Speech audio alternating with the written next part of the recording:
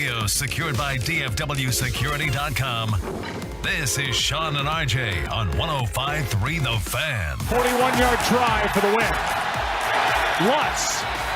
He missed it, but a flag is down. 12 men on defense. 5-yard penalty. Wow. Still fourth down. Wow is right, Joe Buck. That was the call last night from Monday Night Football on ESPN. This is the Tolo Tuesday edition of Sean and RJ on DFW Sports Station. In case you did not know, 105.3 The Fan. I'm Sean Sharif alongside RJ Choppy. We got Peyton and Rai in the back, and they are powering up YouTube, the Fan Cam, and Twitch as the Buffalo Bills get absolutely stunned. This was the ugliest, most entertaining game that I've watched in primetime this year. I kept wanting to turn it off. I went into this saying, okay, Buffalo at home, Denver, unwatchable, Russell Wilson, whatever. I don't care. It's going to be low scoring. It's going to be ugly. It was low scoring, but it was very entertaining because of 4 Bills turnovers, and something just kept drawing me to this game. Then at the very end, Buffalo has the win after Denver misses. They miss the game-winning chip shot field goal, but the Bills, with 12 men on the field, get a retry. Denver hits it. Game over. Devastating loss. And I think Sean McDermott is getting on that hot seat. Yeah, they have. Oh, you just went really limp. Oh, my. I hate when that happens, Get man. that slow-mo replay on the Fan Cam, Ryan. What's up over there, Choppy? I don't know. Can't keep it up here. That's right. BlueChew.com, promo code RJ, if you really want to come back. This is a great time for it. They, according to ESPN, they have a 33% chance of making the playoffs now, Buffalo. Ooh. 33%. You can't go from the AFC Championship game a couple years back to missing the playoffs in 2-3 years. The greatest game we've ever seen to miss the playoffs. You can't miss the playoffs in Josh Allen's prime. Like that's one of the things that's going to be very, very difficult to survive with. Now every quarterback will go through this. They'll all have that 1 year where just like it falls apart for them. And that usually happens around 26, 28 years old. They have that 1 year. Go back and look. Brady missed the playoffs, but at the same time, Manning did. This is after they had already gotten going. But it doesn't happen it happens to a lot of guys, but it can't continue. And this has been a steady downturn, too. And that's the scary thing with this. This has been a kind of a steady, slow decline for Buffalo. They got to fix something. You can't be losing to Denver. I know Russ played better. And the defense has played a lot better. 9 takeaways the last 2 games. Russ had an 81 QBR, pretty efficient. He's got good counting numbers and touchdown interception ratio this year.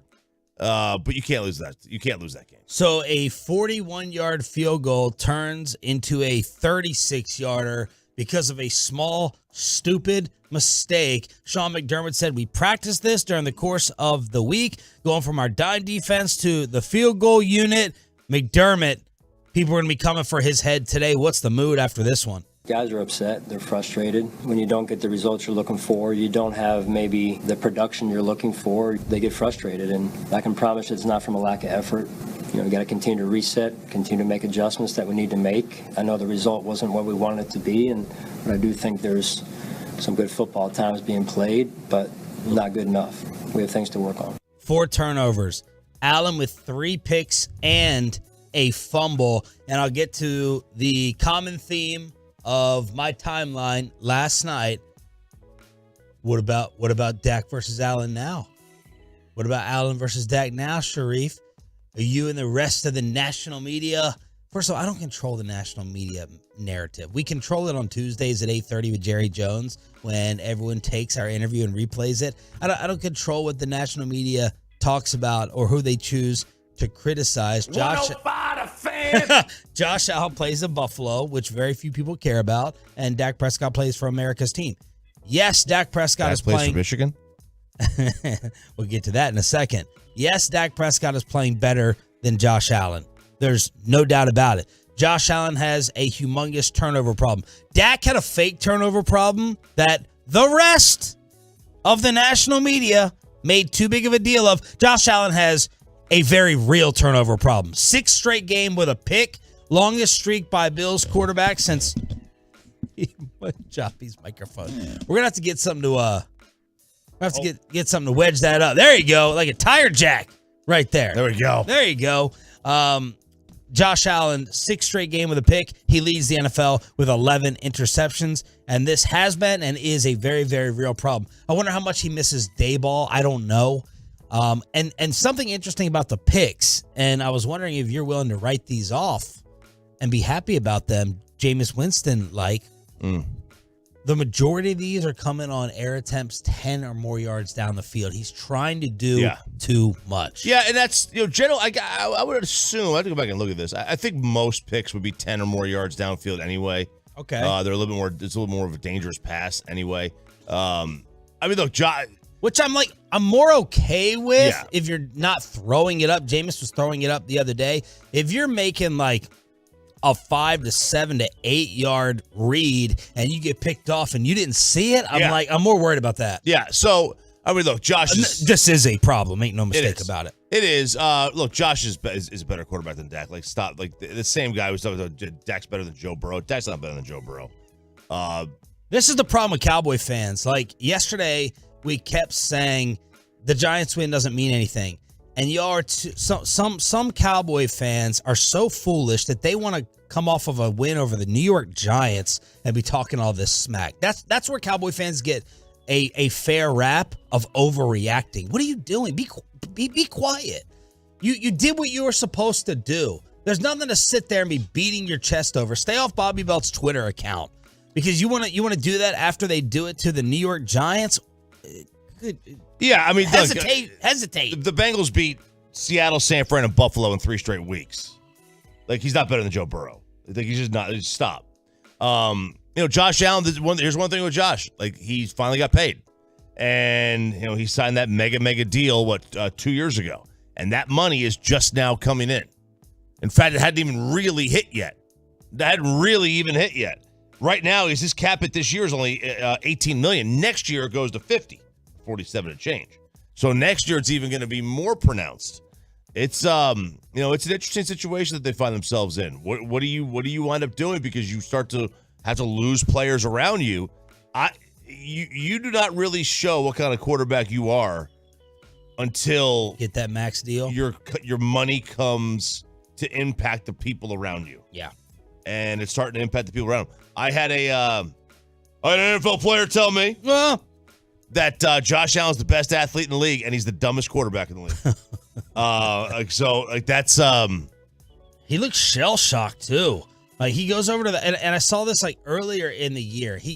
You can see it in his eyes. You can see it in his face. That handoff. What are you doing? He lost the handoff early. He's a mimbo. He's a mimbo. He does look like a mimbo. He's got a mimbo. Now you're coming up with 530 tags that are going to have some staying power on this show. First, thank you. The Cowboy bullies, and now a mimbo. He does look like a mimbo. I just sleep well and I think of things, and I guess when my stick is limp here, that's when I really get the clarity. Trayvon Diggs has chimed in, saying it's time to get bro out of there. Wow. Last night, people were saying, Josh Allen hates Stephon Diggs. He's intentionally staying away from him. The fewest amount of targets for Stephon Diggs this season and his fewest amount of catches. Oh, man. Turn up the pot of boiling water. Let's get the pressure cooker simmering here. 3 for 34 for Diggs. His longest catch was 14 yards. Now, he was going up against Patrick Surtain. I don't know how often they were matched up one-on-one, but I do know Surtain is on the other side.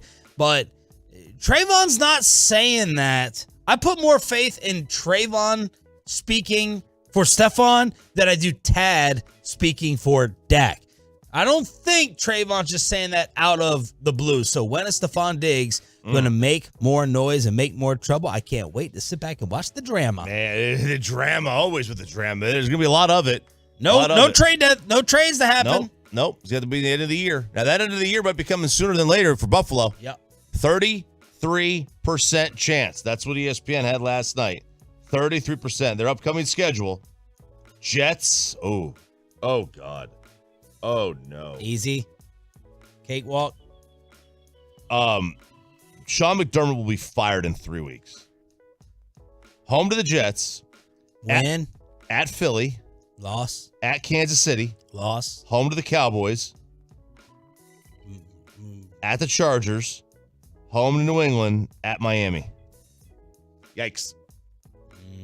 He might not even make it to the Cowboy game. 877-881-1053 is the truckwreck.com text line here on your home of the World Series champs. Did Josh Young get any love? Did Josh Young get any love last night with the MLB awards? They were handing out the hardware for the rookies. We'll go inside the star and the latest on the MLB Hot Stove. Someone says they know what Ohtani is looking for. We're just getting started. Glad you're waking up with us with Sean and RJ on the Fan. Coming up in the next G-Bag.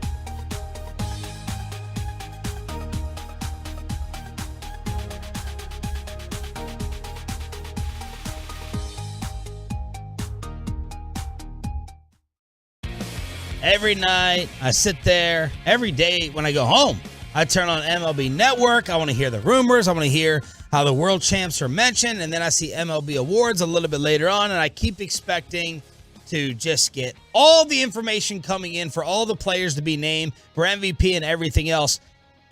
and keeping track of this is like the MLS playoffs when I thought that Messi won the championship. Last night was only rookies of the year. That's it. Corbin Carroll and Gunnar Henderson winning for the American League and the National League. When I see MLB awards, I'm thinking they're doing the red carpet. They're going to have everyone out there. They're going to put everybody on stage. And no, I'm just getting like one award per day. Yeah, so you'll get that. Then you'll get the... It sucks. Yeah, then you get the MVP one day. You get the Cy Young one day, which they're trying to drag it out. Ugh. I would much rather them do it in an award show, but they want to drag it out so they have everybody watch their TV show at night, I guess, or whatever. But yeah, I would much rather them just do it all as an award show. Dude, but they've done like this forever. I'm not tuning in just to see the Rookie of the Year. I will tune in to see everybody named and everyone on a red carpet or all the awards just handed out at once. Josh Young finished 4th in AL Rookie of the Year.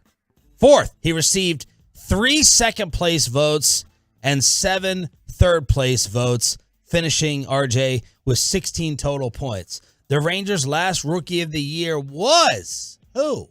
Rangers' last Rookie of the Year. If you get the first guess wrong, I'll give you the year. Pepe, feel free. The year might be too easy. Did Elvis win it? No. Let's go Pudge. No. 2010.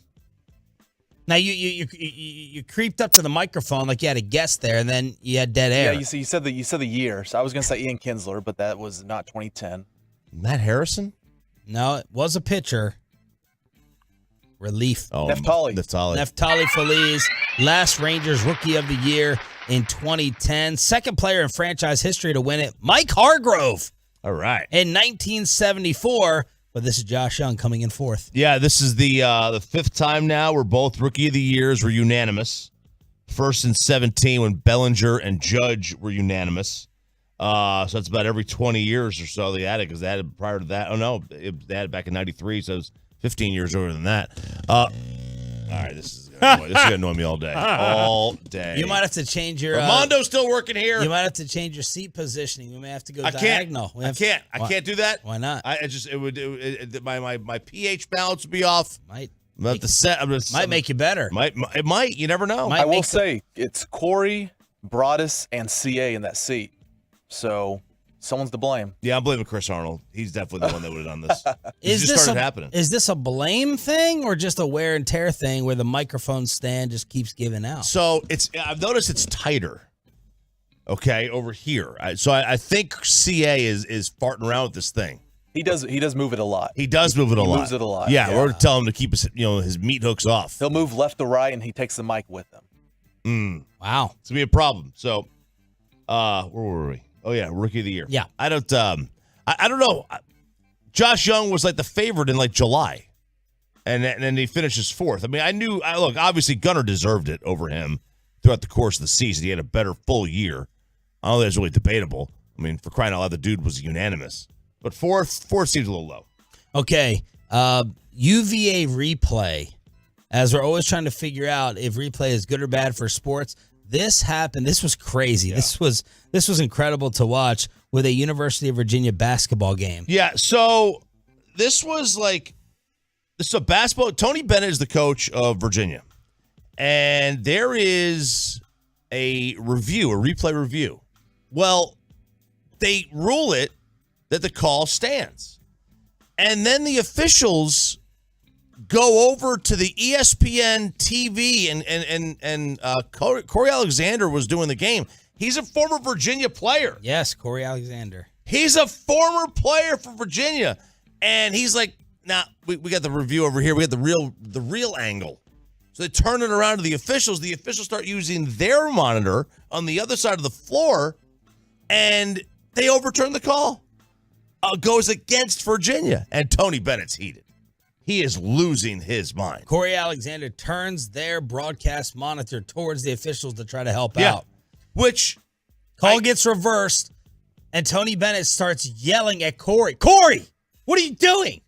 Corey, what are you doing with the microphone? RJ's microphone stay. Corey, what are you doing? And he's livid, like you're helping out the enemy. You're screwing us over. You went here to this school. Yeah. And this is not, they weren't playing, Virginia Union Valley State. They were playing Florida. This was a 2-point game with less than a minute to go. This is a tight game. Well, there's 2 questions here. The topic is 2 questions. Number one, do the referees not have the same amount or more angles than the broadcast team? Thank you. You're telling me that ESPN has different angles than the actual officials? And number 2, from a broadcast ethics standpoint, did Corey Alexander do wrong? Involving himself in the game, he's trying to be helpful. He wants everything to be right and correct, but I wonder what they would say about that at UNT in the sports journalism class. That's right, in the sports journalism. Now, listen, he did wrong because he involved himself in the game, but he did right because he was working for ESPN, not for the University of Virginia, so he's got to be an impartial third party. He wanted the call to be right. Right. That's a very admirable thing, something I would think Tony Bennett would enjoy. You would think a head coach in college sports who's supposed to be a teacher and a builder of men would enjoy that. But I guess, I'm sure he cares about doing the right thing over winning. Little just too like naive. The rest of college sports. Little too naive of me to think that one.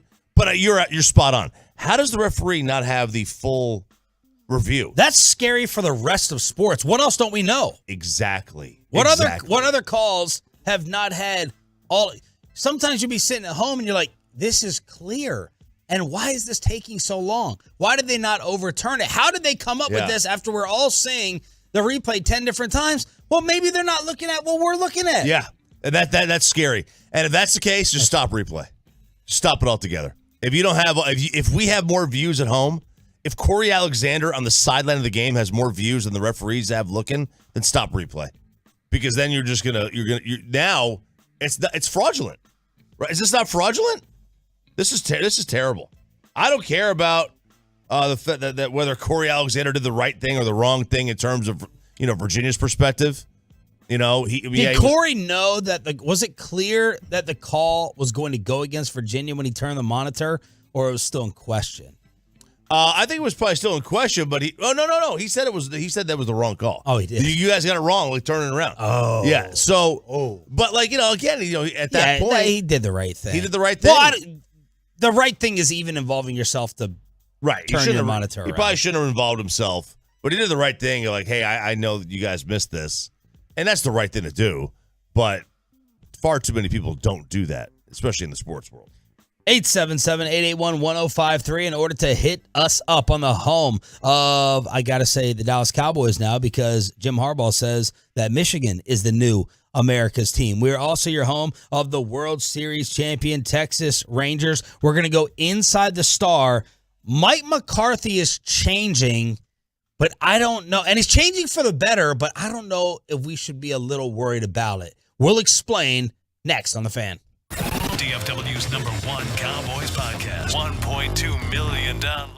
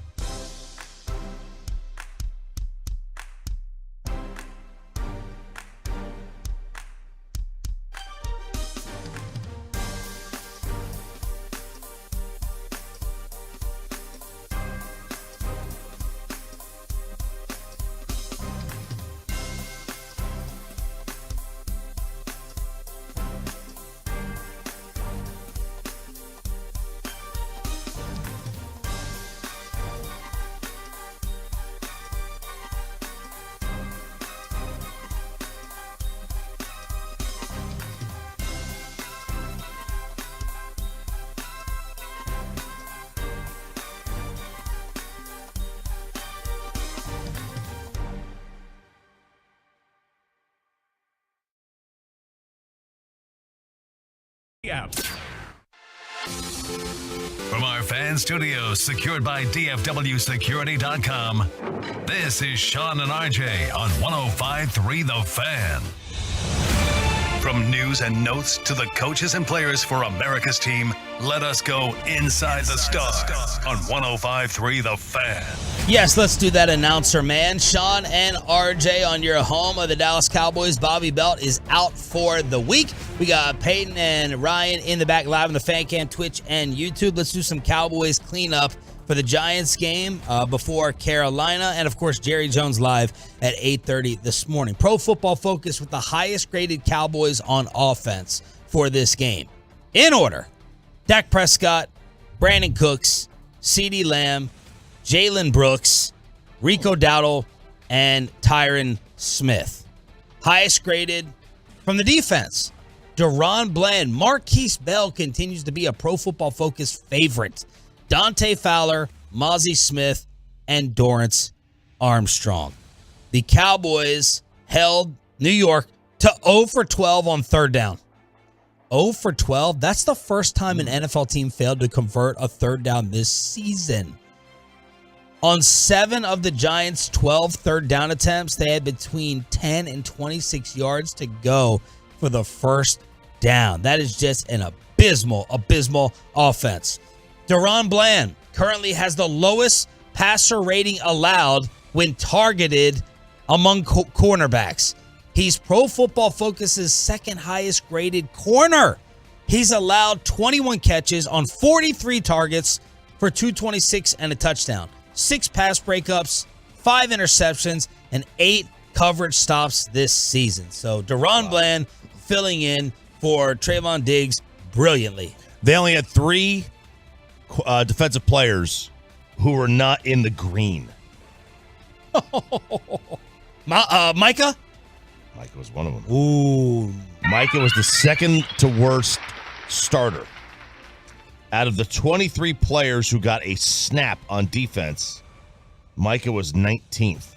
He had a 55 grade. He had a 29 run defense, a 79 pass rush, and a 62 coverage grade. He only played 39 snaps. Good. And 15 on run defense, 19 on pass rush, 5 in coverage. The only one worse than him as a starter was Osa, who had a 38. Tank had a 61, and those were the 3 that were outside the green. Everybody else on defense, from Rashaan Evans and Hankins all the way up to Deron Bland and his 92, were in the green or in the blue. Very good. Very good defensive performance. Micah Parsons yesterday on social media this is a fake Micah Parsons account, but he was basically saying, look at the media. You can see how evil and controlling the media is with their narratives. They're basically like the mafia. So that was Micah Parsons breaking his silence since he left without speaking with reporters, even though his team had a 32-point win. Dan Quinn said Mozzie Smith and Sam Williams are 2 young players who jumped out to him. I just felt their quickness and their movement. The arrow is pointing up for them both. There's a fake Sam Williams story going around from one of the Dove Kleiman imitation accounts. Don't fall for that. It's a pretty serious accusation. It's stupid. Don't fall for that. It is fake. It's a fake Dove Kleiman? It's a fake. Hang It's on. probably Bobby. Oh, my God. It's That's why he took the week off, to make fake Dove Kleiman. Somebody has a fake Dove Kleiman account. Wow. All right. Yeah. And they tried to throw Sam Williams under the bus for some illegal activity, but I went and checked, and it is a fake one. Okay, now you're going to love this. All right, let's hear it. It sucks that Bobby's out, but listen to what Mike McCarthy is doing. Obviously, he adjusted with getting Brandon Cooks involved. Obviously, he adjusted in terms of going down the field. Obviously, he adjusted, or Dak did, in terms of getting Dak Prescott on the move. This is from John Owning. Great information. Since the bye week, the Cowboys rank 8th in shifts and motion rate. Prior to the bye, they were 14th. Dallas's offense improved by being less reliant on static 2x2 formations, doing a much better job of creating easy wins and advantageous matchups. So they've gone from 14th to 8th with shifts and motions. The Cowboys ranked 25th in bunch formations prior to the bye. Since the bye, they rank 13th in bunch formation rate and 15th in 3-by-1 formation rate, whatever that means. So Mike McCarthy, and this is Patrick Walker chiming in. He'll join us at 9:20 this morning. He said, I remember wondering when pre-snap motion would be featured in the Texas coast. Versus San Francisco, it was low. Chargers, Rams, Philadelphia, it is bumped back up. They've gone from 39% to 62, 56, 54, and 61% against the Giants in terms of pre-snap motion. So Mike McCarthy, during the bye week, it looks like, said, we need to change up a lot of things. We need more shifts. We need more motions. We need more bunch formations. So we aren't just going out here standing static and running 2-yard slant routes. And this may have been kind of the plan all along from the start of the season, where it was like, all right, we're going to baby step this thing in here. The bye week comes at a good time where we can, make some changes. Not even make changes, like put in the next phase of the offense. Because now, before the bye week, there's a lot on tape. And teams can use that tape. Well, now you come out of the bye week and you change things up. Well, now you just put more things out there for them to have to think about. So I think this is good. Yeah, I mean, pre-snap motion is great. There are some quarterbacks, like Aaron Rodgers didn't love pre-snap motion. Peyton Manning didn't love pre-snap motion. He just wanted kind of to know where the defense was. They were going to keep him there. So that did play a role. Maybe Dak didn't love it. Who knows? But it's good. It's good. And the bunch formations, I mean, it gives them something to think about. Yeah. It could give you an opportunity to get a guy wide open on any kind of a defensive miscue. So the more you could do, the better. And out of the bye week, they've been tremendous. You sound like a NBC commercial. The more you know. There you go. Is that what NBC says? The more you know? The more you know, right. with the rainbow and the star going across. So I'm glad that you think it is the plan. It was the plan. Because my little worry yesterday was, I'm happy that this is happening. But my worry was, did Mike McCarthy go into this thinking these types of things weren't necessary whatsoever? Was the original plan the total opposite? And how much should that worry us, scare me about him as a head coach? I'm giving him credit for adapting. I hope it was all part of the natural plan. As you said, we're going to ask Jerry at 8:30. You think Jerry's aware of any of this with the motions and the bunches? I'm glad that you think it was part of the plan, but I'm worried it was the initial plan, and it was like, we got to take this and throw it out the window. That worries me a little. I don't know that it was the initial play. I'm hopeful. I'm thinking maybe it was. And I'll say this. If it wasn't part of the initial plan, I'll give them a lot of credit for recognizing it's not working. I don't have a problem with them, making mistakes, thinking something's going to work. My bigger issue would be the stubbornness. Yeah. And just not refusing to adapt. And I get it. You get into the weeds of a season, and it's hard to adapt when you have one practice day. And this is why the bye week's so important. And you see a lot of teams on the league, and this is why teams win out of the bye week so much. Andy Reid wins out of the bye week every year, right? That's his thing, right? Andy Reid, after the bye, you're just going to win that game. Because you go back and you kind of take an inventory of what you're doing right, what you're doing wrong at that point in the season. You make adjustments. The problem is that the bye week comes in week 4 or week 14, and then you're screwed. So I've written down 5 things where it looks like McCarthy is trying to adjust. Well, I'll make motions and shifts 1. Motions and shifts, along with bunch formations. Brandon Cooks going downfield, Dak's legs, and what about the running back distribution? Stephen Jones on yesterday with the KMC masterpiece. We all want to see more Rico over Pollard. The Stephen? Well, I think this thing will evolve, and, as it moves forward, we'll find just the right mix. But certainly Rico is deserving to touch the ball. There's a big part of us with, Tony Pollard. You don't want to you don't want to wear the tread off the tire in terms of knowing that it's a long season. We're only halfway through it. And then, of course, the bigger deal, too, with the TP is just getting him the ball in space, getting him touches, catching the ball as well. So this thing will evolve. It's great that Rico's certainly coming along good and is a great compliment to what Tony does. But real pleased with our running backs and, just feel like that running game is going to continue to evolve as we move forward, certainly as we're able to have such success throwing it. All right, we continue inside the star here on Sean and RJ. Dak Prescott stats versus different coverage since the 49er loss. This is a 4-game compilation.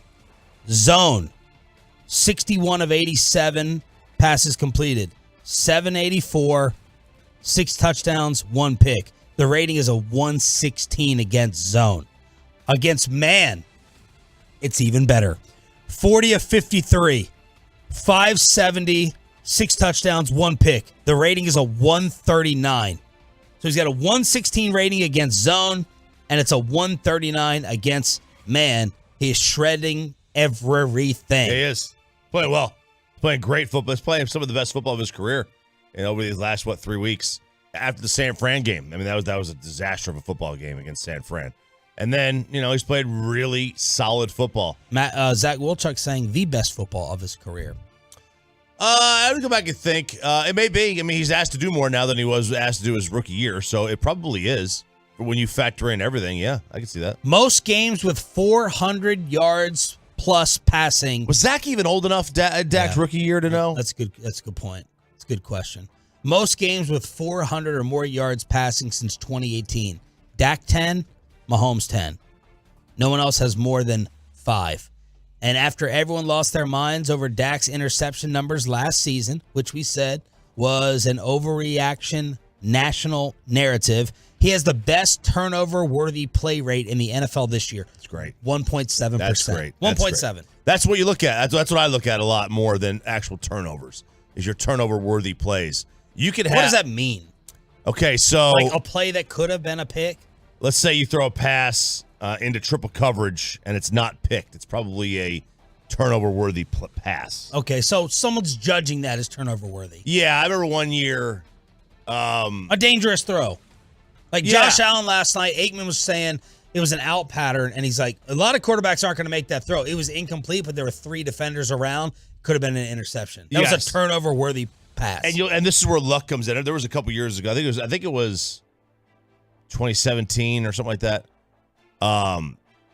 Matt Ryan threw like 9 picks that year, and he threw 11 interceptable balls. Matthew Stafford threw 9 picks that year, and he threw 26 interceptable balls. So it's like there's a lot of luck that goes into it. Like sometimes a lot of your picks are dropped. And last year, maybe a lot of Dak's interceptable balls all came to a head and all got intercepted because it was just a little bit unlucky. And how about this? Tyron Smith is back, is the tweet. He did not allow pressure against the Giants in Week 10. Man, we're already at Week 10 in the NFL season. No. I'm gonna start getting sports and football depressed here because I don't enjoy the final games. I just do that last day of vacation depression and countdown to where I'm like, all right, one less. Thank God they extended it from 16 to 17. Tyron Smith has not allowed a single sack or quarterback hit this season. Only 5 pressures allowed in 231 pass blocking snaps. So that is Tyron Smith getting it done at left tackle. We know that CD Lamb has been getting it done. This is Micah Parsons on his podcast yesterday talking about CD as a number 1. He is, without a doubt, a number 1 receiver. I went up to CD and I was like, well, A.J. Brown, he had 6 games straight over 125. After he had about 140 in the game, he said, you ever see somebody go for 150 3 games in a row? I said, nope, I haven't. If I get my top 3 right now, who's playing at an elite level right now? It has to be Tyreek Hill, A.J. Brown, and CD Lamb. I don't even think it's a discussion. There was questions going into the season, can CD be a number 1? And he answered the call. CD is a number 1 receiver. He's breaking numbers, box office, whatever you want to put it. CD is that guy, and we need to start putting respect on his name. Absolutely. Correct. Mm-hmm. People were tweeting Richard Sherman. You got anything to say now? Now, Sherman was saying, he ended up being wrong, but he was kind of saying he's not with Devontae, he's not with Tyreek, as CD is making that an incorrect statement with the way that he has been playing. So that is Inside the Star. Right here with Sean and RJ on DFW Sports Station and your home of America's team. Oh, man, I got so many baseball updates for you. We have so much hot stove. Apparently, we know even more about what Shohei Ohtani wants and all the latest rumors and news affecting the World Series champs on your home of Rangers baseball. We'll bring it all to you next on The Fan. But of course,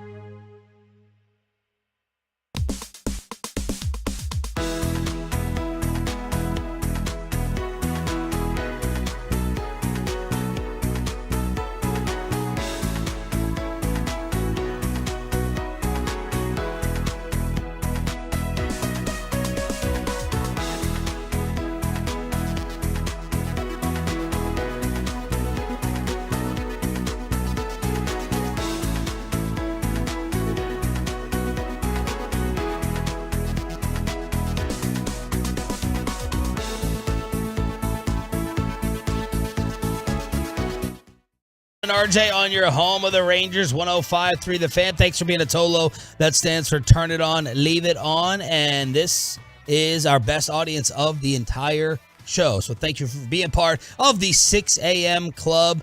We have some hot stove rumors and updates. By the way, first shout out to the Tolo, Matt McClure. He sent out the evidence. He backed up his mouth. He said it back in April. If the Rangers won the World Series, he'd get the tattoo. Well, yesterday, he sent it out. Not fully finished, but enough to show. So the Texas Rangers Inc. is out there. Pepe, I saw you respond to that on social media. It looks pretty good. Yeah, that was really cool. I mean, you love it when people, man up for what they say beginning of the season. Because, I mean, people will say that all the time, ooh, tattoos here, tattoos there. But then when they actually go through with it and their word and they man up to it, it's really cool. And it looked really good right on the thigh. Well, in some instances, it's really cool. In this one, it is. John Morosi, MLB Network, guy that we've had on the show. He's got some Ranger connections.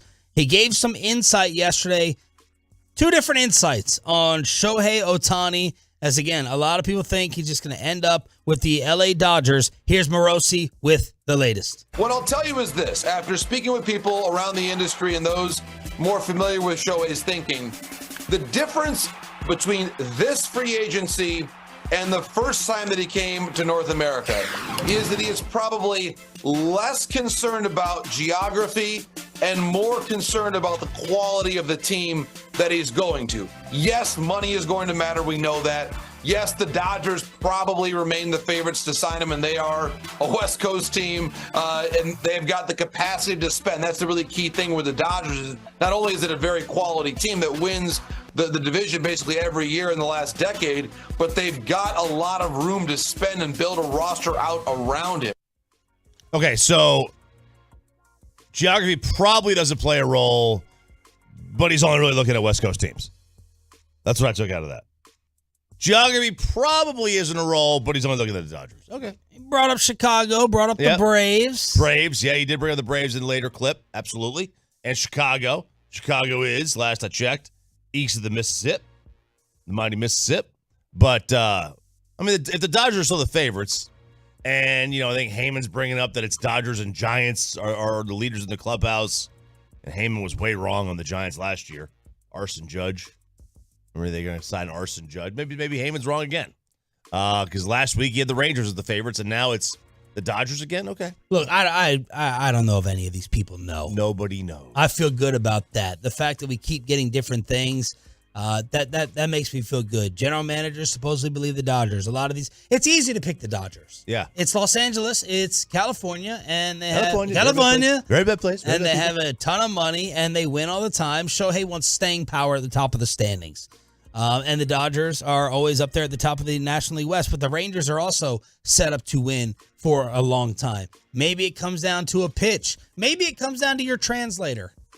Maybe it comes down to who you have in the organization. I mean, Shohei was apparently considering us when he first came out. Yeah, he took like 6 visits or something. The Rangers were one of them. He went to the LA and San Fran, Seattle. So he went to a handful of teams, and we were one of them. I could absolutely see him coming here. Yeah. I could see him going to a dozen places. I could see him going to the Dodgers. I could see him going to the Giants. I could see him going to Seattle. I could see him going to the Rangers. I could see him going to the Cubs. I could see him going to the Yankees. I could see him going to the Mets. Red Sox, maybe. That's about it, right? I don't really see Braves. I could see him going there. Can't really see him going to Miami. Since he's not pitching this upcoming season, this is apparently what Shohei's goal is at the plate. A note on Shohei that I think is really interesting about his goals for 2024. Because this is the only year, we believe, where he's going to be entirely focused on hitting because, of course, of recovering from surgery, this is probably his one and only chance to win a Triple Crown offensively. And we know that Shohei is all about doing things that have never been done before. That would be the one thing that he could do that he's never done before. Win a Triple Crown, because without pitching, he'll be able to be a DH in every game, right? So he could have those counting stats that would be harder to get in the other circumstance. So keep an eye on that. Shohei's signing with the team where he's got the best chance to win and be in a lineup where winning a Triple Crown is possible. Okay. That's another nugget. Is this an interesting nugget or it's an obvious nugget? Like, okay, Shohei would like to win the Triple Crown, like versus like all these teams that we're talking about are going to give him. I mean, where do you look and you're like, I can win the Triple Crown there? Yeah, you know what I mean? If that's what he is thinking, what difference is that going to make in the decision? Talking about the Dodgers, Yeah. the Rangers, and the Braves. all these lineups that he goes to, with the exception of San Fran. So if he goes to the Braves, if he goes to the Rangers, if he goes to the Dodgers, if he goes to Seattle, if he goes to the Yankees, if he goes to the Mets, he's going to have lineup protection around him. Quite a bit of it. Let me just relay what David Schoenfeld, who's been on the show from ESPN, wrote about a possible Shohei fit here. He said, look, we don't know yet if Ray Davis is the type of owner to push the pedal to the metal and go even higher on the payroll, but I just wanted to type out this potential lineup. Okay? Yeah, it's you're not gonna have Mike Stan limp issues like RJ after hearing this. Yeah, no. Marcus Semien, Seager, Ohtani hitting third, Adolis cleanup, Evan Carter fifth, Josh Young sixth, Nate Lowe seventh, Jonah Heim eighth, Wyatt Langford ninth. Let me give you the potential lineup one more time. Semien, Seager, Ohtani, 1, 2, 3. Garcia, Carter, Young, Lowe, Heim, Langford.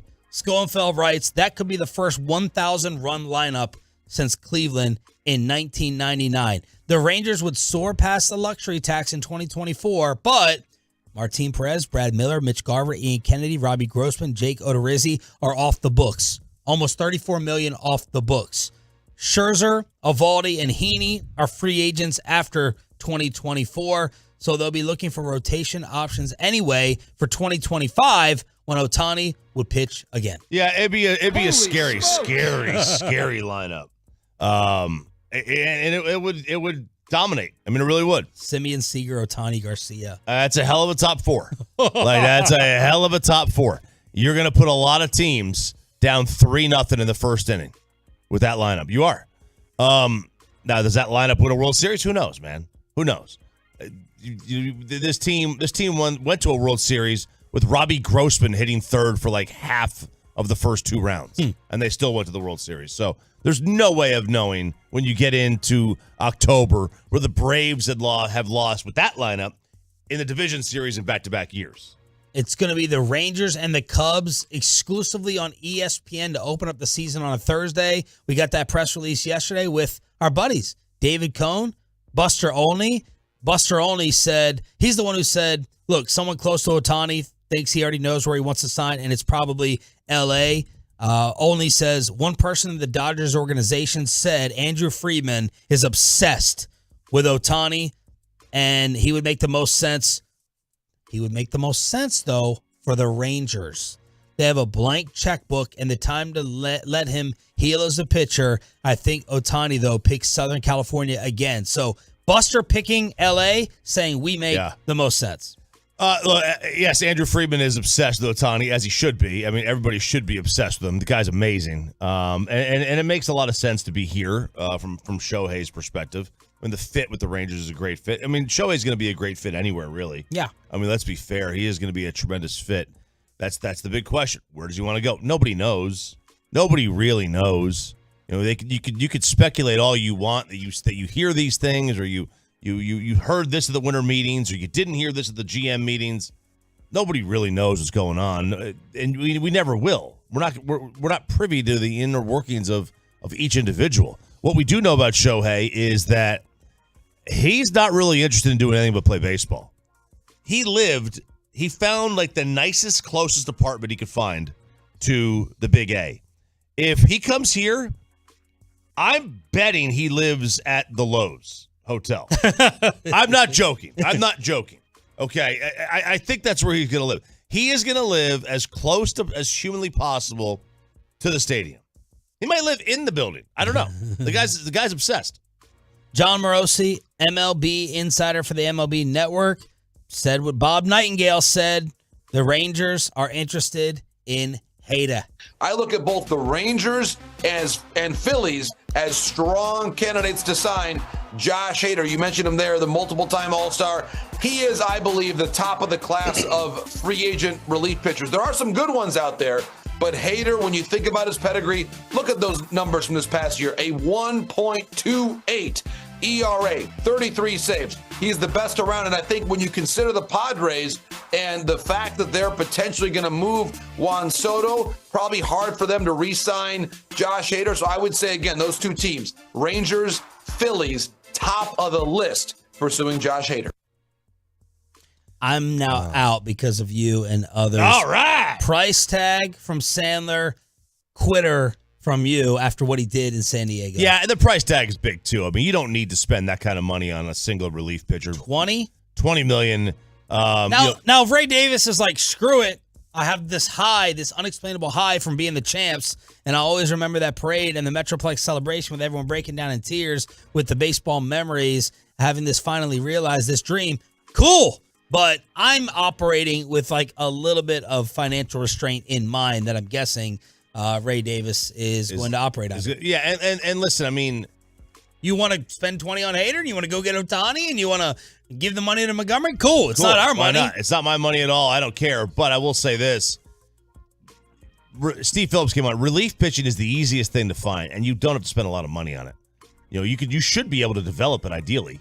But you don't have to spend $20 million on a relief pitcher. Not in the offseason. Relief pitchers are more expensive at the trade deadline from a prospect perspective. You should have just spent $20 million on a guy, especially one that quit when the team was still alive. Yeah, I get it. Their magic number was down to 1. It doesn't matter, bro. You still had a chance to win. I mean, show some competitive spirit. My problem with Jim Harbaugh. Show some competitive spirit that you want to actually do things the right way. Same here for Hader. Like, what? This guy's a loser. If you ask me. I mean, that's a loser. To tell the cut magic, not really interested in going in. You wonder why Bob Melvin wants out of there. So we're going to say no to Trevor Bauer because of Clubhouse. This is the same thing. Uh-huh. I mean, Hader should disqualify himself as a Ranger candidate the same as Trevor Bauer.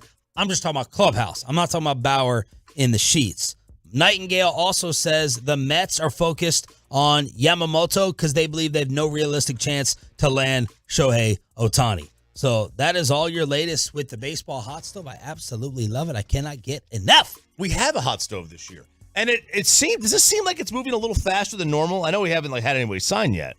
But they had to start the Shohei hype as soon as possible. They had to. And nothing. It's like Mahomes being available. This is going to move at a snail's pace till he signs. But we are getting more news early in the offseason than I can ever remember. I mean, it used to be a dead period until the winter meetings happened. But it seems like we're getting a lot of news, and I hope they keep it going. I don't want baseball to fart around here. Like, keep the momentum. By the way, Buster also said there's 100% chance that Soto gets moved. 100. Wow. 100% chance that Juan Soto gets dealt and moved. Wow is right. Mm-hmm. So they have money problems. They have debt problems in San Diego. They had to take a loan out for Major League Baseball. That's a big problem. So they're going to need to get some money from somewhere. And you can probably you can't sell them. That'd be nice if you could.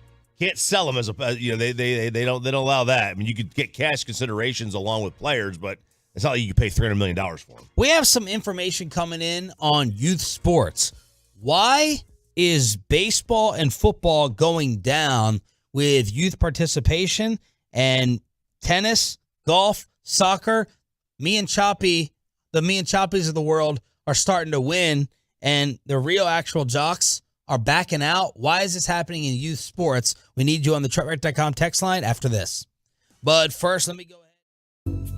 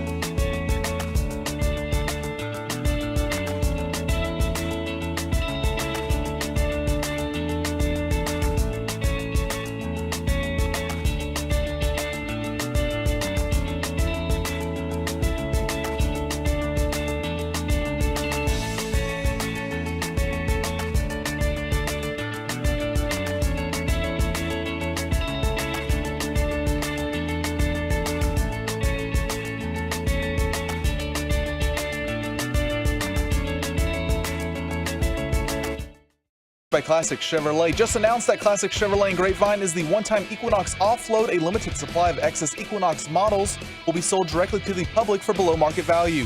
See them all today at ClassicChevrolet.com. Do not wait. The best ones do sell fast. This is Classic Chevrolet. Find new roads. What is going on in the world of youth sports? We'll get to that in just a second. First, in case you missed it last night, an absolutely devastating loss for the Buffalo Bills. At home, they had the Denver Broncos beat. Denver misses a 41-yard field goal that gives Buffalo really a lucky win. Denver, I thought, deserved to win that game, and then this happened. For the win. Lutz kicks it on the way, and it is good. The Broncos can celebrate because they have come to Buffalo and upset the Bills by a final score of 24-22. Broncos radio with the call. Denver misses the 41-yarder. The Bills had 12 men on the field. Can you imagine if that happened here? What we would do to Mike McCarthy? Can you imagine if they had the win, 12 men on the field, they re-kick from 36, and the Denver Broncos get the victory over Buffalo, who had 4 turnovers, and Josh Allen, all of the Metroplex, is waiting for Josh Allen to get destroyed and picked apart this morning on national TV, just like number 4 here. Yeah, and I'm trying to think, like, that shouldn't be on the head coach with 12 men on the field. It should be on the special teams coach, right? There's somebody that they have a process here to get. Remember when Marcus Freeman was like, I had no idea how many guys we have on. That's not that's like the defensive coach's job. But man, the head coach is going to get it because that's what happens. S runs downhill and the blame goes to the guy at the top, and it always will. It's the reality of it. What happens as a result of this loss? Josh Allen under the microscope, Madden cover guy. I mean, he's addicted to turnovers. He just is. Now, the first interception was not his fault. A couple drops last night. The tight end that they drafted, Kincaid, had one of them, but he's just trying to force weight. Man, I'm getting some Carson Wentz vibes about my guy Josh. I've gotten some Wentz vibes that something is in his head. He's refusing to play a different way. He's forcing everything down the field. He tries these highlight reel passes to show off the arm strength that no one in the league can match. They haven't had a running game, it feels like, for a while. I don't know if he's missing Brian Daboll, but Allen should be getting picked apart and dissected. Stephon Diggs is about to make a lot of noise. Least amount of targets and catches this entire season. Trayvon went on social media and said, got to get bro out of Buffalo, and Sean McDermott hot seat. All 3 of those things turned up with this loss to the Denver Broncos. And very quietly, Sean Payton is 4-5 now. They fixed this defense with Vance Joseph after what the Miami Dolphins did to them earlier in the season. Russell Wilson has a decent amount of touchdown passes if you really look at it, and they are 1 game away from 500 with a minus 52-point differential that Miami is responsible for. The Broncos have won 3 straight. Yeah, here's the thing about Josh Allen. This is the funny thing about perception. Leads the league in picks. How far away is his QBR from Dak Prescott's? I would think, obviously this is a trick question. You're telling me it's close. I would think it's very far away. I think so too. Dak's third was 72 points. Especially with Dak running, that factors into QBR. Right, and Josh runs. Oh, Josh is a better runner. Yeah, so Dak's third in the league with a 72.7. Josh's fourth was 72.1. Wow. It's it's right there. And Josh's I wonder how Josh's first 4 games compares to Dak's first 4 games, since Dak is doing a ton of this damage in the last 4. Interesting you say that, because Josh against the Jets when they lost, let's see. Oh, wait, no. So Josh first 4 games, he had a 46, then an 84, 90, 89, 89. No doubt better than Dak's. Then he's had 53, 67, 85, 60, and this is a 27. Ooh. So 85 is good. 60 is okay. Okay. 66 is okay. Anything above 60 is fine. You would like to be above 70, but I mean anything above 60 is going to put you in the top 12. And you have Dak start? Yes. Here we go. I'll just pick a photo right here. Dak had, 76, 89, 36, 77, 43, 57, 82, 73, 97. Huh. So a little bit more of a up down. 89, 36, 77.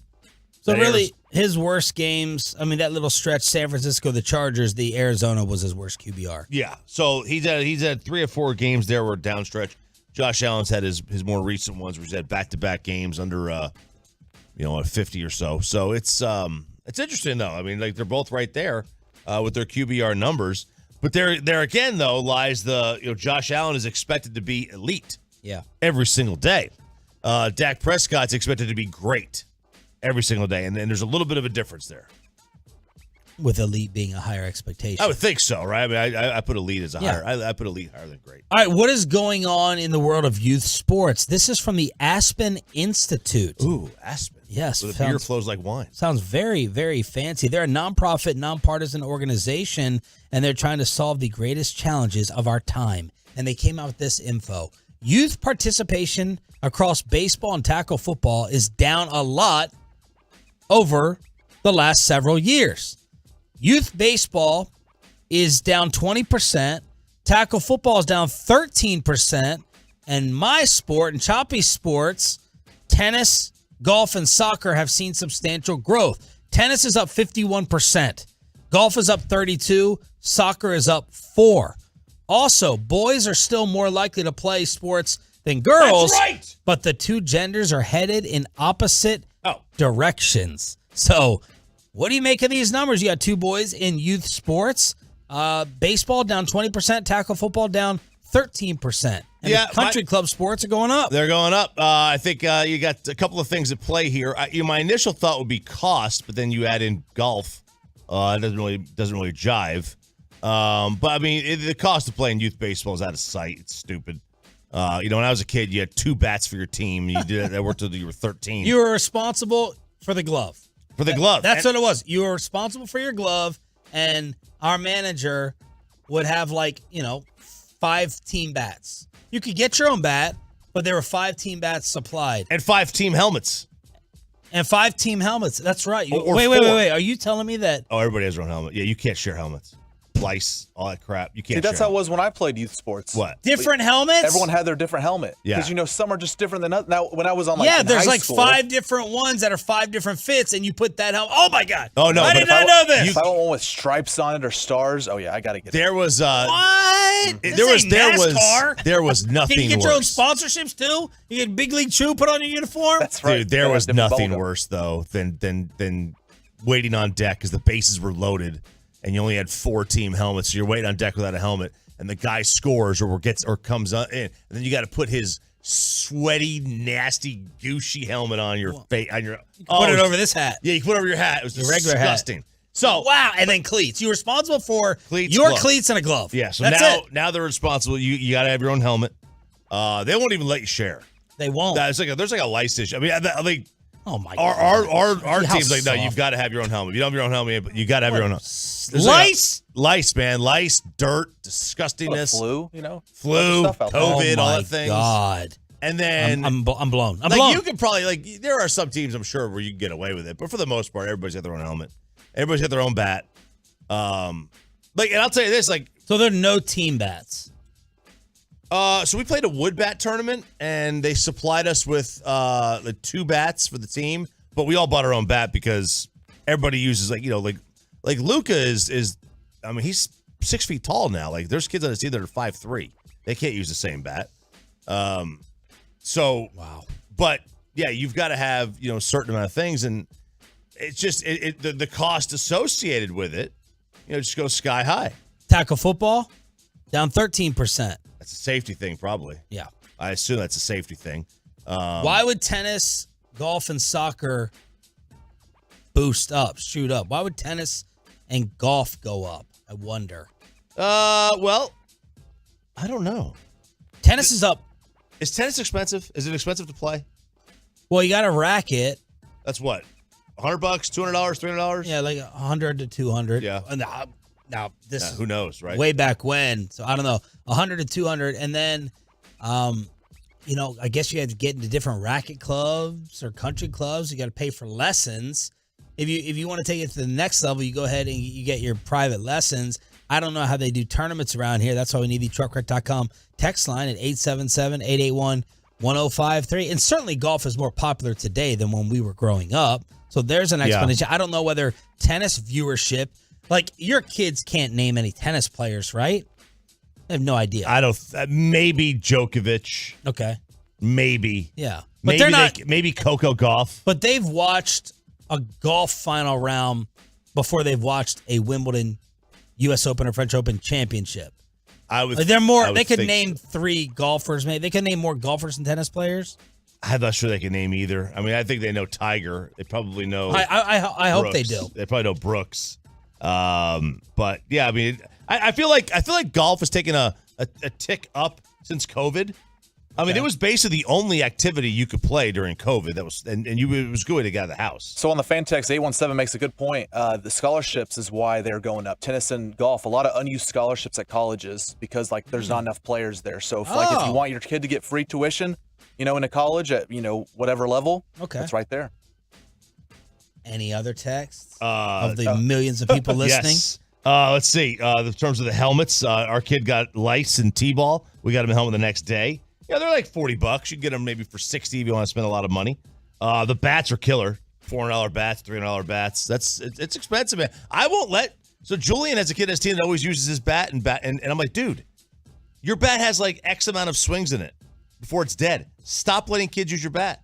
They can let you use theirs. Right. Tarek, it's definitely cost. All 3 of mine play football, baseball, and basketball. It's about the cost. Ted, we had rabbit ears, protective helmet that fit over your cap when you ran the bases, full batting helmets reserved for hitters.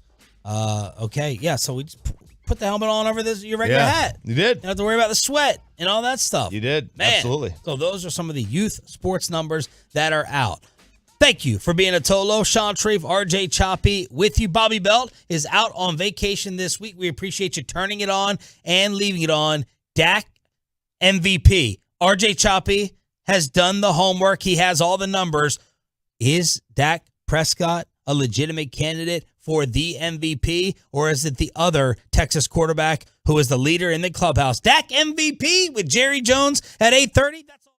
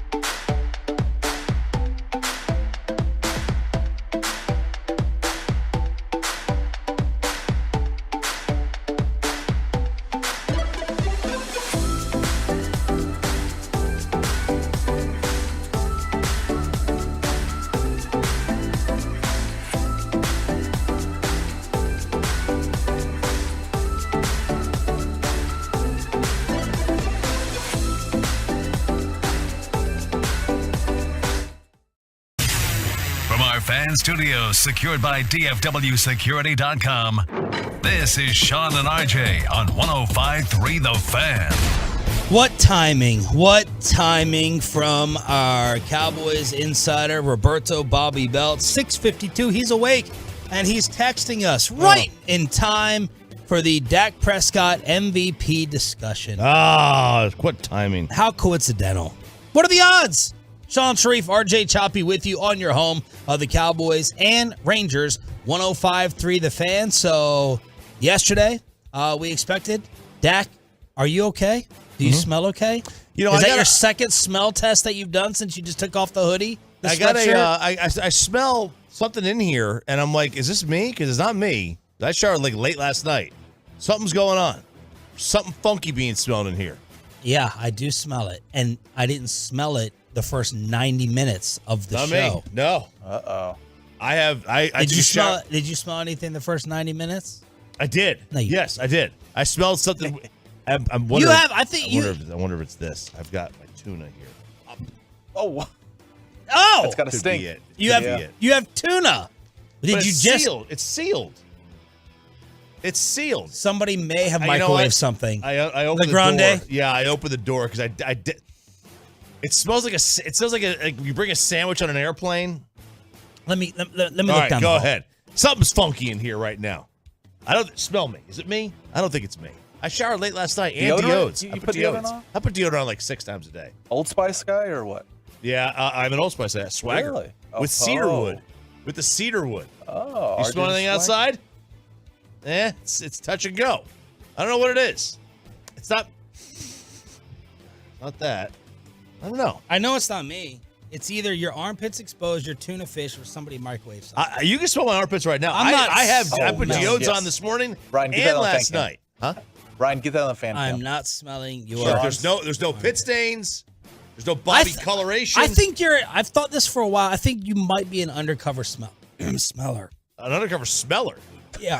You know, I'll tell you what I did. I had soup with onions last night. Maybe it's permeating for my skin. There you go. Does that happen?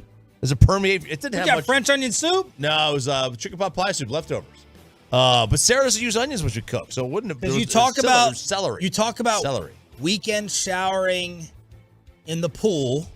Yeah, well, that's out. Definitely wear the same clothes back-to-back days. Well, no. You're carrying deodorant all the time. I think you might be an undercover smeller. I don't wear clothes back-to-back days. I wear them for a 24-hour period. So I shower after the gym around noon, and I wear. And you've been known not to shower after the gym. Oh no, that's that. Those days are over. When I was single, I could get away with that. So I shower at noon after the gym, and then I wear the clothes the rest of that day, and then I wake up in the morning. I just throw the same thing on because we're still in the same 24-hour period. There's no difference. Then I go to the gym. All right. 2 things to ask Jerry Jones about today at 8:30. Is CeeDee Lamb the best receiver in the National Football League, as he said? And where is Dak Prescott in the MVP conversation? Yesterday, Dan Orlovsky and Stephen A. Smith and Shannon Sharp all said the favorite. And Orlovsky said this last week before the games were played. The favorite is C.J. Stroud. By the way, Nick Eatman's dismissal of his dismissal of C.J. Stroud not being eligible for MVP because he's a rookie, and I love Nick, is so dumb and ridiculous and asinine. It reeks. My Lord. It reeks. Like you. It's not me. It reeks of SEC elitism. Man. That's what that is. Let him win Rookie of the Year first? No, if he's the MVP, he's the MVP. He's a player in the National Football League. He can win both awards. Like Patrick Mahomes. Well, did Mahomes win it his rookie year? He won the MVP that year, 2018. He didn't win his rookie year. Yeah. He didn't win MVP his rookie year, did he? I'm going to go back and check. I'm pretty sure he did. I don't even think we've gotten this discussion going since Marino and his rookie year. If Pat Mahomes didn't win the MVP his rookie year, we got some problems. Yeah, I think that I'm going to bet that Now, okay, hang on. Yeah, he was, so remember, he didn't play his first year, right? He dressed, so I don't know if he actually got Rookie of the Year. He started a game. He started one game, and Alex Smith got hurt, right? At the end of the very end of the year, they're like, all right, we're going to start a game. And then the next year was his first real year. Okay. So he was dressed, but he didn't really play. Yeah. That was his sort of his red Chet shirt Holmgren year. Yes. It was Chet Holmgren year. So Which you're not letting. I'm not going to let him win the Rookie of the Year. And apparently, neither did the NFL because they didn't count him as a rookie. All right, there you go. You did the Dak MVP homework. Let's hear it. All right, so. And by the way, who would y'all put right now? 1, 2, 3. It's difficult. I think it's a difficult exercise. We did it yesterday in Crosstalk. Who would y'all put right now? 1, 2, 3 NFL MVP at this point in the season today. Not who's going to win. Who is the current 1, 2, 3 MVP? Yeah. By the way, people are saying Dak did get consideration for MVP his rookie year, but he won the Rookie of the Year. He won it over Zeke, which I know had a lot of people a little bit angry. So I went to look at some of the metrics out there to see where Dak is. Time to throw. I'm just going to take a lot of the metrics from time to throw to intended air yards to per play efficiency to QBR, all the craps. Time to throw. Dak is 7th at 2.67. That shows you're getting rid of the ball. You're making quick decisions. Time to throw. You don't want a long one. A lot of that's the old school thing where it's like mark that. Yeah, that's the old school where it's like Will Smith trending. Dude, go watch that Will Smith video. You don't have to say anything else, Peyton. Go watch it. That's so good. So if a lot of time to throw, it doesn't mean that the offensive line is necessarily playing well for you. They are doing that. Yeah, when is the MVP taken into account your time to throw stats? I mean, I would. Okay. Yeah, I think you have to take everything into account. Tua is number 1, 2.38. His completed air yards. He's 5th. CJ Stroud's 1st. Dak at 6.5 air yards. CJ at 7.8. The intended air yards, how far downfield he's throwing, shows how aggressive he is, how much anticipation he's making with his throws. He's 13th at 8.1. Will Levis is first. Will Levis is turning into Jameis Winston. All right, he just wants to show out, how far he can throw. Yeah. Dak is 7th in the differential between the two. Brock Purdy is 1st. Dak's aggressiveness, 17% of his passes are considered aggressive downfield throws. That's 5th. That's good. Kenny Pickett's 1st. Ugh. He throws Kenny Pickett's number 1 in aggressive downfield throws. 22% aggressiveness. That's shocking. It is. Air yards to the sticks. Now, what is this one? This is going to be great for Gavin Dawson's tweet, by the way, for the other day, that Dirk did not like. Dak actually throws the ball shy of the sticks on average. On average, his throws are about a half yard shy of the sticks. Will Levis is number 1 at 1.9 yards beyond him. CPOE, which is completion percentage over expectation.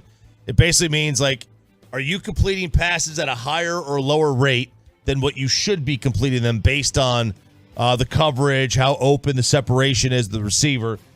You want to be in the positive here. Dak is in the positive. He's plus about 6%. That's 4th. Jalen Hurts is number 1.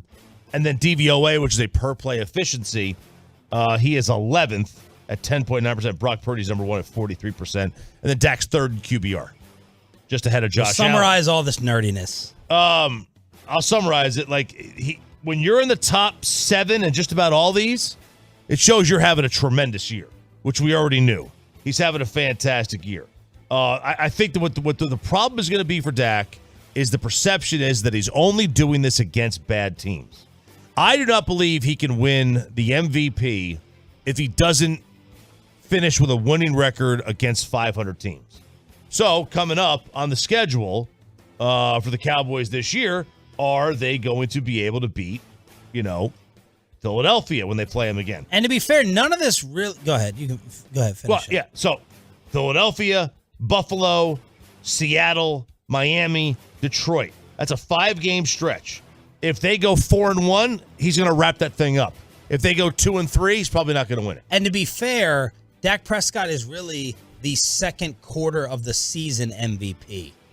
This didn't start until the Rams game. Right. It didn't. He had not thrown 2 touchdown passes in any of his first 6 games except the Jets game.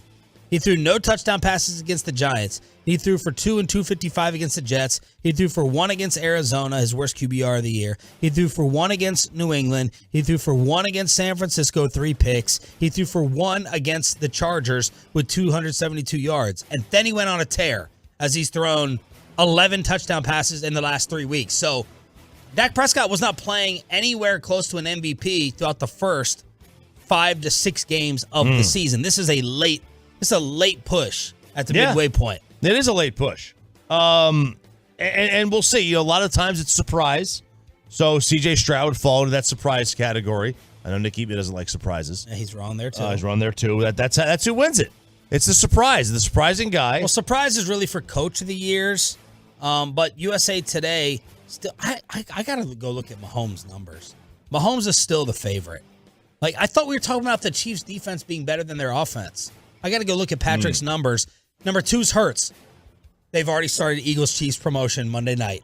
They've already started the Super Bowl rematch. Hurts is number 2 according to USA Today. Tua is 3.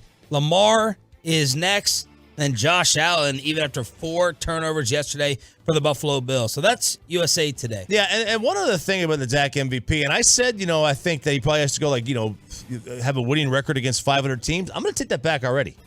When have you ever saw an MVP and went back and looked and thought about their schedule? Never. You just look at their numbers. Yeah, I don't think that matters. I agree. I think I was way wrong on that one 6 minutes ago. I don't think it matters at all. Nobody cares. Yep. Who have the Chiefs played this year? Quick. AFC West. Right. I mean, seriously, like, who's Tua playing? Nobody knows. I can't. Yeah. Nobody knows. I mean, you can go back and look, but off the top of your head, the Miami games are Denver, and the Buffalo games that got destroyed. Other than that, you got to think about it. By the way, though, C.J. Stroud, you should take into account who he's doing this with. Give me the leading receiver for the Houston Texans. The receivers, Noah Brown. No. Dalton Schultz. Nope. They're 3rd and 4th. Nico Collins. Nico Collins is the leader. 30. How did you know that fantasy? Get that? Yeah, I played him in fantasy a couple weeks ago and he got destroyed. 36 catches for 631 and 4 is C.J. Stroud's leading receiver. Second is Tank Dell. Are you kidding me? Tank Dell? Nico Collins and Tank Dell, and C.J. Stroud is doing this. That is an MVP candidate. Stephen Jones was on with the KMC Masterpiece yesterday. Jerry today with us at 8:30.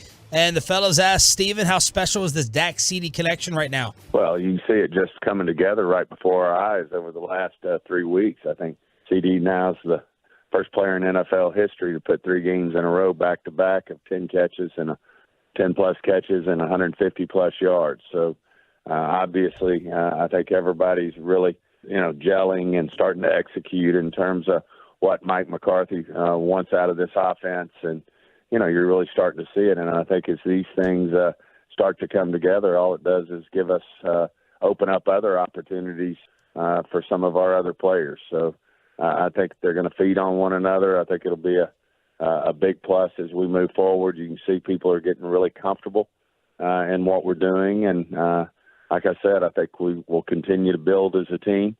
Obviously, a big win yesterday, a dominating win for us. And, we just have to build on that. I wonder how the Tolos would vote on a pay Dak Prescott question now. Are you gonna fall for the Giants games like a lot of these Josh Allen haters on my timeline last night? You sit there, you beat up on a middle school kid, then you walk around like you're Devo. Perfect. That's what some of the Cowboy fans in the fan base were doing last night. Oh, what about Dak now? Dak versus Allen. Dak over Allen. You're going to talk about Josh Allen the same way you do Dak? After you beat up, you gave the New York Giants a wedgie, and you walking around. They give him a wedgie. Acting like Jean-Claude Van Damme. Sean and RJ. Jean-Claude Van Damme. Peyton, do you have any idea who that is? No idea. Yes, you do. No. You don't? Jean-Claude Van Damme? No, he was the actor in the No, I'm gonna. Sorry, I can't. Yeah, guess the series. No, Seinfeld. Seinfeld. You do the tease. Seinfeld. He's a martial artist. There's too many first names. That's a martial artist. Jean-Claude Van Damme. Yes, great comedic timing of Jean. He's played Bob Sacamano in Seinfeld. The college football kegger, and Pepe's going to run Ask Reddit. This could be oh my gosh. Absolute radio gold with Bobby out. The kegger at Ask Reddit is next. Dang it! And of course, I have to sit here and talk after Pepe and the radio gold. I'm just trying to think of Seinfeld references now that could go along with Jean-Claude Van Damme. Jimmy likes it. Are you interested? Are you interested in wealth management that is designed to protect, maintain, and expand your financial portfolio?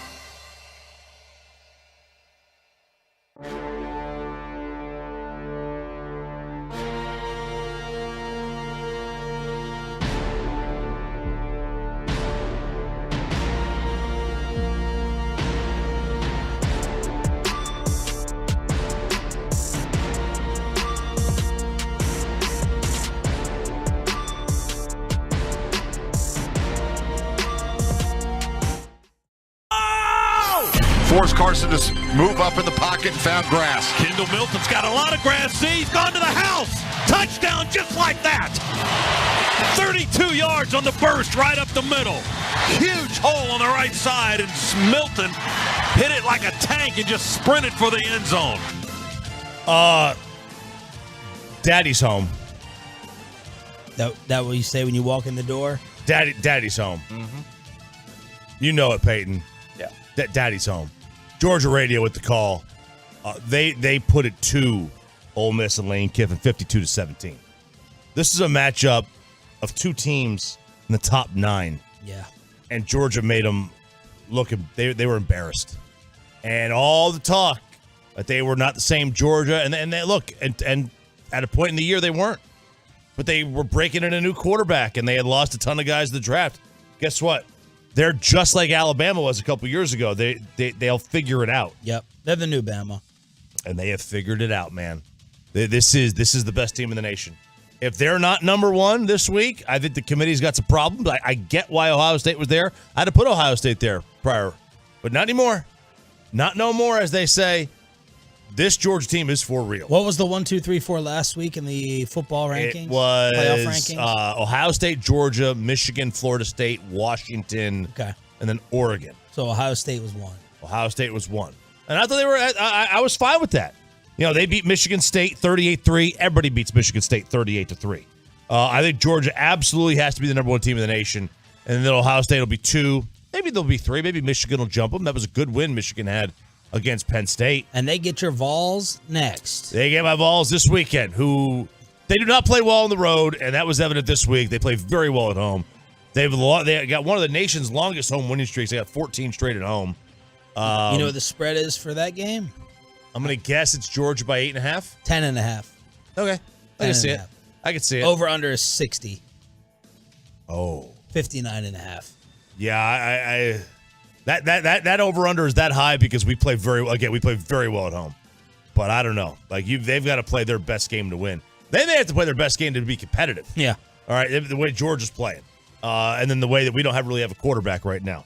So that's Georgia's last real test for the SEC championship game. Is on the road this week, and Knoxville will be a tough game for them. That's gonna be a tough game for Tennessee to have to deal with, but.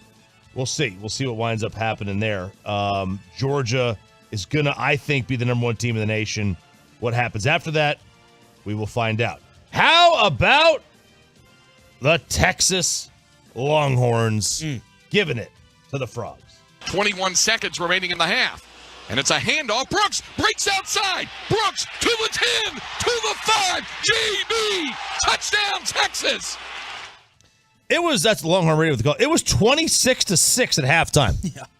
What a finish by TCU. What a finish by them to make this a 1-score game. Great job by the Horned Frogs.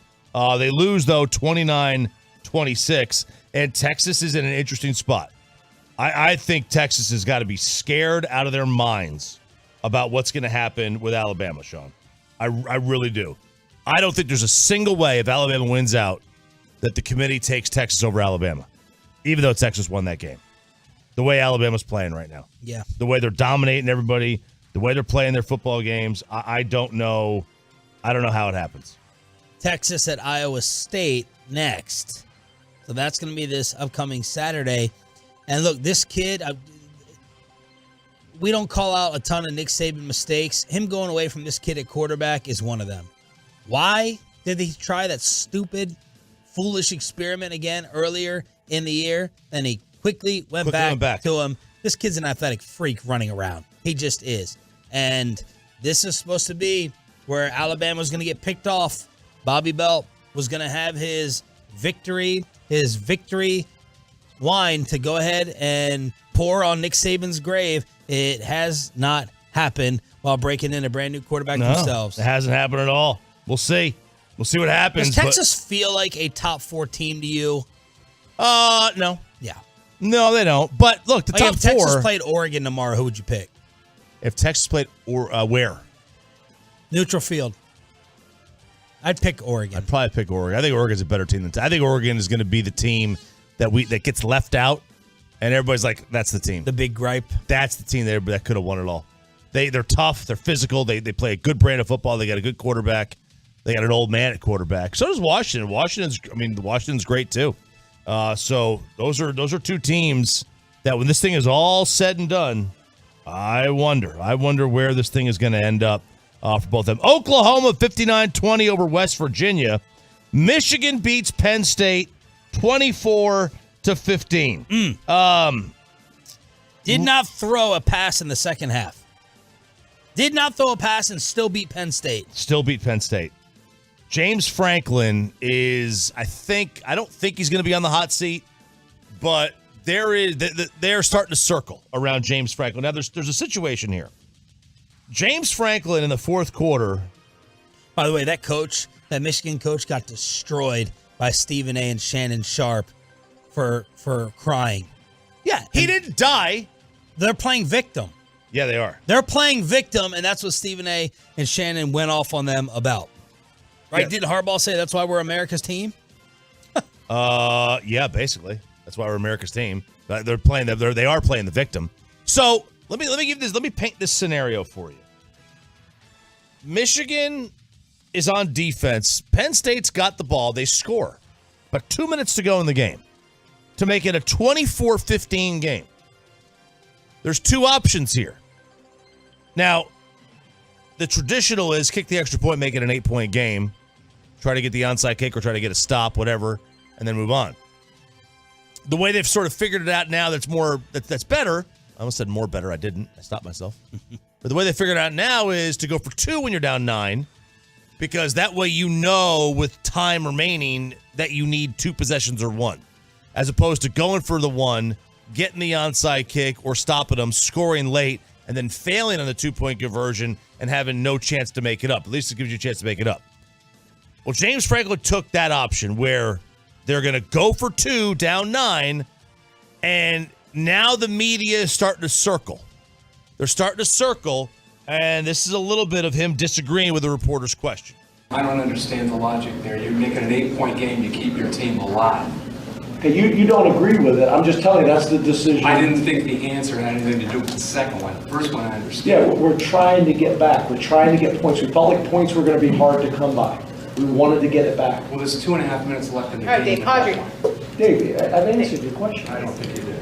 Ooh, I don't think you did. Man, it sounded like that report. James Franklin has been the testiest with reporters in his press conferences throughout the entire year. One guy was asking about throwing deep passes like Bobby and some Cowboy fans wanted Dak and McCarthy to just throw it up. Why don't you just throw it up? And Franklin's like, that's the dumbest suggestion I've ever heard. This reporter being a little bit feisty here. Yeah. He answered the question. This is why some of these idiots don't understand our interview with Jerry. Some of these dummies who would pee right down their leg if they saw Jerry face to face. They want to act like they would smack him. You ask the question. If they give you an actual answer, they did their job. Yeah, that's it. You're not an assistant coach cross-examining the head coach, James Franklin. He gave you his thought process, and you're just like, no, on my Madden game, on my NFL Blitz, I would have done it different. And Franklin was not happy with it. Franklin was not having it. So you mentioned the Michigan playing the victim with their coach, and now Harbaugh is calling themselves America's team. And, that's America loves the underdog. This is his quarterback, What about JJ. a cheater. Yeah, how about cheater? Yeah, America's, I guess they like cheaters. I don't know. Maybe not. We like the show Cheaters. It was a good show. Great show. It was a great show. Joey Greco, shout out. So worked in my wife's real estate office. Really? Yeah, she came home. I was fanboying out. She's like, Joey Greco is like in the cubicle next to me. Oh my God. I know, I couldn't believe it. Really? Yeah. So JJ McCarthy's their quarterback. Again, he did not die. Jim Harbaugh is not dead. Why are we talking about him like this? I just miss him. I miss him, even though I saw him last night. It's just different without his presence on this field. And, no matter what happens, I can't wait to get him back. I just miss him. I saw him 6 hours ago. He'll be on the flight home with us. But I miss him, man. Y'all they're so dramatic. Michigan is so dramatic. I'm totally rooting against them. I know people are saying, why would the kids get screwed in this matter? Well, it sucks. Yeah. But you're the collateral damage Yes. for the coach and the leadership cheating someone has to be punished. You got to be caught. All right, so what's next for Harbs? They've got a hearing on Friday. I don't know why they're going to wait. I guess the laws of justice, or whatever the hell the phrase is, moves very, very slowly. The throes, I think it's the throes of the laws. The throes of justice move slowly.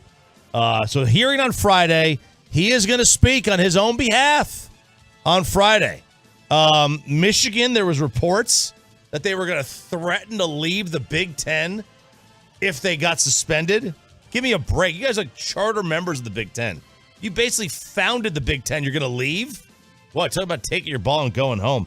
They look terrible in this. They look awful. You got caught, and you're like blaming everyone else. You're taking zero responsibility or accountability. Yeah. Zero. I would literally much rather them just say, we were not doing this to get ahead. We were doing this to keep up. Yes.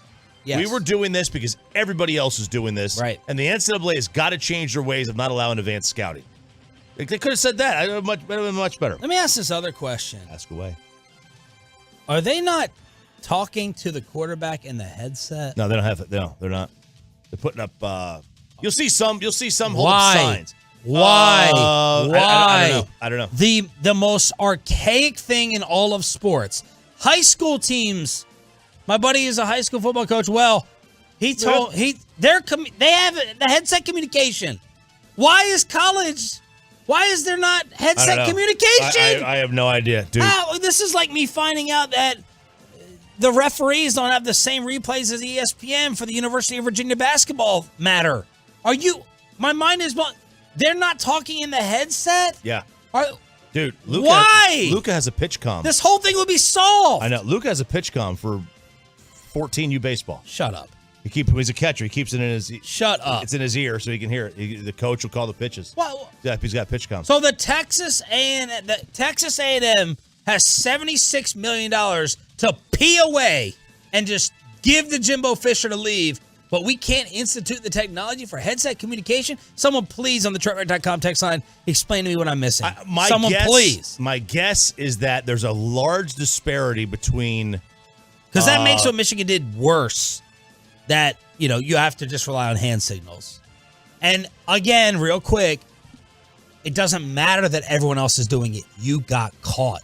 It's the same as speeding out on the highway, as Stephen A. Smith was talking about yesterday, and Dan Orlovsky couldn't wrap his brain around it, just like the length of an end zone, as Bobby would say. Yo, man, it don't matter. Everyone else is doing it. Everyone pays players. Did you get caught? A bunch of people are smoking weed in their house. Yeah. Did the police officer walk by your door and smell it? Those are the breaks. From the 972, Texas high schools follow the same rules as the NCAA. They do not have helmet communication here in Texas. Wow. Why? My assumption is that there's a disparity between the funds at Alabama and Texas and the funds at, Coastal Carolina. And maybe they can't afford to have the same. I don't know. That's my guess. That's my only guess that I would have. That is insane to me. The wheels of justice turn slowly. The wheels of justice turns. Well, I'm an idiot. Ted. Yes. I'm just a moron. It's okay. Not as dumb as the Arkansas players caught watching Polar Express at halftime. Nick Eatman, there's your boys. Okay, it's halftime of their game against Auburn, and they're watching the Polar Express at the half. So much for halftime adjustments. The adjustments is you're watching Tom Hanks in a weird little kind of animated character going on. Who caught this? It was caught on a 2-second video that someone was able to find that it was the Polar Express. Like, if I find out during my halftime, during my meetings, behind closed doors, that a phone is out, I'm chopping your hand off. I'm chopping your wrist off. Has anyone seen the Polar Express? I've never seen it. I saw it. My kids used to love it. Great movie. It's a good movie. It's a very good movie, yeah. All right, Peyton. So it's a kid's movie. Yeah, but it's good for. I mean, adults could watch it too, but it's absolutely a kid's movie. This is Clark Lee. Clark is 6.6 IMBD. Okay. Rating. Clark is the head coach of Vanderbilt. Clark had one. I mean, he should get fired yesterday. Clark had one of the worst quotes. Vanderbilt. That's my godson's school. That's where he's going next year. Yeah, well, he's going to play for this guy, and he's going to think that punting means the quarterback did a good job. I don't look at our performance today and say that necessarily it falls on Ken's shoulders. I think right now it's, hey, how are we designing wins? How are we executing those wins on the field? And I appreciated the fact that when he was in there, he took care of the ball and gave us a chance to punt. We were able to get him pinned a couple times, and again, when you do that, you create some advantages for yourself as a team. We didn't play well enough to take advantage of those. I really appreciate that he gave us a chance to punt. It's fantastic. Old school, right? That old saying. I should ask you what the saying is. Any possession that ends in a kick is a good possession. That's what he was saying. Oh, my God. My godson's in good hands, baby. Smart, Parcells. Old school. In the year of our Lord, 2023, we have turn it over. We have gone to a coach that says he gave us a chance to punt. Holy cow. He gave us a chance to punt. I can't even pull up Vanderbilt football on a lot of these sites. That's how irrelevant they are. Man, they started off. What am I looking at here? I'm gonna take an awesome college trip to Nashville. I've never been. Oh, it's great. I'm going with I'm gonna go see my godson next year. They won their first two, lost away, lost, and then they finish at Tennessee, which will be a loss. When you get to Nashville, just go east 177 miles and you go to a real college town. You go to Knoxville, baby. Knox Vegas. Go to Knox Vegas, baby. All right, that's I'm sure Knoxville will be more fun than Nashville. Nashville's a lot of fun. Nashville's a lot of fun. Knoxville, a little bit more moonshine, but Nashville's a lot of fun. You'll have a good time. The college football kegger every Tuesday during the Expressway. We are commercial free, in case you did not know. Here on Sean and RJ, I'm Sean Sharif. He is Ralph James Choppy, also college insider for the BetQL Network. Jerry Jones is coming up at 8:30. This is usually Bobby Belt's segment, but buckle up for Radio Gold and maybe the dump button. It's Peyton Russell with Ask Reddit. Do you have a question, Kelly? Yeah, I have a lot of questions. Number one, how dare you? That is right, gentlemen. It is Tuesday. Bobby Belt is not here, so somebody has to run Ask Reddit, and maybe life hacks later on in the week. That's what sources tell me, but we'll stick with Ask Reddit right now. This is where we go to Ask Reddit, an online platform with millions of users and hundreds of thousands of comments on every question. And we just pick a few questions from there that get popular, and we ask you, the Tolos, at 877-881-1053. To join in on the conversation, Sean, I will start with you first. Okay, this one was interesting that I read. These are all such great questions. I have a very hard time answering quickly, which is not the best radio, but they're such great, deep, philosophical questions. A lot of them, I like to put a lot of thought into it, and sometimes I hesitate. Yeah, there's so many answers that you can come up with, so it's like you just got to react to it. But here's one. If you could call yourself 5 years ago and had 30 seconds, what would you tell yourself? So we're keeping it recent, just 5 years ago. It's not like you're going 10 or 20 years, just 5 years ago. I would tell myself to go to sleep earlier the night before my wedding. Oh, no. Yeah. I had I was there. We had a lot of Johnny Blue. I would tell we had too much Johnny Blue. Way too much. My dad forever curses Jerry Jones because lining up the cases of Johnny Blue that he got. But I got into a disagreement with my brother that had years-long backlash and repercussions. I thought, you all think that you're fine in the moment. I, of course, blame him more and other parties that he's married to. But I would have gone to sleep a little bit early. But sometimes these things also expose things. Like I'm going through a current disagreement in my life right now with someone, and I'm like, yeah, it sucks. It's extremely disappointing, but it's showing me their true character. Things are getting exposed. So, do I regret it? I do. Some truth coming to light, but I would have liked to have gone to sleep and avoided that the night before my wedding. Okay. That's what I would have called myself and said in the last 5 years. It's funny. I just had this discussion with Sarah the other day. I would have. What'd she say? Don't answer that guacamole DM that you sent her? It's probably hers. No, mine was when I first got divorced, I just got an apartment. And going back on it, I would have just moved home with my parents. And I would have saved so much money, and I wouldn't have been in a financial situation that I got myself into. I put all. What age would you have been? Late 30s. Yeah. I would have moved back home for a year. At there's a point where you're in your 20s where it's like not cool to live at home, and then like you're telling me it's cooler late 30s? No, but you care less. You care less. Right. You would have cared. We would have been unmerciful in our. Absolutely. We would have torn you apart. And I would have owned it. And you would have owned it. And you would have laughed, and you would have been able to probably deal with it. I would have been able to deal with it. I would have saved up a ton of. First of all, I would have paid all my debts, saved up money, and then bought a house. As it is, yeah. I bought a house and I still have all the same debts I had then. So I would have done that. It's never too late to move back with your parents, RJ. I'm still doing it. What's your timeline? Yeah. To get out?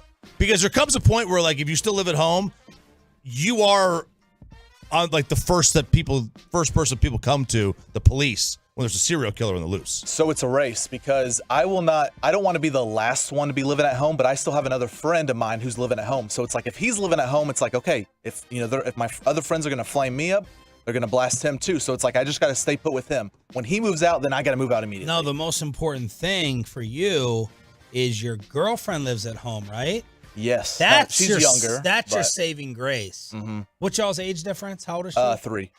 Okay, I'm 27. Okay. Yeah, so as long as I think you're good as long as she's at home. She's not dogging you. She's not knocking you for it. No. She understands. You may have yourself a keeper. So this one was easy for me. It was keep investing in Bitcoin. Now, I still have screenshots of stuff I was sending friends when Bitcoin was around like $4,000, $5,000 a coin. And I had like $500-$600 in there. So it wasn't like a full coin, but like when it got to like 60K, that's 12 times from what I could have made. I could have made a couple $1,000s, and I have screenshots of my account at that time. And I was senior in college. I made $200, and I was like, you know what? I'm just gonna jump out there. I made some money off it.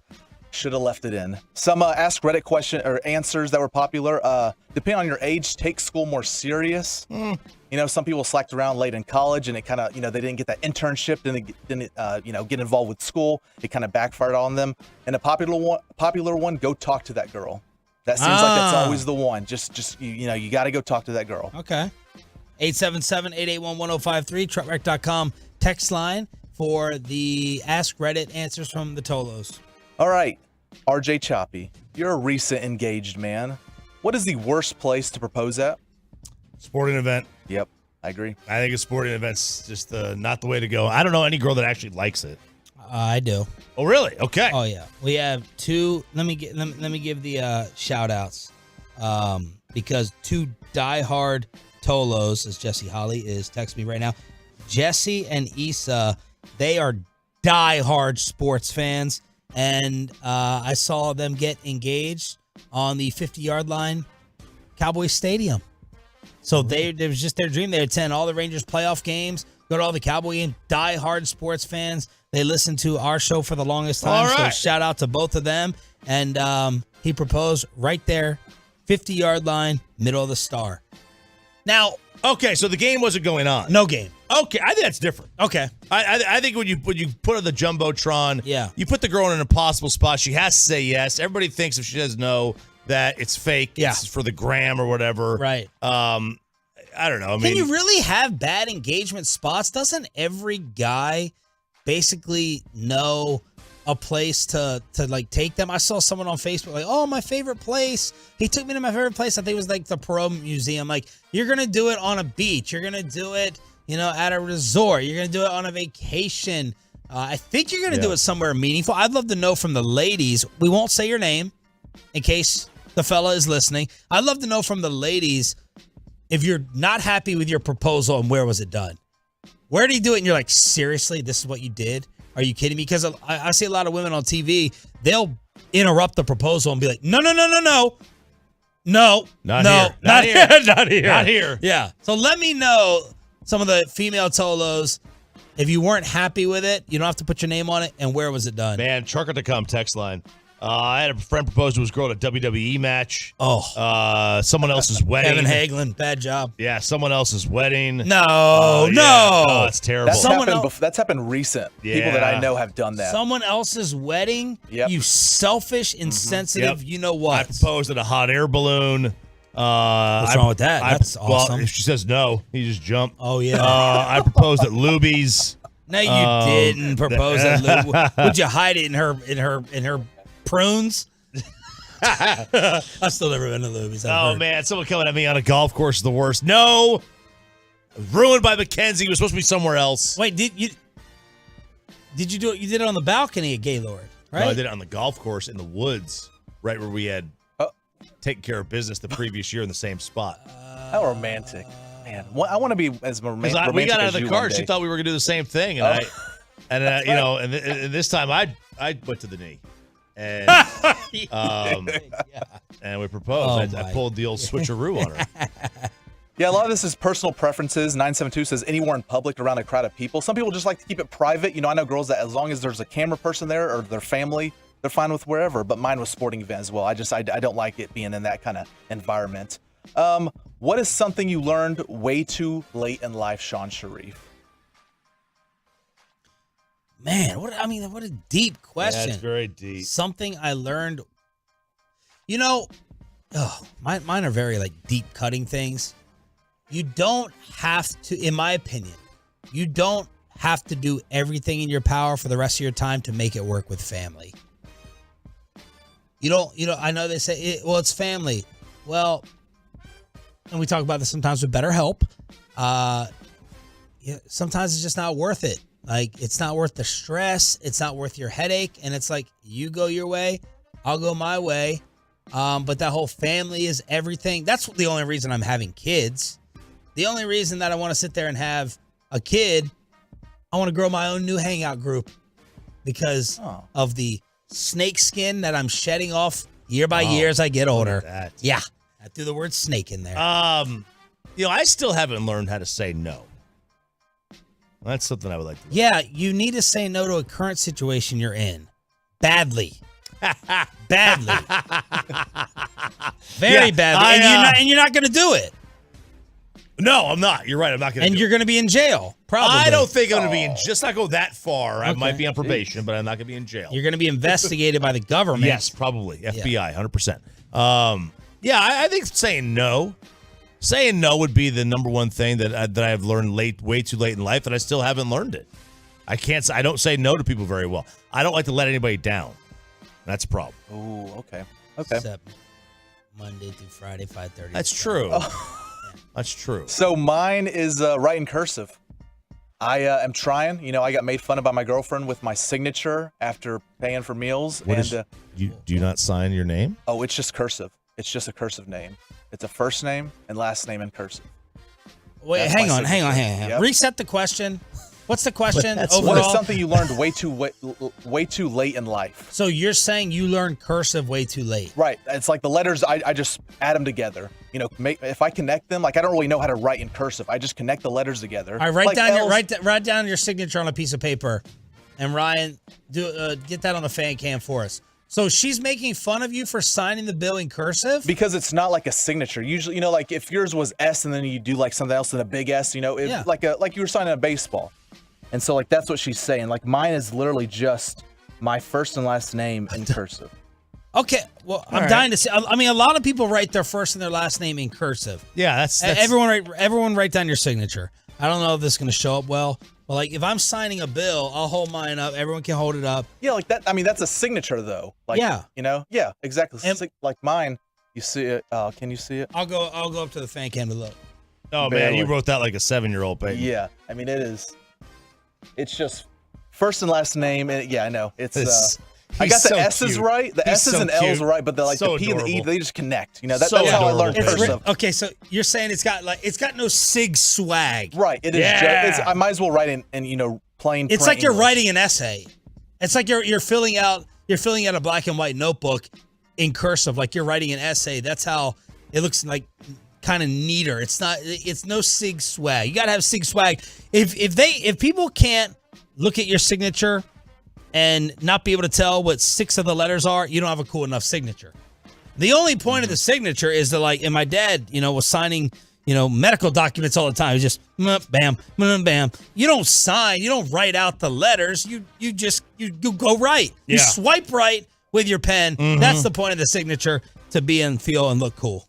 So it's because cursive was supposed to be like the future, right? I feel like that was where we were all supposed to go as an adult. Way the past. So the 469 says how expensive kids are. They learned that way too late in life. They had kids and then realized, oh my goodness, these guys are really expensive.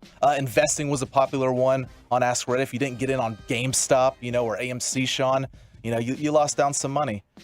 Ask Reddit here. My phone is blowing up. Jane Slater has written me an essay, and I would love to read this, but I don't know if I should for Jane's sake about personal relationship stuff. Does that do with the Fitbit? Jane, text me and let me know if I'm able to relay this story to the rest of the Tolos. Chris Navarre, who has contributed to KMC with the Peace-a-thon and his winter cabin in Broken Bow. Your outlook on friends and family is spot the F on. Jesse Holly.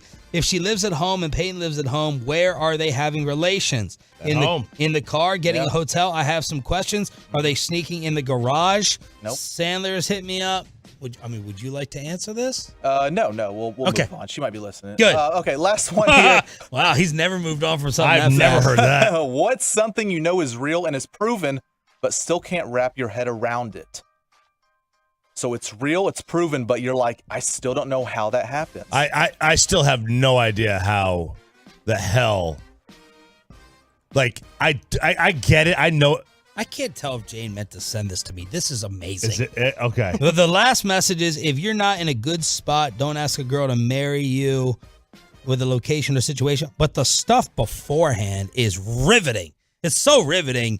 But I feel like she may have meant to send this to someone else. Maybe did. Sean, is there another Sean she knows? I could not, for the life of me, grasp how a baby is made.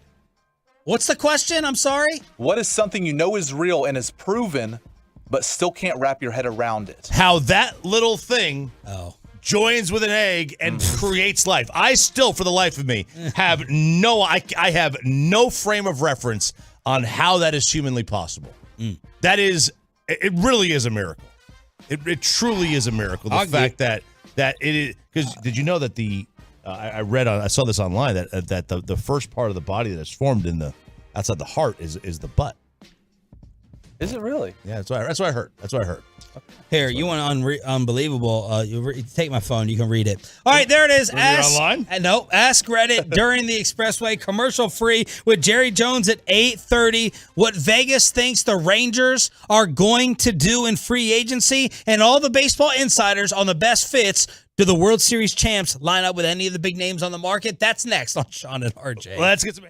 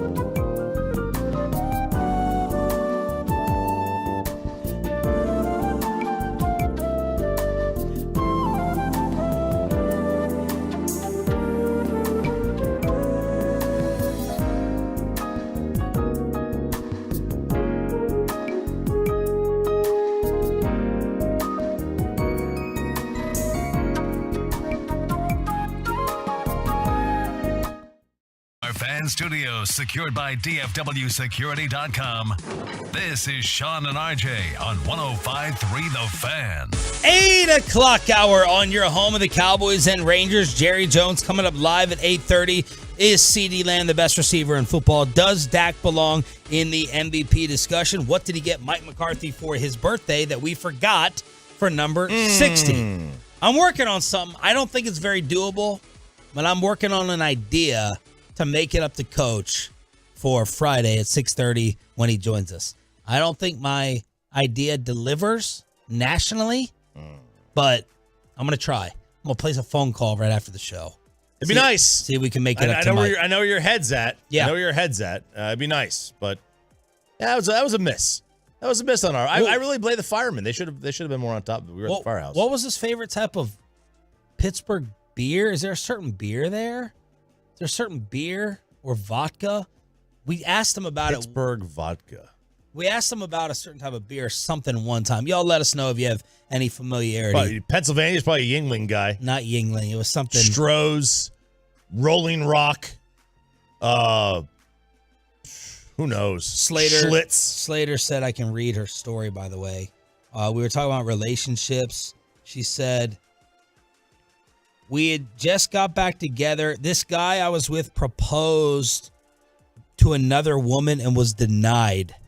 We just got back together after he proposed and was denied by another woman. I dated somebody else, decided to give it another chance. He literally woke up one morning in Tahoe and opened a box. I said, don't do that. Let me think about it. He told our families it was a train I couldn't get off of. Worst decision of my life. So I was like, wait, you dated? I know you didn't take this dude in and get engaged with him after he got denied by another woman.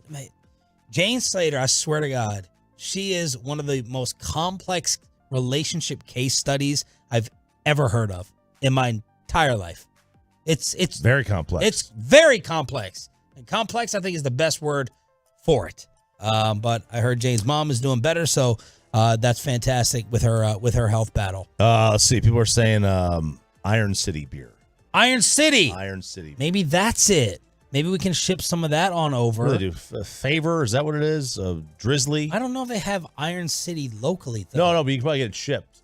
Favor does nationwide shipping? Drizzly, something like that. You could ship alcohol, I think. All right, so the update from John Morosi on Ohtani, MLB Network. He's less concerned about geography and is prioritizing signing with a competitive team. And he could be intrigued by the possibility of playing for the Braves. Maybe the Chicago Cubs, even though everyone has him in L.A. or San Francisco with the Dodgers or the Giants. You also have Shohei, apparently, with his offensive goals set on winning the Triple Crown. That is from John Morosi, Baseball Insider. Is this Jim Bowden, Pepe? Yes, this is him. All right, let me give props to Tolo Star City 81 on Twitter. He sent me Jim Bowden, former baseball GM, with his latest. I don't think there's any doubt the Giants are going to offer Shohei Ohtani $500 million. And I won't be surprised if they outbid the Dodgers. I won't be surprised if they outbid the industry.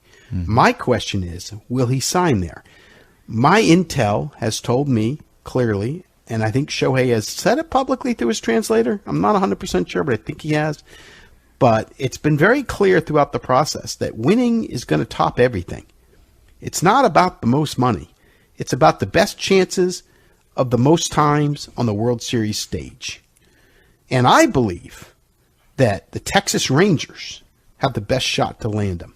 With the Dodgers and the Mariners, I do think winning matters. And I don't see the Giants' path to winning. And as well as I thought the Dodgers would be on that list, all of a sudden I have a lot of questions about their pitching long term. So that's kind of my early take on Ohtani. But to answer your question, will I be surprised if San Francisco puts the biggest offer in front of Ohtani? Not at all. Will I be surprised if San Francisco is the team that drives the financial chain for him? Not at all. I think they'll be the lead train. All right. So there's Bowden throwing us back into the mix. Best fits from the ESPN Baseball Insiders.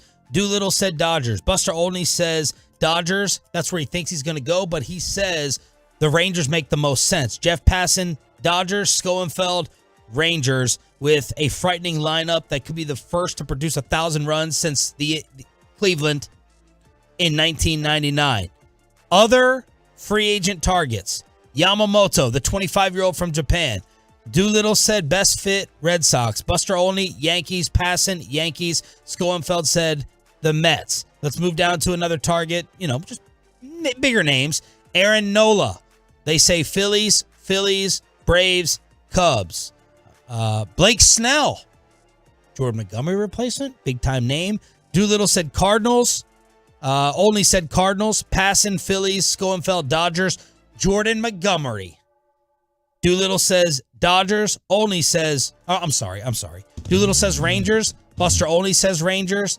Passan says the Massholes. Schoenfeld says the Cincinnati Reds for Jordan Montgomery's best fit with his next team. All right. So I'm getting back. Like, the thing that scares me about this is that the two guys who are saying Rangers for Shohei are the two guys I don't want saying Rangers for Shohei. Like, ask Bask about Jim Bowden, whatever the hell his name is. And John Heyman's always wrong. Like, I want Rosenthal and Verducci to say Rangers for Shohei. I don't want Heyman, who said that Aaron Judge signed with the Giants last year when he didn't. Or Jim Bowden. I don't, like, you know what I mean? Like, Rosenthal and Verducci saying it would be the equivalent of Shams and Woj saying it. That's who you want to say it. You don't want Chris Broussard to say it. And that's the scary thing. That's the scary thing. Hope he's right. I hope he's right, because that would be fun. There, you want to talk about fun, covering somebody, getting to watch Shohei every single night. Could you imagine? And forget about this year. This year coming, that'd be the most boring year.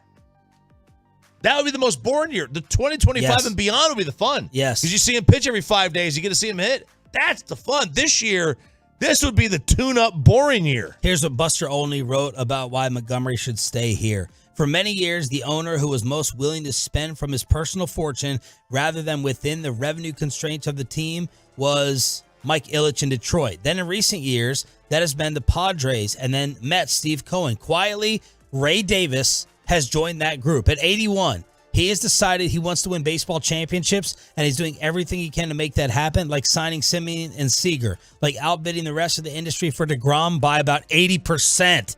That stings. Like giving up a top prospected deal for Scherzer. Montgomery thrived with Texas after joining them, and he seemed to really enjoy working with Mike Maddox and Bochy. It seems inevitable that the Rangers will give the lefty whatever he needs to re-sign. And then Doolittle said, Montgomery fits so well with Texas and developed such a quick and close relationship with Jonah Heim, it's really hard to envision him wanting to leave the champs. But of course, that happens all the time. Rangers are willing to spend, but the thing is, by next October, they could have a rotation that has Scherzer, DeGrom, and Eovaldi that could push someone even as good as Montgomery into the fourth role. Even with the Mets picking up a sizable chunk of Scherzer's tab, Texas is already committed to a lot of money in its rotation, but keeping Monty is too good to pass up. Let's say they get back to October. They could have Scherzer, DeGrom, and Eovaldi lined up with Monty and John Gray in hybrid roles behind them, and maybe, just maybe, Josh Hader waiting at the back of the bullpen. Get used to those parades. Wow. Arlington. Okay. Can you take? No. All right, 877-881-1053 is the truckwreck.com text line with Jerry Jones coming up in 20 minutes at 8:30. Mavs Pelicans, second game of the back-to-back tonight. Why are people picking on Zion again? We'll get you set for the Red Hot Mavs against Zion. And is the media being unfair to the big man on New Orleans? That's next. Let's get you over to zero.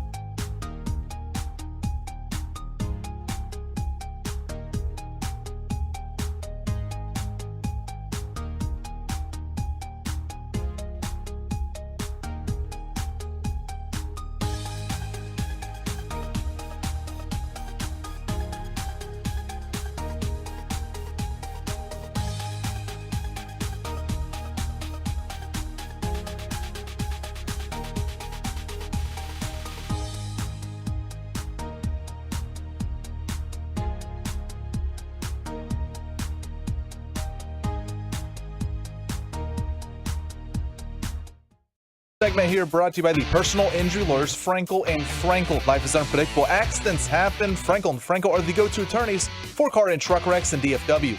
If you or a loved one have been in an accident, contact the Frankels for free at 214-817-333-3333 or just go to truckwreck.com. Fantastic start for your Dallas Mavericks, the 2 seed in the Western Conference, actually tied with Denver at 8-2. But I don't know why the Mavs would be 2, Denver 1. Win percentage is the same. Denver beat them, right? Yeah, they did beat them. So there you go. So I guess the head-to-head. Dallas against New Orleans tonight in the rematch, second game of the back-to-back. And is this an in-season tournament game? This is an in-season tournament game. Man. Oh, that's a tune-in, man. That's a tune-in. The Mavs court apparently could not be used the other night at the AAC against the Clippers. Wasn't finished or something was messed up about it. Has there been a court that's caught your eye? When you're looking at sports highlights and bam, they go to one of these NBA in-season tournament games, you're like, whoa, that's really cool. That's an awesome court and design. The Suns one, if you look at it, it's purple with a little blue lining. It looks like a blueberry Pop-Tart with the frosted on top. That's what's been thrown out there as like a meme. That one caught my eye. Let me look at that. Let me try to think of the Suns one. I can't think of it. That's pretty cool. I like the Utah one. Mavs, Pelicans, and Zion may be the victim of headline porn here. Judge it for yourself. He was asked by reporters how he physically feels right now. Keep this in mind before Zion takes on the Mavs again tonight. And you talked after the Houston game about how the offense is a little bit different for you this year than it was last year. Do you think that's something that you guys just need to address a little bit, maybe do some things differently or try to adapt some things from last year? I guess, how do you feel just where you are right now? Like I said last year, we had a team meeting, and it was brought up some things that I could do better. Stop it real quick. Man, he's breathing hard. He's out of breath, man. Was this right after practice? It was, not necessarily, but still. It's not like he ran wind sprints and then ran right over to the table. Like he'd been sitting there for a minute. This is a guy, it's sleep apnea, man. That's what it is. Pelicans, 5th straight loss. Let's hear the whole thing from Zion again, breathing and all. Like I said last year, we had a team meeting, and it was brought up some things that I could do better, especially like with buying into the program. And right now it's tough right now, but like I said, right now I'm taking a little back seat right now, and I'm trusting the process. I'm trying my best to buy in right now. Uh-oh. So the headline is, I'm trying my best to buy in. He said last year he was able to facilitate a lot more. So you'd think he would want to facilitate, so this year would be a little bit of a demotion in terms of the role. But CJ McCollum, Brandon Ingram also there. So people are starting to make some type of deal of this. Yeah, this is good. This is good news if you're New Orleans. You only have 4.8 years and $40 million per year left on this deal for Zion, the young James Harden. He's averaging around the same shot attempts as he did last year. He's averaging a career low 21 points, 51% from the field. Zion is averaged as high as 27 on 61% shooting from the field. So the production has taken a little step down. Man, he is. I don't know. I won't insult him yet by comparing him to James Harden, but very few things in sports are making me happier than the LA Clippers losing every damn game they're playing since that loser went over there. Oh, I'm just basking in it. And I feel like everyone that I know in the Metroplex was at this Mavs Clippers game the other night. Did you see that? I feel like everyone was at this game. I couldn't tell if Chiafalo had courtside seats. He was taking the wife out for the birthday. I could not tell. I don't know if he talked about it on G-Bag, but he was taking some videos down there. I couldn't tell if he was just sneaking down there or he was sitting down there. Chiafalo, he was sneaking down there. He ain't paying for those seats. Unless maybe Holland gave him his seats for that game. Who knows? Oh, these were like next to the bench. Derek's not even that close. No, he's across from the bench. Yeah, he's like two rows back. He's third row. But he's across from the bench. He's not behind the bench. He's on the other side of the court. The Clippers have lost 5 straight games. 5 straight, and they get Denver tonight on TNT. But there it is with Zion. I'm just happy he's healthy and playing. That's good. Not shocking enough. But they're the Mavs, 8-2, tied with Denver at the top of the Western Conference. Okay. You got to move mics. I mean, it's ridiculous. The microphone keeps going limp. Keeps moving on down. Everything on me is going limp right now. Maybe it's Corey. Maybe that's Corey Major. I blame Corey. All right. So what? So when they told you about the in-season tournament, did you think it was like every week, or did you think it was like gonna be like a 2-week stretch in the middle of the year? Yes, that's what I thought too. Yeah, it's very strange. It's stupid. It's dumb. No one cares. It is dumb. And what are they doing? They're going back to the All-Star game like the way it used to be. East versus West. Yeah, which I'm fine with. I mean, whatever. East versus West. Yeah, but it's not going to improve. The problem with the All-Star game is the effort level. Right. They're not doing anything to fix the effort level. Yeah, no, I get it. The thing with the in-season tournament, I agree. I think it's stupid. But when you're trying to capture viewers, do anything. Right? Do anything to try to capture viewers. And, it's just the system, the setup of the season, baseball, hockey, and the NBA, they're just too long. There's and no their stakes. best players don't play all the and time. Their best players don't play. Adam Silver crying, "Oh, we want NFL type coverage." Get your best players on the court. Yeah, absolutely. Get them out there to participate. Yeah. Oh, Corey said he broke the microphone stand last week. I stripped a screw, and we thought it was Chris Arnold. It was Corey. Man. Oh, I gotta apologize to CA. I apologize, Chris Arnold. I blamed you for this. I just figure you're an old man and you don't know what you're doing anymore. I aged you. I aged you. He's got the most energy and the most youthful of anyone up here. He does. Corey Mahors. Corey Mahors is the one that broke the mic stand. Yep. And now I had to send an email. I just had to send a scathing email. To the bosses. Fix this mic stand. Does Armando still work here? I don't even think he works here anymore. No. Get somebody up here or that. Get up here. Ruben's an engineer now. Huh? Ruben? No wonder it's broke. He can't even keep us on air. And now he did a great job. We're trying to get on air, and he's looking at Pat Doney's Instagram. He's creeping on Pat's saved photos.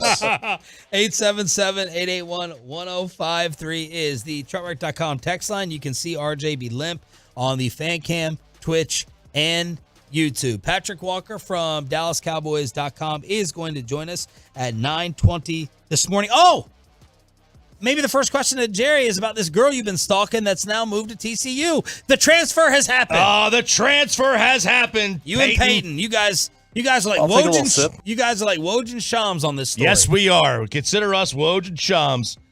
Haley Cavender, Mrs. Jake Ferguson. We knew this. We said, Peyton, you and I said this. The moment she said she was going to transfer, we were like, she's going to either SMU or TCU. Yep. We knew it because she was going to be near Jake. Man. Now, that's a blessing and a curse. It's moving a little fast. She's already moving into town. Look for Ferguson's production to go down. Look for it to go down. I'll tell you that. Now, good news. He's in Frisco. She's in Fort Worth. With traffic, without traffic, that's dang near an hour. It's 45 minutes at a minimum, but probably closer to an hour. And then with traffic, that's a day trip. She's got the helicopter, Air Force One over there. Now, is she playing or like sitting out? So I do believe because she transferred, she signed up late for the transfer portal. Oh no, that she's got to sit. So my understanding. She's going to be the same thing, Peyton. My understanding is that she can't play this year. Oh no. So I just bought season tickets too. Dang it. No, you didn't buy anything. So she's going to be around him even more. Oh yeah, she'll be staying at the Casa de Jake. Come on, Scoon. Better step it up, Scoon. With some of this Ferguson production, get ready to drop off. Is Rico's production going to go? She'll be eligible to suit up for the 24-25 season. Dak MVP, CeeDee Lamb, best receiver in the league. And did Mike McCarthy make these changes that the numbers are showing? Jerry Jones joins us next on The Fan. Let's get you over to QC Kinetics. Get you healthy. Keep you healthy, boys and girls. Joint pain, knees, hips, back, shoulders, elbows, ankles, wherever it may be. Head on over to QC Kinetics and let's.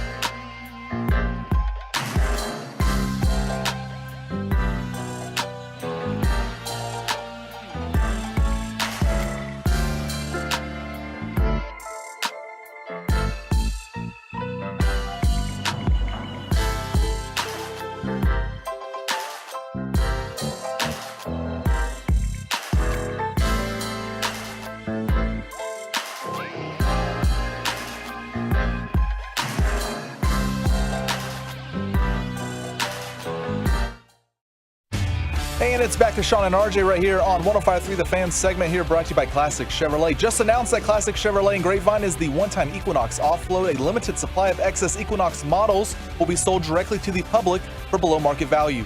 See them all today at ClassicChevrolet.com. Do not wait. The best ones do sell fast. This is Texas. This is Classic Chevrolet. Relax and enjoy the difference and find new roads.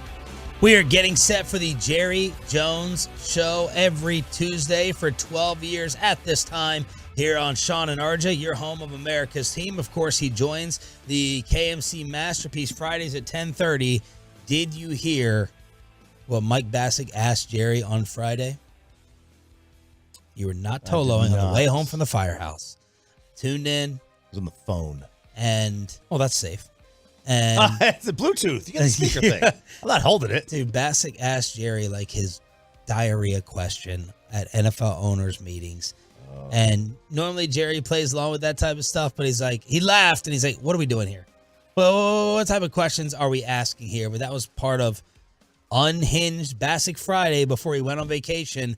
That's the last thing I remember about Jerry on with KMC on Friday, Mike asking that type of question. Then I think we should ask the same thing, just word it differently. I'm not going to ask the same thing or word it differently. While we wait for Jerry, brought to you by Ford, built for Texas, built for you. Some Cowboys notes inside the Star. Highest graded Cowboys on offense against the Giants, according to Pro Football Focus. Dak, Cooks, Lamb, Jalen Brooks, Rico, and Tyron. And there are people out there saying Tyron Smith is officially back. PFF says he did not allow a pressure against the Giants in Week 10. He has not allowed a single sack or quarterback hit this season. Only 5 pressures allowed in 231 pass blocking snaps. I may have to start penning my apology letter to Tyron Smith for wanting him on the bench to begin the year and thinking that he should retire and be done, because these numbers prove otherwise. Can he get away with not practicing at all throughout the course of the week for the rest of the season? We'll ask Jerry if that's still the case and if he's had another player do that in his history with the team. The motion and offensive adjustments from Mike McCarthy appear to be glaring after the bye week. This is all fantastic stuff, John owning. Since the bye, the Cowboys rank 8th in shifts and motion rate. Prior to the bye, they were 14th. So you talk about 2x2 formations, 3x1s, the different bunch things that are thrown out there by the analytics community. They were 25th in bunch formation prior to the bye. Since the bye, they ranked 13th. And pre-snap motion from Patrick Walker, it continues to go up. San Francisco, 39%.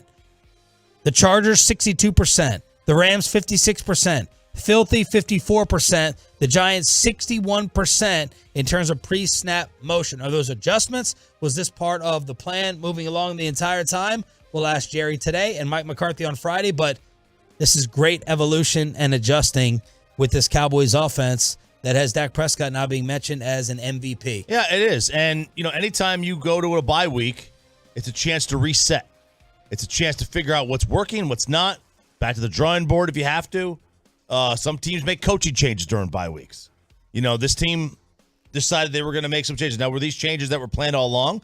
Did McCarthy want to roll out the version of the West Coast offense, the Texas Coast, and then at the bye week say, hey, we're going to roll out version 2.0? So we got the first thing. You guys have figured this one out, and now we're going to. I think you're giving a lot of benefit of the doubt. Twitter and the fan text are telling us we're giving way too much benefit of the doubt. They believe, and this may be Bobby typing, McCarthy went into it incorrectly, and somebody ripped up some papers and threw them to the side. Not Mike's slow plan of progression to have this develop. That sounds like a naive thought. No one knows? We're going to ask. No one knows. But the things that have adjusted with the Cowboys offense for the better, whether they were planned or not, motion, shifts, bunches, Brandon Cook's involvement, going downfield more, Dak Prescott legs. Check. Well, the legs were the biggest thing. Without question, the biggest thing. When Dak stopped using his legs, let's be fair. When Dak stopped using his legs a couple years ago, he became a worse quarterback. He just did. Every quarterback does. When you have the ability to run and you stop running, you have to become a drop-back pocket passer. And that's just more difficult to do, especially when you've been running your entire life. If you're Tom Brady or Peyton Manning and you never ran and all you had to do was your arm, then it's easy when you get older to not have legs because you're still just throwing. But when you've been running your entire life, that's always been a part of your game, and you don't use it anymore, there's an adjustment. And now he's adjusted back. That's good, I think. Some other awesome Dak numbers. How are teams playing him and what is he doing against it? He's fantastic against zone. He's even better against man. Zone, 61-87, 784, and 6 touchdowns, 1 pick. The rating is a 116. Man, the rating is a 139. 40-53 for 570, 6 touchdowns, and 1 pick. Notice I said 1 pick in each category to everyone overreacting to the turnover narrative that was false and overblown in the offseason, because Dak has the best turnover-worthy play rate in the National Football League this year at 1.7%. By the way, he used play action on 40% of his passes against the Giants. Cooper Rush used play action on 45% of his throws. And for the year, Dak is PFF's 3rd highest graded passer against the blitz. So, man, crushing it. Zone, killing it. Against the blitz, flying colors as well. These are some of the Cowboys' numbers that came out after the beatdown over the Giants. So, Jerry's set to join us momentarily. By the way, the Giants 0 for 12 on 3rd down. First time an NFL team failed to convert a 3rd down this season. That's not good. On 7 of their 12 3rd downs, they had between 10 and 26 yards to go for a 1st down. That's stinky. That's hideous. That's awful. Deron Bland has the lowest passer rating allowed when targeted among cornerbacks. He's PFF's 2nd highest graded corner. He's allowed 21 catches on 43 targets, 6 pass breakups, 5 interceptions, 8 coverage stops this season for Deron Bland, filling in for Diggs, who yesterday tried to get Stephon out of Buffalo after the Bills lost to Denver, saying, got to get bro out of there. Yeah, I assume that's coming from Stephon, too. I assume that's coming from Diggs, his brother. I don't think he's just kind of saying that willy-nilly on his own. Maybe he is, but I would assume that that's not coming just from Trayvon's mouth. I think that's coming from Stephon Diggs' mouth as well. But, look, Bland's played tremendous. They've needed someone to step up in the absence of Diggs. It's a weak link unit, and the last thing you want to do is have somebody who is replacing you and stepping in. And, last year when Anthony Brown got hurt, he wasn't even great, but they had crap step in for him, and you saw exactly what happened in the second half of that season with the secondary. It was no good. Can you imagine if Trayvon comes back healthy and Deron Bland is playing like this? Oh, my. Like, Deron Bland has taken the spotlight from Stephon Gilmore, who everybody was raving about in training camp. I would assume that, 2 things. One, does Diggs come back 100%? Because we've seen guys, the mental aspect of it the year after. And then what happens to Gilmore? Is he here? Is he gone? What's going to happen? Those are questions. And they're going to have somebody else, too. They're going to get somebody in new to replace as well.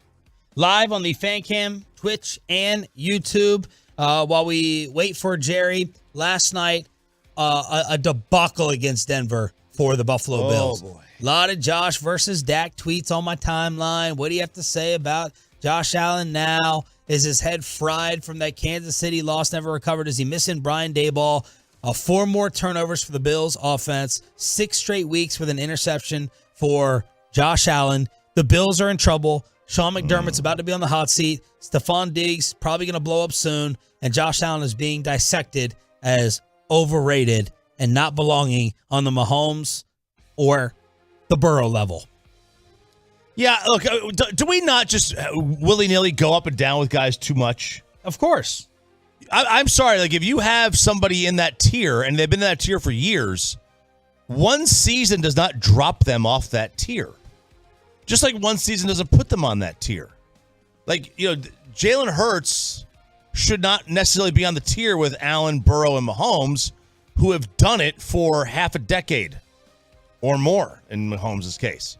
Like, you got to give him time, and you got to give him time to decline off that tier as well. So if you put them there, great. That doesn't mean this is not a rotating, sliding scale. So I reject that he's not elite. He is great.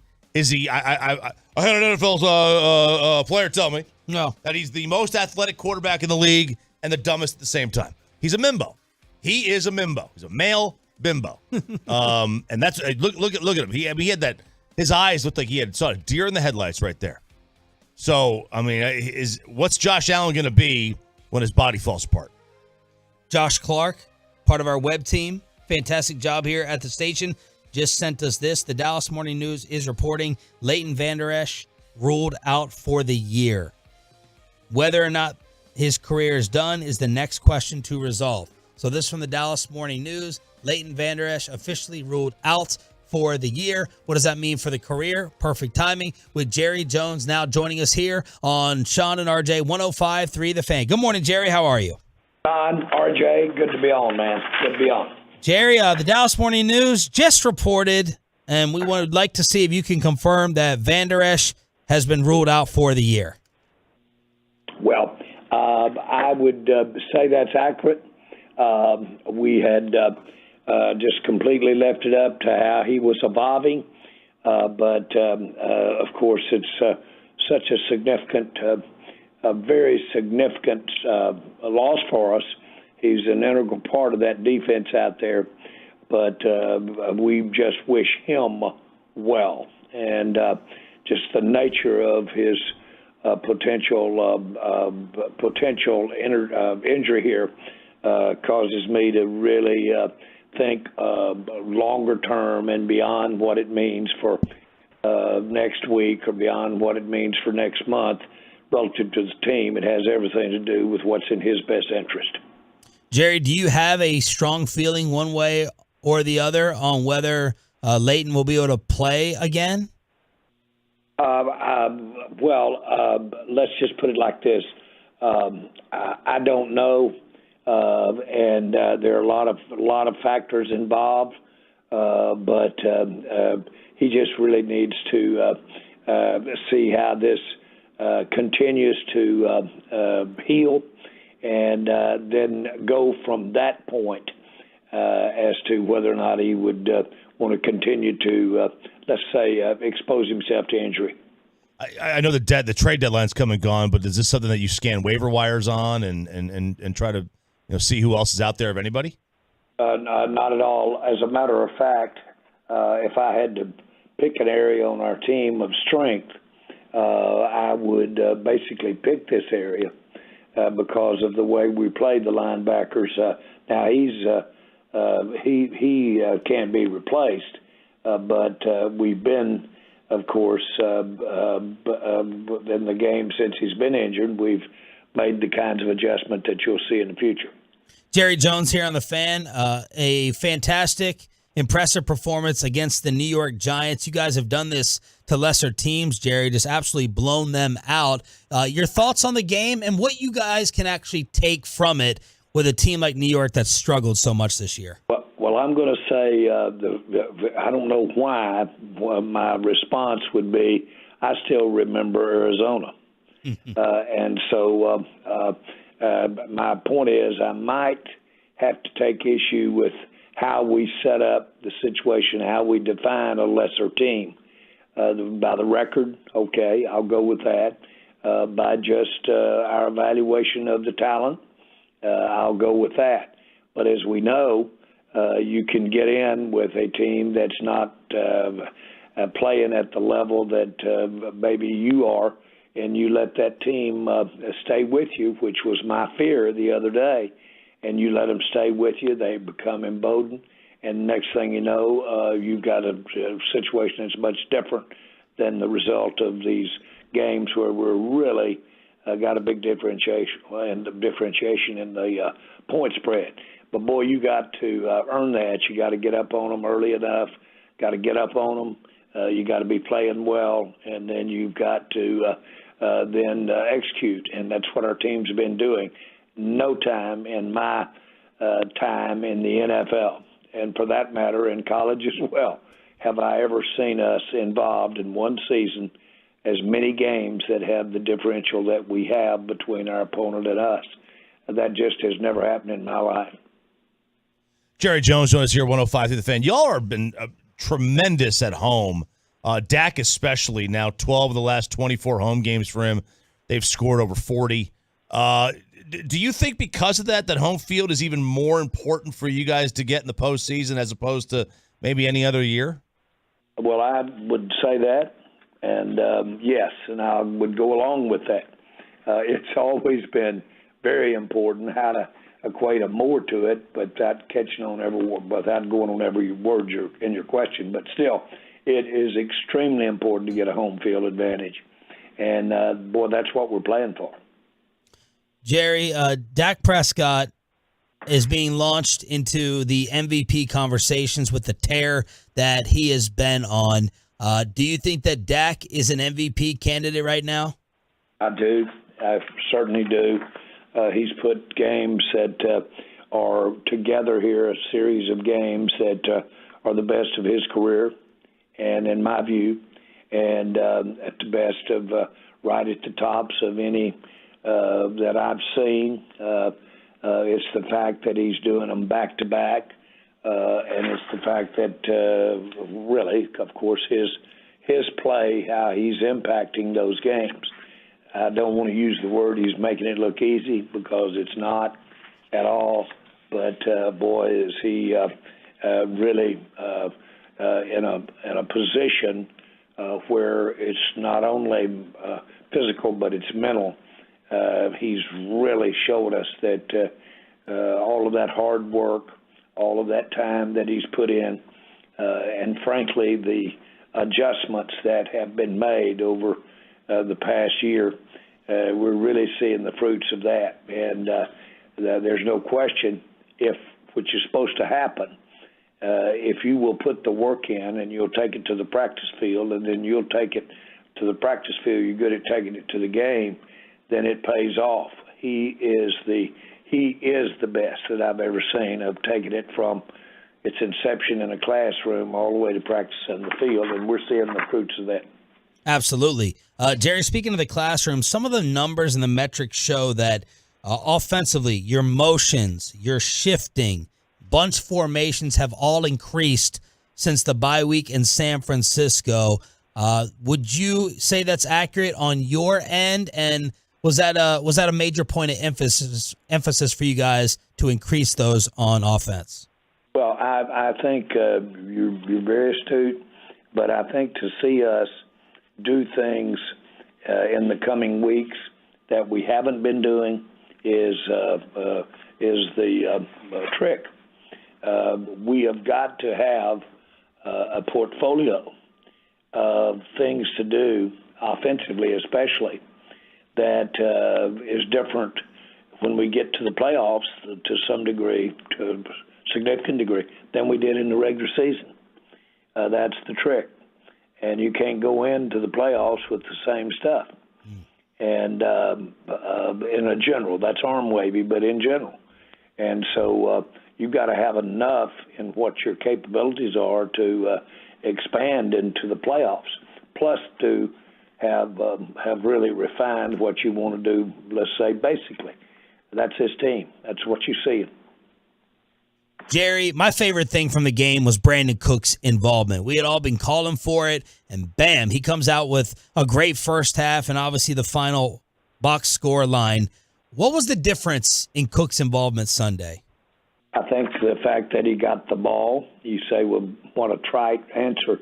No, because he has been involved in the passing game, and he has been effective in the passing game. And he has been the ball hadn't come his way as much as we all would like to see before Sunday, but he has been involved. And that's now then you're seeing what happens when they might have not ignored him, but just put him out there on one-on-one, and you see the benefit of making the play. I think I don't want to get off him because he deserves all of our time. Frankly, I agree with what you're saying. It's one of the most exciting things about the game. But Gallup, to me, really is an encouraging thing to see him get the ball in those contested situations. That's his deal. And it involves some of Dak's best passing, things he does the very best relative to his deep throws. And, boy, Gallup is unique, and he can high point and go get the ball. We have that, include that in that passing core out there, and you see the result.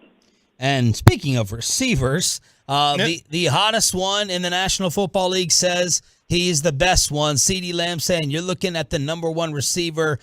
Can Jerry Jones co-sign that? I sure will. He's mine. He is mine. And I couldn't be happier for our fans, couldn't be happier for him individually. But I know how high a bar that CD has set for himself. I know where his expectations are. And we are right there with Cooks dominoing like he did out there with the ball, and Lamb playing at that level, and then you add the nuances of Gallup and some of the other things that we can do there, and you see what we've got on that side of the ball. The other side is, at the end of the day, such a plus for us, the defensive side. So that's what makes us have the promise that we've got as we continue to evolve. And, boy, the real facts are we've got a lot of football left. Jerry, Rico Dowdle was over 6.5 a carry in this game. Tony Pollard for the year was under 4 a carry. Is there still an argument about Tony being the feature back? Do you look at it as having, a split backfield where having two guys that carry the load most of it? No, it's ideal, but I will say this. He's the word that I continually hear and come up with is violent. He's a violent runner, and he runs with really great skill. He really has got, frankly, suddenness about him and power about him. So I'm so proud for him because he's finally put together the running back that he can be. He's outstanding. And I think what that gives us, of course, with Pollard as the lead back, it just really gives us a 1-2 punch in there that we should have. We all want Pollard to try and get some more touches, but everybody recognizes there's not enough balls to go around out there. We'll just let Dak make the call. Jerry, we forgot it was Mike's 60th birthday last week. Did you remember, and what did you get him? I sure did remember. Of course, he's a young 60, by the way. Not that I think 60's got any age on it to begin with from my perspective. But his birthday's on my father's birthday. And certainly my father's the most influential man in my life. And so I couldn't miss Mike's birthday. And but had the opportunity, and of course Mike ended up reversing it on all of us and gave us the present with the coaching job he did out there as opposed to us giving him anything. Jerry, we know he's very competitive, but Micah left without speaking to the media. Is he frustrated with lack of numbers? Do you know anything about why he wouldn't be thrilled after that type of win against the Giants? No. When you say Micah always wants more, he's got the highest bar for his results and performance of anyone you'll be around on our team. And so he always wants more, but make no mistake about it, he's very aware of how he enables, with his play on defense, how he enables the team as a whole to make the plays. Because, boy, they first got to figure out where he is and adjust and try to make up for where he might go. And then that enables our defense to really be as effective as it is. No, that's certainly not a concern. And on a personal basis, boy, I know his value out there. And finally, Jerry, and we know they're listening right now. Last week, Stephen A. Smith tried to shoehorn his way into this interview. Just wanted us kind of step back and let you two go at it. How happy are you that we did not make that happen today? Well, Stephen A. tries to raise himself to the elevation of our fans. It's possible. And the more that he expresses himself, the deeper hole that he digs as to where he really ranks. I'm really not going to say it's his narrowness in his thinking, but he's a good guy. But you got to deal with his limitations. There you go. Jerry Jones, every Tuesday, Friday with KMC. Congratulations on the humongous win. Let's do it next week after Carolina. You guys are well aware we're good friends, aren't you? Oh, yes. Oh, absolutely. Yeah, I know. Yeah. No, he's a top guy. Boy, I'm glad he lightens this thing up and makes it fun in sports. Does a good job. You guys do too. Thank you. Thank you, sir. Jerry Jones, brought to you by Ford, built for Texas, built for you. Final hour around the NFL. Overreactions or not, next on The Fan. But first, it's an overreaction to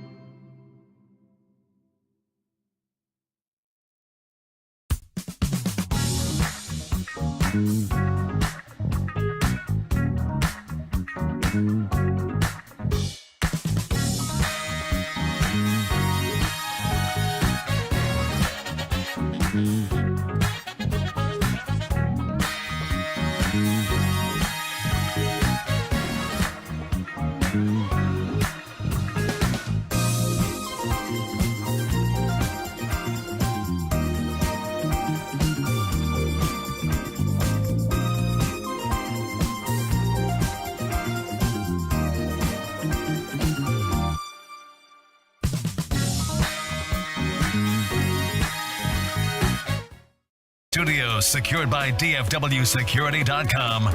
This is Sean and RJ on 105.3 The Fan. Final hour fist pump time on a Tolo Tuesday. Shaw Sharif, RJ Choppy, Pay, and Ryan in the back. Getting us live on the Fan Cam, Twitch, and YouTube. Bobby Belt is out for the week. We just had on Jerry Jones, who said, yep, Dak Prescott belongs in the MVP conversation. Co-signing CeeDee Lamb, number one right now, playing as the best receiver in the National Football League, and confirming that Leighton Vander Esch is out for the year. The rest of his career, question mark, for LVE and this neck that has been talked about forever. Yeah, it stinks too. You hate to see anybody go down with an injury, and especially when it could be career-threatening, and a guy who's had a lot of injuries. And quite frankly, been a pretty good player. He's had his moments where he was the subject of many, get this guy out of here. But for the most part, he's developed into a pretty nice player. And someone that's going to leave a depth hole. There's no doubt about it. And now, what do? Like, they've had to deal without him anyway. But even more so, when they get to play a good team, someone's going to say, hey, just move Micah there. That's going to be a misuse of Micah. But it stinks for Vander Esch. All right, we'll get back to the Cowboys at 9:20 with Patrick Walker, DallasCowboys.com. NFL overreactions or not after Buffalo suffered an awful loss last night against the Denver Broncos. Denver missed the field goal from 41 that would have given the Bills the win. They have 12 men on the field. It goes from 41 to 36. Denver hits it.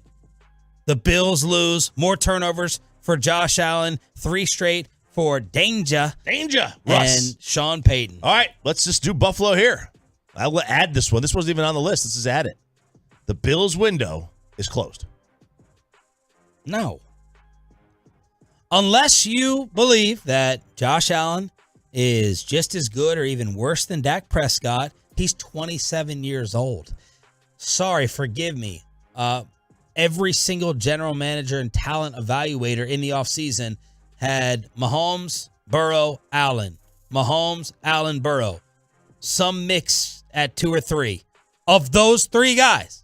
So I'm going to go with them and my eyes.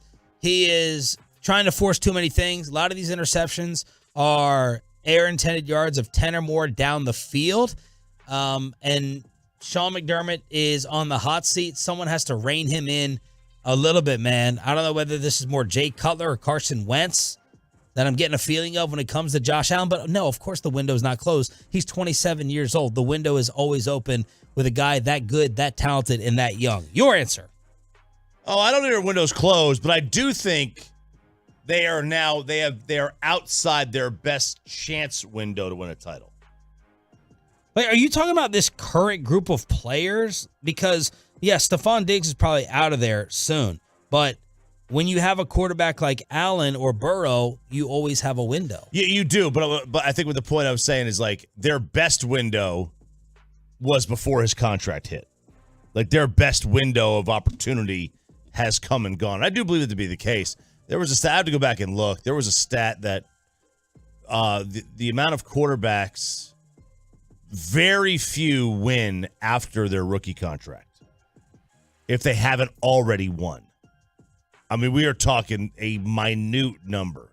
You don't generally win titles after your rookie deal if you haven't already won one. It becomes a very difficult thing to do because the talent around you becomes worse because you're taking up a lot of the money. What do you say to everyone that's saying that Dak is better or equal to Allen?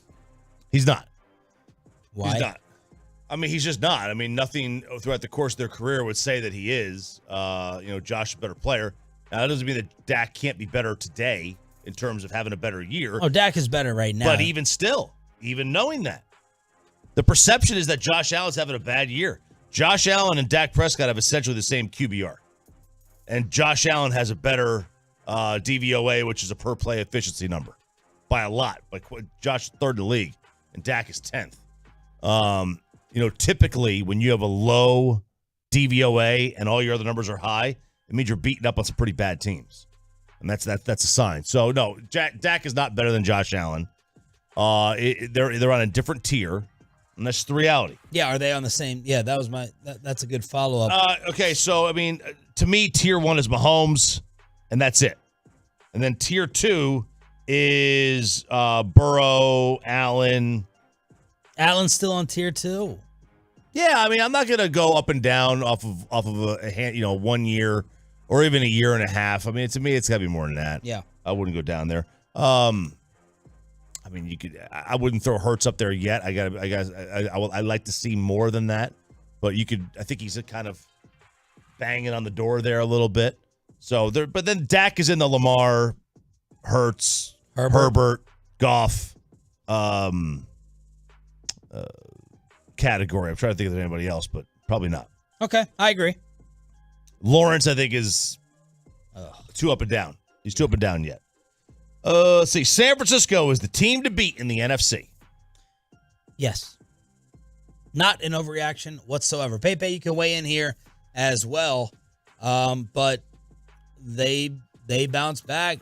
Debo and Trent Williams, 6-0 when both of them start and finish a game. If they played Philadelphia tomorrow, I would bet on San Francisco. Like, people, this is a little fantasy thing. I had San Francisco's defensive fantasy, but they were given like 6 projected points. And I'm like, are we bailing on San Francisco's defense now? Like, are you telling me that they're missing some guys as well? Or the offense is just giving other offenses more scoring opportunities, but we're selling on San Francisco's defense? San Francisco is the team to beat for the Cowboys and for the NFC. Not an overreaction at all. Sadly, I am W.I. Peyton, so I will have to say the Eagles are still the team to beat. Look, I mean, it's not just because their record, they're 8-1, but I mean, they win games. And I mean, they beat my Cowboys, so I got to give it to them until San Francisco. So did San Fran. Yeah, but they murdered them.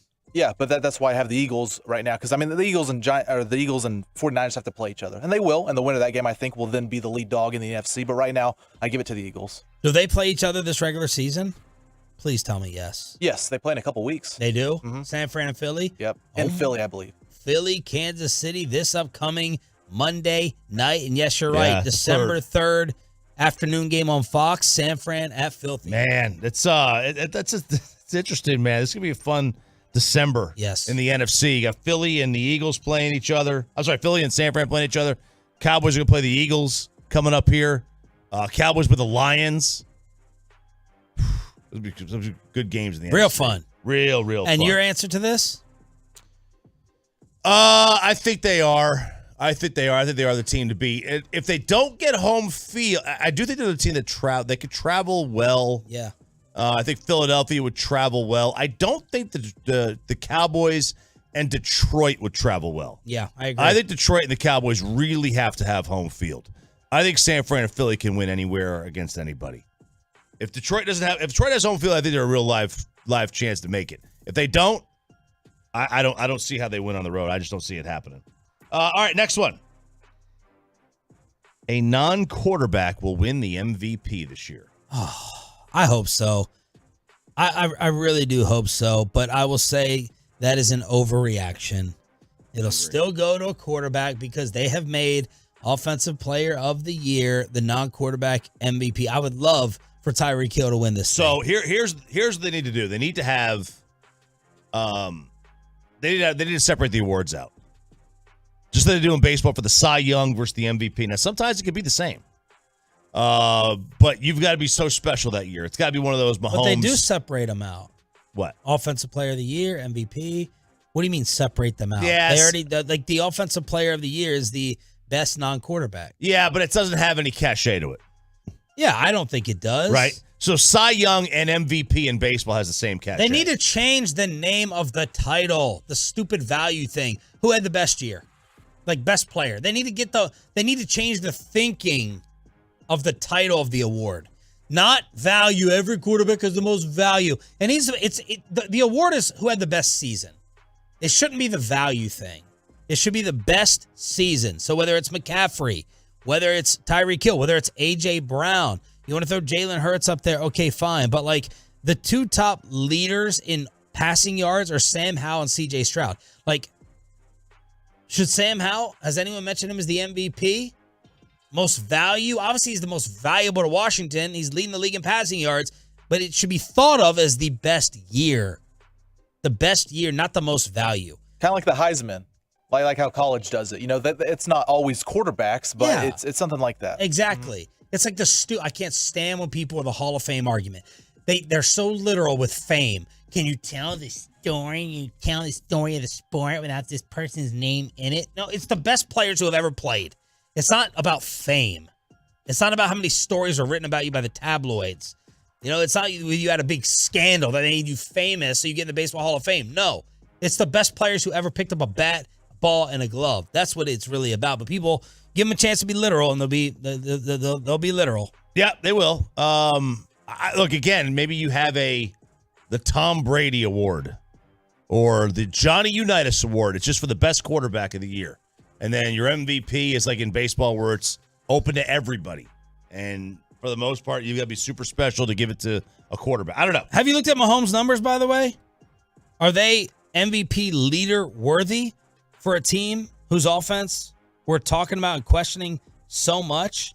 Like, is he putting up some undercover numbers that we have not been paying attention to? He's second in QBR with a 73. He's got 17 touchdowns, 8 picks, 2,400 yards. Yeah, so if you look at like his the old school counting numbers, you're probably not going to be enamored with them. Let's see. QBR, you said he's second. DVOA, which is a per play efficiency, 1, 2, 3, 4, 5, 6th. I mean, that's pretty good. That's pretty good. I have to go look at some of his other ones, but Mahomes is always going to do about the same thing. Their points per game may be down, but he is putting up individually another good season. He's got 3 games this year of 300 yards or more. That's it. He's got a 305, a 306, and a 424. Like, these numbers are not jumping off the page of me or staggering. Give it to Tyreek. Keep it up, Tyreek. Let's give it to Tyreek. There you go. All right. We'll save the rest. Okay. We'll save the rest because Jerry was running late. Jerry, do not ever be that late again, except with KMC. All right, crosstalk with KMC at 9:40 this morning here on DFW Sports Station. Has Mike McCarthy, and why did Mike McCarthy change this offense? Plus, who's been stepping up for the absence of Leighton Vander Esch? The name may surprise you. Patrick Walker, DallasCowboys.com, has done a breakdown.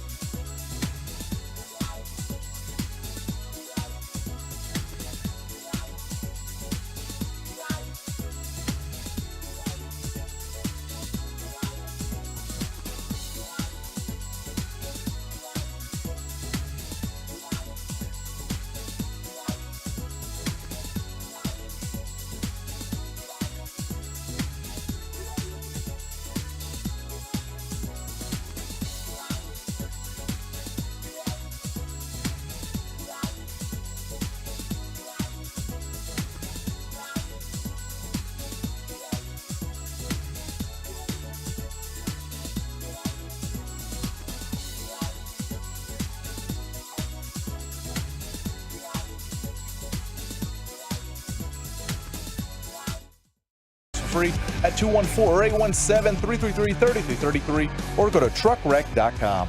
Patrick Walker, DallasCowboys.com every Tolo Tuesday here on Sean and RJ, brought to you by the WinStar World Casino and Resort. Proud to be the casino of the Dallas Cowboys. Please game responsibly. And Patrick, I saw you and others do a deep dive on Mike McCarthy's offense, the evolution of it. Can you talk about the increase in shifts, in motions, in bunch formations, how the Cowboys offense has changed throughout the course of the year?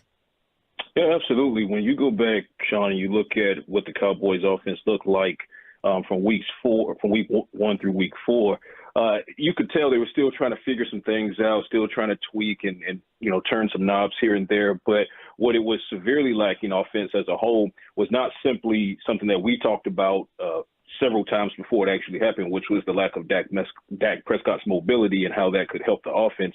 But there was a glaring lack in pre-snap motion and those misdirections pre-snap and trying to confuse other teams and opposing defenses. And I'm right there with RJ. I believe that the bye week kind of served halfway. I think that there were some things that the Cowboys were kind of holding back to see how things would progress before they kind of unleash those. But I also agree that the San Francisco game kind of broke them in the aspect of, well, none of this is working. We got to, crumble up some papers, throw those away, and let's try this instead. And I also think that the good thing to come out of the butt whooping about Kyle Shanahan is, as we all know, Kyle Shanahan is one of the best, if not the most prolific, as far as pre-snap motion is concerned. So I think Mike McCarthy went into that game thinking one thing and then left that game thinking, well, hell, if all of that pre-snap motion can do what Shanahan did to our defense, which is arguably the best defense in the league, what can our offense with these weapons do to opposing defenses going forward? So I think going into the bye week, there was a lot of adaptation, and that included looking at what Shanahan did to the Cowboys defense and said, hey, we want some of that. So kudos to Mike McCarthy, who's continually proven himself willing to be accountable and adapt. If something's not working, if a particular person in personnel or the coaching staff's not working, he's moving on from that. He's going to the next thing. So for those that were wondering if things like pre-snap motion would ever arrive under McCarthy, if analytics would really become a thing under McCarthy, you got both of your answers now. Do we know how many plays per game this was? Because if the numbers they go from 14th to 8th in pre-snap motion, is that 20 plays a game? Is that 3? Do we know how many that number is? We do. Broke it down yesterday, and shouts out to Sean for credit to me on that. You guys did such a great job over there. I love you to death. So San Francisco, there were only 19 snaps that were pre-motion, that pre-snap motion involved. Only 19, so that was the 39%. But following the bye, 38 reps had pre-motion against the Chargers, 62%. 35 against the Rams, similar, but 56% of those snaps. 38 against the Philadelphia Eagles, that was the 54%. And then 47 against the New York Giants, which was 61%. So the Cowboys have broken the 50% mark as far as pre-snap motion. In 2 of the last 4 games, they've surpassed 60% of pre-snap motion reps in 2 of the last 4 games, including the most recent. So it seems like it's here to stay, and I hope so, because it can only continue to help guys like CeeDee Lamb's scheme to get open, and he's having a big just a heater, to lack of a better way to put it. Brandon Cooks, he's now on the board in a massive way, over 170 yards. I mean, you're even starting to see now that Gallup is starting to kind of believe in himself again, and then you see an undrafted guy like Jalen Brooks comes in and he impacts the game as well. So pre-snap motion, misdirection, all of those things that happened before Dak Prescott and then later in the game before Cooper Rush takes the snap, all of that helps these receivers and these weapons get open. So I believe the Cowboys will continue it because I believe they believe in it now. They've seen it. They've executed it. It's working in their favor. No reason to go back now. Patrick Walker, DallasCowboys.com on the Boomer Jacks Bar and Grill hotline. Don't get me wrong. I love it. I'm applauding progression and adapting. Uh-oh. But should I be worried that unless this was a planned slow play, it took San Fran, it took week 5, it took this to say, maybe we should do what some of the best offenses in the National Football League have been doing for a while now? I could see that argument, but here would be my counterpoint to that. You would rather it have happened in week 5 and not in January or later. I mean, I'd rather have it in week 1. Right, that's true, and that's why I said it's a fair argument. So now let me give you the support for your argument. You wanted them to come out of the gates firing on all cylinders. Obviously, week 1, week 2, week 3, week 4. It just never seemed that was going to be the case when you look at the turnover. So you had turnover at the quarterback's coach, offensive line coach, running backs coach, the play caller / offensive coordinator. You have all of these changes going on, and then on top of that, you have the cornerstone players like Dak Prescott, CD Lamb not playing in the preseason to preserve them for the regular season. So all signs at that time pointed to this was going to be a little bit of a rocky start. So that wasn't surprising to me. I would have liked for them to pick up steam before they got San Francisco. But I think, to kind of answer your question, what happened was although they had a slow start in weeks 1 through 4, they weren't bombing, right, as far as laying goose eggs and not making any momentum. They had the red zone woes and some third down woes, but for the most part, they were making some kind of progress. But then you get to week 5, and you go up against San Francisco, your boogeyman, and it's on their field, and they absolutely thump you. They take you out back and beat you like a dirty rug. At that point, there's looking in the mirror, and there's no more masking what you're saying. It's, hey, this is not going to work. We see what's going to work. They just did it to us.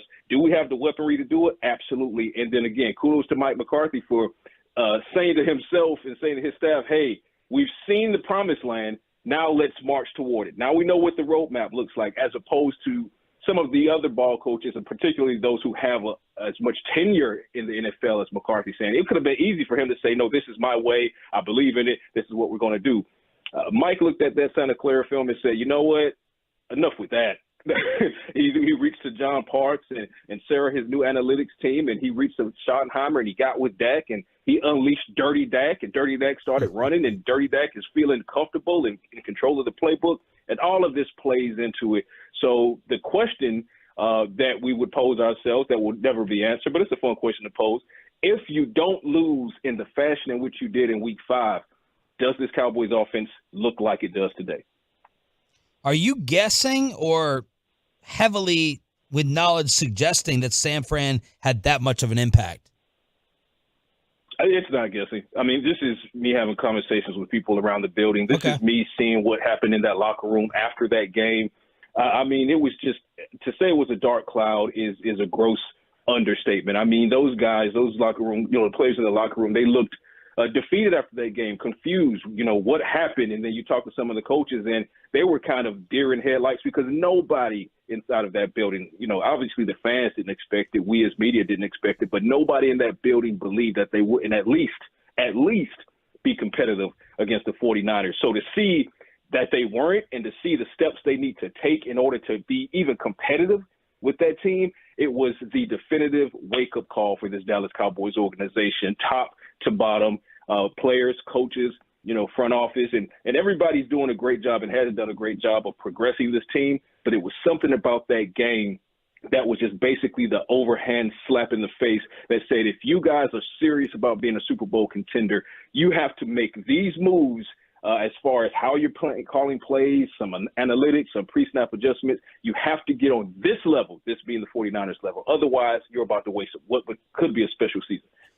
Patrick, Jerry just confirmed with us the Dallas Morning News report that Leighton Vander Esch is out for the rest of the season. He also made the argument that linebacker could be the strength of that defense. And one of the guys getting a ton of love that we haven't talked about a lot is Marquise Bell. Recap his season, his story, and what you've been noticing from Bell. Oh, absolutely. Well, first, I'd be remiss if I didn't voice some sorrow over the news of Leighton Vander Esch. This is a guy who came in, 2018 first-round pick, a maligned first-round pick because not a lot of people wanted the linebacker in the first round, and they definitely didn't want that linebacker. So he comes in, and what does he do as a rookie? Pro Bowler, second team, All-Pro, PFWA, All-Rookie team. And then the neck injury that kind of cropped up at Boise State, it showed itself again. And then it showed itself again in 2022, and now in 2023, it's shown itself again. So I can't say enough good things about Leighton Vander Esch. He's the consummate professional both on and off the field. He's the consummate locker room guy, one of the alpha males in the locker room. I mean, he's still in the locker room. He walked out of the locker room on Sunday against the Giants, and he's still motivating his guys and his players and those linebackers. And I just want him to make the decision that is best for him and his family, because quality of life is much more important than football. So much love to Leighton Vander Esch. Heal up and then just make whatever decision is best for you. Now, as far as one of those proteges, they lose to Marvion Overshown, but guess who steps right in? It's Marquise Bell, like you said. And to see what Marquise Bell has been able to do, this is a second-year guy. Last year, he was on the practice squad as a safety, purely as a safety. They look at him this year and they say, well, we're going to drop you down to linebacker. And what does he do? He just plays with his hair on fire. He plays out of his mind. His execution is wonderful. Self-discipline is wonderful. The way he attacks the lanes and his angles. He rarely over pursues. He's always Johnny on the spot when it comes to making a tackle, particularly in run support. He's just been phenomenal. His numbers are that of a veteran linebacker who's played not only in the NFL several years of the position, but in college as well. I know he did some linebacker work early at FAMU, but to see what Marquise Bell is doing is just phenomenal. And it's not only a nod to Marquise, but most certainly that, but also roses to guys like Dan Quinn and just this coaching staff who continually, prove that they can churn out some young impact talent. Deron Bland, second year, look at what he's doing. So Wanye Thomas, second year, look at what he's doing. So kudos to Bland and Thomas and most certainly Bell. Bell has a bright future, and now we see that he has a bright future as a linebacker, not necessarily a safety. Is Dak better than Josh Allen? Yes. Did I say that fast enough? So here's the thing. When it comes to Josh Allen, I don't think Josh Allen is a bad quarterback. I'm not going to pile on like that. I don't do that. Let's keep it objective. Let's keep it scientific. Josh Allen is still one of the best quarterbacks in the league. He's, I think he's still top 15. You could. Oh, I'm sorry. So you have him outside the top 10? No. Let me finish. I believe that he's top 15, and I said some could argue that he's top 10. I was going to say I wouldn't argue he's in the top 10, but I could see people making the argument that he's top 15. When he's on, he's a force to be reckoned with. But the problem is when he's off, what do you got there? Sam Bradford? So what? There's no middle ground with him, and that's the problem. With Dak Prescott has been the testament to consistency, the aberration of his career being last year when he had 15 interceptions. And that's all everybody can talk about. But he doesn't really turn the ball over. He hadn't prior to last year. He's not turning the ball over this year. Sean, you quoted the stats as far as that I posted, what he's doing versus man coverage, what he's doing versus zone coverage. All the narratives are out the window. Now he's dissecting man coverage. He's dissecting zone coverage. Josh Allen is having a hard time with both of those concepts. Josh Allen is having a hard time making the right decisions when the decisions need to be made, and that's not what's happening with Dak Prescott. So that's why I kind of chuckled earlier in the season. I think it might have been week 6 when I saw someone post a graphic that had Josh Allen in the MVP conversation. And some people thought I was chuckling because I wanted Dak Prescott in there in week 6. That made no sense. He wasn't playing at that level in week 6. But I felt like Josh Allen should not have been in the MVP conversation. So now you fast forward now, and what happens? They lose to the Denver Broncos at home. It's a 6th straight game with an interception for Josh Allen. He continues to lead the league in interceptions as he did last year, the year prior.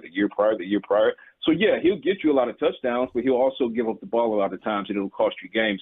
Dak Prescott is back to protecting the ball. He's back to being surgical, and now there's not a defense around that he can't read, and he has the weapons to do it, the pre-snap motion being installed by the coach, and the mobility being unleashed. Shall I go on? The answer is yes, he is better than Josh Allen. Switch those two teams, put Josh Allen on the Cowboys and put Dak Prescott on the Bills, and that answers your question. What would the narratives be then?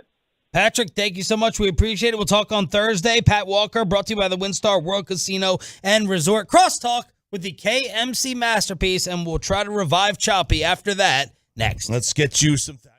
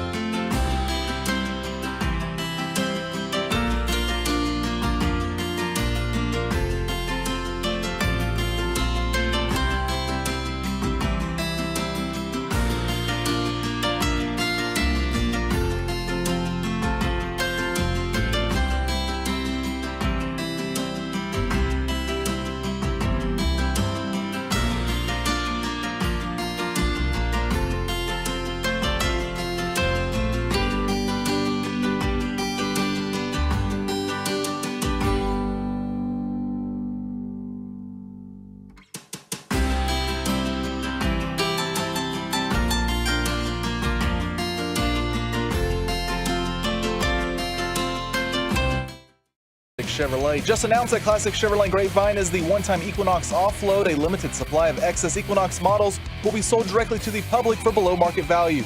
See them all today at ClassicChevrolet.com. Do not wait. The best ones do sell fast. This is Texas. This is Classic Chevrolet. Relax, enjoy the difference, and find new roads. It is now time to cross out with the K&C masterpiece. Kevin Hagelin, Corey Majors with Bobby Bell and Mike Bassick out on vacation. Despite my best efforts to troll and ruin Mike's vacay, I think he's enjoying it. He's ignored me so far. Oh, he didn't. This morning, I texted about something that Jerry said on your show regarding Leighton Vander Esch. Bro, he doesn't care what Jerry says while he's here, and you're texting him what Jerry says on vacation. Oh, yeah, he texted back. Kevin said, in your face to somebody, and then Mike said, I'm just trying to sleep here. And so that was his response. Ben also responded in another thing. Yeah, he's been sending us pictures of like his feet on the beach and stuff. He's really into his feet right now. Okay. It's a Mike fetish, I guess. You think he's getting the most out of his vacation? Is he drinking? Is he Yeah. sightseeing? What was that second thing? Say sexting? Sightseeing. Oh, okay. I definitely think I know he's he's sexed. drinking because he wants to win the vacation. Yeah. So I don't know though. He looks like he's just doing a lot of laying around, by the beach, which that's what I would do. Okay. Yeah, I'd be in the pool. Yeah. On the beach. On the beach. Do you think Mike can relax or too busybody for a week of laziness? I think since it's like 4 days, that'll probably be okay. Once you get past that threshold, I could see him getting kind of antsy. Do you put it together? We have to do everything. We have to maximize this 4 days. No, yeah, I mean, depends on what You have an itinerary? Of course. That's the word. Thanks. Now, if I was going to go to Europe, sure. In Cabo, I am literally going into the pool that has the bar. I'm not going to those other loser pools. I'm going to the pool with the bar. Okay. And I'm not leaving that pool with the bar until they tell me to leave. That's what I do for 5 days when I go. You're not interested in going scuba diving? What's there to see underwater? What do you mean? Everything in the ocean? Not everything, dude. There's lots of stuff we've never seen. Okay, a lot of stuff in the ocean. I just wanted to quote Seinfeld. No, yeah, I have no desire to go. I mean, I mean Jean-Claude Van Damme. Yeah, Jean-Claude Van Damme was in Seinfeld, according to Peyton. We have thinking of the Friends episode. We would if I knew how to swim, we would go looking for those caves, underwater caves. Okay, but I don't know how to swim. The cenotes. Who? You don't know how to swim at all? Caves. I mean, if I have a mask on. Because my nose, I have a You don't even wear a mask outside of water. Oh, I'll wear a mask underwater. Okay? You losers who swim with a mask on. Politics. If I have a scuba mask on where it spittle. blocks my nose from the water going up because I can't keep the water out of my nose. If I could do that, then yes, I would go underneath. I'd be able to do all that good I stuff. can see Chop at the pool bar, and he's got one of those little plug things Oh, for his my nose. God. Yeah, every time he takes a shot, he just falls back in the water. Pops back I can up. see that. As What's well. coming up? Well, the Dallas Stars tweeted something that has led to a flag discussion. A flag? A That's flag right. discussion. Like as a challenge flag, penalty flag? No, or the like- state of Minnesota has decided, hey, we would like to redesign our state flag. And so then I saw what the Stars suggested, and the Stars suggested the Stars logo as the flag. Oh, that's nice. And so then I looked and I was like, dude, Texas is the most dominant flag ever. It's the best flag out there. In the United States, there's no better state flag than the state of Texas. I had a huge battle with my wife over this. Really? Why? What happened? How long ago did this happen? Our wedding weekend. Oh, what? So the place we got married in Maryland had a flagpole with the Maryland flag waving.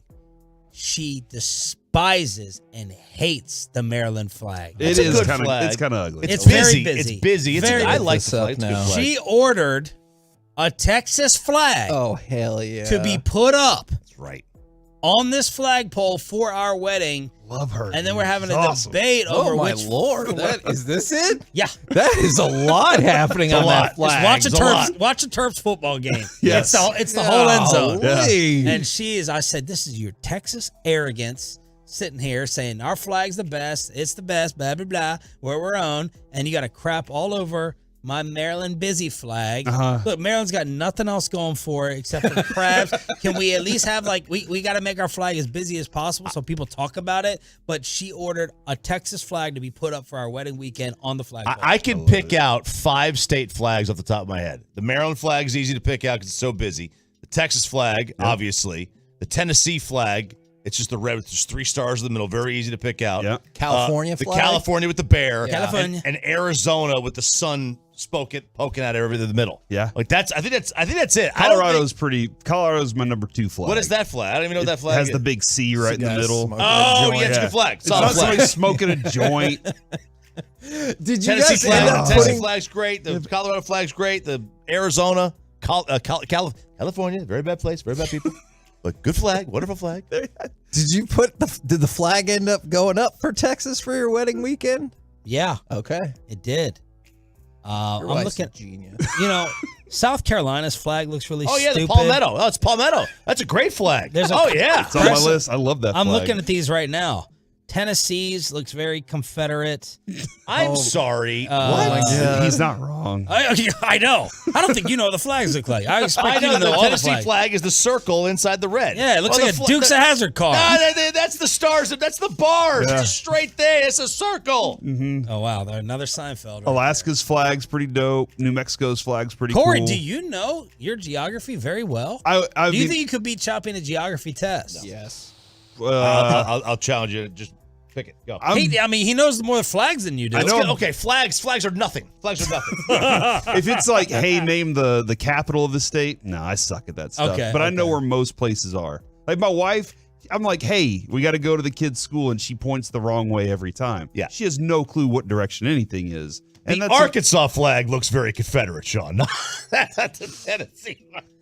Yeah, let's see who else I can offend. Alaska's is dumb. Alaska's is dope. What? It looks like a bunch of just It's the Big breadcrumbs Dipper. left. It's the Big Dipper. It's like 5 or 6 breadcrumbs, Space, bro. That's the space. Did you say that's space? Let's see who else Okay. is on here. Can break this down. Do you have a flag from every state you've been to, Kevin? I do not. Dude, you should usually get a collect shot those. glass or a magnet. What do you think Wyoming is like the Buffalo Bills logo. It's a good flag. I like that. See, that's what I hate those New flags Mexico's that are. kinda cool. It's like one big blue flag, and then right in the middle, it's just some animal or a crest of some sort. What about No, it's Nevada? stupid. Nevada's got theirs like in the upper left corner. Why isn't it centered? Like a gal just dance. Why isn't it centered at all? And why isn't RJ dice. Choppy's Yeah. microphone centered either? Corey Majors Yeah, to the what'd you do? stand. Making RJ limp all morning. Thursday. What? Wait for What? your reaction. Thursday. Look how it's being held up on here like a tire jack. You know what you could use for that? Blue Chew. I know. Needs it. Thursday during crosstalk with G-Bag, Broadus said something, and I grabbed the microphone to say something to him. And when I did that, it didn't have the flexibility and pliability of this one. And so when I did that, I think I stripped a screw somewhere, and then I had to tighten everything up. So now every time you move it, it makes the noise. Yeah. And that's irritating. I know Sean hates that. Yes. And so I don't think, Kevin, I think it maybe bothered you once yesterday during the middle of an interview. But yeah, I mean, we need to get it fixed. I called DJ. He said as soon as he gets in, he'll take care of it. So we'll take care of everything for you, Chop. Everything's going to be all right. All right. Thank you. Also at 11:22, Kyrie says he knew he would inspire his team by saying that he was a little down the other day. When's the last time you think, or that you knew you inspired somebody? Oh, inspired somebody. Because I love when Boach was saying that. He was talking about the guys. He was like, these guys just inspired me, and you know Probably all the that. producers that have worked for us. Inspire them to leave. Nah. Choppy needs some inspiration after Patrick Walker just came on. Oh, no. You usually only react like that after Michael Lombardi. Tell the guys what happened. Are these all your snot rags, by the way? Yes. Sometimes he leaves them. I don't leave. I never leave them. Yes, you do. I am fanatical about picking these things up. If I miss one, I miss one. But I generally Hand try me to those pick wipes real quick. Thank you. We're on the air. So Patrick said Someone's got to be Bassick. he thinks Josh Allen's a top 15 quarterback. Oh. And that you might be able to get him into top 10, that he wouldn't be in his. And that, when Josh has his good games, he's tough to deal with. But when he has his bad games, he's really, really bad. And Dak doesn't have that. Dak's way more consistent. I'm not sure if Patrick was aware, but Dak scored like 3 points against San Francisco. So I'm not sure if that factored in or if he just wanted to overlook that game. Whatever. It's okay. We're cool with it. He said he could squeeze him into the top 10? Top 15. 15. He can't get him in his top 10. Well, I want to know the 15 that are ahead of Josh Allen. Yeah, I'll have to disagree with Patrick I'm on gonna that. I'm gonna have to. And I like his work. I respect his work. I think he does a great job. Oh my gosh! Are you going to keep having him on, or I'm not we're contractually obligated. Oh, is that no? Is that what we do? No, Patrick does great work. He does do great work. Yeah, no, I. But if he wants to fight with me over a chair on Twitter, I'll do that. Oh, he'll threaten to fight somebody on you. I guess I need to look at the quarterback rankings right now because I still have him in my top 10 easy. Even though he is Josh Allen. What about Dak versus Josh? That's all my timeline was last night. Kevin? Man, Josh Allen is a turnover machine. But he also accounts for a lot of offense. He does. Like that's the good that comes with the bad that comes with it. I think he looks close, and their offense I looks feel like they're pressing too much. Like they're trying to win every game on every play. And I think they need to back off of that just a little. I would do one of those Belichick games and just say, you're handing the ball off the entire game. Who would bring back more trade return between the two if they were put on the market today? Can you hand me that dry napkin over there? Josh Allen. Josh Allen. Yeah. Close. Okay, so doesn't that answer the question? I mean, it does, but Perception is hard to break. Like, I definitely hear what you're saying, but Kevin, I was trying to troll you by asking for this napkin. Anyway, go ahead. Finish. Man, you're gonna have the cleanest and who are the computer fans screen saying in that the world. that Patrick said he was in the top 10? No, he said that he did not think he was in his top 10. That's what he said. Look, he was in his top Josh 15. Allen is bad. He is really, really bad. And last night was bad, dude. They did not fare well last night at Look all. at the Broncos haven't won 3 in a row all of a sudden. Sean Payton. Where the hell did that come from? Well, he's a genius coach. You always knew it. Yeah. He's told us. I doubted it at the beginning of the year. He has told us. He tells us all the time. All right, the KNC Masterpiece is next. We're back tomorrow morning for the Hump Day edition. Hump Day. Kevin and Corey got you covered right here on The Fan.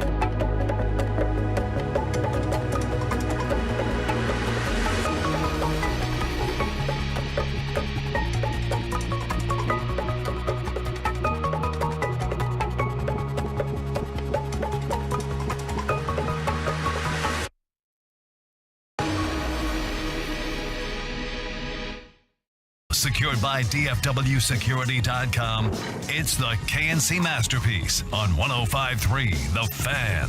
KNC Masterpiece right here on 105.3 The Fan. For people that have been asking, programming reminder, Mickey Spagnola will be on at 11 o'clock. I need to talk about this LVE injury as he and CJ Goodwin are out for the season. That's a special teams hit right there. Yeah, man. That's a big concern. How are we?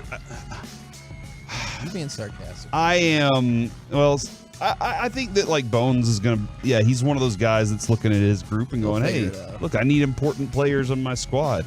The Leighton Vander Esch thing is one of those. Like, didn't it always kind of feel like it was just a ticking time bomb? It sucks too. You know. And yeah, I don't like seeing that he's not coming back, and there is no like, hey, the cavalry will be back in play late in the season, where he comes into the meat of the season, if you will, Kevin, and helps us out. But at least you know now, and like that's the knowing and moving forward from there. There are guys on that team that have to look at themselves and say, all right, this is my job, and now this is my job to take over for this team. I'm not just a placeholder for somebody. Now, I wanted to go ahead and fire off cut number 6 because this is something we talked about a little bit from Sunday's game, but I think it is worthy of a lot more discussion. It's first and goal, inside handoff. Dowdle pushing, that one's in. That's a touchdown for Rico Dowdle.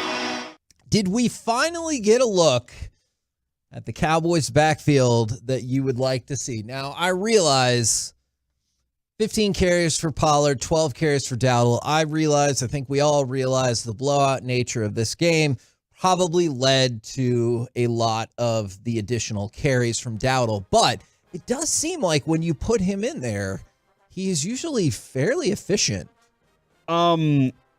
Yes. And that's where, man, this argument that's been going on about Zeke missing the entire season and how Tony Pollard can't carry the weight of Zeke and all that stuff.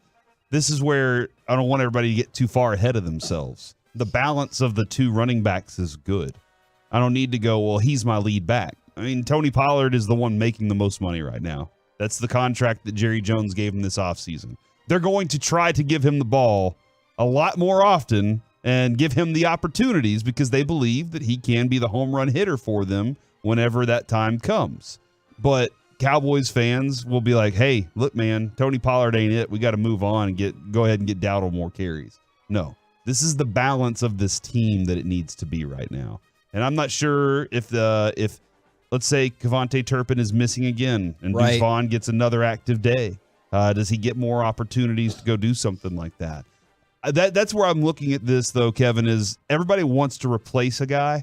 Sure. And why can't those guys exist together and be a good tandem? And that's something that you had with Zeke. The problem was it was never about Zeke. It was about the contract that he was being paid and the production that he was providing. Sure. That was the biggest problem. If Zeke was on Tony Pollard's contract, he would still be here. He would still be rocking along as right there next to Tony Pollard, and the Jones family would be sitting there looking at this going, man, we have a fantastic tandem for a great price that also allows us to go purchase an offensive lineman or whatever else they need because they could do it, because they weren't having to pay this. So the balance that I see is not, hey, I got to get more carries for Rico Dowdle. I need Rico Dowdle to be able to produce the same way that he did against the Giants every single time he touches the ball. And Tony Pollard has to be lifted up at some point too. There are going to be times when he's in the game that everybody knows he's going to get the ball. And the offensive line has to do their job in front of him to give him the space at the next level as well. How long do you have to see that before you believe in Rico Dowdle? I'm just curious, because I felt like most of last year, even when Tony Pollard was playing outstanding, people were like, yeah, we'll see, or yeah, but he can't do it if he's the main guy. And now people are going to point to this year and see, I told you. Yeah, an injury season, For sure. Which is something that look at Terrence Steele and how difficult it is for him to come back. And Tony Pollard had a broken bone. And I know he's back. You're back. If you're going to say you're back and do the job, then do the job. And Stephen Jones is like, no concerns. He's trying. He's doing everything he can right now. I do think that I think he's a half step, maybe a quarter step off from taking that one cut 20 more yards. That's where if you watch Tony Pollard runs, there are times where he gets caught up in a foot that you're like, dang, that was almost about to be it. But I think, that's why I just look at it as the combination of the two, Kevin, is the most important factor. How Mike McCarthy and Schottenheimer decide to use that running game. But it sounds like early before the season, the Cowboys model was, we're going to ground and pound, baby. We're going to go back to Thomas Jones and Sean Green back up in the New York Jets. We're going to ground and pound this thing. That's what we were feeling. Everybody was feeling they were just going to be a dominant run team. Then you run into a game, Zach Martin's not there for this. Yep. Tyron Smith's not there for that. Terrence Steele's coming back. Tyler Smith's out. You got all these parts that you're trying to get back together, and their running game wasn't effective, and it wasn't what you expected it to be. And as things have gone along, Mike McCarthy's offense has evolved to something a little bit more unique and different, probably more like what he wants, which is I have a wide receiver target that can be a dominant factor, and everything else trickles in around it. And if you listen to Jerry Jones yesterday, it sounded like he's kind of changed his method on this, in that if the offense can set up the run game by passing so well, then that's going to benefit the running game later on down the road.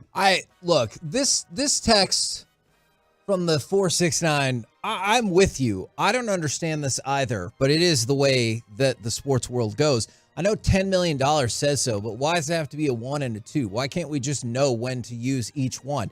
And you're right. I have never understood either why money dictates how you have to use someone if the money's already spent. You know what I'm saying? It's not like you're like, hey, but if we get Tony Pollard up to 1,000 yards, then we get a $5 million rebate on all the money. Like, that doesn't work like that at all. And so on certain drives, if Dowdle is rolling, I think you should be okay with just sticking with that. All right. You also really love what Bruce Bochy just did this year, right? Yes. And what does Bruce Bochy do if somebody's good? They get to play again. And keep going to them. Yes. And that is, I think that's one of the things where they lined out this year to start the season. Here's our best players. They're going to get these opportunities until they prove they fail. And here you are at a point where you're like, well, is it failing, or is it just kind of do we need to look at some things? And that's where I think McCarthy's trying to figure out who has the hot hand. And a lot of the hot hand at running back comes to what's going on up front. People can say, oh, Emmitt Smith made guys miss. He didn't make guys miss without other blocks happening in front of it. Sure. The running lanes have to be there. You can't run into nothing. If there's nothing there, it's not going to work. So is Mike McCarthy seeing who has the hot hand? Or is he saying, look, we have this set of plays and this specific section of time where we go with Tony Pollard, and then we go with Rico Dowdle. And that's the way we do things, because we've seen this series is his, this series that. Last night, you see Javonte Williams on pretty much every single running down that they knew they were going to, unless there was an option for speed, in which they went with Jaleel McGee. And then whenever they said, you know what, Jaleel, you're not doing that great, here late in the game, we're probably passing the most. Samaje Perine getting the ball the most. Okay, and that I can support, because I hate the structure of, I'm fine with like first drive it's Pollard, second drive it's Dowdle, and we'll see from there. I just hate the idea that it's like, well, that was a Dowdle drive, so now we have to do a Tony Pollard drive. If you're like, yeah, but like that last drive was a touchdown, so maybe we should keep doing that. Keep touchdowning. Or vice versa, and it could be Pollard. And the biggest thing about Pollard that continues to stick out is he did seem like last year he could do some things when nothing apparently was there. You know, This year it feels like he does run into the pile more often. And I'm not saying that's not on the blockers whatsoever, because it definitely is. But it feels like he excelled at that last year, and this year, not so much. What I remember watching with Tony Pollard were there were a lot of times where the hole was not as big and he was able to make something happen. Yes. The hole is a lot smaller, in my opinion, this year, from what I'm watching, is the hole is not there as often, and somebody gets the clip of that foot. And you're like, dadgummit. You know, that's what I have to say, Kevin, because otherwise my kids will be like, Dad, you said the other word. That is the beauty of having a child who doesn't repeat what you say yet, because that is not what I say. But the main thing, like when you look at like the Alvin Kamara, Mark Ingram combination that was so successful, when you look at some of these other combinations of running backs, what was so good last year was Tony Pollard could get in passing situations, but he could also run between tackles and then squirt outside of tackles as well. Whereas Zeke, you were like, you're in between tackles. That's pretty much it. We don't need to throw you the ball. But every time, like, you really didn't know what kind of play you were going to get from Tony Pollard. And it does feel like this year so far, you're kind of like, okay, where's that other stuff? Where's the extra element? You know, somebody just texted in and said, at Memphis, he was more of a receiver. Yes, he's grown since he came here from Memphis. He's changed. He's developed. You saw things last year that you can see. I would like to see them add some more of that. And Kevin, my belief in what Mike McCarthy is doing is more like he has other stuff that he's going to develop as the season goes along. I'm hopeful that that's a reality. And I think that there is more for Tony Pollard down the road. I know it was an offensive explosion on Sunday. I still found this statistic to be crazy. Sunday marked the first time in franchise history, this is pretty impressive, that the team had 2 rushers of 50 yards or more and 2 receivers of 150 yards or more. Okay. So obviously Pollard and Dowdle both had more than 50 yards rushing, and then Cooks and Lamb both had more than 150 yards receiving. Never happened in the history of the franchise ever. Offensive production, for one, and a terrible opponent. So just gain 600 yards every game, and it'll all work itself out, right? Like the Giants, I don't want to the Giants offense kept giving the Cowboys offense the ball back. Their offense terrible. was like, hey, we tried, but we didn't get a third down conversion. So y'all can have the ball back, which gave the Cowboys plenty of opportunities without having to panic or rush or do anything out of the ordinary. They said we can just go through our offense and we can really produce because they know they're really good. The Giants' defense isn't atrocious, all right? Their offense is miserable. Their defense isn't atrocious. And the Cowboys are like, the more opportunities you give us, the better we're going to be, the better it's going to look offensively for us today. From the 2-4, Tony's injury is the difference this year. Only thing that makes sense for the drop-off in production. And I feel like we've given the Cowboys a couple of shots to use that as an excuse. We just asked Steven yesterday. Yeah. They won't, because then it sounds like an excuse. Which, at least then I would understand their logic of negotiating a little bit more, because we asked Jerry this on Friday. It feels like Gallup, Steele, I know this is only a franchise tag, but Pollard, it feels like negotiating with injured players is not great. Yeah, that's not what they're best at from what we've seen so far. That's not necessarily what they're best at. Kevin, or Dak. Have you seen the new picture that we have for the Fan? Oh, no. At 105.3 The Fan on Twitter. It says now in the majors and thank Kevin are live on 105.3 The Fan. And look at Mike right there in the middle with that big old grin on his face. Good night, that guy right there. He's always there, Kevin. He is always there. Yeah, in my thoughts, in my dreams. Yeah. You have dreams about Mike? Luckily not. I just watched an episode of Mythic Quest, Kevin, where they have you suggested it, and I was like, really all right, good. I'll watch it. And they're having sexual dreams about their bosses. Oh my goodness. And I was like, is that something that goes on in your life, Kevin? 877-881-1053. Have you ever had one of those boss dreams? We'll wait. No, I mean, we can keep moving the show. I don't believe I ever have. Now I have to think, I don't know how many attractive bosses I had, but then again, they don't have to necessarily be attractive. It might be the power dynamic that draws you in. Yeah. That's a good question. What are the 3 most attractive things? Money, power, and looks, right? Oh. Isn't money and power a combination of things? You're supposed to say sense of humor. Sense of humor, yeah. Kindness to other pets. That's why whenever people are like, oh, it was love at first sight, she's so kind, and I was like, stop it. You did not see that girl and be like, damn, she's kind as hell. Look at her. That is not how that happened. Look at all that community service she's giving out there. Yeah, for days. We call it. Just say that you thought she was hot to start off with, and then you learn, or he was hot to start off with, and then you learned all that other stuff. Yeah. Just say you like the way the jeans sat on him. Just say that. Don't be like, I could tell he would be a good provider. No, you didn't. From just looking at that person? Come on. How does a pair of jeans sit on a guy, Kevin? You're checking out the butt. That's what it's all about. We can all be honest about that. At least I hope we can. We're the KNC Masterpiece right here on 105.3 The Fan. Coming up next, where does Jordan Montgomery sit in the free agent tiers? And yes, a little bit more Ohtani and Hader. We'll do it next right here on The Fan.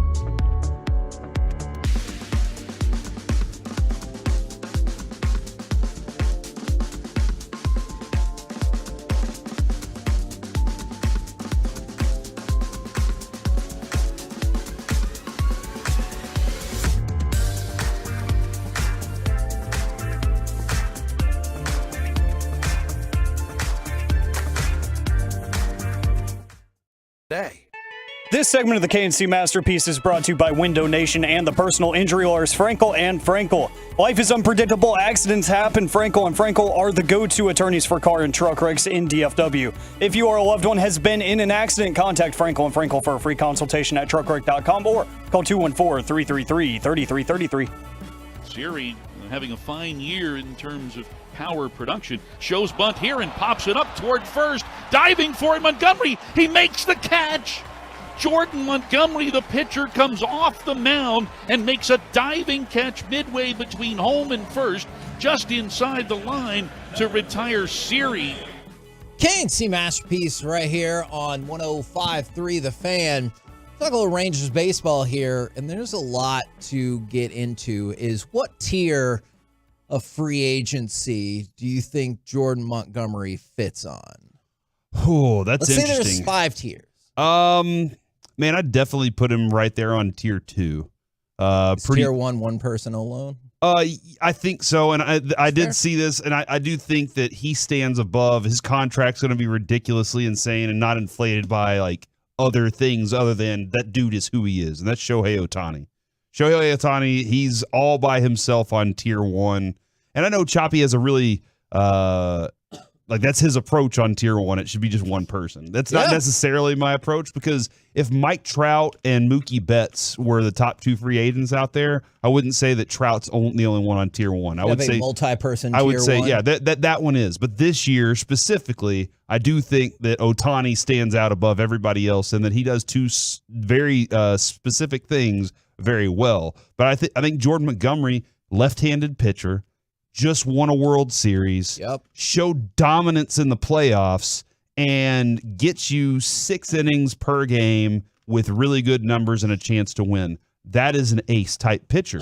And an ace-type pitcher, or if people want to say a really good number 2, if that's what you're dealing with, then I think that he's definitely on tier 2. And it just felt like that Evaldi Montgomery 1-2 punch in the playoffs was just incredible. So MLB.com has followed a lot of this logic, and they have Shohei Ohtani by himself on tier 1. Then when we move into tier 1, there's a couple of intriguing players here. Is first Jordan Montgomery, 2.79 ERA after being acquired by the Rangers at the trade deadline, and raises stock even more during the World Series run. Like, who would have guessed if you go back through it and you're like, hey, you're going to get a Aroldis Chapman, you're going to get Max Scherzer. By far, the biggest impact was Jordan Montgomery. Yeah. Of those trade acquisitions that you made. Yeah, no, it's huge. It was the most significant trade acquisition. Ooh. Was it? Yeah. Chapman? No. I think Montgomery is far more important than Chapman. Where'd Spores come from? What's Spores' history? He was here before the trade deadline. Good for us, man. Been here. Look at us. So to go along with that, another name on tier 2, and I just want to open this up so we can get a feeling from folks if they're interested or not, is Josh Hader. Now, Alec, you saw the audio earlier. If we can fire it off, who are the competitors for Josh Hader? I think one thing is really interesting that we saw even among the teams that played deep into October, and indeed even the one that won it all in the Texas Rangers, They had some bullpen questions. So I'm going to go straight to those teams that are either trying to repeat as World Series champs like the Rangers or get there like the Phillies when you consider the struggles of Craig Kimbrell and the overall lack of reliable bullpen innings they had late in those games in the NLCS. I look at both the Rangers and Phillies as strong candidates to sign Josh Hader. You mentioned him there, the multiple-time All-Star. Let's just go and stop it right there. Just real quick side note, the Bills are firing offensive coordinator Ken Dorsey because he's the one that forced Josh Allen to turn the ball over. Do you want to set aside some time to discuss this, or is now the time? No, you can throw it out there. I felt like his play calling was pressing also. Sure. Like when I watched that game last night, I go back to we had this discussion about Tony Romo. Tony Romo always felt like he didn't belong. And he always felt like, look, I'm a free agent, undrafted rookie free agent guy that's got to prove myself. I got to be a hero. And Tony Romo felt like in those moments, now it's time for me to shine. And he didn't necessarily, he needed to trust his team. He needed to trust the system that he was playing within. And I felt like Ken Dorsey, when you're watching him call plays, everything's on the line and he's trying to make every play the season-winning play. Like he's trying to go back to that Kansas City conference game. And you can't do that. It just felt like they were always trying to push too much. And I think this might be a positive. Not that I think Ken Dorsey's bad at his job, but I think that he gave an element of there's too much riding on every single offensive play. So there's your little mini breaking football news right there. On the baseball front, I feel like it's pretty universal that, depending on the cost and everything, everybody wants Jordan Montgomery back, right? Yep. Like, maybe if it's $30 million per year, people, I don't know about that. I would love to have him back. Okay. Unless there's a better pitcher that you want to tell me you're getting. Okay. I don't have a better starting pitcher for you right now, although clearly I know that people have talked about Blake Snell for a while. Maybe if you put Aaron Nola in that category. But I want to talk about the audio that Alec pulled aside. Josh Hader. We've heard Josh Hader be rumored to the Rangers already early this offseason a lot. Alec, I want to start with you. Where do you fall on picking up Josh Hader? I kind of bounced back and forth on it because I really did start to like what I was seeing from Jose Leclerc, but you look at the numbers from Josh Hader's season last year, unbelievable. Yeah. And by far and away the best leverage guy on the market. You don't really get these guys on the open market very often. They're guys that you're having to give up a lot for in terms of assets at the deadline.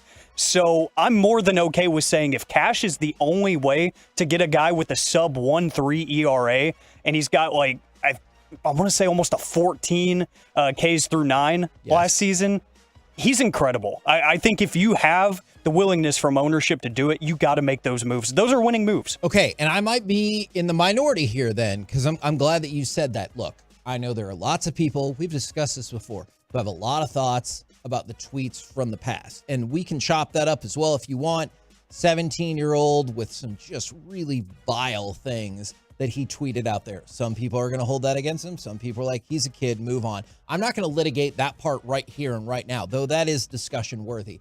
I feel like he quit on his team last year when they were still mathematically alive for the playoffs. And that is my concern. And I know, Corey, you bring this up a lot, is I feel like you got a pretty positive vibe in the locker room. And I might be overstating this because Alec is right. He is an incredible pitcher, but I do worry about that pitch more than an inning. Get out of here. And you're like, you could still have made the playoffs at that point, dude.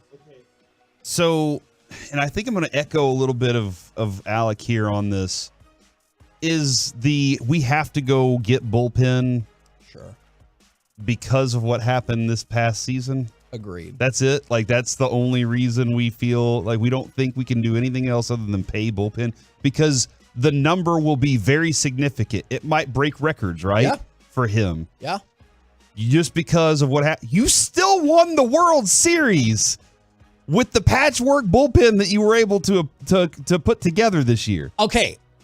You're right. And having those guys in place at the beginning of the season does not necessarily mean that they will be there and in place at the end of the season. You're right about that, especially because bullpen churns a lot from season to season. I think that is one of the stable parts that Hader brings. But I'll tell you this. If you had a good bullpen this year, Rangers would have had the best record in Major League Baseball. That is not hyperbole. They won 90 games and I believe blew 29 saves in the regular season. They had more blown saves than they did converted saves, which is crazy. So the difference there, and now you're pitching to Ray Davis. All right, now you're pitching to Ray Davis. Good. You're not pitching to me anymore. Get me in front of the money guy. Kevin, you just told me that a team blew 29 saves and still won the damn World Series. And I'm like, awesome, let's do it again. But you're talking to Ray Davis and you're saying, do you want home field advantage throughout the playoffs? Do you want home field in the World Series again? Like, these are the things that if you're not blowing those saves, you probably have a better advantage of hosting more games and collecting more revenue. That part is true. My other appeal to him would be if you think the Rangers have cracked a new way to win the World Series, which they very well might have. We talked about earlier in the year. It used to be you got to have 3 really top-notch pitchers to make it to the World Series. Well, the Rangers proved that's not the case. They only needed 2. So if you think, I would tell Mr. Davis, if you believe that 2 lights-out starting pitchers and 3 viable bullpen pieces is what you need to get to the World Series, because that's what you did, and you think it'll work again, then don't worry about it. Then don't worry about it. But if you think historical baseball will take back over and you'll either need 2.5 or 3 really good starting pitchers, or you'll need 4 or 5 quality bullpen pieces. But you're right. This offseason or this postseason was a punch in the face for that because the Arizona Diamondbacks had the far superior bullpen. And guess what happened? You tore them up. You know, I did love, last week with Devin Williams when Mike was bringing him up, and Mike did mention, look, he's a righty also. But that doesn't matter that much with Leclerc and what the way that they did their bullpen. S'mores is going to be a part of it. I think if you want to throw Hader in here, Kevin, again, that's more. Now you got to think about money that you might be having to pay Leclerc and all that stuff. But you do have the options of lefty, righty, lefty, or righty, lefty, righty in your bullpen when you have that combination there. He's 29. He's still got plenty of time to be a good closer for you, and you can do some other things. I'm not so much worried about other stuff because I do trust that Bochy, every person we've talked to, it hasn't been. I don't think every player that's ever played for him loves him. There's possibility. There's one out there that's like never liked that guy, and he's probably a loser. Oh my gosh! But everybody we talk to says that you leave and you know where you stand with Bruce Bochy at the end of the day. You're not going to walk out of the stadium and think, gosh, I don't really know. So I think if Hader was to be here, he would know where he stands with this team. And if he says, I only do 3-out saves, then he'll only do 3-out saves if that's what Bochy requires. But that doesn't feel like that's what Bochy requires. No. Bochy requires whatever the game asks of you, you do, and get it done. I really like this from the 972. No, Corey, I don't want more home games. We just won 11-0 on the road in the playoffs. That was last year's team. Good-ass point. That was last year's team. From the 406 in Milwaukee, Josh Hader was a pure professional. Playing for the Padres would get anyone down. Now, that's another topic that I want to bring up for another day. Maybe it's tomorrow. Maybe it's later this week. I guess Boch never won a World Series with them. Exactly. So, yeah. Even though he didn't win Manager of the Year yet. That's really weird there. By the way, prepare yourself for tonight. If and when he doesn't win Manager of the Year, try to prepare yourself that that's probably what's going to happen. How could he not? Okay, because it's a regular season award. Yeah. And I do believe that the Baltimore manager is going to get it and Bochy is going to finish second. I'm not advocating that. Clearly, I think Bochy should be the Manager of the Year. I'm telling you, it is a regular season award. I believe Baltimore's manager will win and Bochy will finish second. Why? Because Baltimore came out of nowhere to be good? And they had a much better record. Oh, a record. In the regular season. Did you not hear?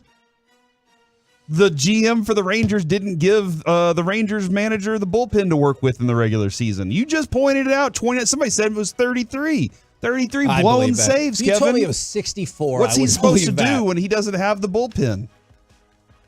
Win a World Series is what he's supposed to do. Okay, but I'm telling you, it's a regular season award. They don't factor that in. Because he didn't have the bullpen yet. That's not on him. Okay. You can't hold that against him. Okay. He still had a badass team. He did have a badass team. That came out of nowhere. Like Baltimore. To win the World Series.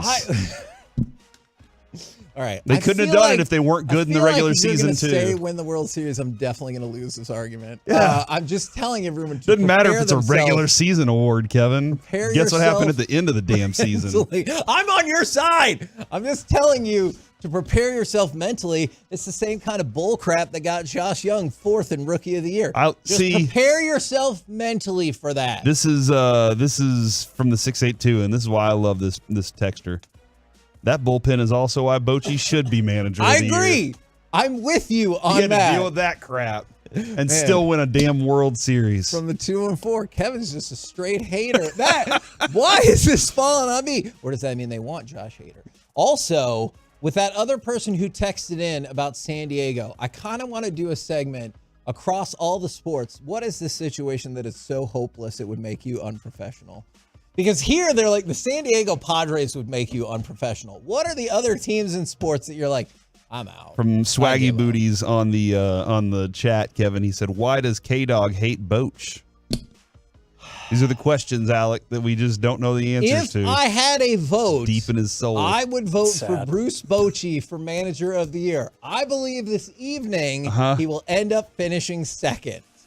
Not because of me. I would vote for him. Tomorrow, if we come in and Bochy is the winner of Manager of the Year, I'm gonna be so pissed. Will you apologize to God? I'm kidding. Will you apologize to all the Rangers fans that you offended today? Oh, you dare mark that. Somebody said y'all should put up a bet, Kevin.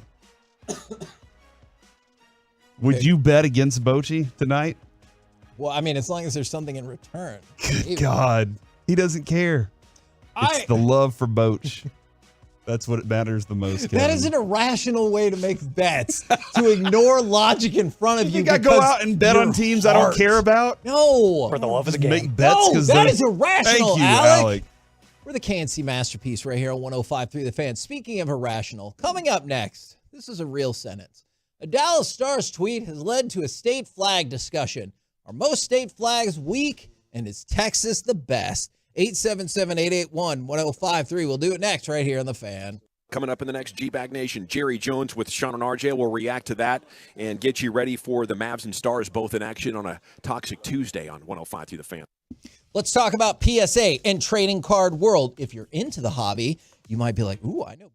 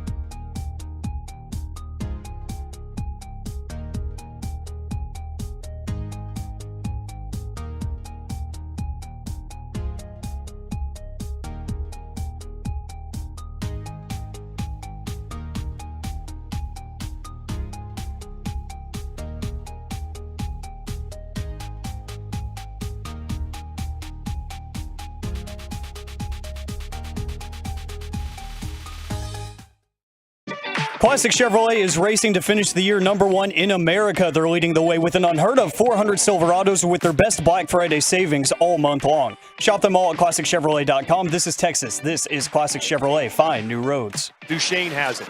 He's feeling it as well. Wrist shot. Score! Tipped in front. Tyler Sagan has the goal. His second of the year. And the Stars lead 4-2. KNC Masterpiece back here on 105.3 The Fan, where the Stars are rolling, the Mavs are rolling. We'll get into that even further as the show goes along. But we talked about this yesterday. The Stars' social media accounts, the Twitter account, it's spicy. Because the other day, I think it's after Saturday's game, it was like, by the way, that's Wyatt Johnston with a T. You need to know that. But then, Corey, you discovered something else entirely that has led to our bizarre state flag discussion. Yeah, the state of Minnesota is apparently said, hey, if you want to design our new flag, go ahead. We would like, they said the legislators established the State Emblems Redesign Commission in 2023, their legislative session, Kevin, because that's very important. Sure. Designing a new flag, probably the most important thing in politics. School stuff. Adopt new designs. Lawmakers in favor of a redesign say the flag and seal are independent compared with the U.S. states and feature imagery that is offensive to Native Americans. Oh, dear. So I don't know. I barely ever looked at their flag before, but lots of submissions like lakes, ducks, and stars are out there. The Dallas Stars, after destroying the Wild over the weekend, tweeted out, "We have a suggestion for the state flag of Minnesota," and it was a Stars logo.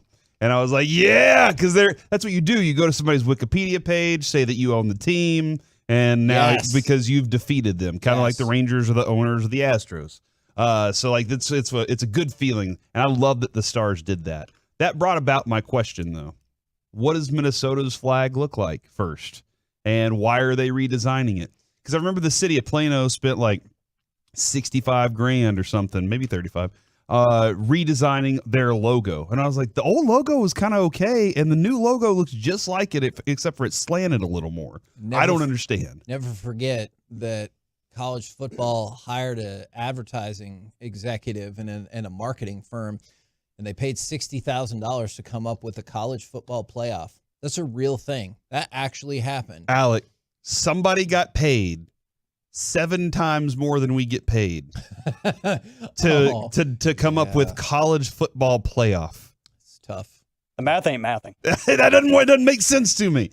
So anyway, whenever I saw this, I thought, this is genius. The Stars Twitter's been great for a long time. Yeah. The first thing I can remember from Stars Twitter is the Tony Romo back and forth. Well, at least our number 9 got the job done. Wow. Do you remember that when that Yes, situation I happened? do. I don't know why. Like maybe the Cowboys accidentally took a shot at him or something. And they were like, well, here it is. And so since then, Stars Twitter has been phenomenal. If you know who's running their account, because I did know him for a while, if you do know who's running their account, let us know. I'd love to have a chat with that person. But then I started thinking, are all flags ugly? And oh, dear. Or are there some really great flags out there? And that brings me to my top 5 flags in the entire United States. Not the world. Okay. Is this based on any particular metric outside of just... I looked at them. Okay. I went to wikipedia.com and clicked on the flag lists. And I will say I don't like the flag that is a solid color and then has like some crest in the middle. Okay. I'm not a fan of that. That seems like you should have just made the whole flag the crest instead of what you did. What you did was stupid. I will say honorable mention, number 6 goes to Nevada. I think Nevada's is okay. All right, that's decent. Did you just make room for that flag that Carter was talking about? Oh, no, but I'm going to have to at some point. Number 5, South Carolina's flag. South Carolina's flag is the palmetto, as Choppy pointed out. We have been to South Carolina. Those little palm trees are everywhere across the entire state. And if you see it on a license plate, it's kind of cool. They get little tattoos. I've seen people get tattoos of the palm tree. It's cute. Number 4, Alaska. I think Alaska is dope. It has the stars and space on it. The North Star is also with it as well, I do believe. It's the Dipper, right? Is it Big Dipper or Little Dipper? Do you know the I'm gonna difference? say Big Dipper. Do you know the difference, Alec, between Big Dipper and Little Dipper? One's big and one's little. That makes sense. Facts. Like I don't know if one looks another way, like they're looking different ways. I don't know. I took astrology in high school. Don't remember any of it. All right. You took astrology or astronomy? Astronomy. It's early in the morning, Kevin. Number 3, New Mexico. It's a yellow flag with like 3 red lines in a circle. All right. It's enough. It's Okay, yeah. simple. Okay. Is it 3 or 4? No, yeah, I see, but it's like in the shape of a the compass. I got you. Number 2, Colorado. First off, my name's Corey. There's a big C on the thing. All right, it looks cool. it's distinguishable too.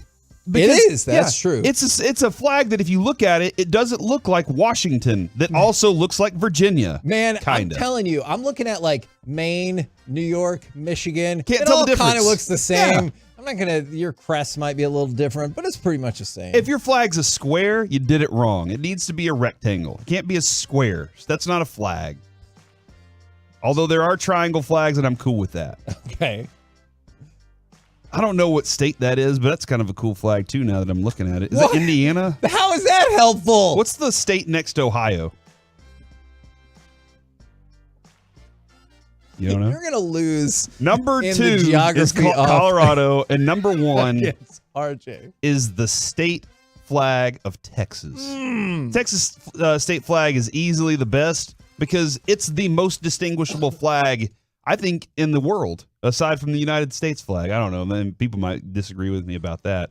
But I bet on the other side of the planet, people see that flag and they go, Texas. I also think that whenever they see the shape of Texas, they go, that's Texas. Texas has a distinct shape. You know, what else looks like Texas? Nothing, Kevin. Yeah. Nothing looks like Texas. But just some people are surprised that you said Texas state flag over the G-bag flag. G-bag flag is Not kind of eligible for this, right? Okay, yeah, because they're not a state. They haven't classified as a state yet. Okay, but you see how North Carolina tried to copy the state Texas flag. Are you looking at the Are you looking at the map right now? I am looking at the map. Puerto right Rico's now. kind of in that area, but they're is it an annexation, Kevin? What is it? No, that's a territory. Okay. You're thinking about the movie Little Giants right there. And also, is that Alabama and Florida that are like, hey, let's have the same flag, but we'll put like an emblem in the middle for Florida? Yes, it's the same flag. And also, like, I don't know. I kind of feel like I look at those two flags and wonder if we need to update those. Okay, why? They feel of a bygone era. Are you saying that things that look like a rebel flag don't need to be flags anymore?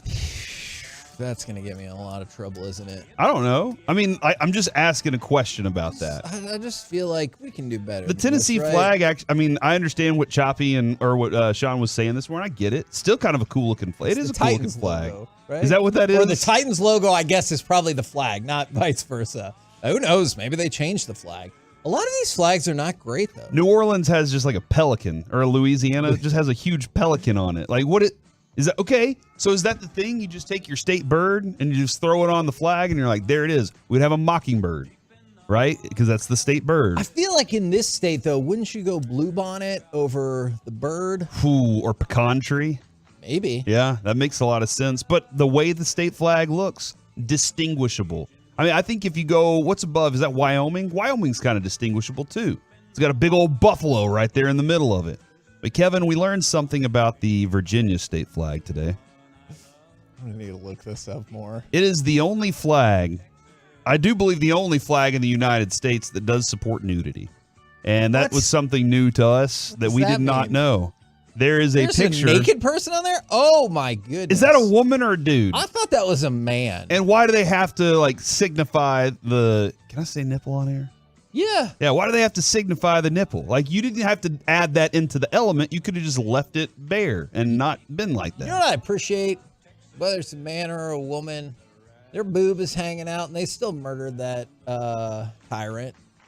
Yes, because they're standing on top of them. And then it looks like they're also holding a ripped-off piece of a statue with the other arm. Like, if you look at this flag, it looked like they ripped the arm off of a statue, and they're carrying it with them. What is that thing that they're holding? Is that a huge pencil? They killed the tyrant. That looks like a huge pencil, and they just wrote the tyrant to death. I don't know exactly what it is, Kevin. It's a spear. But if you get a chance, y'all go check out the. I think that's a guy. I don't know. From the I get it with 214 the hat. From the Looks like a 214, you train said conductor. nudity at the same time as I'm passing a topless bar. LMAO. So people out there driving, listening to flag talk, fun with flags. What's the earliest topless bar opens up? Do they close? Oh, they open all the time. Oh yeah. And they're just kind of there. I don't know. I would assume that they're like maybe not the A team is always there, Okay. but I would Yeah. assume that they're kind of always like, hey, you leave late, show up early. I've never had to go at like 9 o'clock in the morning, Kevin. That's what I was curious. Yeah. Was that what legs and eggs was? Right? Look, You guys remember I think that you may have time. misheard me. I said bring all the bacon. We're the KNC Masterpiece right here on 105.3 The Fan as people are giving us more suggestions to go check out for flags and stuff. I And get we'll that do the chili flag kind of looks like the state of Texas flag, but the state of Texas flag is still even better than the chili flag. Coming up next, let's talk about those Dallas Cowboys injuries, and we will do so with our Dallas Cowboys insider, Mickey Spagnola, right here on 105.3 The Fan.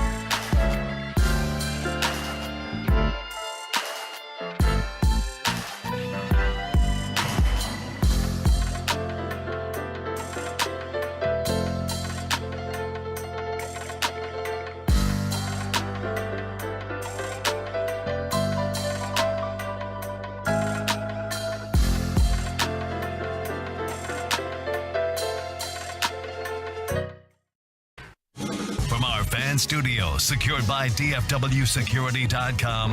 It's the KNC Masterpiece on 105.3 The Fan. KNC Masterpiece right here on 105.3 The Fan right now, brought to you by Ford and your North Texas Ford dealers. Ford is the best in Texas. It is our Dallas Cowboys insider, Mickey Spagnola. Good morning, sir. Good morning, gentlemen. Are you ready to revisit a conversation that we had a week ago? Yes. Okay. You were prepared for this, right? Yes. Okay. Absolutely. We told you that it sounded like Stephen Jones was not feeling good about LVE anytime soon, and maybe not even for this year. Did you want to go back and revisit that conversation and admit that we were right? I guess his hint to you was right. I think I was speaking from knowing the physical part of it, and I think there was more to it than just the physical recovery from the stinger. When you talk about then the mental aspect is, I know Jerry said, hey, there's a lot that goes into it, but we also had a whole bunch of people text in saying that they kind of hoped that he retired because they didn't want to see any like long-term damage to LVE. Do you fall in that category, or is that just not fair to the person if they want to keep playing? Well, I think Jerry sort of hinted at that when he said, we just, how did he put it? He said, just the nature of his injury causes me to think in longer terms.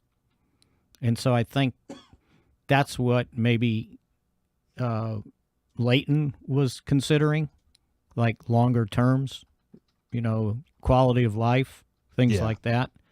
And then he ended up saying has everything to do with what's in his best interest.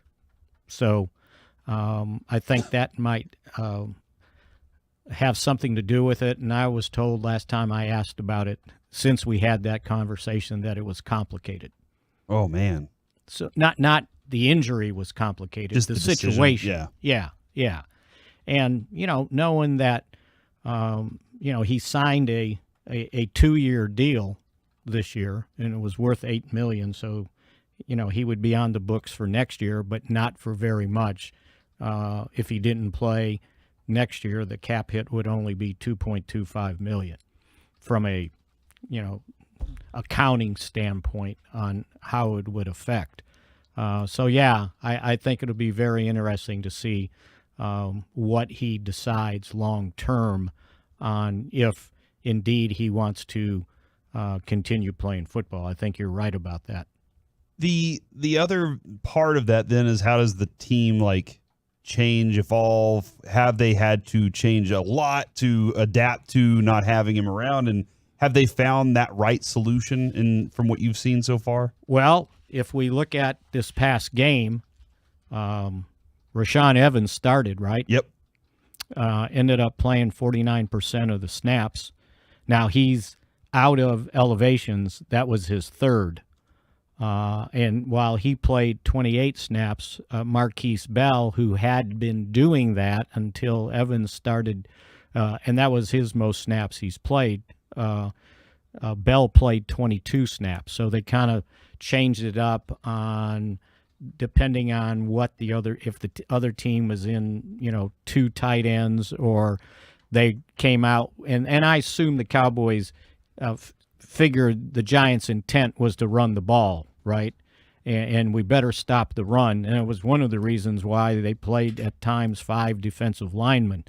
But when they had two running linebackers out there in some of their situations, more normal set, Evans was out there, and then when it was in passing situations, Bell was the other linebacker.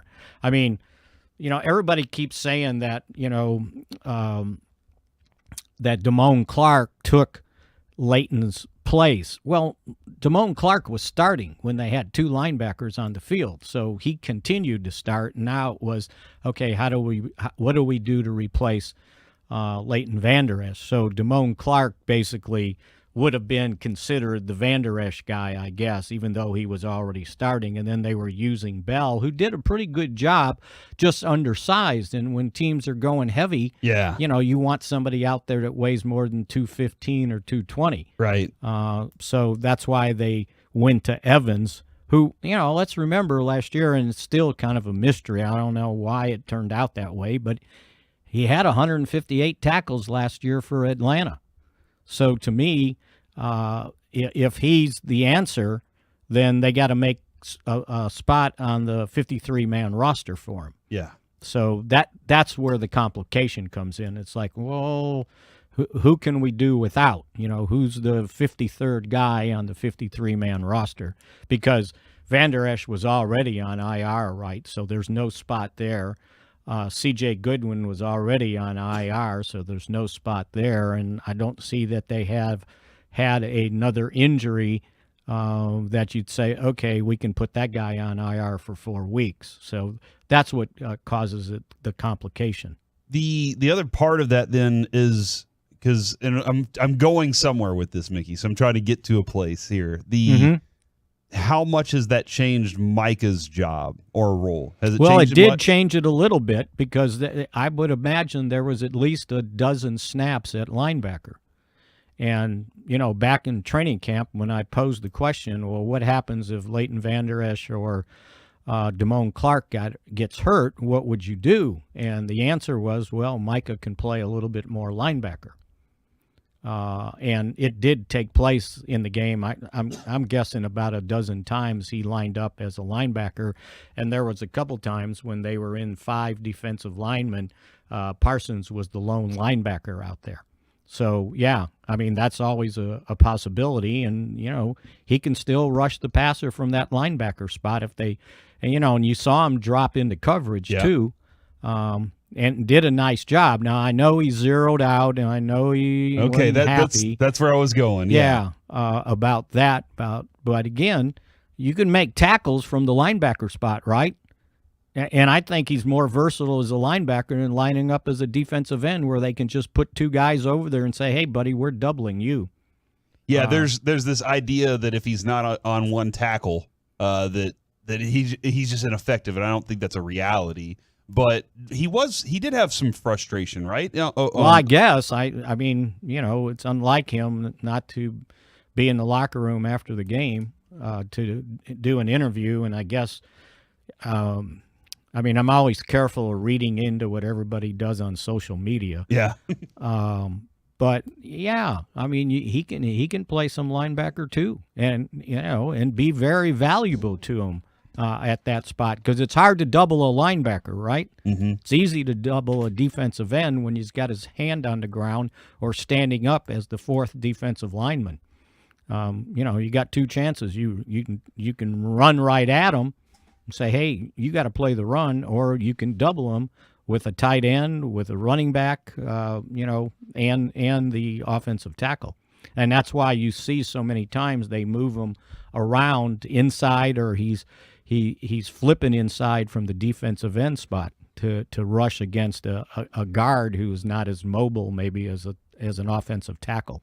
Did you, when you watched his game on Sunday, did you see the same player that you've been watching? Because there were moments where I was like, man, he didn't give that extra, and I don't know why. I don't know, maybe it was just it's the Giants, and he was like, we got this game in the bag. Yeah, I don't know that I noticed that, and gosh, they just overwhelmed them defensively, right? No, yeah, that happened. I mean, legitimately, they only scored 1 touchdown. Right. I mean, the last one, 6 seconds left? Yeah. And I think did the field goal come after a turnover? I was trying to remember. I believe it did. Right? One of the interceptions on a short field. So they really, they scored 1 touchdown and then against the JV at the end. So 17 was a little, it wasn't an accurate reflection of what they did offensively against the Cowboys. Now, I was curious about this, just going back to the game. I don't really want to talk about the Giants a lot because they're not very good. But what I am interested in is their quarterback, Tommy DeVito, talked a lot about how he still benefits from living with his parents. Do you think that this is just a smart financial move for somebody who probably still hasn't made a ton of money? Yeah, I mean, there was no guarantees he was going to make the team, right? Yes. I mean, you're undrafted, you're third or fourth in line to make the roster, and then he makes it. I don't know that that's any different than Wyatt Johnson living with Pavelski again. That's true. Got to get that T in there. Johnston. Johnson. Did I say Johnson? And didn't Alfred Morris drive that Toyota? And Kevin, we talked to him. He didn't even take toll roads. I mean, and remember, he was from Jersey, and the Giants' practice facility is in Jersey. So, maybe it was just too convenient to continue living at home and have mom cook for you, right? See, gosh. This is smart. Miss Mom's if cooking we're thinking time. practically, and who knows? And remember, a lot of the houses in the Midwest and North have basements, and you can have the entire basement to yourself. That's true, right? I could have lived at home if I needed to in the basement. Was that ever a consideration? You said if you needed to. No, because I never came back after college. I kept moving around, but we had heat down there. It's cool in the summer because it's basically underground, right? It was finished. I had everything I needed down there, even a stove and a shower. There's a stove down there? In the basement? Cool. Oh, yeah. Yeah, it was basically a whole living space, dude. Oh, Yeah, you man. don't know how many people had people living in their basements, like family members. Yeah. Finish it out and have all the convenience of home down in the basement. See, that's really smart. I've seen plenty of basements with obviously your TV, couch, bed, bathroom, Scary and everything. furnace. But but not the stove. I like that. So it's just like its own. The ping pong table, you could have raised one half of it and played down there by yourself. Yeah, just get after it. You never seen Forrest Gump, Kevin, where Yes. he's like playing against himself in ping pong? That's true. That's the way to do it. So anyway, that's probably more time you wanted to spend on Tommy DeVito. I don't know if you've heard this show before. I don't know about that. Is obviously LVE and Goodwin we got caught up on. Is yesterday Steven said he thought they looked pretty good injury-wise, but I know it's difficult right after a game. Right. Is that your same perception that injury-wise they're looking, as good as one can after a football game? I didn't see anybody, leave. Well, the only guy that left was Gallimore, and it was at the end of the game, right? Yeah. And I was down on the sideline, and I'm going, well, what happened to him? I didn't see anything. And then I thought, oh, he had that 15-yard penalty. He might have got thrown out of the game, which is going to be very costly to him, by the way. Yes. Which you get that, right? You can't just be kicking people. Yeah, especially at the end there, right? Was there still a minute to go in the game? Yeah. Or less after they called all their NBA timeouts? God, the last minute of that game was awful. But anyway, no, I didn't see anybody else. I'm trying to remember if anybody ended up going into the blue tent during the game. But I think everybody finished, so there really wasn't an injury report afterwards. And I was told on Saturday that, Turpin, didn't play. They had listed him questionable, but that, he would be ready the next week. They were just somewhat concerned that, he had that shoulder, but he didn't practice all week. And so they didn't think, it was wise to say, okay, now you just go out and play. So he should be back next week. So from what they have on the 53, there's not, think about it. If you needed to elevate Rashaan Evans to the 53, I don't know that there's a logical spot to say, okay, we can do without that guy. Right. Because, I was trying to remember how many offensive linemen they have, and I think it was just 3 backups, right? Chuma, Hoffman, Richards. I think that's how they want to roll in. Yeah, right? I think that is right. So you kind of need those guys. I was just looking at the list now. Yeah, that's it. So, maybe somebody on the defensive line that hasn't been playing much. Maybe there's an extra person there, or maybe an extra person in the secondary. Jordan Lewis, is he good? Is he good? Yeah. Like playing good? Yeah, or like healthy? because he popped into the No. I mean, like, I is he think he had a is he moment. good? No, the guy's no good. No, not is he a quality player? Right. Is because he popped in. Yes, he did. Okay. Yeah, and I think he came back and continued. I think maybe the extra guy could be Eric Scott. Okay. Because he's been inactive every game, right? Yeah. Makes sense. So, he can continue playing if he's on the practice squad. But again, you take the chance that guy's got to clear waivers. And so who you pick has to be someone, because if his name's out there, they're going to say, the Cowboys saw something in this guy because they traded up a pick from next year to get to the first pick in the 6th round to draft him. Right. And I would imagine that would attract somebody's attention. So, yeah. You always run the risk of, somebody, and maybe you try to play another game, and, you never know when somebody's going to get hurt, and then that opens up a spot. That's a bad way to think about it, but it's reality, right? Yeah. Yeah, Mike's told us about that plenty of times. Kevin. All right.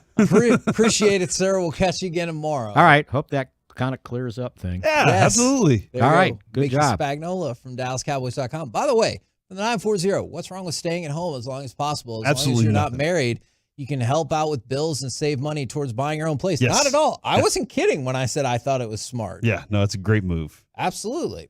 We're the KNC Masterpiece right here on 105.3 The Fan. Coming up next, Kyrie says he knew he would inspire. When's the last time you knew you were going to inspire somebody or actually did it? Or expire them. 877-881-1053. We'll do it next right here on The Fan.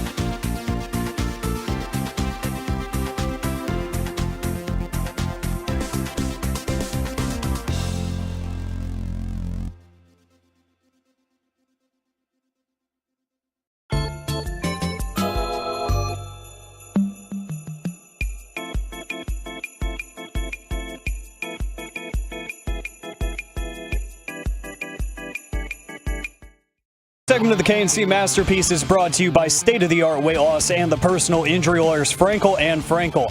Life is unpredictable. Accidents happen. Frankel and Frankel are the go-to attorneys for car and truck wrecks in DFW. If you or a loved one has been in an accident, contact Frankel and Frankel for a free consultation at truckwreck.com or call 214-333-3333. Van Carroll has 5 fouls, but Luka gave it up with a double team came, and Kyrie Irving nails a three-pointer. KNC Masterpiece right here on 105.3 The Fan, where Kyrie and the Mavs are playing fantastically. We will get more into the specifics of that in the next hour. But right here, this is a different Kyrie-based thing that I know caught your attention. We talked about it a little bit yesterday. Is Kyrie said he was tired. Luka said it was BS.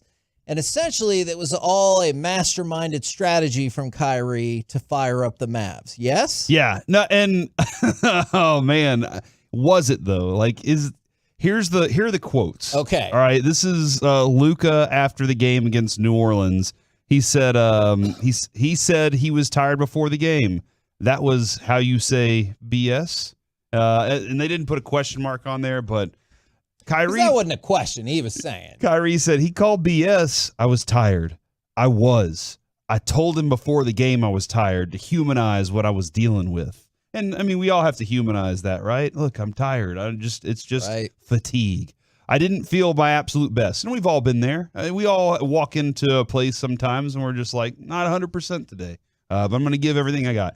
But he said, but I knew it would create some type of inspiration and motivation among the guys. I told them I needed to be picked up. Coming out of the gates, we got up and down, and my body started to warm up. I was tired before the game, and once the game got going, I got into it.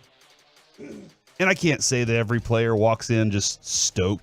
Every night that Luka walks in to play the Clippers, he's ready to put 45 on. Sure. Him. All right, like that dude, he's like, oh, Clippers? I'm ready. Every night he gets to see the Grizzlies, he's excited to put 40 points on them. I don't know what, like, there are certain, just like Elvis Andrus, he was great hitting against Cleveland. What? It doesn't make any sense. But Kyrie did the whole, I wanted to inspire my teammates. Listen, I'm not against Kyrie by any means. I haven't had much opinion on Kyrie so far. I've been waiting to see how it turns out. I'm excited about it. But whatever he says he wants to inspire the guys, you think a lot of yourself in that instance, I guess.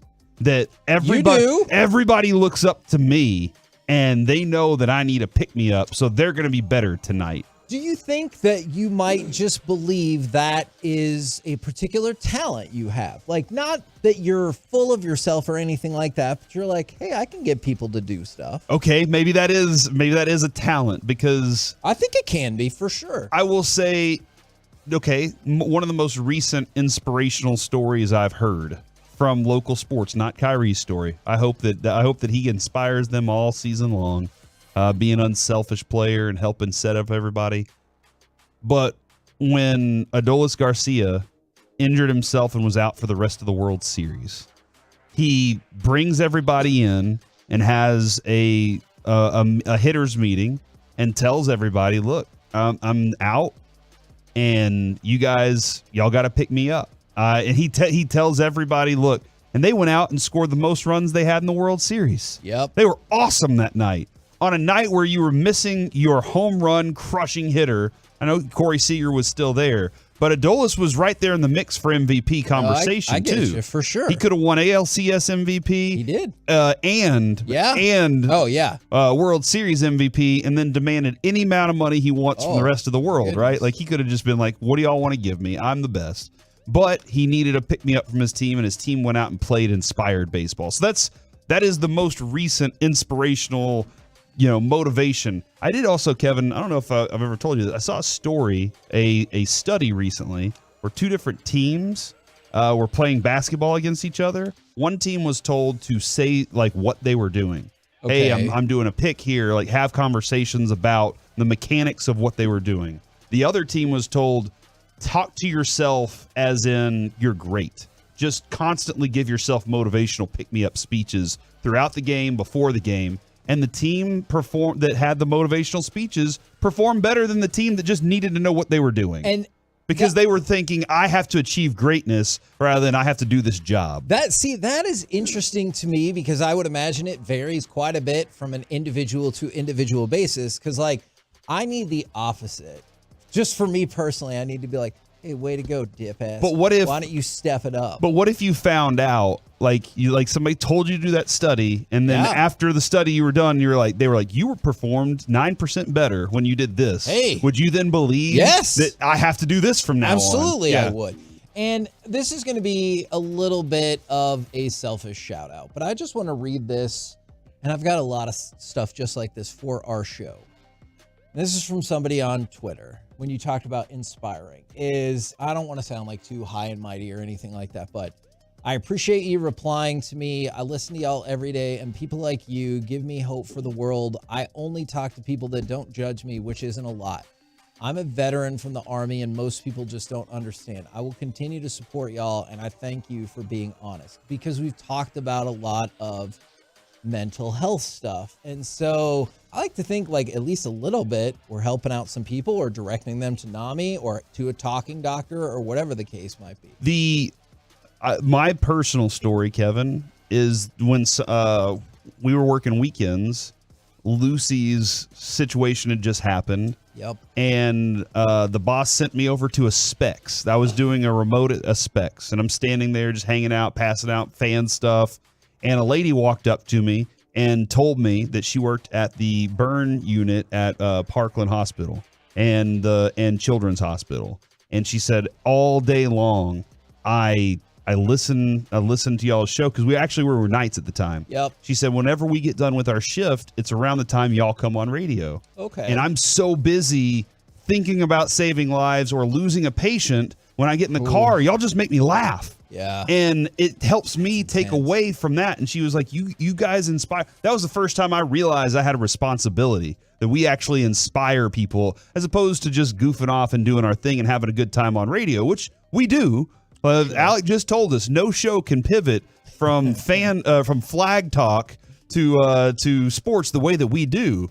But that was the first moment that I was like, wow, this is great. I really know that we do actually have that opportunity to go inspire people. So maybe that is the way that Kyrie's thinking. I support whatever way. If you know the people you're with, whether it's family, friends, or your teammates, and you're like, I know the best way to inspire them, that I totally get that is from the 2 and 4. What if he just really thinks his guys will try harder to pick up the slack if one of their best players is not at 100%? I absolutely think that counts under the inspirational category. That's one of the reasons I was suggesting just run the football with Josh Allen. Don't let him do anything but hand the ball off and say it's not all on you, because now the rest of the team has to do more of their jobs and at a better rate and a better efficiency. Just take yourself back just a little bit, because Josh Allen looks like he's trying to save the world on every play, and you can't do that in football. Like, I mean, I know you want to try and everything, but it's just not going to happen. So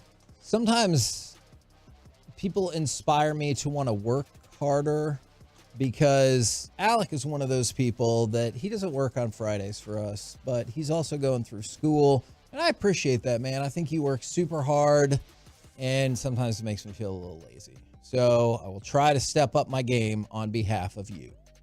I appreciate that. Yeah, step it up. Come on. You ever inspire yourself and don't realize you did it?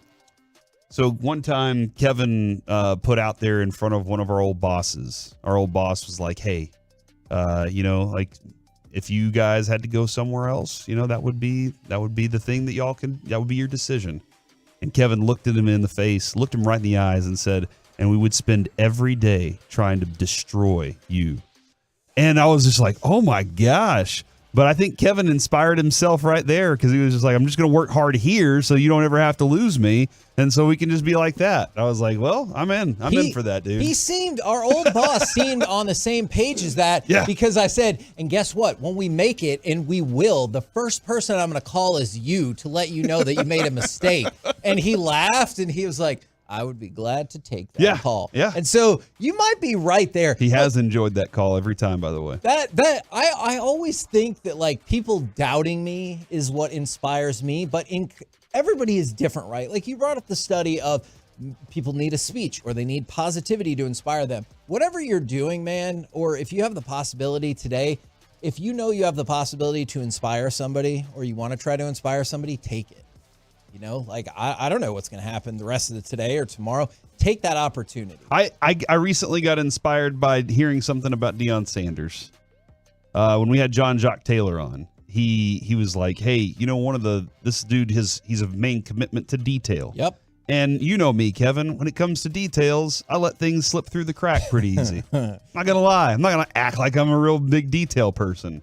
But he said the thing that he noticed first was that dude doesn't see a piece of trash that he doesn't pick up and then go put away. And so I now, in my mind, it's a small inspiration, but if I see a piece of trash, I pick it up and go throw it away because that's a little detail. It's kind of like, and I'm trying to be an inspiration to my kids. I don't want to leave crap around the house and then be like, why should I pick up if you're not picking up? And so these little things that I'm just hoping, I think those are the people that are most important to me that I want to inspire are the two kids, the two boys. Lucy, I think she's going to be an inspiration to other people. But I'm trying to inspire those boys to do something positive too along the way. See, and this is the kind of text that somebody might just need to hear today from the 561. 6 years clean on January 1st from a 15-year meth addiction. Only by the grace of God am I clean and alive. Opportunities to help, most often by simply listening, present themselves every single day. And that's a great point. Somebody in their car right now or somebody at home right now might have just heard that and been like, you know what? That person can do it. I can do it. It's a really tough journey, but I can try. From the 817, the best is as a dad, just like I said, seeing you do the right things and it rubs off on your kid, and then seeing them do things that are the right thing that's unprompted. You didn't go tell them they had to do it. They just did it because they know what's right. And that's something that inspires you to continue doing that. It's cyclical, right? Where you're like, okay, now I can go out there and do the same, continue doing those things, and they're going to see that from me. We're the KNC Masterpiece right here on 105.3 The Fan. Coming up next, it's time for Gridiron Gravy. Does this NFL icon need some dramatic help? Let's talk about it next right here on The Fan. Thanks to our Tolos.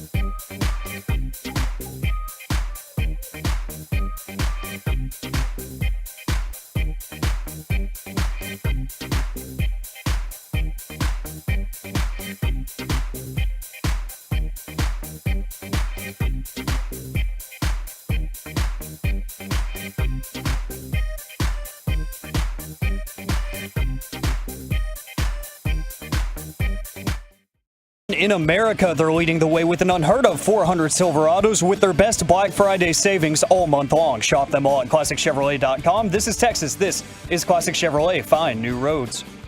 Remaining 2nd and 12. Jones on the play fake. Intercepted!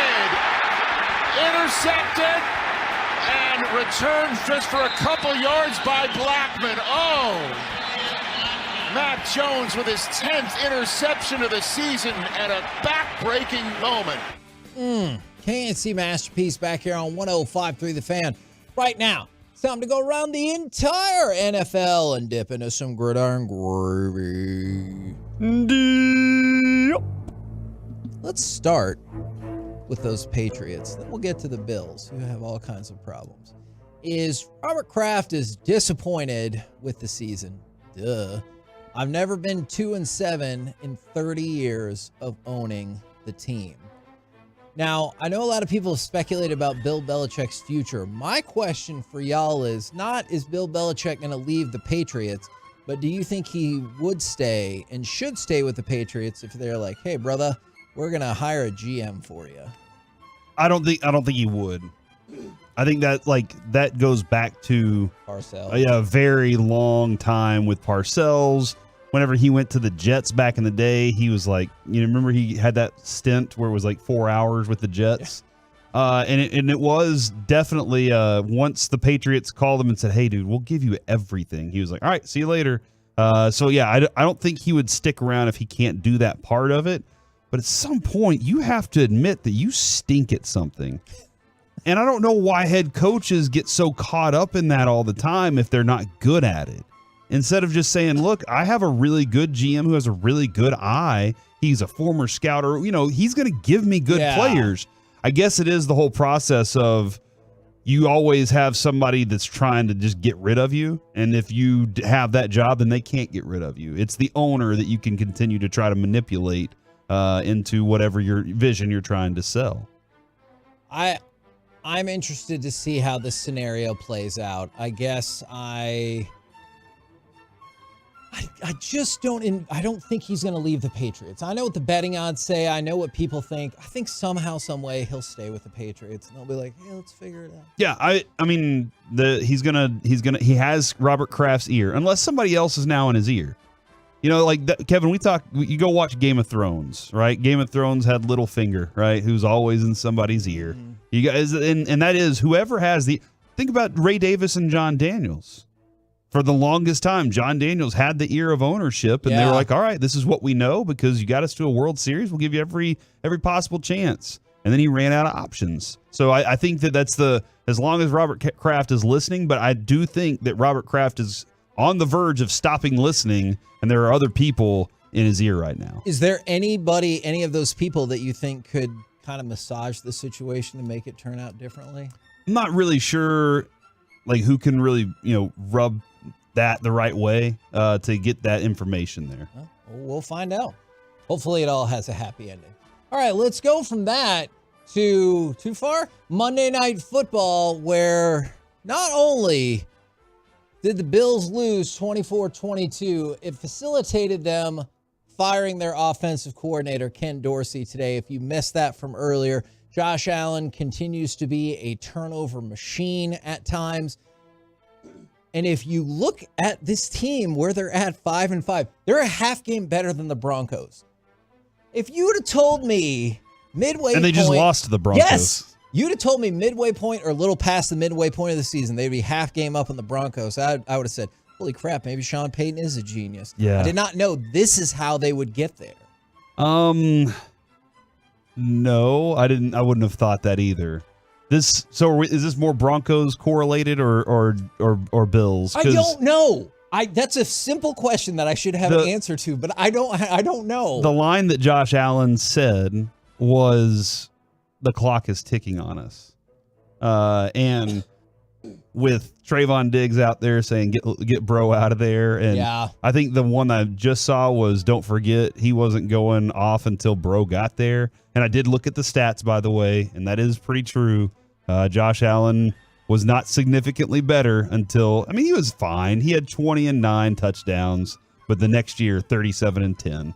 Stephon Diggs made it happen. Yeah, so that changes. But yeah, man, there's a lot missing in the growth of Josh Allen that they haven't developed well, and they're going to have to with Joe Brady. He's the new interim offensive coordinator, and he was the LSU glory guy. He tried to do a couple other things and it just hasn't worked out. Now he's going to be the interim guy. I'm interested to see if he can break some bad habits of Josh Allen and say, look, we're gonna reduce this a little bit for you, strip you down, kind of let you rebuild back up to what you need to do. Let's go over to the Jags, and this is obviously the no joke zone. Zay Jones was arrested yesterday on misdemeanor domestic battery charges, according to jail records. By the way, I don't know. This might not be the right time, and if you think it's not, we'll just move on. I think it's weird that there's misdemeanor domestic battery. Why? I feel like that should probably be a tougher offense, But what's a misdemeanor? Maybe there's we need to go through the legal system here because I guess minor wrongdoing. I'm sure there's some intricacies, but it feels like when you say battery that should just immediately get a charge. I'm sure there's intricacies here that I don't understand, but I guess I might also just fall in the category of domestic violence, like probably shouldn't be a misdemeanor anyway. But either way, the Jags put out the boilerplate. We're aware of the situation. We're gathering information. No further comment at this time. But a first-degree misdemeanor in Florida, punishable by up to 180 days in jail and up to a $1,000 fine.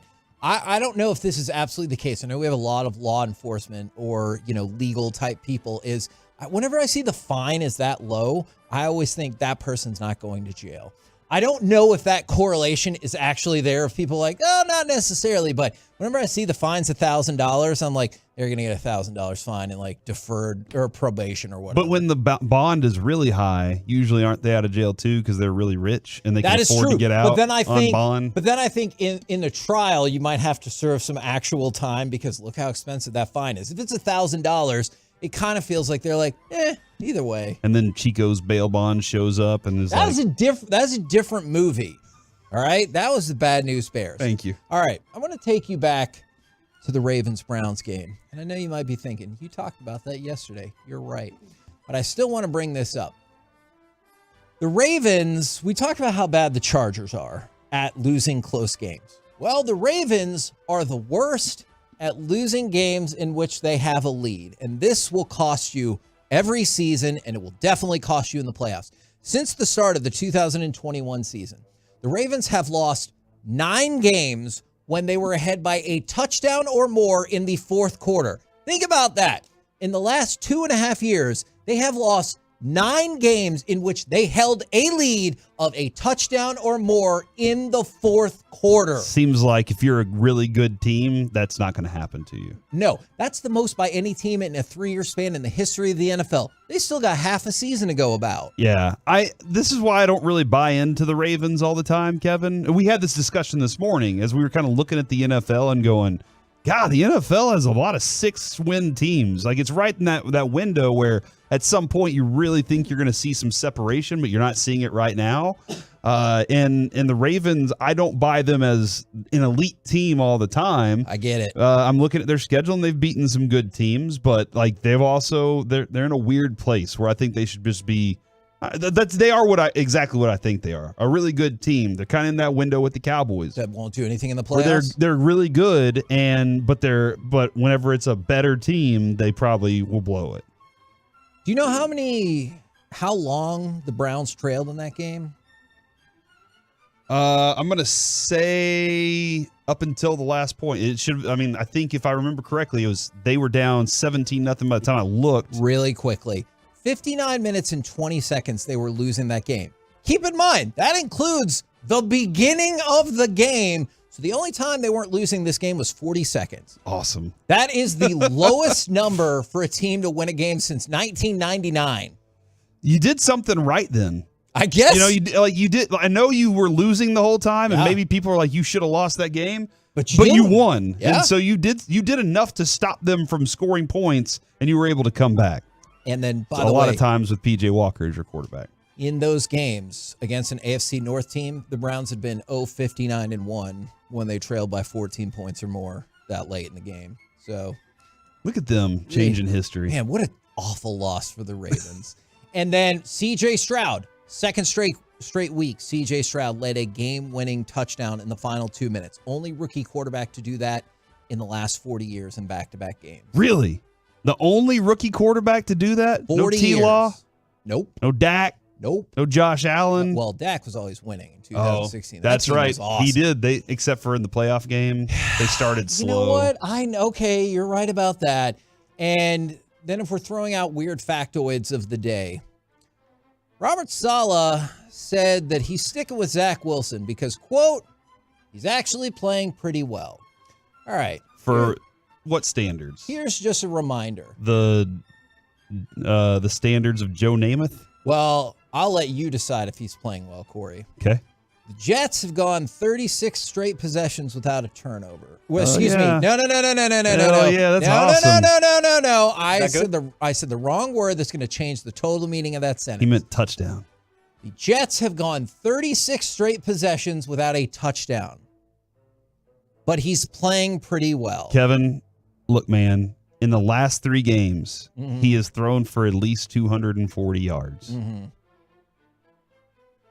He has, in those 3 games, 1 interception. Okay. How many touchdowns? 1 touchdown. That's not. In those 3 games. That's not enough. Before that, Kevin, let's go back 2 more games. 199 yards, 186 yards, 1 interception. How many touchdowns? 0 touchdowns in that time span. So he has 1 touchdown, 2 interceptions in the last 5 games. But he's passing for, he's not, I have no clue. He has no other options, is what I think Saleh is saying here. Is I've run out of options. Okay. We could have traded for Josh Dobbs, but we didn't do it. Whoops. Probably should have done that. Like, I just wish a reporter, I get it. It would probably not be good for the future of your career. I just wish a reporter's follow-up question would be like, why must you lie to us? How? We're all adults. Can't you just say, I got nothing else? From the 214, it's the line that he forgot. He's still playing pretty well for Nathan Peterman. That is true. That looked like the end of his quote for me, but you know what? If there was Oh my gosh, Kevin. In the last 3 games where he has only had 1 touchdown and 1 interception, 6 fumbles.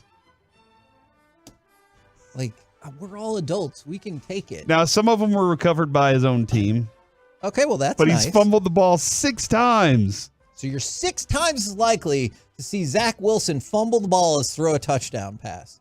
Yeah, he's playing pretty well. The question is, who is setting the game of football back even further? The Jets with Zach Wilson or the Jim Harbaugh-less Michigan Wolverines? Oh, man. What a question. The answer is yes. Yeah, that is the correct answer. We're the KNC Masterpiece right here on 105.3 The Fan. Coming up next, how much can Derek Lively grow in season 1? Let's talk some Mavs next right here on The Fan. You can hear Kevin, Corey, and Mike anytime and anywhere.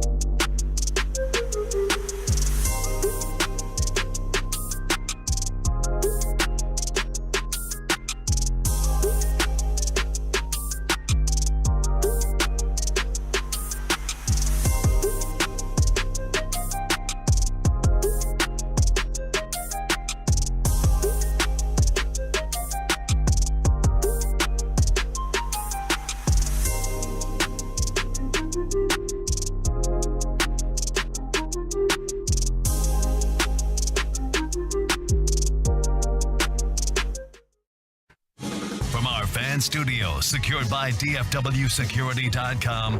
It's the KNC Masterpiece on 105.3 The Fan. KNC Masterpiece right here on 105.3 The Fan. We're going to focus in on the Mavericks right here. How much can Derek Lively grow in season 1? Now, I know this was a question that popped into your mind, Corey, and I'm curious, what have you thought of him thus far before we get to how much better he can get? So I think the thing that matters the least to Mike is energy. You know, like it's okay. That's one thing that I think everybody notices immediately, right? Is high energy guy, but he's a high energy guy with skills. And that's something that I'm like, oh, like this is something you can grow on.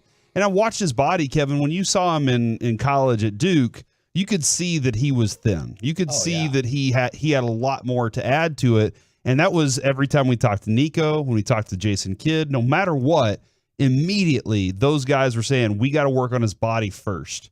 And that takes time. I mean, you look at Evan Carter. Throughout Evan Carter's stint at the end of the season, it didn't look like he put on 50 pounds, but it did look like he started to bulk up in his arms a little bit, and he still weighs, 15 pounds dripping wet or something like that. He's so tiny, individual, but he hits so good. And so I knew that Derek Lively was going to need that, and he's going to need those reps where he gets, a shoulder in the chest from a big man, and he has to grow up from that moment. So I knew all those things. I wasn't expecting that draft pick to walk in and be a 20-10 triple-double or a double-double every night. But I wanted to see if he could contribute, and he's doing that. And there are nights, Kevin, where he'll walk away with 10 rebounds. There are nights when he'll walk away with a couple of blocks. And I'm like, man, his skill set around the basket, I think, lends itself even more to a potential 12 to 15-point kind of guy. Now, maybe not this year. And again, also agreed. You also have two very elite scorers on this team. So what he needs to do is just do what is asked of him within the bounds of this team and not try to be something that he's not right now. And that if I'm Jason Kidd and I'm Nico and I'm working on this group, I'm just saying in the future, maybe not this year, maybe next year, this guy is going to be a legitimate center in the NBA that people are going to want. And one of the things when you were mentioning Luka and Kyrie, I also think Grant Williams being able to score a little bit better than anticipated. Derek Jones getting more of a run, perhaps than anticipated. Tim Hardaway being solid to start out. Also inherently just cuts down on his points. I would be okay, at least for the rest of the year, if the vast majority of his points continue to be what you cleaned up in the paint. Because I think he has been very, very good on both ends of the paint, so obviously both defensively and offensively. I'm not saying he's going to stretch your defense offensively or anything like that, but if he can clean up the paint and the boards, that is going to be a phenomenal thing for the Mavericks. And I think it's already been better than most people would have guessed thus far. One of the things that I've been loving that I've been seeing too is, this is a reality. If Luka goes out there and gets a big play on the defensive end from Derek Lively, and Derek Lively hustles his ass to the other end of the court, and he's there wide open, and Luka's like, slow it down. I'm going to take 3 minutes to go ahead and get this shot off for me, and it's going to be a step back three that I miss. Derek Lively is not going to want to hustle. Right. His desire to put that effort out is going to be, I'll jog it up court, and I'll be there with you because that's what we do. But instead, what I've been seeing is Derek Lively makes a play on the defensive end, gets a rebound, makes a block, alters a shot, whatever it is, and then he's hustling back up court, and guys are looking for him. Hey, let that guy finish. Let him go ahead and get his too, because that makes him feel good about what he just did. It makes him feel like he contributed something to the night rather than looking at his stats and going, everybody's like, oh man, Luka got 42 tonight. And he's like, yeah, I probably could have gotten 6, man, or done something, but nobody was rewarding me for my defensive efforts. And guys, that they can take pride in defense, but also they want to feel the ball go into the bucket.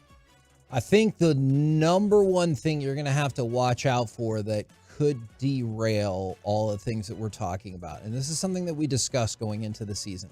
In the last 3 games, he has 16 fouls. Okay. Now you go back to here's is that good? No, that's not good. All right. Well, the good news is feels like that's too many. The last 3 games, 16 fouls. Correct. And how many do you get? 6 per game. He's almost fouled out Correct. 3 times. Correct. Now, the good news is the Mavericks have won all of those games. Right. So that's a positive. But here's the bad news. In the Orlando game, you could see it front and center because they had to drop the usage level that they had for him because he got into foul trouble. And then you look at the Clippers game, he straight up fouled out. And then in the New Orleans game, luckily they had that game pretty well in hand. But you have seen him rack up a lot of fouls really quickly. And here's why that's going to be problematic. First of all, you're going to see him on the court less. So that's problematic for like his development. But the other thing is, I go back to the game where he was sick against the Raptors. And Jason Kidd said, talking about Derek Lively, we miss him a lot. There was no one in the paint tonight, and that just shows how important he is to our team. And so it's detrimental for the Mavericks, but then also detrimental for the improvement of Derek Lively. You said the last 3 games, 16 fouls. In the last 5 games, at least 1 block per game.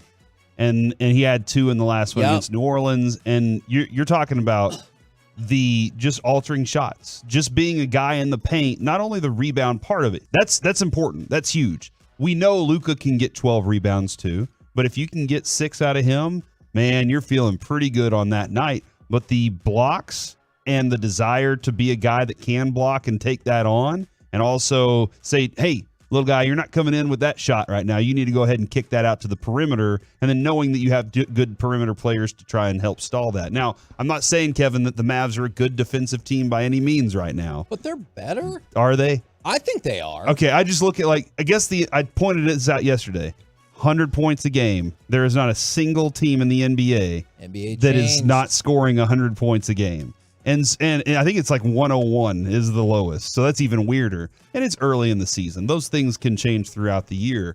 But it just does seem like they want to be better at defense, but maybe it's more about when they're better at defense than it is being just a defensive stopper team. And that's where I like Derek Lively. There's a few barometers I would like to see him reach now that we feel I thought he was going to be usable all along.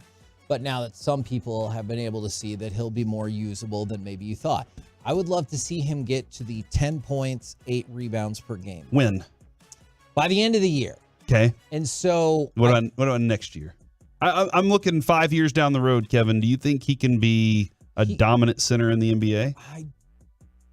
I don't... Do you just want to see the growth from year one and then make predictions next year? I don't know about that because a lot of that will depend on how his frame fills out and how much they do work on three-point shooting with him. Like in terms of the modern NBA and what you get from a center. You're in the mindset then of it's never going back to, it's not going to be cyclical like the NFL. I don't think it will because even in the NFL, like I know running is up, but I don't think people go, well, this is the best running back, so they have the best team. Mm-hmm. So you've seen an uptick in that, but I don't think people are like, you better watch out for those running backs. Well, and then when you have Wembanyama who can also hit from 3 too, and it's run like, the point. well, why can't you find more guys like that? Exactly. We'll grow them. Exactly. So I don't think you're going to go back to that. So in terms of the next 3 to 5 years, how his frame fills out and how he does three-point shooting. I know if you go back and watch his AAU highlights, like he can shoot the 3. But go back and watch those entire games. You'll see some other three-pointers in that string that you're like, good night. What the hell was that?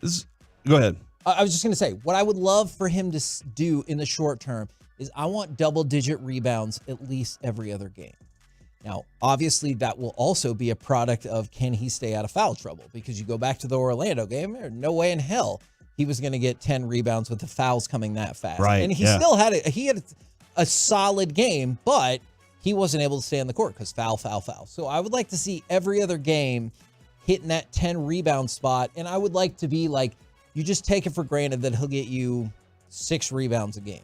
Like he'll just walk out there and magically you'll have 6 rebounds. It sounds like a low number, doesn't it? But I don't think so. But it's a rookie positive thing too. And the other reason I don't think so is because I'm saying every game. He just walks out and you automatically get 6 rebounds from him. With the expectation being 10 every other game, and by next year or the year after. Now, it might be low, but I think he's a double-double guy. It might be 12 points and 10 rebounds. I'm not saying he's going to turn into 25 and 13, and you're like, holy crap, this is amazing.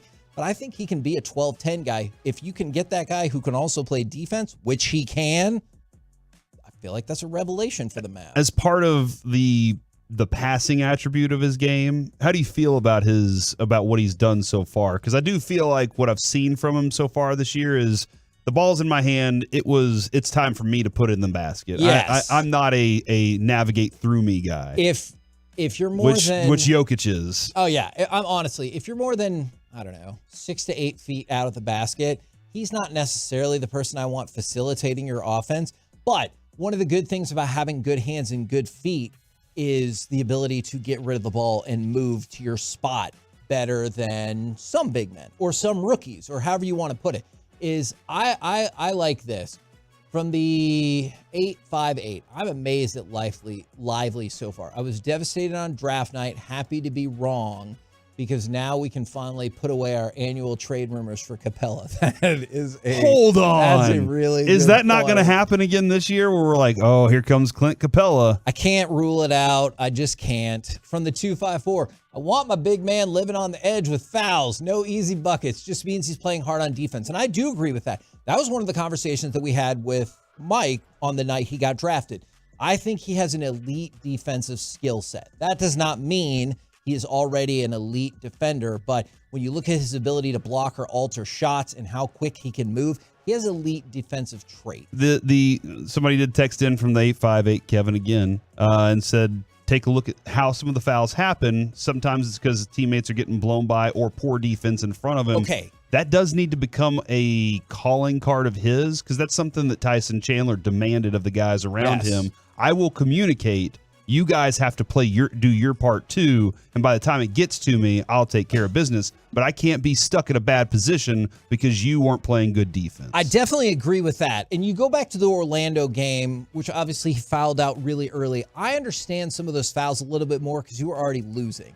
Just sometimes it sucks. Sometimes you have to make a basic equation in your head. Is giving up these 2 points worth me staying in the game? Right. And that's tough, but you see it all the time when you give this kind of Ole BS defensive effort, because you're like, I can't draw a foul no matter what. So I think that person is right, and the Mavericks have to step it up still defensively, but Lively has to know some of those keys when it's like, I have one foul, let's do this, versus I have 3 fouls and the third quarter just started.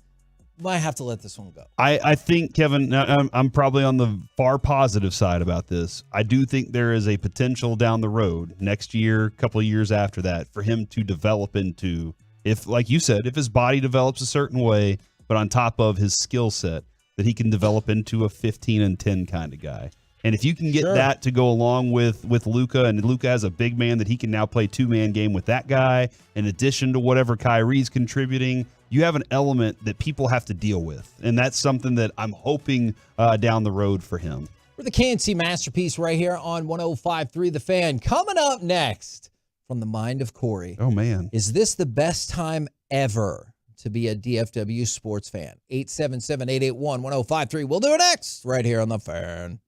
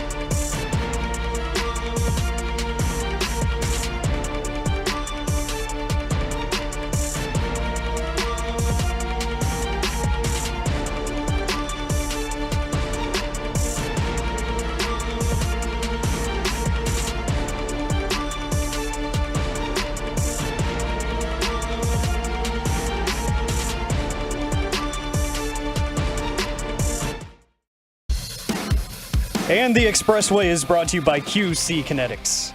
2 balls, 2 strikes. Spores kicks and fires. He struck him out looking. It's over. It's over. The Rangers have won the World Series. Ranger fans, you're not dreaming. The Rangers are the World Series champions. After 52 years in Texas, 63 years of the franchise. The wait is over, and the celebration has begun. It's still true. Pretty much want to hear that call until the end of time. What a hell of a job that Eric Nadel did. And that leads into this. Corey, you were asking the question, is this the greatest time to be a DFW sports fan ever? All right. State your case. My case right now is help you out. the Cowboys are a good football team. The Cowboys are a really good football team, actually. Do I put them in the great category? No. But they have some work to do. The Rangers proved they were great this year.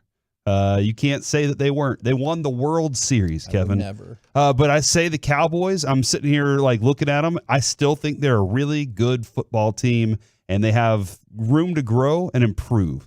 Right now, the Mavericks are winning, and they are what number? Are they still second in the Western Conference right now? They're tied for first. Tied for first against a team that I bet's a bunch of chumps or something, right? Oh, they did beat you already. Denver? Is that Yeah, Denver? and they're the defending world champions. So the Mavericks are essentially the champions if they're tied for first right now. Interesting. The Stars are hot. The Stars are looking like they are going to be competing for the Stanley Cup. So let's go back to the Mavericks real quick that look like if they can do this for the rest of the season. There's a lot of big games to decide this, but they could be competing for the Western Conference Finals. That, for me, would be a success this year for the Mavericks. Competing into the playoffs, whereas there were times where we're like, man, they may not win enough games to even be there. They might be a lottery pick team this year. But they look like they're going to compete for something that could put them in that conversation of Western Conference Finals. The Stars, we just said it yesterday, it's conference finals or bust. And Stanley Cup is well within sights for them. And the Rangers, I think the Rangers have at least a 4-year window to get another World Series trophy. And so I'm looking at this team, these teams right now. I'm feeling really good about sports here in DFW. We've had some very, very bad occasions where we've been looking at it going, all right, so the Rangers stink. The Mavs aren't. Now they're competing to get a low draft spot. The Stars, that's the only thing holding us up right now because the Cowboys just lost. This is a great time for DFW sports. Okay, so there's a variety of opinions already, including just about the call from Eric Nadel. That will never get old, guys. Still makes me tear up. Every day. And then from the 619, no, it's not the best time right now. The 1990s are the best time. I'm going to need you to be more specific. We can't claim a decade. I need to be more specific. Because they won Super Bowls? Yeah, in a given year, Kevin, the Cowboys may have been good. Yes. But the Rangers were not. Nope. And the Mavericks definitely were not. They were the worst. Until 99. Now, 96, they were good in 96, but I'm going to take you to a more specific part of the 1990s. I need you to judge what's happening right now versus the beginning of 1993. Let me paint the picture for you. All right. Cowboys win Super Bowl 27 by 16 million points on January or 35. That's not true. 35. Yeah. Come on, They man. win the Super Bowl by 35 points on January 31st, 1993. Then on March 10th, 1993, it is announced that the Minnesota North Stars will be moving to Dallas to become the Stars. So within the span of a month and a half at the beginning of 1993, the Cowboys win the Super Bowl and we get the Stars. I will tell you, just to play devil's advocate, this is, however, also the run where the Mavericks were neck and neck for the worst record in the history of basketball. Yeah, they weren't good, bro. So I present to you... It's a good pitch. The beginning of 1993. A very good pitch for that. And Kevin, if you're saying that it's been since then that sports has been this good in DFW, then yes, right now is the best time to be a DFW sports fan. If you're saying since 1993, I got one more pitch. 877-881-1053. Are you old enough to remember 1993? Because we have a variance in our listening audience, so I want to know if they're old enough. Either person in the other studio will be able to. They recall aren't. that. No, they are not. All so right. now, okay, so go ahead. I'm I got imagining one more pitch for you. Let me take a guess on the area that you're going for. 11-10 area. 2011. Right. Now, let's start with the bad. The Dallas Stars missed the playoffs. Really feel like that could have helped crystallize my case right here, but they beefed it, so no dice. All right. But I'm going to focus in on the June through November area. Okay? June through November of 2011. Because people will point out the Dallas Cowboys missed the playoffs. Haha, yes, they did. However, in my part that I specifically blocked out, the Dallas Cowboys were 7-4 and on a 4-game winning streak as of Thanksgiving. Okay, all right? That's why all I right. specifically blocked out that window. Now, to go along with that, the Dallas Mavericks won the championship, and the Texas Rangers made it to the World Series. Yes, you know, I know, we all know what happened in that World Series. But in addition to winning the championship, the Rangers made it to the World Series. So you had 2 of your 4 teams in the finals, and one of them won. And you know what? As of Game 5, the other one was winning. And I quit paying attention after that. What happened after that? I Kevin? don't know. I quit paying attention. 2011? Nobody's sure. No, don't look it up. I know exactly what happened after They that. lost to the Cardinals. I know. They lost to the Giants. They beat the Buccaneers. Oh, I'm talking about the Rangers. Oh, sorry. I was looking at the Cowboys. So I would submit to you that for now, 2011 is better. However, you have a strong case. The Texas Rangers, world champions. The Dallas Cowboys, 6-3, 5th best record in the NFL. Also coming off their best back-to-back seasons in 28 years. Dallas Mavericks, 8-2, tied for the best in the West, 2nd best in the NBA. Stars, 10-3-1, lead the Central, 5th most points in the NHL. So I think you have a strong case, but I'm leaning towards 2011 and 2023, then the beginning of 1993. Dude, I just want to point out, Kevin, that year the Rangers lost to the Cardinals in the World Series, which we could all just let go of now because it happened. Yes. And they were 7-4 in 2011 at that point. Then they lose to the Arizona Cardinals. Yeah. That's weird. Is that not weird to you? Yeah. In overtime? They lost the World Series in extra innings that night, and they lose to the Arizona Cardinals? What up with that? Okay, you know what's really interesting? Oh, the Renegades also won the XFL title this past year, Kevin, so that kind of bleeds That might into tip it. the scale for Carter. Yeah. I could see that. From the 214, I was born in 1986, so I can remember starting in 1990. From the 903, I was too busy being born in 93 to remember. That's fair. Uh-huh. So a lot of people were really too young for it. From the 432. In 2011, KNC made it to the radio airwaves as well. That was our first show. That's a good point. The day of what they refer point. to as the Mother's Day Massacre, when the Mavericks hit so many three-pointers, the Lakers started pushing J.J. Barea around. And they were like, hey, we have arrived. I will say this. Both of these times that we're referring to, Kevin, because I don't remember 93 that well, all right? I was in high school, and there were a lot of things going on.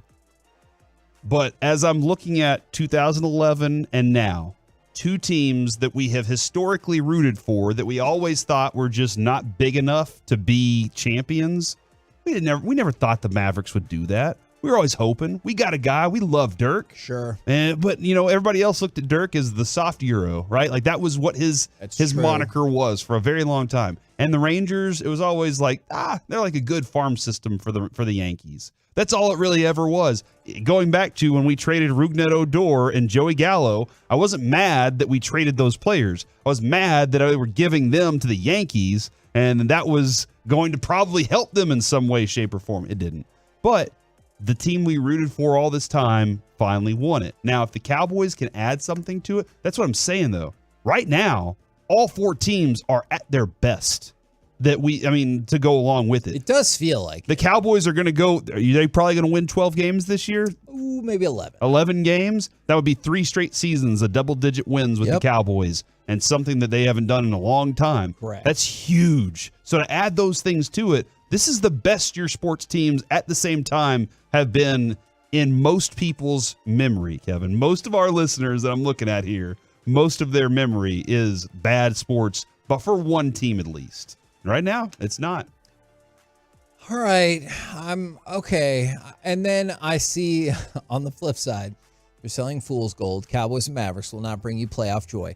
On the 214, come on, all makes sense except the Cowboys. Jerry's a super businessman and can't compete for the NFC Championship. Look, it's hard for me to argue with you on that. Yeah. All right. I do take in that they're going to be in the playoffs this year, right? That's going to happen. Whoa, hold on. Is that Look saying that you doubt that the Cowboys are going to be in the playoffs this year? That's not what I'm saying. My question was going to be, what tips it in the favor of this season forever? Is it Cowboys making the NFC Championship?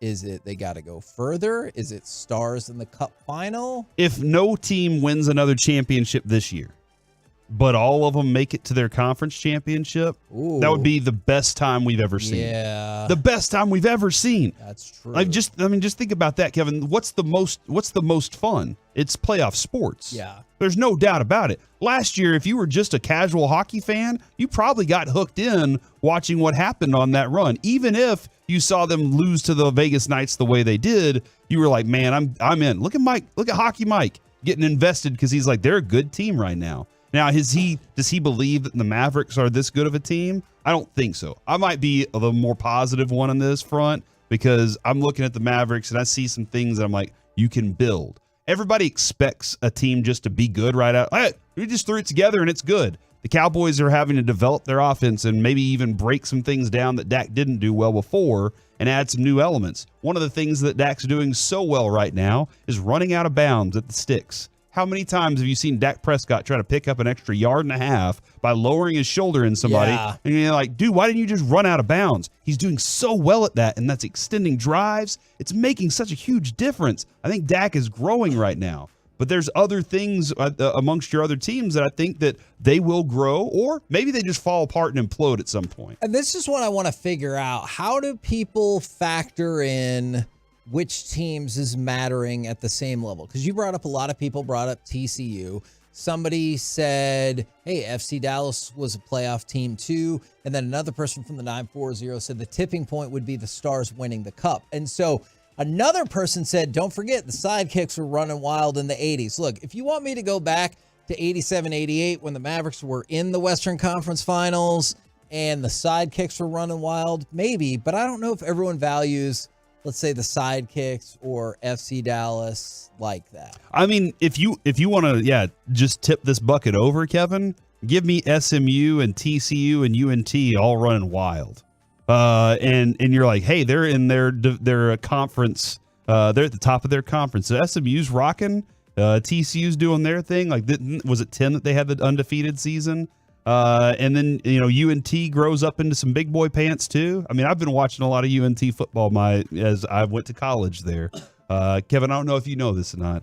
You went to college at UNT? I went to UNT. I was a commuter from East Dallas. I graduated high school in East Dallas.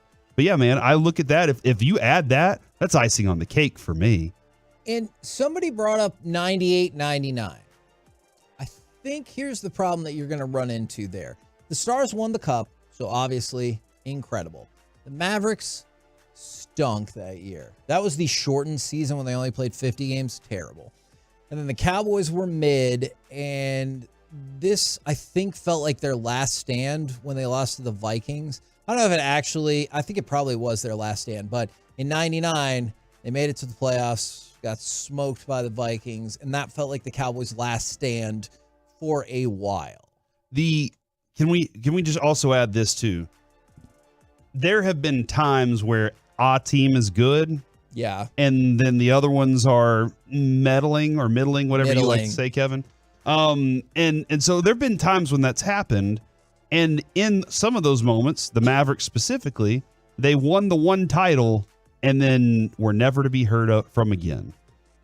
And so I'm looking at this right now, and I'm thinking the Cowboys have had, this is a third consecutive year. I know you're upset about playoffs. I get it. Regular season means nothing to a lot of people. I still enjoy it. I mean, I enjoy it. Not necessarily you. I know there's people out there that don't care what happens in the regular season. Playoff success is all that matters. I get it. I understand that, because that's when you're done. It's over after that. but the feeling of that's 3 consecutive good seasons. They have, I think they have a window of 3 more in front of them.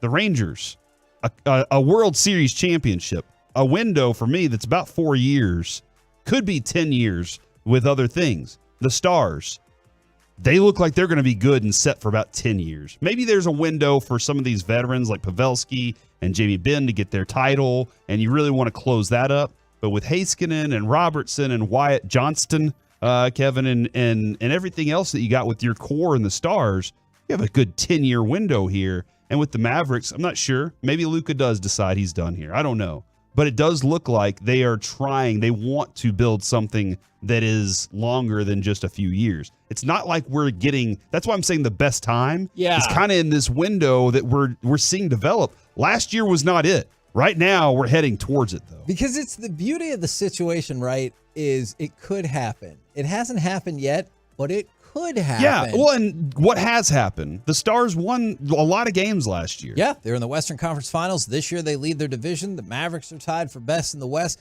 Cowboys are clearly going to make the playoffs. At least in my opinion, they're clearly going to make the playoffs. And the Rangers are the world champions. I see what you're saying. Somebody called me a clown for this, but I'll still go with 2011 for now. But you're on the right track, Porter. 2011 for now. For now. For now. You know what? I'm just going to enjoy the now then. Whatever right now is, I'm going to enjoy it. Regular season, playoffs, I don't care. I'm day to day, baby. I don't even know if I'll be here tomorrow. Oh, my gosh. I mean, on this planet. Oh. Not necessarily the job. I guess if I'm off the planet, then I'm off the job, too. Yeah, probably. Think I could do the show from space? No. We struggled enough from each other's homes. We're the KNC Masterpiece right here on 105.3 The Fan. If we can fire off cut number 7, it's time to go around the entire NFC East. 3rd and 9, empty gun for Prescott. Back, looking, standing, running up out of the pocket, running to the 5, walking the dog.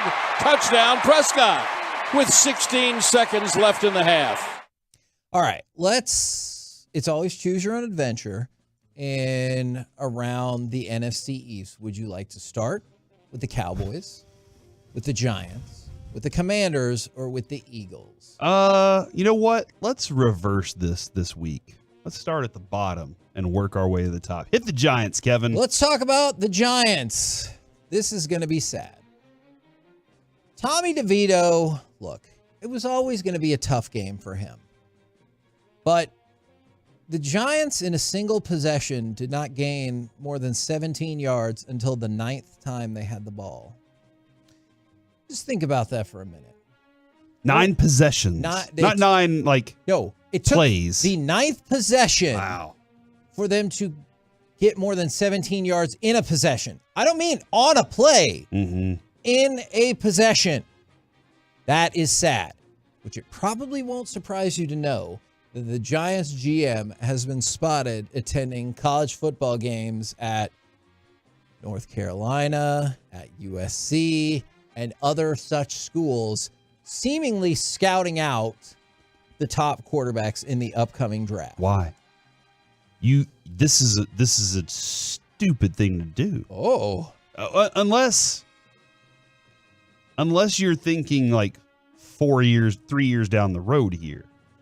You just spent a lot of money on Daniel Jones' contract. And I'm betting, what's his dead money next year, Kevin, or his cap hit? His cap hit's $47 million. You're stuck with him for at least another year.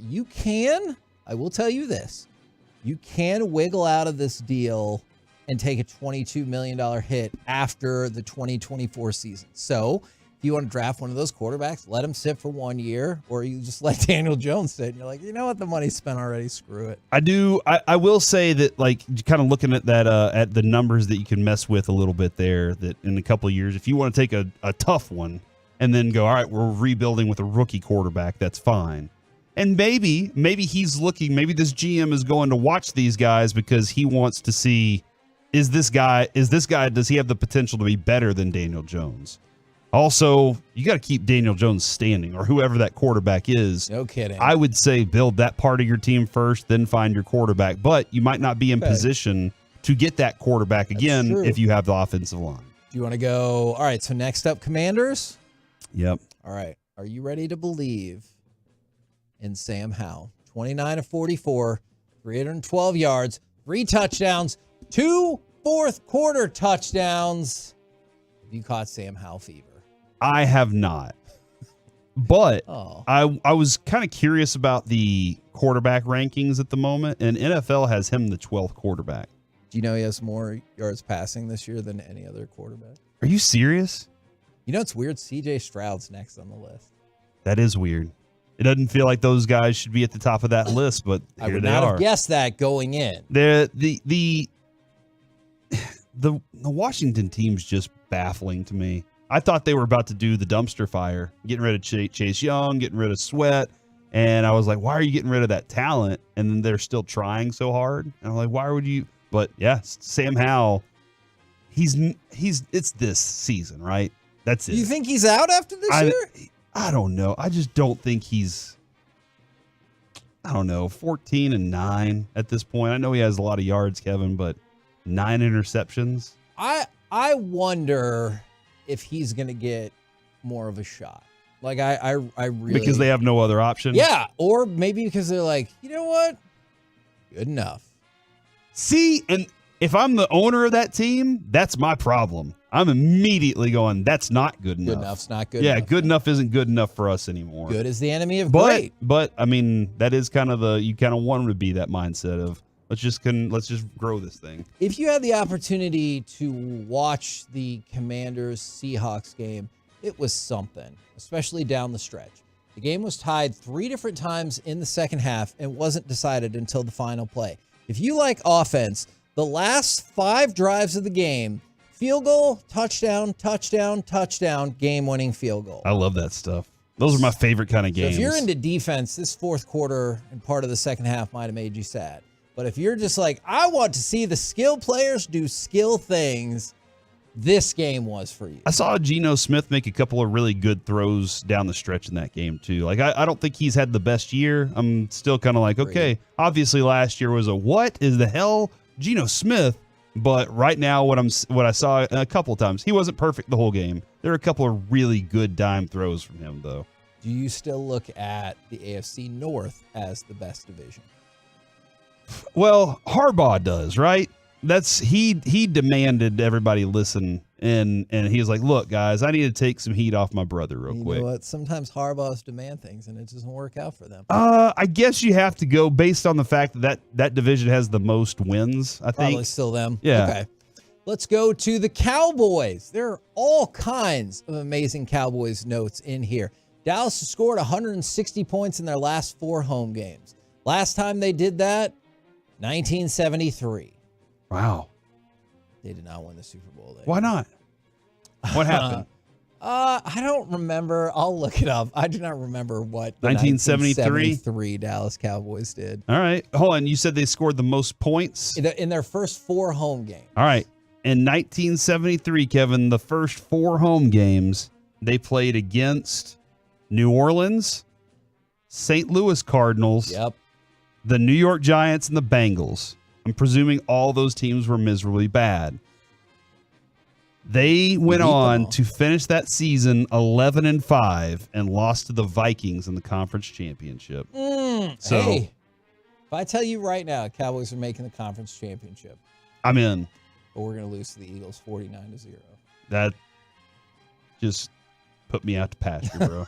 Okay. I don't know if I can handle losing to the Eagles in a playoff game, dude. But you beat the Astros in the ALCS. So you just told me they're going to lose, so there's no hope in this, Kevin. Like, this is me walking into the situation just blindly knowing. I will erase that part from your memory. It's going to happen, but you can at least be surprised. I want that machine. CeeDee Lamb has 68 catches thus far this season. That's the most by any Cowboys player in the first 9 games of a season. There you go, man. Yeah, CeeDee Lamb's on fire. I'm loving everything that I'm seeing from him. Hopefully what it can do is start to force teams to say we have to try and stop him. Well, what's going to happen then, Kevin? Let's say he has 2 bad games and Brandon Cooks has a couple good games and the Cowboys don't win. Well, why is CeeDee Lamb not getting the ball? Yeah. Well, they're trying to stop CeeDee Lamb. But hopefully it can just continues to develop as they go along here. Now, I think you're going to kind of like this next stat. The Cowboys have won 12 straight games at AT&T Stadium. That is their longest home winning streak since they won 18 straight from 1979 to 1981. In 2 of those years, you made it to the NFC Championship game. So you're predicting NFC Championship game. Now, you did lose both of those games. Ironically, you lost them to the Eagles and the 49ers, which that definitely feels... And the Cardinals? Like, no. You just made 2 of those. But that definitely feels like the most likely opponent is one of those teams. If you told me it's the Cowboys and the Lions in the NFC Championship game, there's a chance. It could happen. Right? There's a chance that could fall into your lap. But I would find that hard to believe. What will the Cowboys' home winning streak get up to? It's currently at 12. Well, I think... Can they surpass 18? Not this year, but eventually. I think that what it signifies is you're a good team for an extended period of time, and that you benefit from being around. I don't know what it is, Kevin. We talked about home field advantage and how it doesn't necessarily exist the same way that it used to for a long time. Yeah. I'm looking at their schedule. Washington, Seattle, Philly, and Detroit. I think you can finish the year with regular season. I think you can. Ooh. I think you can beat the Eagles. It's going to come down to details at the end of that game. I mean, just look at the last game. It came down to details. I think the Cowboys can finish that thing out this season. Now, I guess a big question is, what do they have to play for against the Lions? Fair. That maybe they don't have to play for against Washington the next week, So is there something on the line that they need to beat the Lions at home? Or is it just like, hey, let's just roll out there, finish this game up, stay healthy for the playoffs? So that might be the one that gets them, but they have a very distinct possibility of stretching this thing by the end of the season. On the 4-6-9, we're going to win out, take home field, and sweep in the playoffs. That would be amazing. Would be amazing. We need the Eagles to do a couple things along the way. True, starting with that Chiefs game. Yeah, we need them to lose 3 games. Let's go to CeeDee Lamb again. CeeDee Lamb has 4 consecutive games with 100-plus yards receiving. That ties Terrell Owens for the second most in franchise history. The most in franchise history is Michael Irvin with 7 in 1995. In 1995, it did win the Super Bowl. In 2007 with T.O., they were the number 1 seed. So... And what happened in that season? Look, what happened in the playoffs? It didn't turn out Why? well after that. Is it because we stopped running the ball? Is that what it was? What happened in that game? These balls are difficult to catch in the end zone. Oh, my gosh. Was that Patrick Creighton? Yes. Let's go to the Eagles. Here's a potential concern for the Eagles, and I'm seriously asking this. Jalen Hurts' knee, all right? He heals faster than you, bro. I guess so. 2 weeks between games now. Will the knee be 100% again this season? No. And okay, and then the next question with that is, does that matter? Like, whatever. Yes, it does matter. Because if you have somebody with some fresh legs late in the season, like let's say Micah over the next 2 games, we'll discuss this here in just a moment at 1. But let's say Micah got some rest last week against the Giants, not really going all out, doing his thing. Say he's like, hey, you know what? We can win against Carolina and I'm still going to be fine. It's the end of the season that I'm looking forward to. That's where my big match is. And you get the Eagles again, and Micah's, flying around out there, and Jalen Hurts has to, run out of bounds instead of picking up an extra 5 yards because Micah's in hot pursuit. Then yes, it's going to matter. It's definitely going to matter. But once you get this deep into a season, Kevin, unless you've never been hit, you're not going to be 100%. You're not going to be 100% at all for the rest of the season until the offseason when you get that opportunity to rest. A lot of those injuries, it comes down to rest was very important for them. Now, I want to turn our attention as we stick with the Eagles around the NFC East with A.J. Brown. Last year, A.J. Brown had about 1,500 yards receiving. This year, he's on pace for 1,900 yards receiving. Jeez, dude. He's second in the league in receiving yards behind only Tyreek Hill. By the way, CeeDee Lamb is third. We've talked about CeeDee Lamb a lot, but where does A.J. Brown fit in the hierarchy of wide receiving excellence? Number 1 or 2 right now. Okay. Where would you put him? Well, it kind of depends. I like the big physical receiver. Mike McDaniels loves Tyreek Hill. And I think a lot of people, like the thing that Tyreek Hill's doing right now is finding space underneath as well. Like he's always been a, you can try to out throw him and you're not going to kind of guy. But, how he's developed his underneath stuff, even with the Chiefs and grown there, is amazing. Because he can now, his yards after catch are huge too. But I always do prefer to have a big physical receiver that not only blocks downfield, but presents it becomes a mental thing. I would take A.J. Brown, but Tyreek Hill's that dude too. So I think it's Tyreek Hill and A.J. Brown, however you want to do it, and then CeeDee Lamb. That's where I have it right now. That's the grouping I have right now. Okay. And I don't think there's a problem with looking at CeeDee Lamb's numbers other than receiving touchdowns. Yeah. And saying that that's the only area that he really lacks. Even looking at his targets versus his receptions, he's lower than everybody else on those, but the percentages are still very high. And his catch percentage, that's something that we talked about for a while. Catch percentage is phenomenal. He's done a remarkable job at that. We're the KNC Masterpiece right here on 105.3 The Fan. Coming up next, it's time for the C Block starring Corey Majors. All right, we're going to have a quick conversation about Micah, but after that, what to watch out for in weddings, and will this be Kevin's future? Next to The Fan.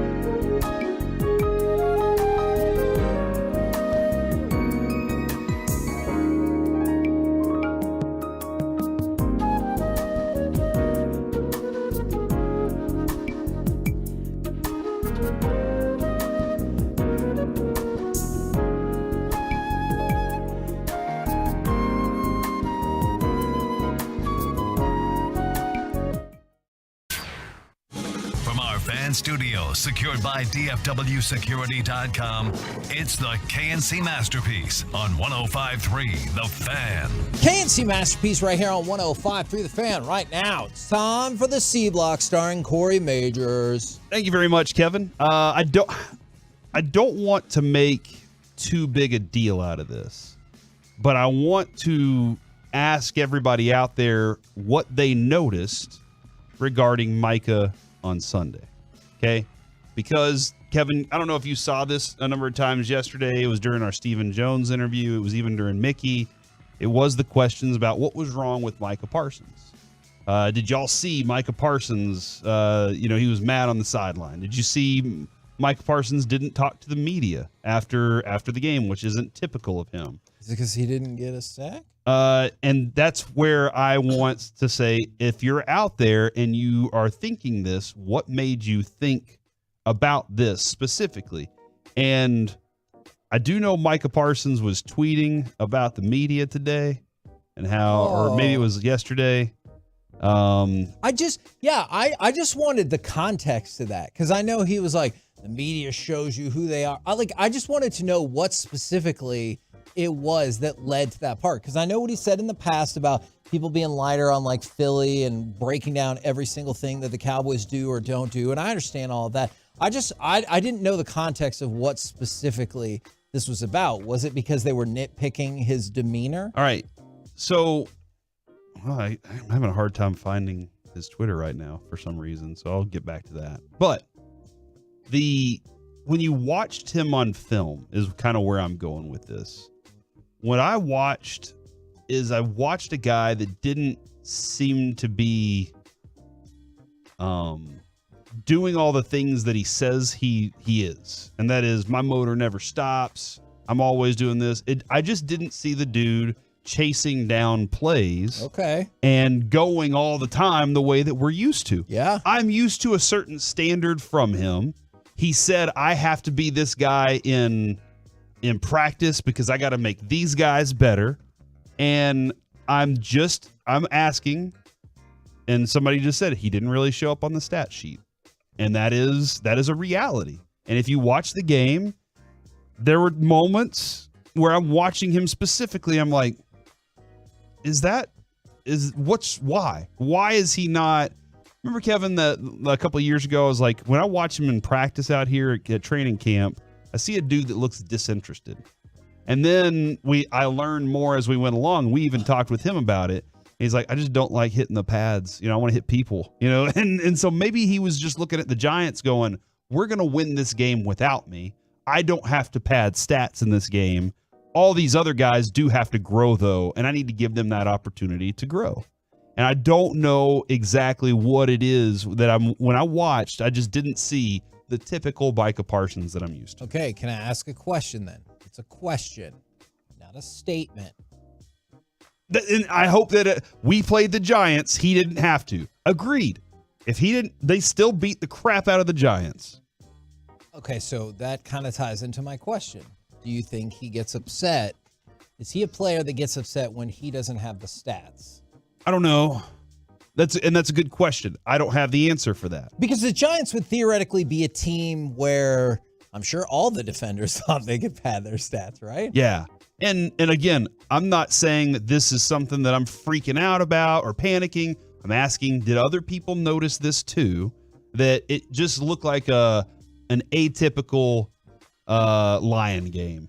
He's the Lion. He's that guy. Was it just a little bit different from him this Sunday? So if you noticed it from the 254, it appeared to me Micah was spying Barkley. That dude cares about the stats because he cares about the accolades. Don't get that twisted. Of course, he was upset from the 2-on-4. I want him to be upset. He didn't get stats or he didn't make big plays. Don't you guys? Big plays, yes. Stats, not necessarily, because he could have gotten 2 third quarter sacks that made no impact on the game, and would that have changed it? Yeah. And if he is locking up Saquon Barkley and keeping him from having a big game, that is an impact. That's a huge factor. Sure. That was the only offensive thing they had. There was no way Tommy DeVito was going to be a big difference maker in that game. But if Dan Quinn's watching this defense as he's going along, he's going, all right, we can stop Tommy DeVito, but I'm definitely going to need Micah's help stopping this. And so that's why I just wanted to kind of ask if that, see if that was going around out there. And will it carry over into Carolina? And that's why this morning when we were talking with Mickey, I was like, hey, I was kind of leading him to that point of has Leighton Vander Esch, but not being there, meant Micah had to do different things? Is Micah doing those things effectively? And if that's the case, if he's having to do some different things and he's having to take away from some other production, is that a problem? Or is it's going to work itself out? It's going to be fine. I personally think it will work itself out and it will be fine. Okay. And no, I don't know what his assignments were either. I just know that whenever I'm used to seeing him track down a play 40 yards downfield that he didn't even belong in, yet somehow he existed there. And you're like, how did that happen? And maybe he just was like, I'm saving my legs for next week. I'm really going to get after him in a couple weeks here. So I'm just saving it for that. Maybe that's the case. Maybe he didn't. Maybe he showed up and just wasn't feeling great. I don't know. I hope that we see a different version against Carolina. Dropped it in. He's super competitive, holds himself to a higher standard. Look, we've had this discussion before. I know, obviously, he's at a totally, totally different level.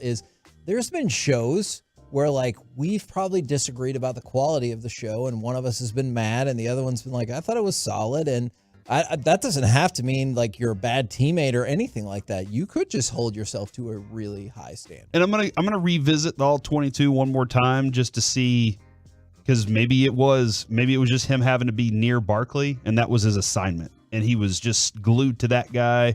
And look, man, this is your job this week because we want to put you in the most important way to stop an opponent.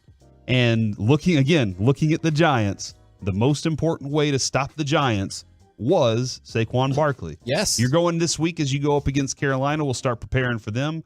You're probably thinking, what's the most important thing to stop there? And it's probably the connection between Bryce Young and Adam Thielen, maybe. And can you that's probably lock true. that thing up that's somehow? Probably true. So that's, and that's what Dan Quinn's job is each week, is to figure out, how do I take away your best mismatches and which player am I going to have to use this week to make certain that something like that happens? So, and some people can be upset about the way he played or not. I'm personally going to say that more likely than not, his weeks are going to be very good. On to weddings. Whoa, okay.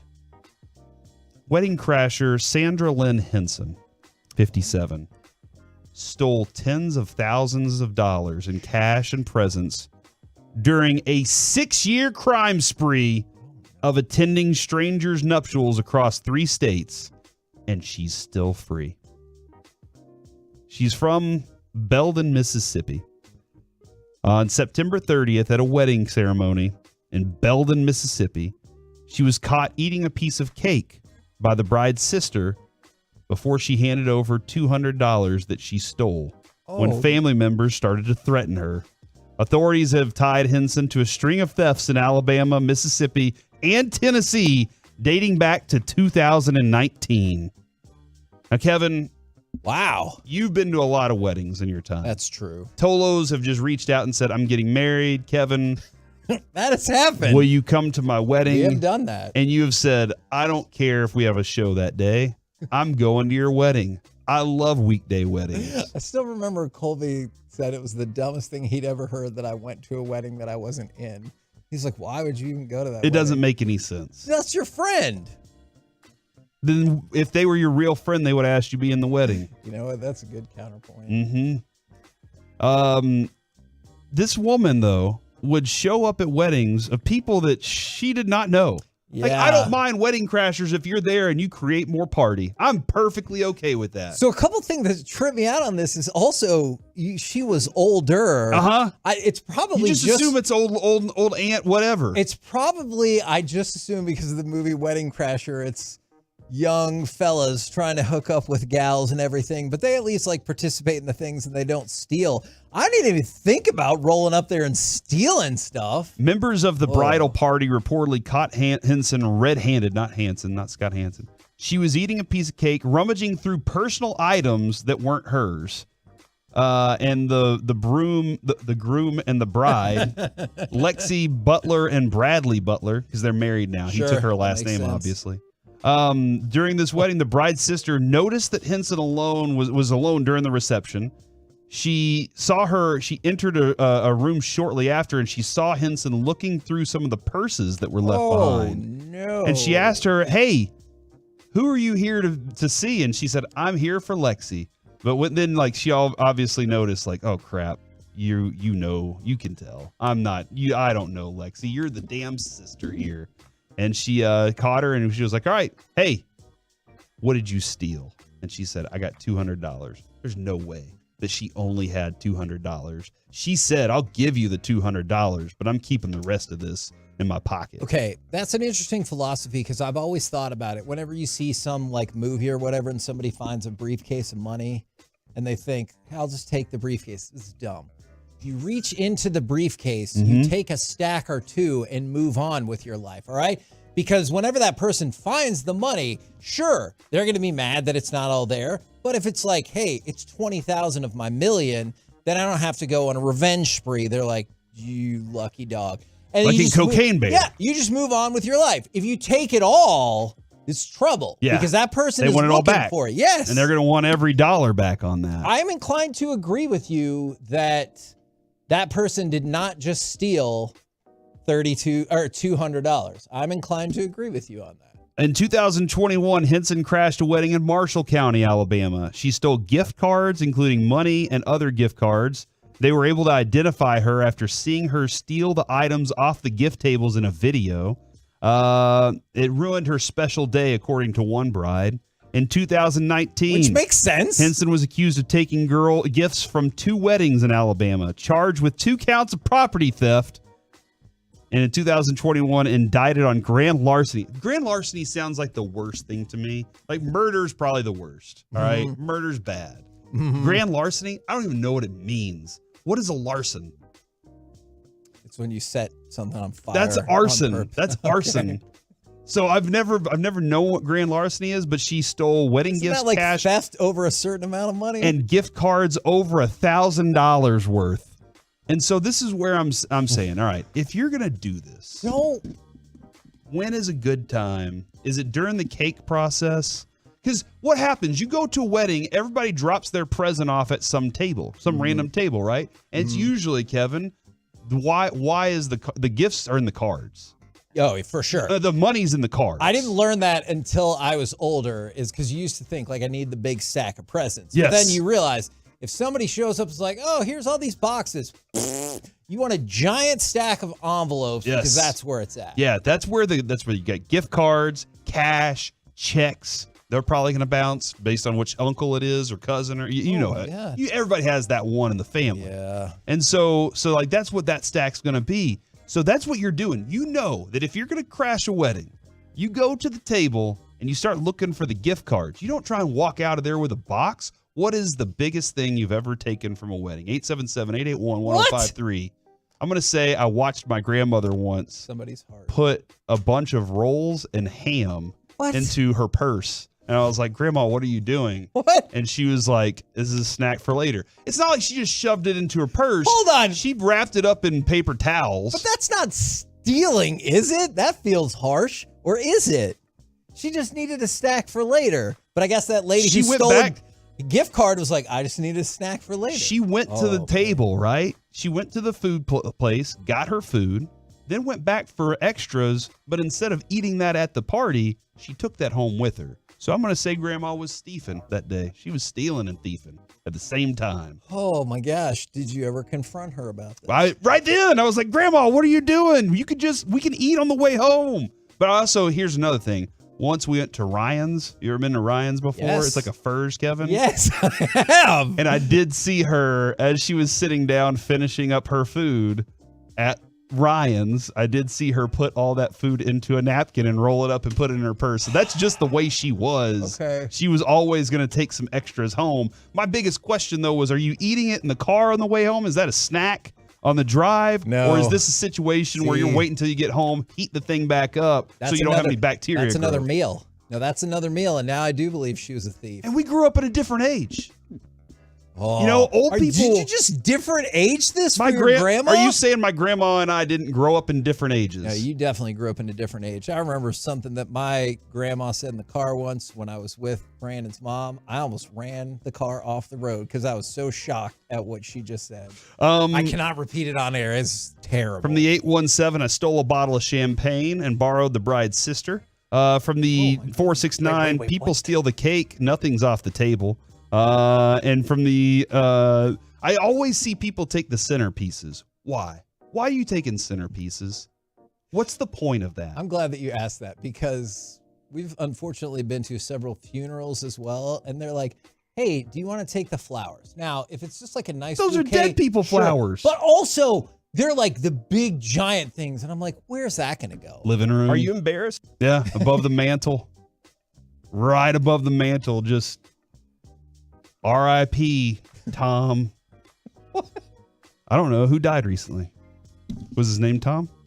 It was not. A lot of people are saying, yeah, grandma came up during the Great Depression. Don't waste food. That was definitely the mindset. Like you hold on to things, man. You take care of that stuff because Depression time was bad. Not like our depressions. It's a little different. Your 401ks, hit a little bit. Yeah. You don't want to get caught up in a conversation with somebody from those generations talking about hard times. They'll put you in your place. So if you are getting prepared to be married soon, watch out for the people trying to steal your gift cards off your table. Kevin, would you like to go to people's weddings to play security for that? I think you'd love that. 1,000,000%. Just stand there and be like, ah!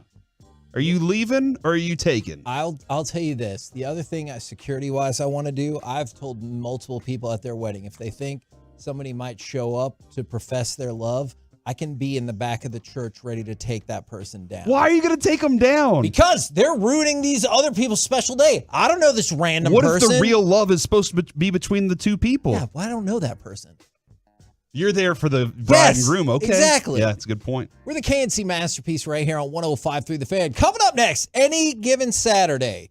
Are we supposed to buy into this garbage that poor Michigan is being mistreated? Let's talk about it next right here on The Fan.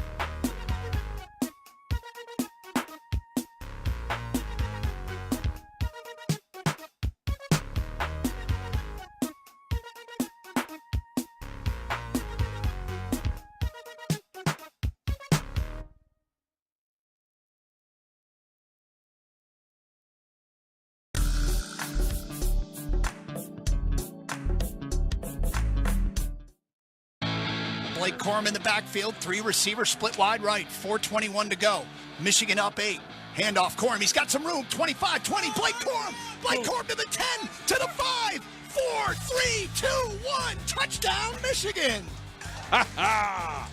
There you go. K&C Masterpiece back here on 105.3 The Fan, where I do not believe they counted the yards 5, 4, 3, 2, 1 in real time.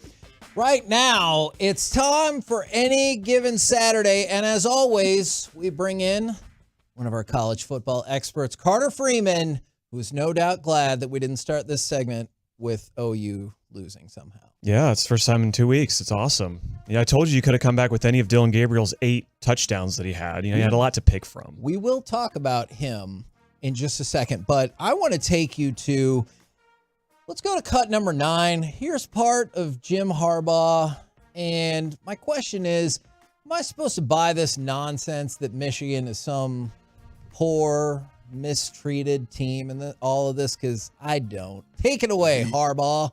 The perseverance, and then the stalwartness of these guys. I mean, yeah, watching, I would have to say, everybody. It's got to be America's team. It's got to be America's team. America loves a team that beats the odds, beats the adversity, overcomes what the naysayers and critics, so-called experts think. That's my favorite kind of team. And yeah, watching it from that view on the television, it was finally people get to see what I see every day, in these players and these coaches. So hold on, he said all those things, and he can't find that in another team out there. But you said cheats. Yep. I heard Sean and RJ say this morning, and my apologies if you've already gotten to this.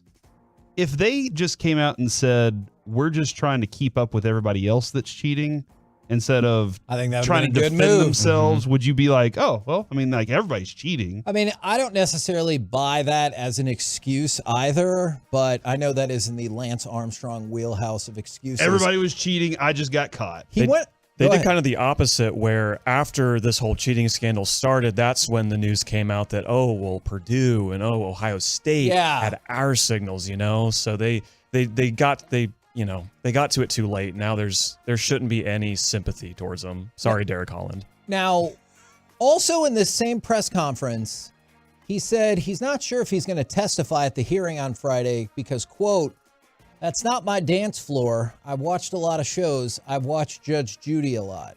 All right, so that's the first thing you need to know.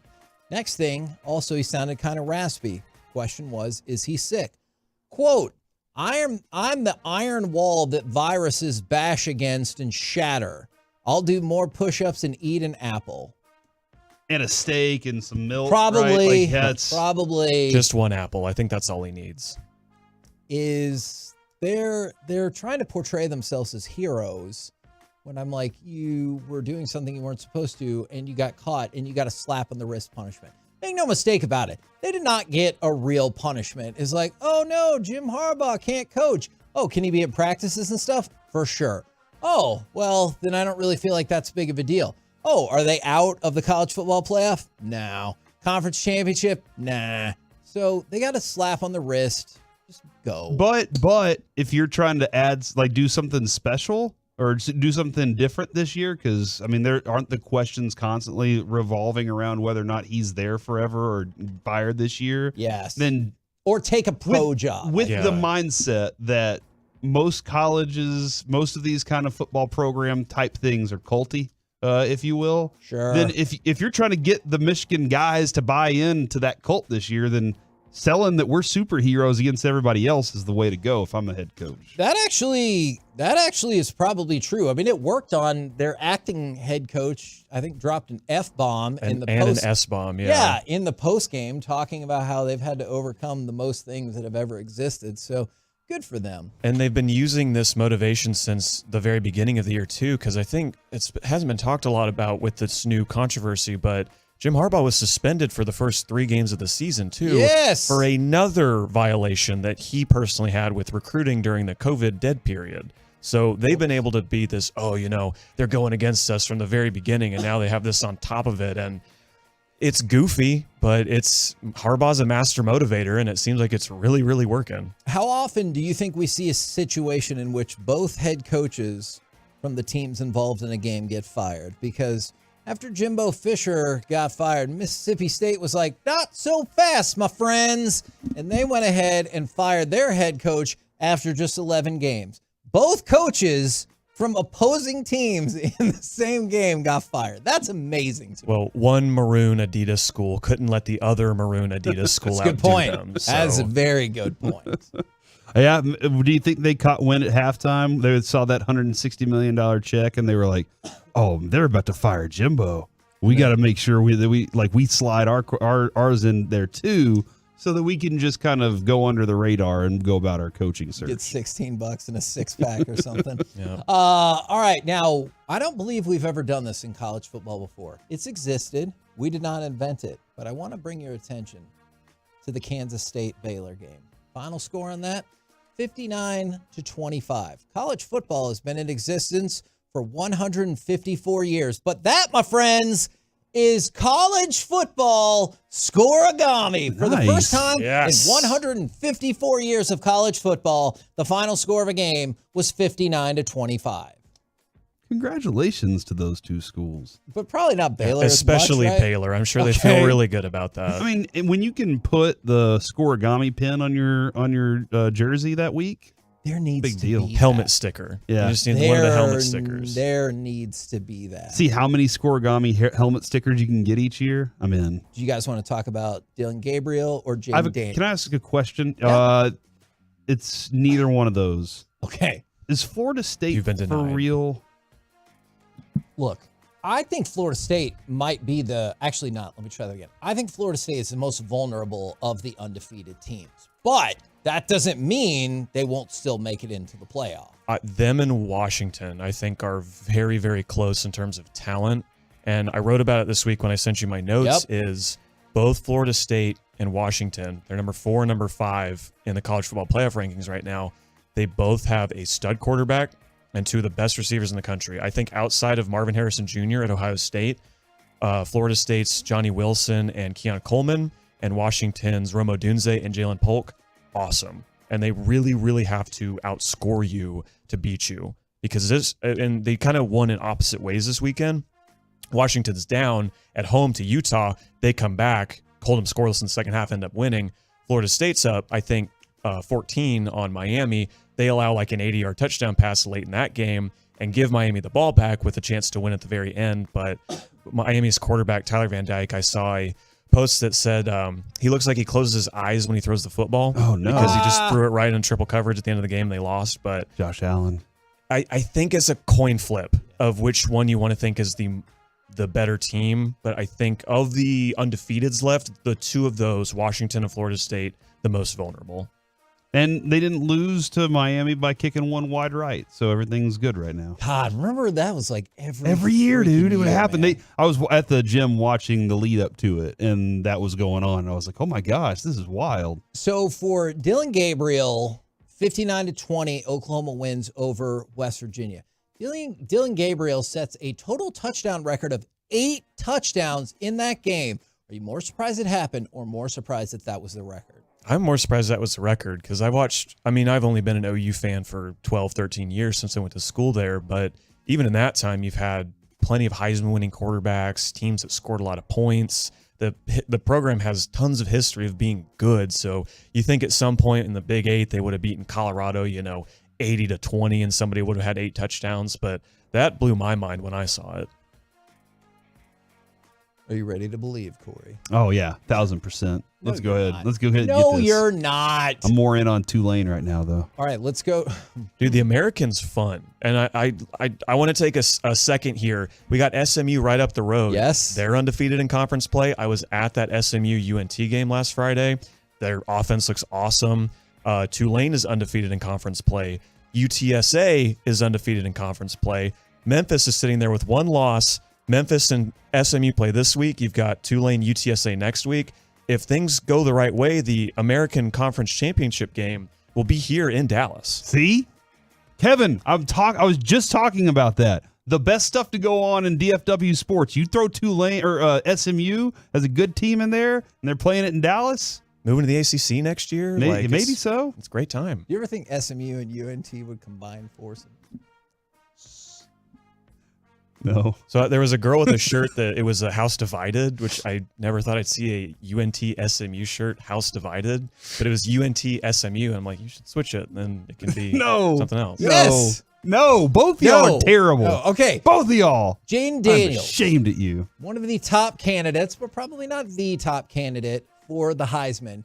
606 yards and 5 touchdowns of total offense in the win.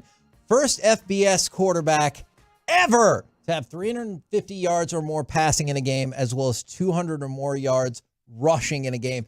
That is an incredible stat line. Where do you think, does he sit behind Nix in the Heisman hierarchy, or what do you think? All of his numbers are better than anyone else in college football. Because I was looking at the, a list of, all the players stacked up next to each other. He's better than Penix at Washington. He's better than Nix at Oregon. But, people look at his 3 losses, but I'll go a couple years back when RG3 won it at Baylor, they were 9-3. But in each of those games that Baylor lost that year, RG3 balled out. Yeah. And in all of the games that LSU's lost this year, he balled out. They lost to Ole Miss like 55-52 or something crazy like that. Like, he's still putting up crazy points. And I think they've got, 2 or 3 more games left. If he keeps this up, I would not be surprised if he won. Just because his numbers are, like we said, that much better. He's doing things that have never been seen in the sport before. Well, I think that Bo Nix might argue that he had an incredible stat line to begin the USC game. 2 for 2 passing with 2 touchdowns for 161 yards. Dang. I'll take it. 2 passes. On 2 passes. Yeah. Yes. That's the first 2 passes. No, yeah, that's the kind of quarterback you're hoping for every week, Kevin. I mean, great. If we can make that happen, I think things are going to be looking fantastic. Texas lost Jonathan Brooks, their star running back, for the rest of the year. How much does this impact their team? I'm not saying their ranking or anything like that right now, but how much does that impact their team? It'll affect him for sure because you lose a very, very good player. He already had over 1,000 rushing yards in, where are they at, 9-10 games? So it'll affect them, but they have a freshman, CJ Baxter. His last name's Baxter. He's very good. He was a highly ranked recruit. He's looked good at times this year too. So, but that Sark offense, I mean, the running game is very important to it. So they're going to need him to step up. And I don't think he'll be as good as what was my guy's name again that got hurt? I already forgot. Pulled a mic there. Brooks. He won't be as good as Brooks, but if he can step in and give them maybe 50-60% of what he was, and they've got a tough game this week against Iowa State, who they still have an outside shot at making the Big 12 championship game. Do you know there's a potential for an 8-way tie for first place in the Big 12? I'm all about that. It's insane. He took a shot at Derek Holland and Mike Bassick in one segment. I'm getting too comfy. Kind of feels like you fit in with this show just fine. I'm proud of you, dude. I'm very proud. And by the way, Johnny Manziel said he would help Texas A&M with their new coaching search. Maybe we do this at another point, Kevin, but I really do think that what athlete has the most credibility versus the athletes with the least credibility? Man. And why does Johnny Manziel have so much credibility with I was going to ask, fans? why does he have both?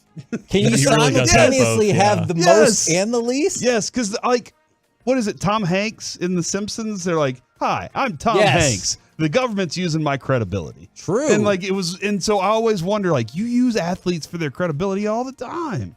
We're the KNC Masterpiece right here on 105.3 The Fan. Coming up next, let's chit-chat with those fellas from the G-Bag Nation. Next, right here on 105.3 The Fan. The holiday season is here, which means holiday deals for you with the Black...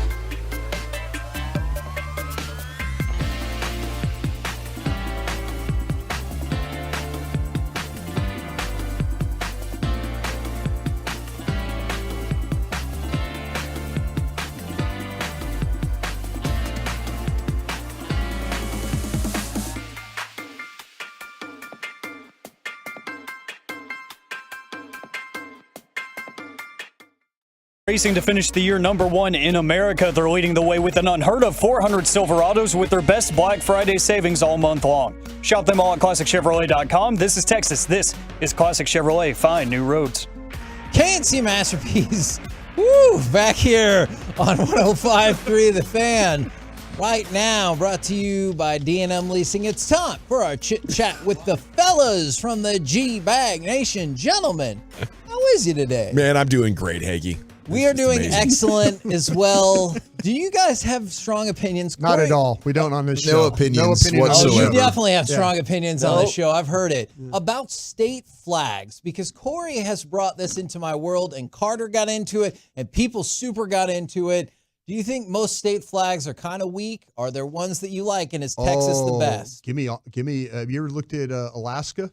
Well, we do like Alaska's number 5 for me. Explain it, Corey. What is the Alaska flag? Alaska flag is space. It's Big Dipper, right? Yeah, and the North Star. So I think it's got the I Big love Dipper and space. the North Star. It's everything that's out there, bro. And Hawaii's kind of cool. yeah. Maryland. It's very Britain, though. Is it? Very Britain. Maryland's got a cool flag. Maryland's messed up. Maryland's got a lot going on. It's much. very eye appealing, I think. I mean, there's so much to look at. That Well, flag there is symmetry. stinks. You do have There to is give symmetry. it the symmetry because they only went with 4 different squares within it. They Louisiana, did. we have the murder bird. Yeah, it's a big old Oh, the pelican. pelican? Yeah. That makes sense. Okay. But I like the uniqueness of it because we were talking about it. If you look at like Murder bird. Michigan, The murder bird. Maine, New York, I think Rhode Island, they all kind of look the same. They're like, here's our fancy crest, and I went with my check it top out. 5. Everything that looked kind of unique, and it was. Did you have Texas as one? Texas one. It's Alaska's right there for me, man. Alaska's I'm sorry. 5. But I think Texas is 1. South Carolina was 4 with the Palmetto. California's bear is not a bad one. Number 3 was New Mexico for me. Oh, that's the one with the sunrise, Yeah, right? Yes. and then Colorado. No, actually, that's Arizona. Theirs No, is no, the. well, okay. Didn't New Mexico have a Like a a Native red American line? cross. Yeah, like the and then 3 line and the cross. S. Yeah, Yeah. I thought it was like the sun. Yes, and then Colorado with the C. And Colorado with everything. the C is awesome. Like Stands the out. Cubs. Yeah. It's, that I one can see has always that. thrown me off. Okay, What do you think about Washington state flag having George Washington on it? boring. It's unique. It's just like a big green background. Yes. And a Washington there. Yeah, I like the Buffalo one in Wyoming. it's not bad. Yeah. That does stand out. That's a decent one right there. And then- Hawaii looks just crazy. Hawaii is it's- crazy good. We're going Hawaii, Braves. yeah, it's I know, pretty it feels awesome. like you got invaded. It's a That's colony. right. Yeah, you got taken over. Yeah. And then I feel like, Looks like they took their big flag and then just stuck another little flag on it. Yeah, I could definitely see that. It feels like Alabama and Florida had the exact same flag, and then Yeah. Florida was like, just put a decal Yeah. on Yeah, there. yeah. That'll be great. It was a bit of a cop-out move. Well, Yeah. check out the Virginia state flag real quick and zoom in on that sucker because we were all a little thrown off when Carter Freeman threw this our way, Oh my god! and we did not anticipate that Yeah. there was actual nudity on this flag. That's yeah. So That's a breast. yeah. So that was something that kind of It is a TD Tuesday.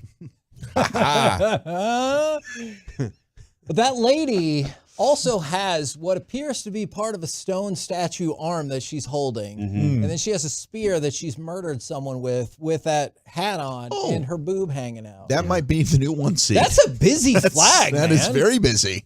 A lot going on there. Busy morning for that lady. Betsy Ross was Hell of a productive day. Betsy over Ross state. wasn't available that time to kind of I kid sew you things not. together. We did a joke on this show once. This was years ago. about Betsy Ross. Yeah, about Betsy Ross. And I was like, What? She wasn't even that great. She didn't even put the right number of states. There's only like 13 on that flag. I kid you not. So many people were like, hey, you stupid effing idiot. They did not get. Yeah, that people I don't was understand humor joking sometimes. whatsoever. Are you No. just learning that now? 13 original colonies. I think this was when we were a weekend show. And Yeah. we were learning it then. That was a very grizzled time. if Bassick had made a comment like that, he might actually be curious. This is Hagee we're talking about here. That's true. Probably It's only- get it's only 1450 on his 13 SAT. stars. What the hell's going on with that? Oh, were you there? I was like, hold on, there was only I'm not 13? telling you he's good. He's not bad, but he's not good. Dang, that's a good impression. Man, that is a good impression. Nice. Is thoughts on, I know yesterday it was coming out about Goodwin. And Whataburger, we loved it yesterday. We loved Okay. Whataburger was Yeah, absolutely all the brilliant. flags? Whataburger. Guys, Plano showed out yesterday. I was so proud. Do you guys keep any of those flags for yourself? Like, I know they're very in demand. Do you keep one per year for yourself? I actually ordered one. I paid for one. Oh. I paid the one with the hand grenades with all the different colors that you get online. Yeah. I went and Pretty bought flag. that one. It's a pretty flag, and that's the one that's one. But the ones we were giving out are really nice too. I pulled a couple aside just in case. You never know you're going to hit that remote. Hey, you got one of those flags? Yeah. Sure do. Sure do. So yeah, I pulled a couple aside, but yeah, the flag, the one online is tremendous. The online one really is cool. Pretty flag. We talk about flags. It's a great flag. Yeah, I know. And we shamed That was Corey. that was number one. It was just it was above itself. It was. Y'all still have to apply for your state residency. So once that happens, then you can be considered in the state flag part. But like right now, you're not a state yet. You're just a nation. Good to know. Seems weird. I'm looking at a nice piece of does land seem weird. north of Melissa. Okay, I like a good that. place to just steal some Texas Been state. a nation for how many years now? What, 12 years you've been a nation? Independent nation? That's right. I like that. I hear there's a little island out in Lake Lewisville that's it is a clandestine piece of real estate. Okay. That code thing? Put a G-bag flag on it, claim it. Plant the flag. Here's what I need to know then. If you're going need to to stage a landing. your own statehood, what state are you getting rid of? Because I still want a nice even number of 50. Get rid of two? No. Because you're one. Oh, okay. We're adding so one. we get rid of one. South Dakota. I'll tell you, it's a Sounds pretty like state. You ever been? But you can call them the It's Dakotas. just Dakota. Yeah, it's just Agreed. Dakota I think now. you could do that with the Carolinas too. Okay, yeah, that's a Both good of 'em? option. I know a lot of people go and travel in North Carolina. So South Carolina, would that be the one we take? Man, South Carolina's really pretty. Is good. it? Yeah. I thought about I love it Oklahoma. there. They got some great lakes, though. If you ever need to get rid of several, I think we could just make an actual New England and just condense some of these tiny states. You could into walk one across the border of several states. Just Yeah. walk. You know, Yeah. they're all like right there. Yeah. I think we got some. I don't want to be controversial. It is a beautiful place. I'm sure we could still If you vacation say there. Louisiana, I'm coming over the desk. But I feel like we should probably just go ahead and give Hawaii back. Oh, You know. hey, Oh interesting. my God. If we could keep our military installations, that'd be great. You know, it's a beautiful it's a beautiful place to have a fort there in the middle of the ocean, protect us from foreign adversaries. But we really don't need it. You know, Okay. you go visit there, you can see a lot of their native What culture has you still keeping there. Alaska then? We need Alaska. It's closer For the You know, oil. The oil. Yeah. yeah. And the wildlife. And the trout fishing occasionally. Yeah, salmon. I haven't vacationed there and looked into the eyes of the natives and seen their disappointment. You know, that's probably why I went with Hawaii instead of Alaska. Kevin's been there, so what were your thoughts on their disappointment? Dawson, can you sell me on not getting rid of Utah? Oh yeah, that is a place. Can you sell me on not getting rid of Utah?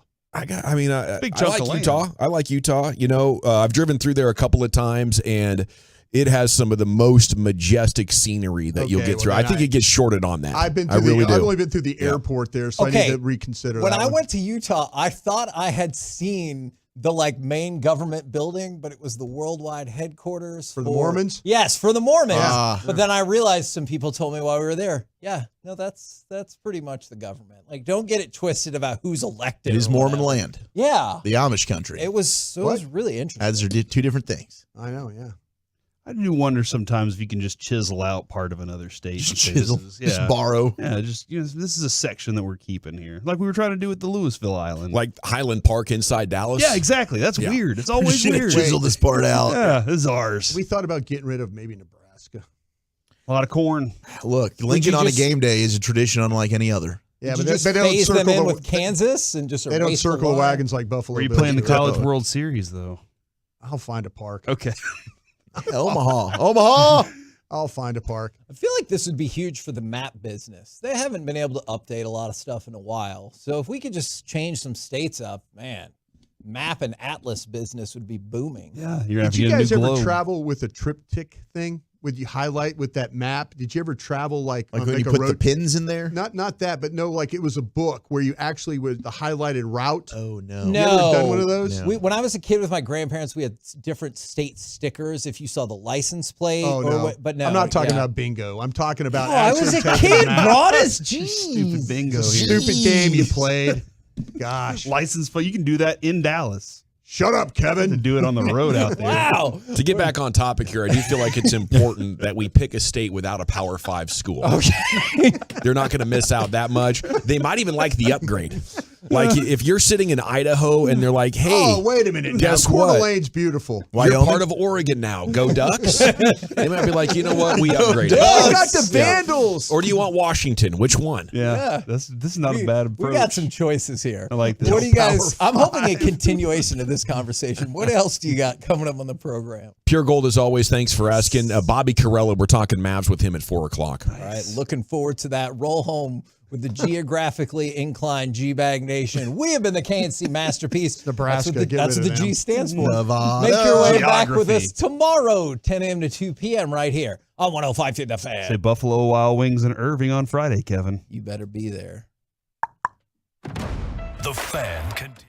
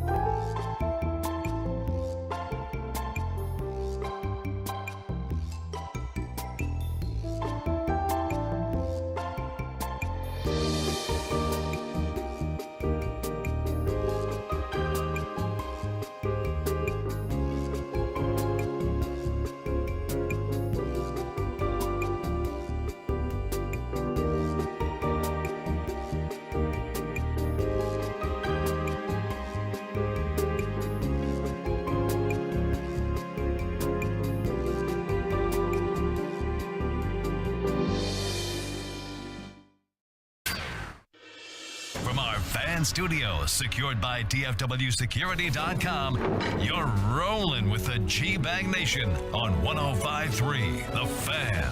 Welcome to the Nation. It's hour one of the G-Bag Nation on 105.3 The Fan. Hope you're having a great day. As always, we open with the top stories of the broadcast day right here in the 2 o'clocker. Everything that's developed since we last talked with you here in the G-Bag Nation. General at your service at ease. There's Brian Broaddus, the former Cowboy Scout, NFL executive, #1 influencer on Cowboy social media. He is an Emmy Award winner and a must-follow on Twitter X. Lucius Alexander is in the Pimp Cup at Master Control here, 75 and Fitzhugh. LA Live coming up at 5:40 every night. LA Live rocking the house right in the middle of that expressway. You do have Zach Wolchuk here. His nosebleed brother, Eric Chiafalo, is on assignment. And, of course, Carter Freeman is coordinating your video. You can watch us at 105thefan.com, Twitch, and YouTube. How you boys doing? You having a good one? Good, man. Excited. We got a fun night of sports with the Mavs. I'll be going to the Stars game later. That ended up working out very nicely. So it's a great time in the DFW Metroplex. We're celebrating the World Series. Cowboys are 6-3, and our other two teams, the Mavs and Stars, are kicking ass too. Yeah, looking forward to we got some study of the Carolina Panthers. I know we're on that run right now. We're trying to get through these games and stuff like that, but as we always do on Krusty's Corner, we'll find a way to get you informed on what you need to know about the opponent. And so a little Panthers work tonight. But Panthers work and listening to the Stars, listening to Mavs and all that stuff. So good night of sports. So how do you work that now? Do you flip back and forth? Because you used to be able to just listen to the Rangers and then you'd watch the Mavs. I actually listened to the Mavs, put the Stars on a TV on the corner, and then I have my huge screen that I watch all my tape on. You're set. So yeah, I just keep one down and then have the visual on the other, and then try and pay attention on how to move the ball against these Panthers this evening. We're looking forward to that report coming up. Yeah. Krusty's Corner every afternoon at 2:40. The top story in Cowboys land today, it was confirmed that Leighton Vander Esch is out for the year, and Jerry Jones came on with Sean and RJ right as that story was breaking, and he confirmed it, said it was a significant loss. And, talked about the guy and said, we just wish him well. And he said, Jerry, if we're talking about a longer term, he says he's just going to have to see how this heals and then see what his best interests are and what sort of injury risk he'd like to expose himself to in the future. It sure seems like it could be the end for Leighton Vander Esch. I don't know. It's difficult to put yourself in those shoes, but I would kind of look at it like I've made it a nice career. I got into free agency a little bit, got a couple of paydays. Can I get me a ranch up there in Idaho and have a nest egg that's going to get me some of that mailbox money coming in, a little bit of passive income here, set it up with a nice financial advisor? Am I there yet? Yeah. So if I'm there, I'm cutting bait. I'm good. They're talking spinal, and it keeps happening. Yeah. That's something you can't risk. No, he is to the point right now where that decision, I think it's going to be pretty easy for him, myself. Yeah. There's just a lot going on there. You talk to folks in the organization, and we got to be careful of HIPAA laws and things like that. But to me, there sounds like, just kind of reading through some things, there's a lot to unpack with all that. And if it's something that's pretty simple, like, okay, we can rehab this and you can come back and everything will be fine. It just doesn't sound that way. Yeah. And so, and Leighton's a smart guy. He'll make the decision that he sees necessary. But I think that it's unfortunate because, you've had a couple of Cowboys now at linebacker that were really, really good football players whose careers got cut short because of injuries. When you look at Sean Lee and you look at Leighton Vander Esch, and both those guys are similar in the way that they play, the nose for the ball, the ability to finish, toughness about it. Open field tackling. Don't get fooled on plays. It's just so unfortunate that both their careers were cut short because of injuries that they were dealing with. Be really nice if they could get a star in there at linebacker that was a little bit more dependable. Obviously Leighton Vander Esch turned himself into a nice pro and overcame a lot to have the career that he did, and the Cowboys could use him. But I mean, the other part of the story is Dan Quinn has been resourceful finding guys that could step in and do that job and not get you killed over the last couple of weeks without Leighton. No doubt. I mean, last year we were talking about the difference that he made in the running game specifically, and all the numbers in terms of yards that they gave up with him out of the lineup until he was able to come back into the postseason. I think Marquise Bell, and you talked about it with Stephen Jones on Friday, Brian. Marquise Bell, shout out to you. And I liked what we saw. Rashaan Evans got the start, the player that they signed to the practice squad a few weeks ago, former first-round pick. He's a player that I think also can be good in the run game. He had that bonehead penalty, which Brian was really ticked about against Philadelphia, that face mask. Yeah. But as a linebacker, they've got some guys that can fill this void, but it's heartbreaking for Leighton Vander Esch that, maybe his career could be in jeopardy now. Yeah, they've done a really nice job. Damone Clark playing a little bit better. Still has ways to go on some of his reads and reacts. But Bell, for somebody being a converted safety, and I think the thing that Bell is realizing, it's like, listen, I can't sit here and go toe-to-toe with these offensive linemen. I've got to find a way to play fast, play in the move, read quickly. He's been able to do that, and they find a way to put him in coverage. They do. Which is really, really good. So you got a guy that you just don't take off the field. It's funny. I was kind of looking at guys at linebackers in college, and the first name that I saw was a kid named Jeremiah Trotter Jr. Yeah, Clemson. And I drafted his dad in 1998, and his dad was a Stephen F. Austin, hell of a player. Had a bad knee and all that, yeah. And I just think about Jeremiah Trotter Jr., and it's the possibility of the Cowboys. The Cowboys, when you start to think, and not to get into draft talk here, but you start to think about possible positions going forward. Are they going to need a linebacker? Are they going to need a running back? Are they going to need potentially an offensive lineman?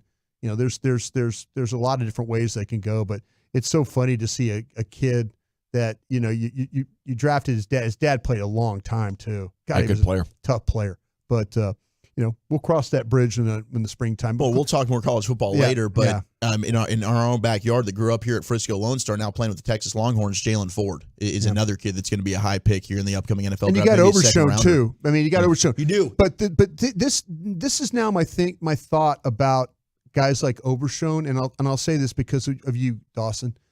It's, you warn us about the extension of contracts or expecting something from a hurt player. Yeah. There was always a time where I always thought, we're going to get this guy back, and it's going to be okay. We're on a little bit of a run right now here with the Cowboys where hurt player has turned into maybe not this year, but next year will be fine. Yeah. That hurt player is still behind. Hurt player is not as good as we saw him before he was hurt. And this is year 2 now for Gallup. Yeah. See, that's where I'm kind of more of a contingency plan for that. Every time I want to believe that you're going to get a guy back and he's just going to be fine, think about what you've been through. Sure. The Cowboys are jumping into it, and I know it's a long history, 30 years. We asked Stephen Jones about it last week, and maybe this is just a bad run. And they did get discounts. It's not like you're paying these players, but when you have injuries, you might want to look at it as much as it sucks. They did it with Anthony Brown. Yeah. When you have a catastrophic injury, it's maybe, being a little bit more cold about it and saying, wow, now it's time to move on, because when you do a contract with a guy, that next year is a big part of it. It's fully guaranteed that first year of the contract. If you're waiting for him to overcome the injury, that's, to me, bad money spent. A couple of other NFL stories. Apparently Dan Orlovsky, who's not a reporter but is kind of an insider, former player, works at ESPN, says he's hearing Bill Belichick will be a head coach and GM for a different NFL team next year. That's the scuttlebutt. What are you hearing, Brian? I do not believe that in any good conscience could you be, and maybe the Commanders are this team. Gosh, I hope the Commanders are, I would hope. Belichick as a head coach, absolutely. Absolutely. He could figure that out. As a general manager, absolutely not. The reason why the New England Patriots are in the shape that they're in right now with their roster and the players that they have is because of Bill Belichick's inability to draft and back-to-back drafts. I saw the same thing with when Tom Landry was here, a legendary Hall of Fame coach. you know, you would never think would ever be removed from the job. He's going to go out on his own. Well, he was removed. But what happened was you started to have back-to-back drafts that did not do anything to help your roster. Yeah. And I think the Patriots are that. They're a very talent-poor team right now. And they've had some injuries, but that's not an excuse. Bill Belichick, the problems they have right now, he should look at himself in the mirror. Yeah. Because he is really the reason why that they're not as good as they need to be. You're 100% right, but you did mention Washington, and I feel like if there's an organization that might do it. I can't believe that they would allow I can't believe that they would allow that. If it's the only way that you could land Belichick. Belichick is going to be without a job. I mean, if he wants to coach, I'm going to offer you an opportunity to coach. I'm not giving you the keys to the building. When I know what your resume is, sir. Yeah. I've seen your resume, you know. But as far as you picking players, that has been an absolute disaster. It has. I think you might have enough talent there right now, and you hit a free agent class. He will be able to look into the NFL current players and find you good ones. I don't think he's good at picking the college ones, but if I'm Washington, I might say, let's go for it. And he'll be the GM for a couple, 2-3 years, and if it's not going well, we can move on. But we have enough talent here. If we can get Belichick and a quarterback, I think we can go for this. The Washington, and at the time they were the Redskins, in the 1970s made a move that was legendary. They hired Vince Lombardi from the Green Bay Packers, and it killed their franchise because he couldn't replicate the magic that he had in Green Bay. And he passed away with cancer and all that. I mean, he got sick, but there was a time there where Lombardi, he couldn't coach, and as a general manager, he had lost that touch. So maybe we shouldn't be worried about it. I kind of feel like when you start to talk about these legendary coaches, that maybe even more, they need more help even more today. Oh, yeah. You know, that they need to be able to understand, like, you know, Bill, you know, he coaches the team, but also picking the players. But I think these general managers, and this is what's opposite about really the Cowboys, but you have Will McClay here doing that, looking for players here. Yeah, you got a lot more help here. Yeah. I think Belichick's in a situation where he's been there so long and had so much success, he's dug in. He doesn't want to cede control or power on any front, and unfortunately the Patriots are going to have to move on. The Bills did move on from their OC, Ken Dorsey. You know, they went off early in the year, scored a bunch of points, but since then it's been a struggle. And then with last night's loss, it pushed them over the edge. And even though they're top 5 in a lot of offensive analytics, the Bills have decided they need a different mind there at OC. So Ken Dorsey is out. It is a double game night in DFW. Stars are going to be in action taking on the Coyotes at 7 o'clock, and the Mavs taking on the Pelicans. Both teams hoping to keep it rolling.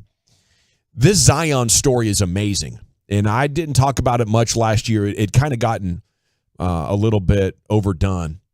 But you know when you're young and you get a job and you aren't sure if you want that to be your career, and you're having a hard time like getting out of bed to go in, and you're just like, you don't get the industry. You're like, I don't even know if I want to be a sales guy, you know, or I don't even know if I want to do this or that. Like, this just doesn't feel right for me.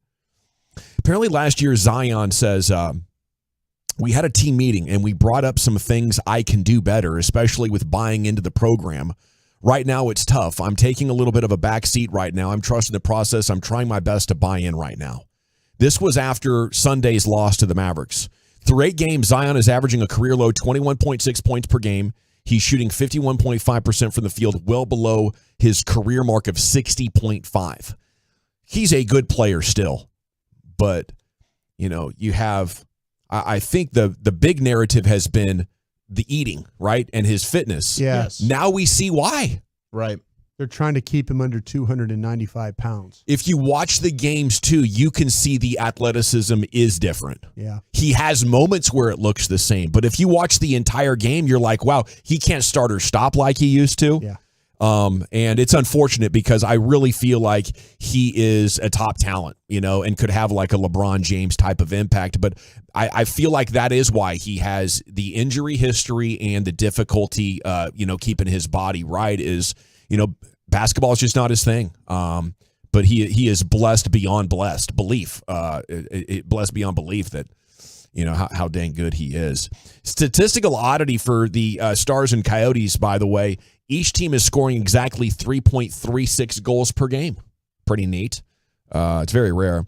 The difference is Dallas is strong defensively, giving up just 2.5 goals per game, thanks in part to a league best penalty kill rate at 91.8. Brian, yeah, they are. They started last season with actually being on the power play and doing a great job. But you know what's funny is, man, they give up shorthanded goals, which is really strange. And I think we're seeing it a lot more in hockey. If you said what's something about the Stars that kind of drives you a little nuts right now? The shorties. Is when they go on the power play, they will give up some shorthanded goals. And it drives me every time. I'm thinking, okay, well, here they're in the attack, and then all of a sudden it's a giveaway, and now it's a shorty on the other end. You're going, how did that just happen? But it happens to the Stars way too much. Yeah, their power play's been an issue to start the season. It's definitely one thing to nitpick, but that penalty kill has been absolutely brilliant, and they've done a good job of being able to put pressure on to get some shorthanded goals themselves. Yep. Have they given up more shorties than power play goals?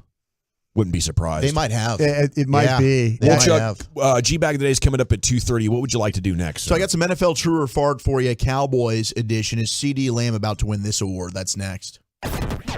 Miss any show segments?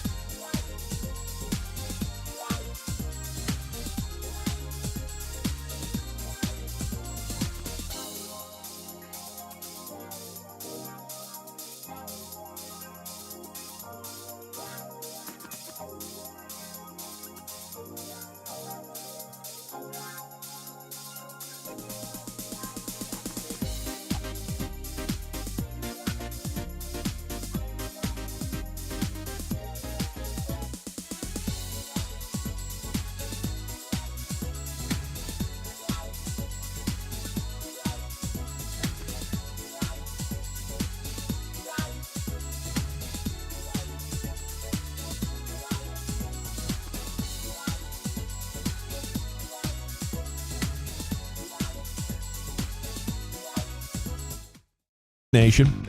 G-Bag of the Day is coming up in 7 minutes. It's time now for Zach Wolchuk to give you some Cowboys and NFL true or fart. And here's Wolchuk. Thank you very much. I saw this on CBS Sports. They do Cowboys overreactions and reality checks. And I was like, man, this is perfect. We can do some true or fart with this. It's your first time ever playing this game. Well, it's basically our version of true or false, thanks to this on-air slip-up from the great Robert Flores. All right, we've moved to the red zone as far as the running back conversation goes here on this SportsCenter Fantasy Draft Special. True or false, Marshawn Lynch matches last year's production. CeeDee Lamb has been absolutely brilliant. Just set the NFL record for a 3-game stretch with 10 or more catches and 150 or more receiving yards. Only player in the history of the National Football League in the Super Bowl era to do so. True or fart, fellas? Brian, I'll start with you. CeeDee Lamb is going to be the 2023 NFL Offensive Player of the Year. Wow. I'm going to say fart on that.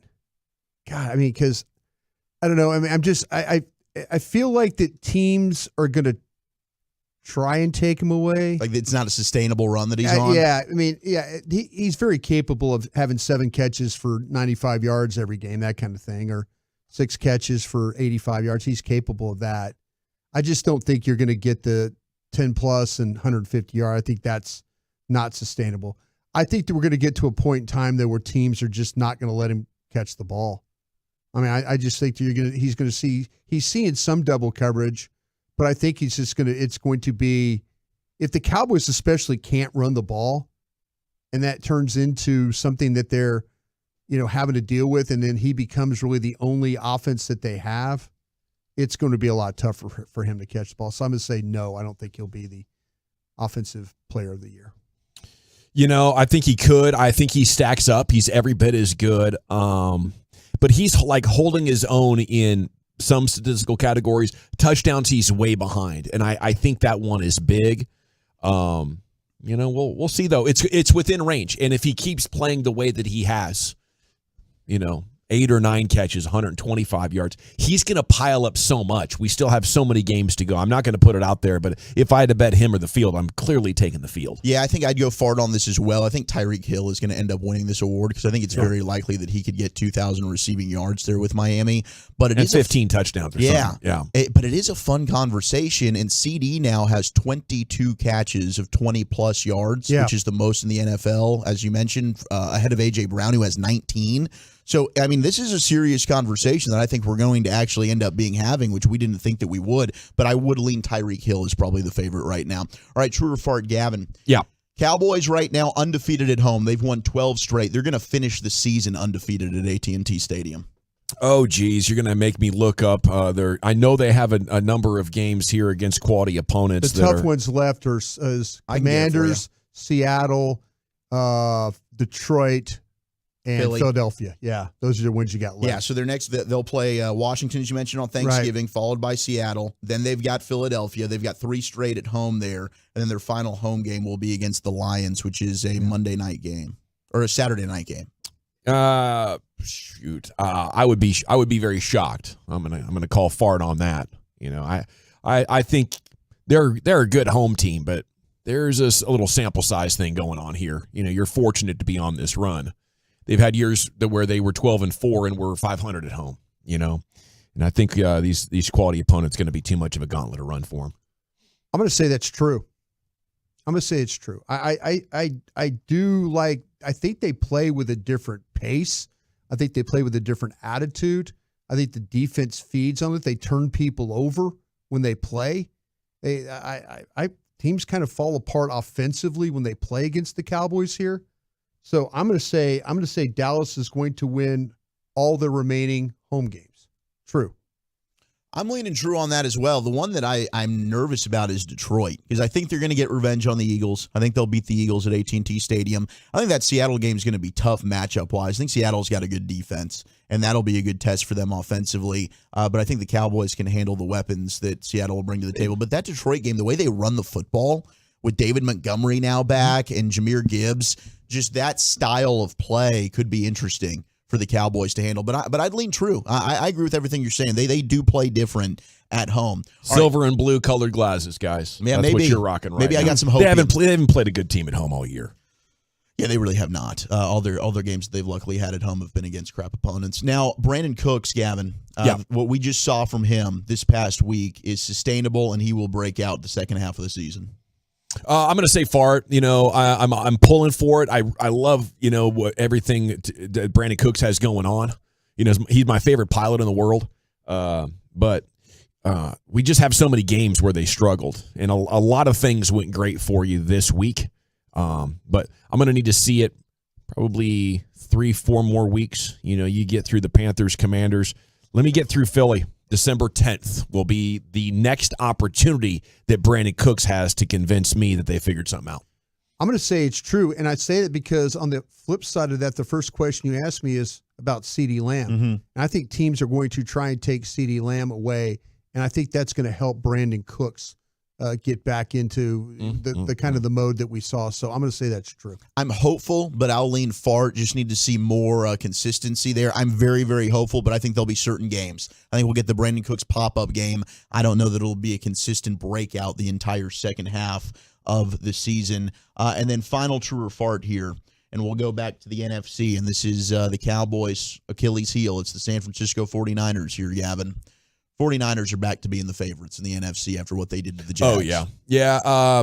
We talked about that last week. I think it was Chief that asked. Were you here? Was somebody out last week? Chief asked. Eric was out. Okay, Eric was out. Maybe you asked it, and Eric was out. Who's the number one team in the NFL? Yeah. And I answered Niners last week. I felt like when they got Debo and Trent back, their dominance would be reestablished, and I think that's what we saw. I'd have him on my number one spot in the power rankings right now. It'll be really interesting what happens on December 3rd when these two teams play. If the game was in San Francisco, I would lean heavily towards the 49ers, but I'm interested to see how if we start to see the Kansas City game exposes the Eagles even more. Buffalo, I don't know what you think about Buffalo anymore, but that's a game that could have exposed them, but maybe not anymore. But if they're not playing pass defense, I think the San Francisco 49ers win that game. But I'm kind of feeling like that if they're struggling with their passing game at that point, and they're probably not. They look like they've come back because of the injuries, and stuff like that. But that is going to be if the 49ers win that game, then I've got you. You're the best team. Thank you, Wolchuk. I'm always up for a round of Cowboys true or fart. It's time now to go into the Pimp Cup. Lucius Alexander standing by with the G-Bag of the day. Here we go! Hey, I was just telling Carter, y'all like Kittle?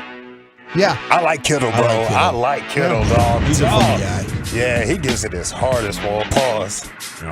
I really wish I didn't say that now. I vote for that. Yeah, it's G-Bag of the day right here. Dawson, could you put some of that sauce on there for me? Yes, it's time now for the best audio from the world of sports, pop culture, talk radio, and or the internet. We'll play them all. Vote on which one we like the best, and that is your G-Bag of the day. Look at that sauce right there. Our winner is Mavs announcer Brian Damaris. Right. Yes. Dropped a little wisdom. He's been banned for it. James Harden. Did he get in trouble? No, they just pulled the video. Yeah, I seen that because I didn't get that one from Bally Sports. This one right here I'm playing, I didn't get that from Bally Sports. Got it from Hoops Highlight. Okay. Highlight Hoops, whatever it's called. Because all the other ones that were on the internet, it had the Nas beat behind it. Okay. The Ether beat. And I was like, I want it raw, dog. Yeah, baby, I like it raw. Here's Mavs announcer dropping some wisdom on James Harden. Ask the producer to pipe this into the Clippers locker room so I can talk to you, James. I hope you're taking notes. I'm telling you in advance, you're welcome for the wisdom I'm about to spew. Yeah. Because, listen, I get on my knees every night and pray for someone to believe in me like Daryl Morey believed in you. You wanted a certain coach, they brought in Mike D'Antoni. You want to play a certain style, they played it. You wanted Dwight Howard, they brought him in and got rid of him when you were tired of him. You wanted Chris Paul, they brought him in and got rid of him when you were tired of him. They brought in your old friend Russell Westbrook. You wanted to go to Vegas on off days? They looked away. You wanted the team to stay over so you could go out at night? They changed the schedule, and it didn't work. And you know what? You said, I'm going to break up with my whoopee. Not good enough. I see the bright lights in New York. I want to go there. My old pal Kevin Durant. It's going to work. The big three. And all after 1 year, you want it out. You realize, oh my gosh, I took this guy for granted, the guy that believed in me. I went back with Daryl Morey. They traded Ben Simmons for you. How did they pull that off? And you know what? You went there and you got a partner who got the MVP. He won the MVP. And what did you say afterwards? You said, they didn't hand me the reins. You're the point guard. You were holding the reins. And what did you do when you had the reins? You scored 9 points in Game 7 against Boston. You blew a 3-2 series lead. So they fired their coach. Not good enough. You broke up with your guy, believed in you again. You said, the bright lights of L.A., that's where I want to go. Let's see if that works. Listen, James, have you ever had those friends who had bad roommates? Over and over, they complained about their bad roommates. This guy's terrible. The bad roommate here. They never thought to be self-aware enough that they're the bad roommate. They're the problem. Hey, James, you're the problem. If this doesn't work this year in this system with this team, then you're going to go and point fingers at everybody else, and you're going to go back home and you're going to start swiping right for another team, and there's not going to be anybody left. Because, James, you're not the beard, you're not the system, you're the problem. Got him.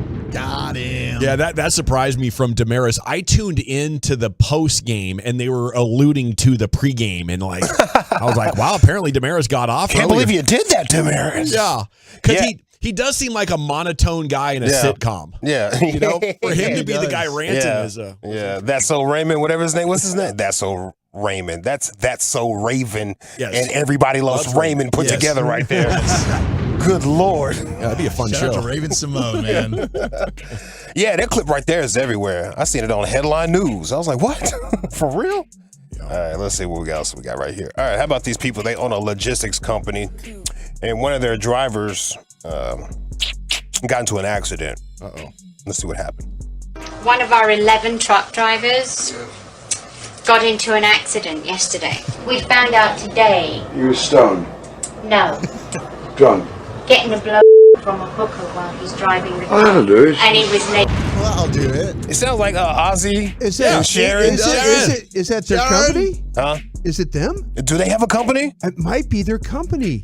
That's hilarious if that's their company. Let's listen to it again. Because what? It sounds just like them. I Googled just to see if there was any company that they own. Because I was like, there's no way. That sounds like Ozzy and Sharon. They might be doing some business with merchandising or something, maybe? One of our 11 truck drivers got into an accident yesterday. We found out today. You were stoned. No. Drunk. Getting a blow from a hooker while he's driving the car. Oh, that'll do it. And he was naked. That'll do it. That'll do it, yeah. So drunk like that. Sharon! Hey, speaking of BJ, Shad. Yeah, you know. What you doing? Get on over here. You stupid dog. Let's go to the motivational speaker. His name is Willie Spears. He's talking about his son is having bad grades. So what is motivational speaker going to do? He's going to motivate you to get those good grades. Here's how he did it. The other day, he had a bad grade in science. He brought it up now. I go in his room. I say, hey, man, what we going to do about this grade? Dad. I said, what we going to say? Look, man, I'm serious.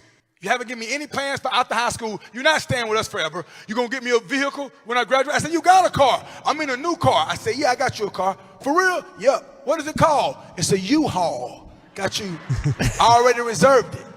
You can drive it. It's spacious. Graduation night, it'll be waiting with a bow on it. But I said, Kenneth, I'm doing everything in my power to get you across that stage. What are you doing? I said, I'm doing everything I can to make sure you graduate. What are you doing? He said, Dad, what are you doing? His mama works at the school. She's the school counselor. You would think he'd be doing better. I looked at him. I said, look, man, I'm doing everything in my power. He said, like what?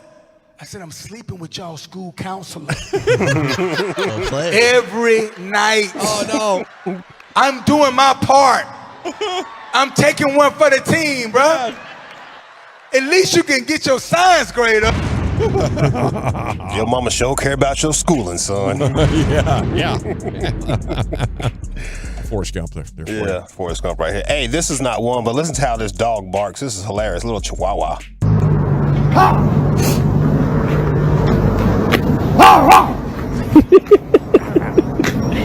Listen to his bark. Old ass. Wow.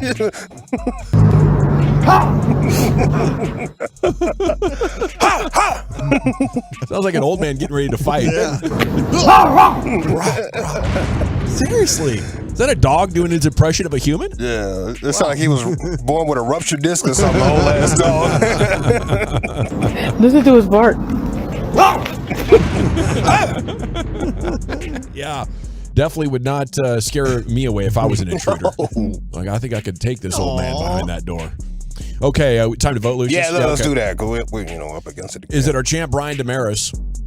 Dang, he was up 3-2 against Milwaukee as well. Or Boston, rather. Wow. Joker. Logistics company driver. Sounded like Sharon and Ozzy. Somebody said that's absolutely them, bro. Yeah, it's got to be. That's hilarious. Willie Spears, motivational speaker. I didn't think there was any chance Ozzy could be that understandable at this point. I mean, 20 years he was mumbling, back in the early 2000s. Hey, stoned? No. Hey, was he drunk?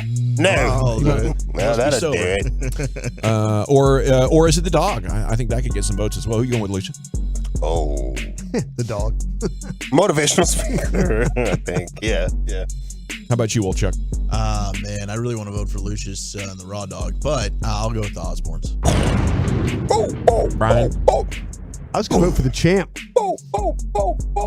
I'll go with the motivational speaker, Willie Spears, trying to get his son fired up to finish high school strong.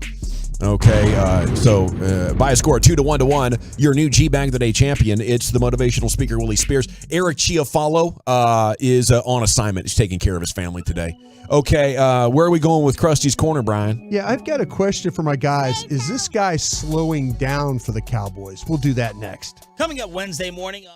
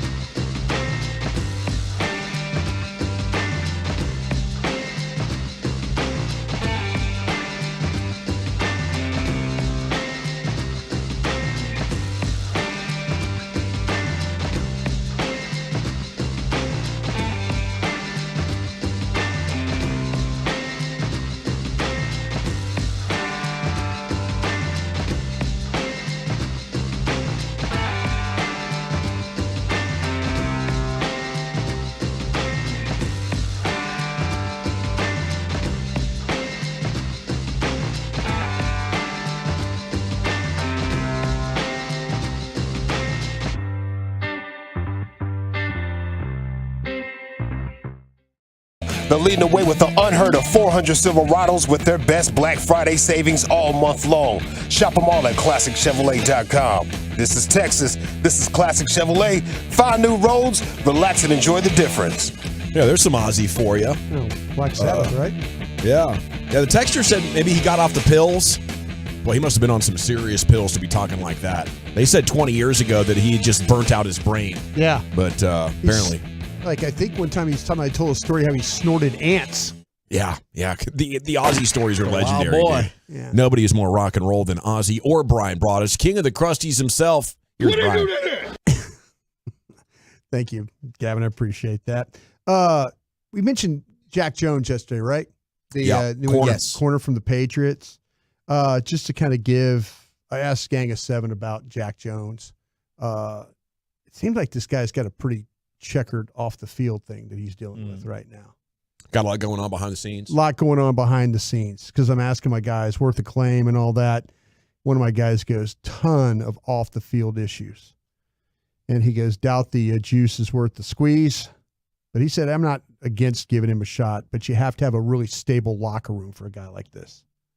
So I feel like the Cowboys have a pretty stable locker room. Yeah. It just sounds like, there was like 3 guys got back to me and they were all like, I don't know, man, this guy's got some issues. If you're a corner, Bill Belichick doesn't want you. I'm pretty out on it. I don't know. Belichick is just so strict with his rules, and that's why I would be intrigued. Like, what he has done to players at the Super Bowl or decided to bench starters and go with reserves because you are practicing better. Like, Bill Belichick is strict. Yeah. So I'd be open-minded to it.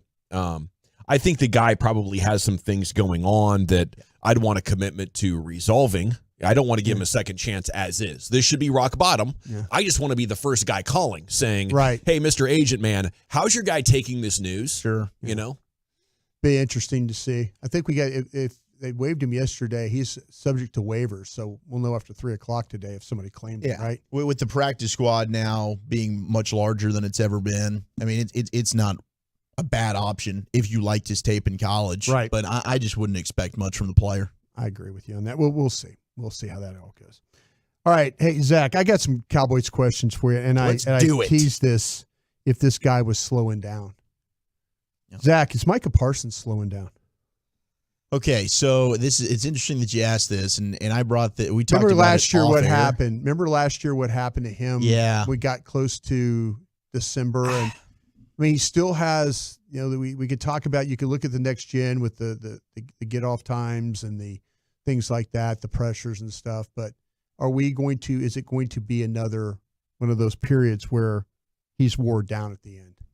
And are we starting of that with the Giants? I'm going to say no, because and he talked about this, and we'll play some of the audio later in the hodgepodge that, schematically they wanted him more off ball. Yeah. And I think that's why, and that's, the same reason why during last week's What You Drinking and What You Thinking, and we had that caller say, hey, I want Micah more off ball. I just don't think that's the best part of his game, right? His best attributes are let me go after the quarterback. That's what makes him a special player. That's what makes him a defensive player of the year. So I think it's less about him slowing down and just more about how he was utilized, and maybe he was frustrated, and maybe that's why you didn't see the motor, because he certainly seemed frustrated post-game based on his tweet. Gavin?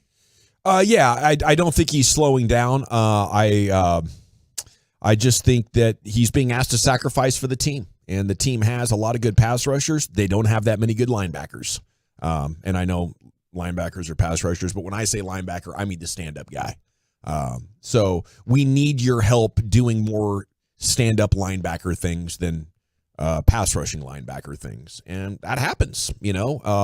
I would be annoyed if I'm him. I know he's got big plans, right? But this is where I think your willingness to do what the team is asking is tested a little bit. Everybody wants to be the hero. Everybody wants to be legendary. And when you get the talent, you're often put in those situations to go be that guy. But sometimes what's in the best interest of the team is for you to not necessarily be the glory player. And I think he's doing a pretty good job of handling that. I went back and watched him play, just him individually. He was doubled 6 times in the game. They ran the read option at him twice, which affected him. He had one twist stunt that led to the Gallimore sack. He was put in cover 5 times. He was asked to cover 5 times in routes. That led to 3 sacks for the team. Motion across his face slowed him up, and he was laid off the ball several times. And there was a couple times where his effort just wasn't very good. Yeah. When you watch him play. I mean, I sat down and I said, okay, I'm just going to watch him play today, and kind of figure this out. To his point, like I say, one of the double teams he was able to split and get a pressure there. But I don't think we've ever seen him be a great player other than when he's rushing the passer. So I just don't, before he became a pass rusher, as we're watching him before that injury to Tank, right? Was it to Tank? It was to Tank. Yeah, he broke his foot going into that Chargers game. We weren't watching him in that preseason dominate at that position, What we did watch him dominate at was the pass rushing. So I think these things don't come as naturally. Obviously, he hasn't practiced him as much for 2.5 years now, so it's not surprising that he would be rusty, frustrated. But the defense is getting the job done pretty good. Right. So, thanks for being in there. You mentioned effort, and that stands out to me, right? I think that's a frustrated player. If you do watch the All 22, which a lot of guys and gals do, and I really applaud you guys for doing that, just focus on him, and you'll see what I'm talking about. That tape does not lie about that. Right. It really doesn't. All right, Gavin. Yeah. Is DaRon Bland the second best defensive player on the squad right now? Oh, wow. I wouldn't go there, I think he's very opportunistic. I think he's got great ball skills, and he's a tremendous player. But I would go Tank, Micah, Osa, a healthy Diggs, So maybe I got him around my top 5. How about you there? Yeah, I mean, if you're still saying Micah's 1, I think I'd put Tank 2. I just still think Tank, and we talked about how underrated he is towards the end of the post game. To me, his pass rush numbers and his pass rush win rate is top 5 in the NFL. He's one of the best run defending edges in the NFL. The stats don't always tell the story with him, and that's what ticks fans off. But I'd still lean Tank. I think it's getting pretty damn close that with the way that Bland's playing for you. Yeah, he's been absolutely brilliant. When you watch him and the awareness he had in that interception, the cover skills he has, his ability to tackle in space. The first pass that the Giants completed, it was out there in the flat. He had a one-on-one it, made a tackle right there to get him off the field. I love Tank. Don't get me twisted on that. But, man, I tell you what, Bland – He's been even better than advertised. I mean, we talked about he could fill in for Diggs, but he's doing that, and I think even more. He gave up some big plays, right? Arizona double was bad. moves. Yeah, he had the double moves. There were some big plays against the Chargers they could have had, but he has been really, really brilliant. All right, hey Dawson. Okay, the Buffalo Bills are now 5-5, and they're not playing particularly well. Nope. Are you now worried more about them in a game against the Cowboys, or the Cowboys functioning in a cold weather game?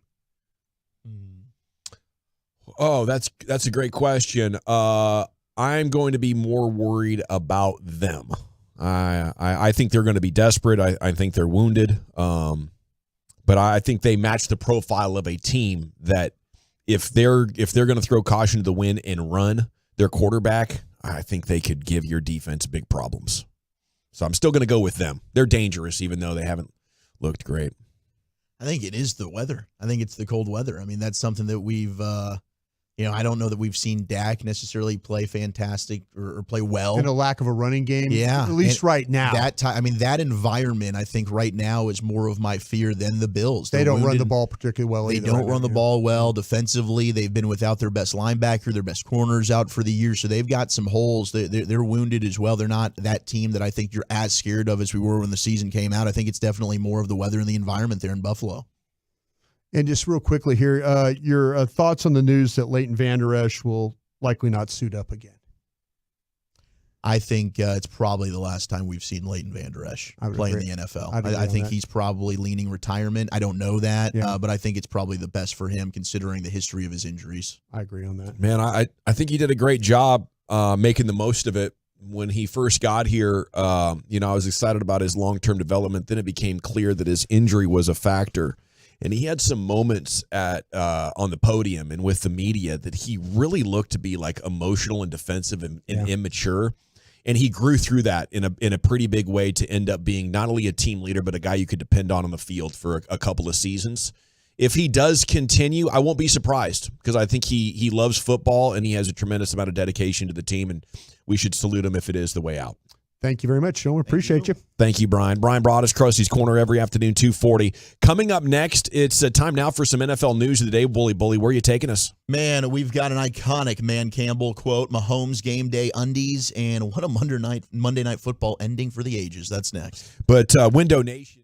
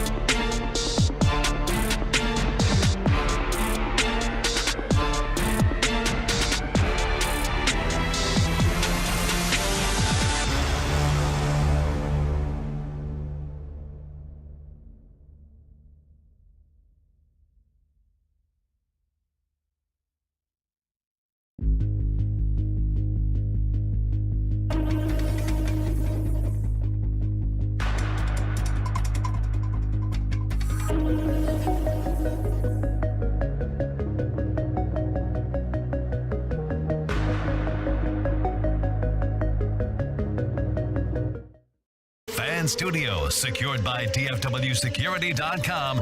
You're rolling with the G-Bag Nation on 105.3 The Fan. Shoot ya, it's Hour 2, G-Bag Nation on 105.3 The Fan. Hope you're having a fantastic day. Okay, Chief is out. He's on assignment taking care of his family.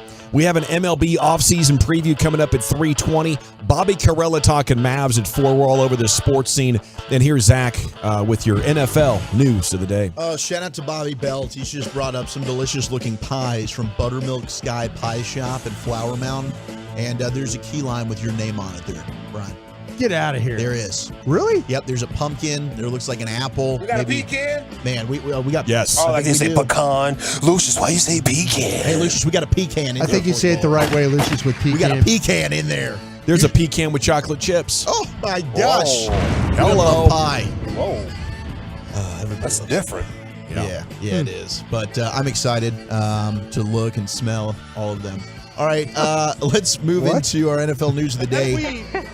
Former Cowboy Anthony Barr's got a new team, and he's actually reuniting with his team prior to the Cowboys. It's the Minnesota Vikings. Vikings have signed Anthony Barr back. It's not a one-day deal, is it, to retire? Maybe it's like a 10-day deal, but no, it's because their linebacker Jordan Hicks underwent a procedure on Sunday night after he has developed compartment syndrome in his right leg following the team's loss. So he was released from the hospital on Tuesday. In the wake of that injury, Anthony Barr was signed to the practice squad, so shout out to him. He is back on an NFL team. I mean, he's worked out for several. I think the Eagles had him in for a workout as well. We talked about the Saints early in the year, had him in, but now he's reuniting back in Minnesota with the team that drafted him. And then Nick Chubb had his second knee surgery as he's looking to come back from that ligament damage in his ACL. So he's had 2 surgeries now. Team still expects him to have a full recovery, and he'll be ready to go for the 2024 season. But, man, that's always concerning when you hear a second surgery already within the last 2 months there for Nick Chubb. So we'll have to monitor that going into next year as we talk about the Cowboys and guys not necessarily coming back and being the same following injuries there. Yeah, a second surgery, it's not good, Usually here locally would mean the guy did physical therapy too hard. He wants to come back too much. Yeah. And he pushed himself and basically blew out the surgery. Got to redo it. The Bills did indeed fire their offensive coordinator. We mentioned that at the open of the show, Ken Dorsey. They've named Joe Brady, former Tigers OC. Right. He is now the interim replacement after what has not been a very good offensive performance the last several weeks here for the Buffalo Bills. They did not circle the wagons last night as they fell 24-22.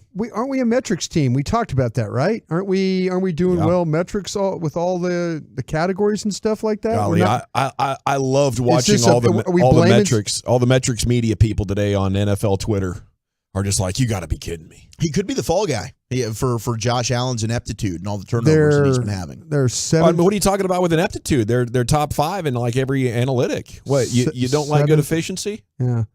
They're 26th in interceptions. That's the killer. It's the problem, the turnovers. That's the killer. They're 20th in attempts. But they're overcoming all of those to give you an elite EPA. Yeah, I was just wondering. I mean, to me, I was kind of wondering what the situation was. It seemed like to me that those numbers were good. Well, I mean, that's why I think the stats are great, but context matters. I think the context is your quarterback turns the ball over at an alarming rate with the fumbles and the interceptions. So I don't care how good those stats are. When you're turning the football over as much as they are, your offense is not going to be able to put up enough points to win, especially when their defense isn't as good. This is lady owner and husband. Yeah. Lady owner and husband walked out there last night. Somebody needs to be fired. Yeah, exactly. Yeah. No, that happens. Trust me, I've seen it. I've seen where people get really, really mad and start screaming and then you have to move on from somebody. And, it's Ken Dorsey. Hey, you can't fire the defensive coordinator. That's the head coach, right? Yeah, they felt like their offense was out of sorts. Fire the guy who could put 12 guys in the field on special teams. I guess the report I read said those inside the building felt like the numbers just came from 3 outlier games earlier in the year where they were granted a bunch of turnovers and great field position and got to pretend to be elite for 3 weeks before the world just crashed around them. Yeah, I mean, those numbers might still be elevated based on just how damn good they played against Miami that one game. Holy crap. Okay, so fantastic. Miami gave them the ball at the 25-yard line or better 5 times. Wow. Yeah. Jeez. I wish the Dolphins would do that for us. We play on Christmas I'm Eve. going to cross my fingers and hope that they do. Now, the 817 makes a great point. They blame the offensive coordinator for the special teams having 12 men on the field. How does that happen? The guy misses the field goal, and then you get 12 men on the field. So now you get the re-kick, and they end up kicking the game winner there for Denver. Sean Payton's quote, "There's that fine line between a groove and a rut," is how he summarized the Broncos' turnaround. He said, you got to demand it from each other during the week. You win during the week. I'm going to say Russell Wilson kind of moving around, throwing the ball well. It's 12 of 14 in the first half. He was very efficient. Played better. Played much better. Yeah, he actually, here they are. That Allen gives him the ball right before half for another field goal. Yeah. But Russell looked like he was moving around, spent that fourth down path, the one he threw to Sutton, 4th and 2. I want to get Sandler on the horn. Jeez. See what Santa has to say about Sean Payton. Sure, he's available. I don't think he's doing much right now. He's getting ready for the Sandlot charity event. I did send him a text, congratulations, like I always do. I'm just a bad guy. As you should. You really I always do. Every time my coaches win, I didn't get to send Doug one this week. Well, Aaron Rodgers was still defending his guy. He was on McAfee today. They asked him about it, and because of the video we talked about yesterday, he looked a little displeased with Nathaniel Hackett. Some of his calls. He said, "Look, he's defending Hackett. He is." He said, "I won 2 MVPs in that offense, so I'm still a believer in it." Okay. I think that was more you than necessarily the play caller there. That's Aaron. That's you seeing the social media fallout right there. I saw our guy Trayvon Diggs post this on X, formerly known as Twitter, and immediately as soon as he did, I was like, okay, outlets are going to run with this. But he put out, quote, "Man, 14 got to get up out of there," in reference to his brother, Stephon Diggs, and another tough loss for the Buffalo Bills. Let's see if they can circle the wagons next week. Not circling the wagons very well, are we? They didn't circle them yesterday. That's for damn sure. Talking about quotes, though, how about Man Campbell? He does his Tuesday morning show on 97 FM, the Ticket Stoney and Jansen show. And they were Stoney? They were asking him, Stoney, about his appetite for taking fourth down risks. And the response from Man Campbell is just brilliant. Over the years, because of your philosophy, I think fans and some media are more accepting of, some of the quote-unquote gambles. The 4th and 2 at the end of the game, obviously – we know the reason why, and it certainly makes sense. How much of that, though, was also dictated because, the defense, whether it's their fault or the Chargers being great, had 5 straight drives where you couldn't stop them? Yeah, look, things always happen in a game that's going to affect your decisions. It just does. But I had a feeling going into that game we needed to be aggressive, and I loved our matchup offensively, and I just knew our guys would respond. And so it's certainly in that moment, it felt like the right thing to do. And look, here's what I would say because I tell my family this, just wear a diaper before some of these games. And I'll give them an alert, say, put them on and be ready to roll. Tony wears them anyway. I'm not that old yet. Come on. That's good announcing right there. Oh, it's so good. Wear a diaper before some of these games. Look, hey, I was rocking the diaper on Friday. Shout out to Brian. He said I got the right pair. I was very, very happy, successful. Went to the Walgreens like he told me to.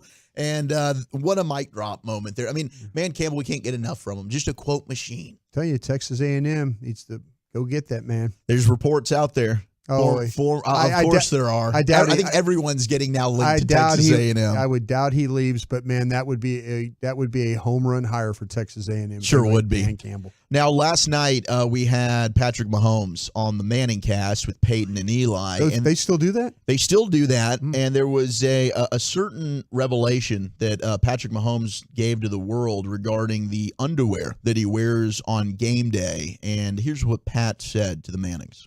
Patrick, we talked to we saw your old teammate, your backup quarterback, Chad Henne, said you have a few superstitions and that one of them has been wearing the same pair of red underwear on game day for years now. And I love a good superstition, but couldn't you just do something like eating the same pregame meal? Did it have to be the red underwear? Well, first my wife Brittany got them for me, so I had to. I'm not throwing y'all down, but I have to wear them, But at the same time, I threw them on that first season. We had a pretty good season that season. I only wear them for game day though, so I can't get. They're not too worn down. They're not like these nasty. I clean them. You wash them. You wash them. I do. I wash them. I wash them every once in a while at least. Is it a thong? Is it a G-string? What is it? I mean, if we're on a hot streak, I can't wash them. I got to just keep it rolling. So, as long as I'm winning football games, I'll keep the superstition going. No doubt. Guys, how often have they been on a hot streak there in Kansas City where Patrick Mahomes is not washing his undies? That's disgusting. I can't imagine, after sitting out there for a week, putting those bad boys back on. There are so many bad smells in the locker room. Maybe you wouldn't notice it. Oh, yeah. Maybe it wouldn't stand out as that disgusting.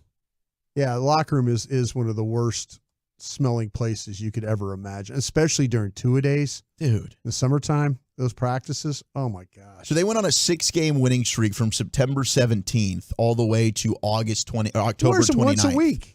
But he was wearing them during a game. Sweaty. Yeah, he airs them out there. He's airing them out? He's airing them out there. Yeah. Man, you're talking 6 straight weeks. I'm not washing that. That is going to get stanky. I bet you he says he doesn't wash them, but somebody That's a bit. Somebody sees him and they put him in the washer for him. They fold him up and put him back in the drawer. They take care of him. Yeah, they don't let him wear. He's not personally washing anything as long as he anymore. doesn't know, then it's okay. Yeah. The superstition still holds. I did see this. There's some listeners right now. They switch theirs inside out. There you go. Switch around. It's Wednesday. Eric's done that every once in a while. Yeah, Yeah. Well, hey, sometimes ain't changed underwear in a week. Well, I'm not going anywhere. Didn't get the laundry done. But Eric wears his pants inside out, right? He does do that. He thinks that He it's likes good the for sweats. insulation. Yeah, he likes the feeling of the sweats. Like the pockets were like Yeah. hanging out. And I'm like, you have your pants He might on be onto inside? something there.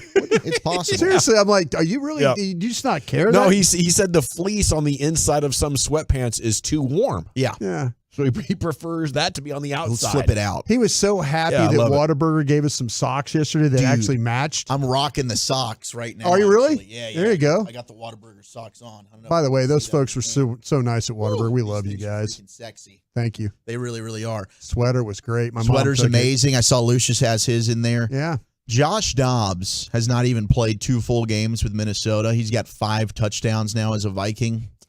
Zach Wilson in 2023 has 5 touchdowns in all of the games that he has started for the New York Jets. Why do you guys beat up on Zach Wilson? It's just man? every day these stats come out about it, man. Why? Why do you do that? I'm not doing it on purpose. I You just are see too? him on the It's your timeline. I'm football like, segment.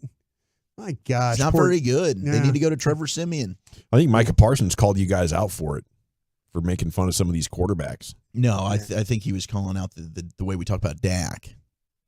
Oh, that's everybody does Is what that. it was. Yeah, everybody- Yeah. That everybody's might have on- been for me. That might have been, maybe it was. It's terrible what you do that, man. Hey, but we're holding you accountable, bro. That's Thank all you. that matters. So Thank you for holding me That's what accountable. we're Yeah. doing over here. People writing stories about your unaccountability over there. 6 games determined by a game-winning field goal with no time remaining That this happened week in in Week the- 10. Never happened before in the NFL, right? Never. Most in a single week in NFL history. You had the Cardinals win, the Lions win over the Chargers, Seattle over Washington, Cleveland last-second field goal over Baltimore, the Texans with their upset over Cincinnati, and then last night's Monday Night Football game with Will Lutz, the 36-yard field goal. What a week it was in the National Football League. While you got a lot of Falcon fans that are upset with Arthur Smith, specifically his usage over Bijan Robinson, a.k.a. Barry Sanders. You think? The Athletic has reported that Arthur Blank has been very supportive of Smith behind the scenes. In other What news, the blank? in other news, Yeah. FedEx now has a new sponsorship Yeah, with it's gonna the be Falcons FedEx for Stadium. $25 million. He expects There better it is. results the rest of the season. He's not giving up on Arthur Smith. Bill Belichick has not officially committed to Mac Jones to start this week. I think it's probably time you moved on. He's 2-8. I think Bailey Zappi time might be back there in New England. And for our fantasy Can footballers we get Bill out a there, shirt, please, when he leaves folks home? He can have a shirt. Oh yeah, did you confirm that was Bill, the shirtless photo? You're right. I need to do that. I need you to ask your guys. I This will. is the hard pressing stuff that we need. Okay, I'll work on that. I need to find out, was that Bill Belichick? Get it confirmed with our New England guys. All right, I'm on it. Ravens head coach John Harbaugh said Keaton Mitchell, their running back, is in line for more reps Thursday night against the Bengals. You guys put together your fantasy football lineups. And then this is going to be exciting for you, Brian. The NFL is going to allow college all-star game participation Juniors for draft-eligible underclassmen. There you go. Yes, There we we will go. get the juniors involved in the game. So the Senior Bowl, the That's what I'm East-West talking about. Shrine game, the HBCU Legacy Bowl. It's our opportunity to get to scout more of these players, man. I'm Absolutely. all for it. I'm happy for Jim Nagy. I know there's a great tradition at the Senior Bowl for senior players, but they did it one year. There was a year where a couple of quarterbacks got the opportunity, and then they went back to the Senior Bowl. I think that was just because they didn't have enough of the senior quarterbacks. Jim and his staff are going to get all these bowl games are going to get really big time players in this thing. It's going to be a lot of fun. All right, I'm going to see what this pecan pie with chocolate chips has going on here. I'm looking at a Keyline piece right now myself. We got an MLB offseason preview. Best reporting today on everything going on with Shohei Ohtani. And I believe we have some audio cuts from John Morosi as well. We'll get you set up on everything that you need to know for the baseball offseason, how the Rangers going to body slam that one as well. It's next year on The Fan. The Fan continues to grow because of you, our listener teammates.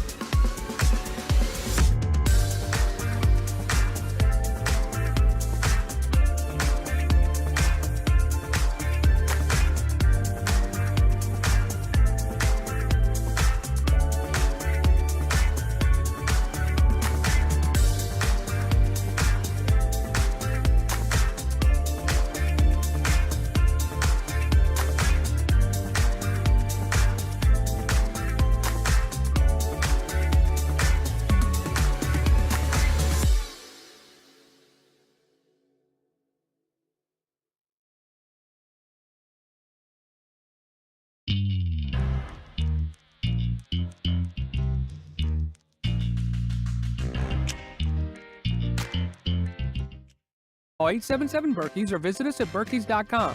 Berkeys, we're there when you need us.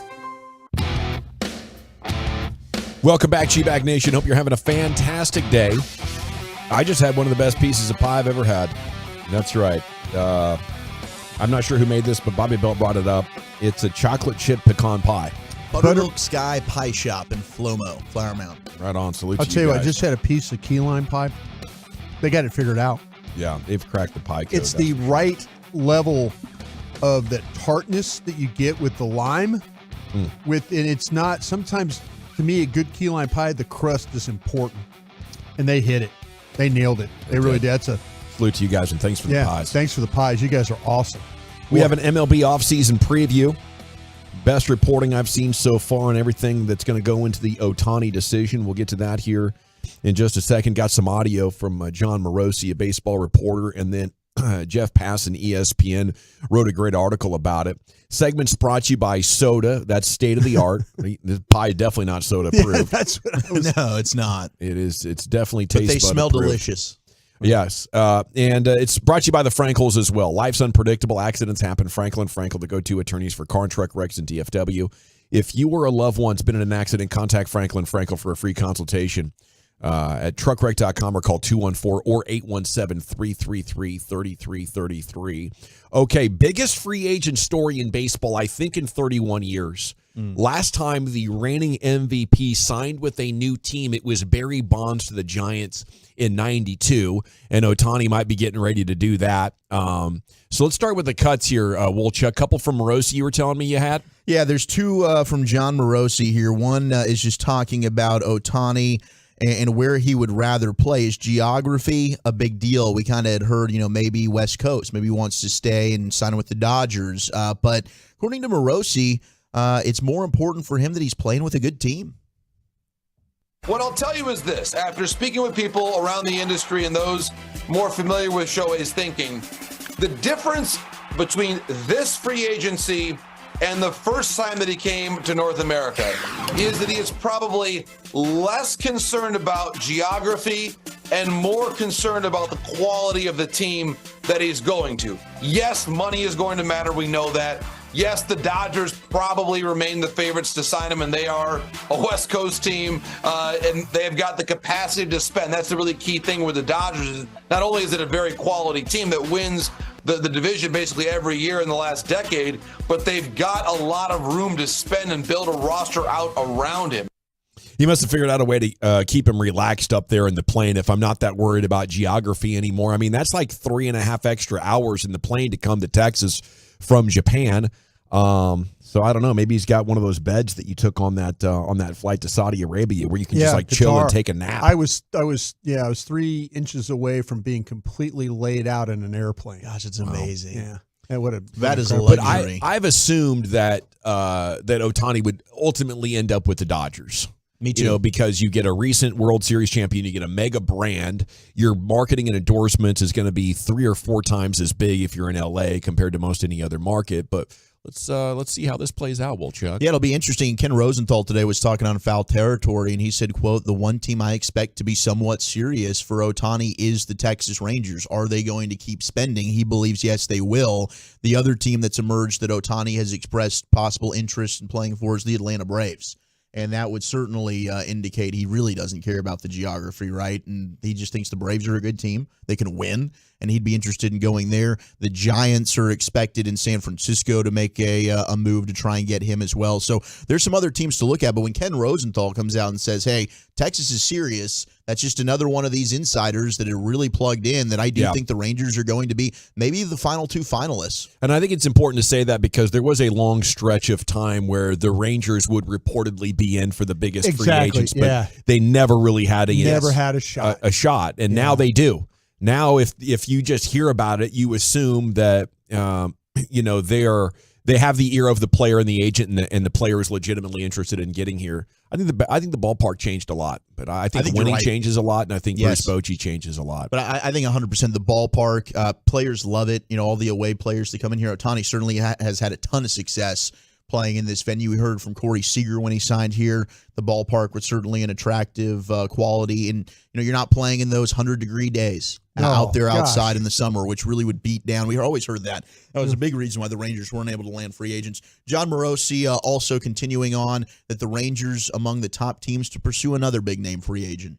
I think one thing is really interesting that we saw even among the teams that played deep into October, and indeed even the one that won it all in the Texas Rangers, they had some bullpen questions. So I'm going to go straight to those teams that are either trying to repeat as World Series champs like the Rangers or get there like the Phillies when you consider the struggles of Craig Kimbrell and the overall lack of reliable bullpen innings they had late in those games in the NLCS. I look at both the Rangers and Phillies as strong candidates to sign Josh Hader. You mentioned him there, the multiple-time All-Star. He is, I believe, the top of the class of free agent relief pitchers. There are some good ones out there, but Hader, when you think about his pedigree, look at those numbers from this past year. A 1.28 ERA, 33 saves. He's the best around, and I think when you consider the Padres and the fact that they're potentially going to move Juan Soto, probably hard for them to re-sign Josh Hader. So I would say, again, those two teams, Rangers, Phillies, top of the list pursuing Josh Hader. I don't think I'd go after Josh Hader, but I think it makes more sense from a salary cap management perspective or a luxury tax threshold perspective, more accurately, when it comes to baseball. And I want to know from you guys, do you feel like the fact that the Rangers won the World Series will take away the appetite for real risky spending? Because if you go to Ohtani, you're putting yourself at $270, which is $20 million more than you were at last year when you were already $25 million over the luxury tax threshold. I think that because you got it, you don't feel like we're going for it and we're going to do whatever it takes to bring a World Series championship to DFW. Now that you got it, you can say, okay, we don't need to be like, hey, time's ticking. Let's go get this World Series. Let's take a bigger term approach to this. It's not mandatory. We throw everything at getting it right now. That's a fascinating question because I think we saw that right with the Mavericks to an extent. Chris Young's the reason why I do think that this is they want to sustain success. They don't want this to be a flash in the pan. They don't want this to be a one-year wonder. He wants to build something special, and the word dynasty could potentially be used, right? So I do. So you're going into $300 million, I think, if you bring in Ohtani, because you still need a starter and multiple relievers. So here's the one thing about Ohtani that's also an interesting development, and we mentioned this because he's not going to be pitching the upcoming season. There's now a report out, according to Jeff Passan, that he could take a short-term deal with a higher annual average income, similar to what we've seen some other guys take where, you're making maybe $50 million a year. LeBron. But that way he can then re-hit the market when he is ready to pitch. So maybe you sign him to a 2-year, $100 million deal or something like that, and then when he's ready to go and he can pitch again to sign a more lucrative deal, he then re-hits the market. This is what I'm doing, and I bet you, I don't know if Chris Young they probably thought about this. You go out there and you continue to add mega star players, and all of a sudden it doesn't put any pressure on your farm system. And now when you're ready to move on, when those guys are, maybe those players aren't playing at a high level anymore, your farm system's ready to step. So you're never fully tanking.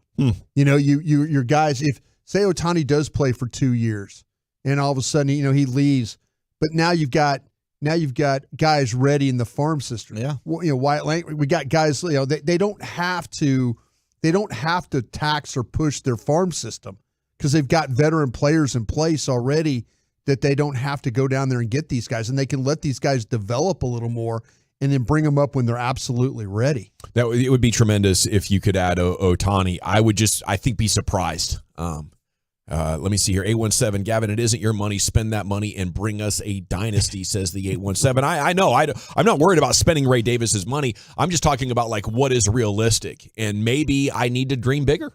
Maybe I need to think, hell, they are going to be the second team to go into $300 million payroll in the history of the big leagues. I just feel like that if you go get a guy like Ohtani, he makes up for everything when it comes to, not only is he a great baseball player, but the ticket sales, the jerseys, the media attention.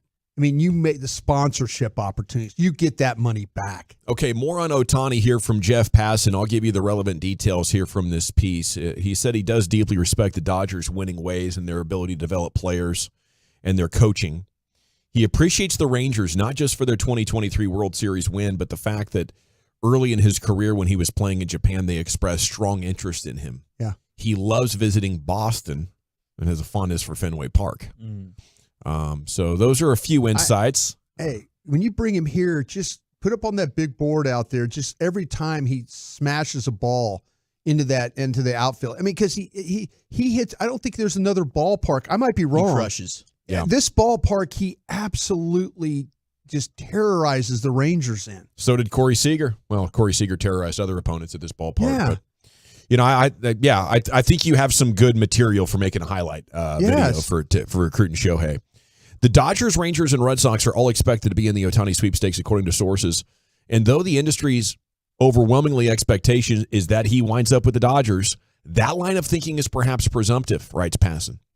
The Dodgers do have advantages: financial, geographical, on-field success. They also have a history of signing larger deals on their terms. Yeah. And with Ohtani coming off an elbow ligament surgery in October, that will keep him from pitching in 24, raising a legitimate question about what his future pitching looks like. The prospect of plopping down $500 million guaranteed goes against how the Dodgers traditionally operate. Okay, there's your window of opportunity. Ultimately, this will come down to Ohtani's priorities. If it's money he wants, nobody has more than the Mets to spend. If it's a residence in Japan, no relationship between team and player matches that of the Mariners with Ichiro. Yeah. Okay, so maybe you don't get the most Japan love. And if it's comfort, he can just go back to the Angels, who gave him relative carte blanche the past 6 years. That might sound good to me, you know, where you're comfortable. But you have no confidence right now that you can even get to the playoffs with the Angels. He wants to win, man. Yeah. He wants to win. You could tell, like, after the trade deadline, they go in that they lost like 6 straight games, and they kept showing him, and he was just so defeated. Yeah. That, like, you know, man, they kept me around, and here we are. You love to see that, I think. Yeah. You know, that's the difference of a guy like him and, you know, like, is Mike Trout just happy to be there? Like, oh, this is great. I'm just going to spend my entire career. I'm going to hit 40 home runs, hit like 320, and fans are going to love me, and I'll never be in the playoffs. That would just drive me crazy. Yeah. It would, you know. It's so sad. It'd be one thing if you're getting to the playoffs, you're not winning at all. At least you're getting close and you're having some success. Like, what is that? Where is your competitive mindset if you're okay with not even making the playoffs and just let your career play out? Well, he's had a lot of days where now he's been hurt. You know, I mean, he's probably just, you know, he's like, when he plays, he's tremendous, but there's a lot of days where he doesn't show up and play because of how injured he is. Well, let's play around a little sports hodgepodge there, Wolchuk. What do you say? Yeah, let's do it. We got some Micah Parsons audio from his podcast, The Edge. Plus, we also have this other baseball rumor we got to talk about. That's next. If you don't mind, though, I'd love to make leasing easy with D&M. You know, it's well known in the auto industry, leasing volume.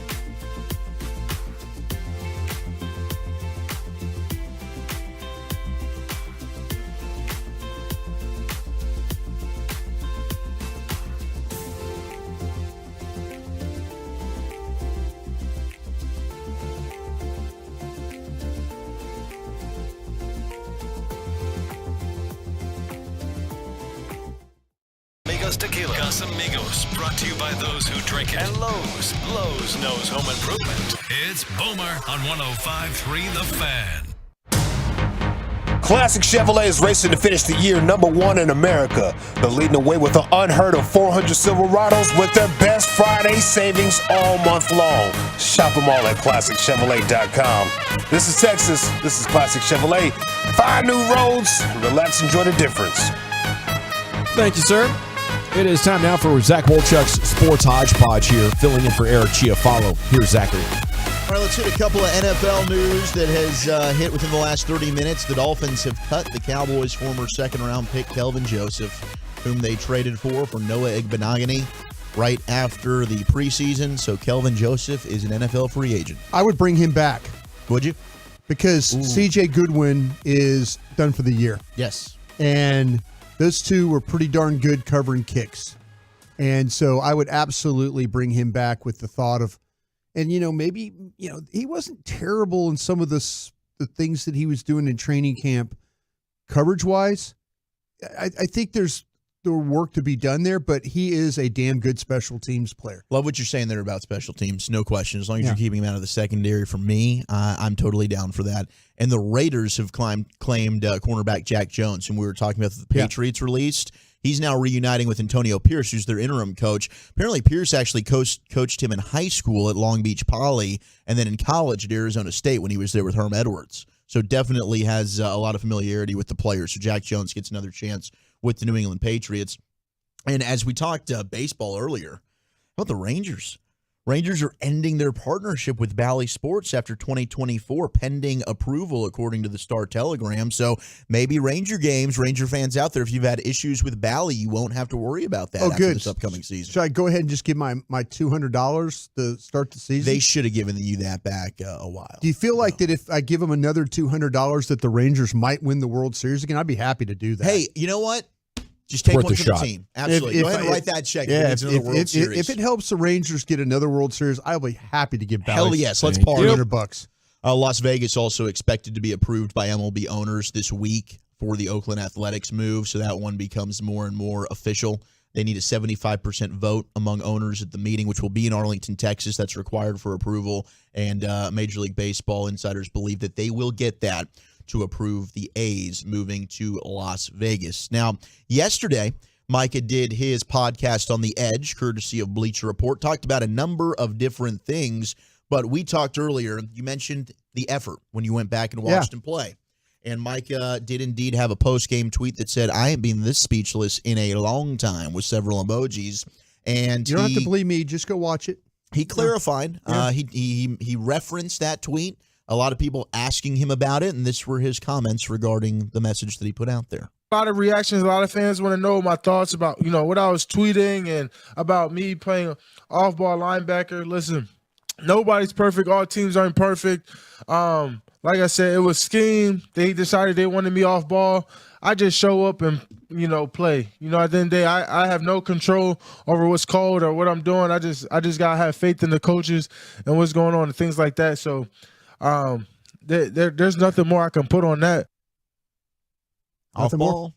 I mean, I think he was just frustrated at the lack of pass rush. There were several. I mean, how many times I mentioned 6 times they double teamed him? Yeah.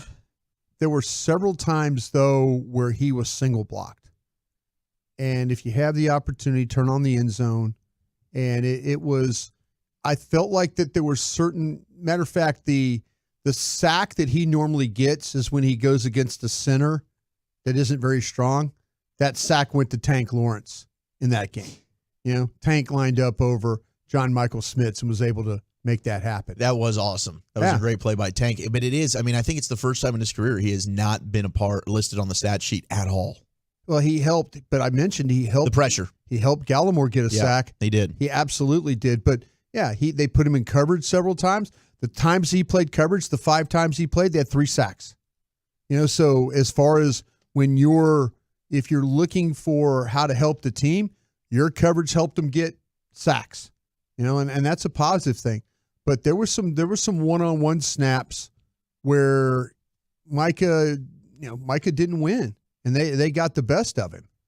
But I'm sure it was a very disappointing game because probably everybody felt like that was going to be a huge sack game for those guys. Yeah, and he's played really well against the Giants before. But gosh, when your team wins by that much, it is a little bit odd and puzzling to have that type of reaction post game. But hey, as Micah said, nobody's perfect, right? And I'm sure he'll come out against Carolina.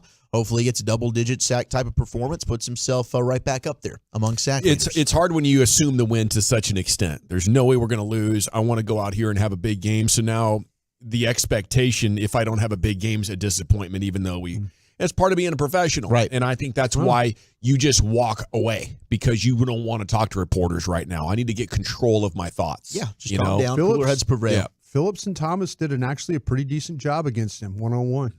It was surprising how well Phillips played him in that situation with the right tackle who was filling in. Yeah.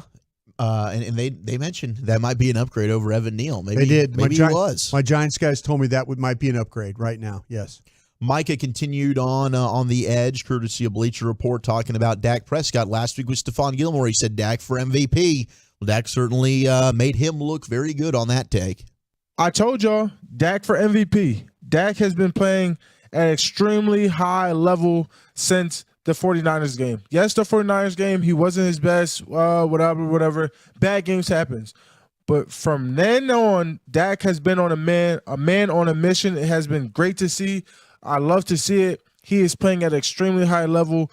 26 for 35, 404 yards, 5 total touchdowns in 3 quarters. Currently number 3 in QBR this season. He is playing lights out. That's my QB1 for sure, without a doubt about it. It's my quarterback. Yeah, I think I've been saying since 2019, Dak's an MVP candidate. He is.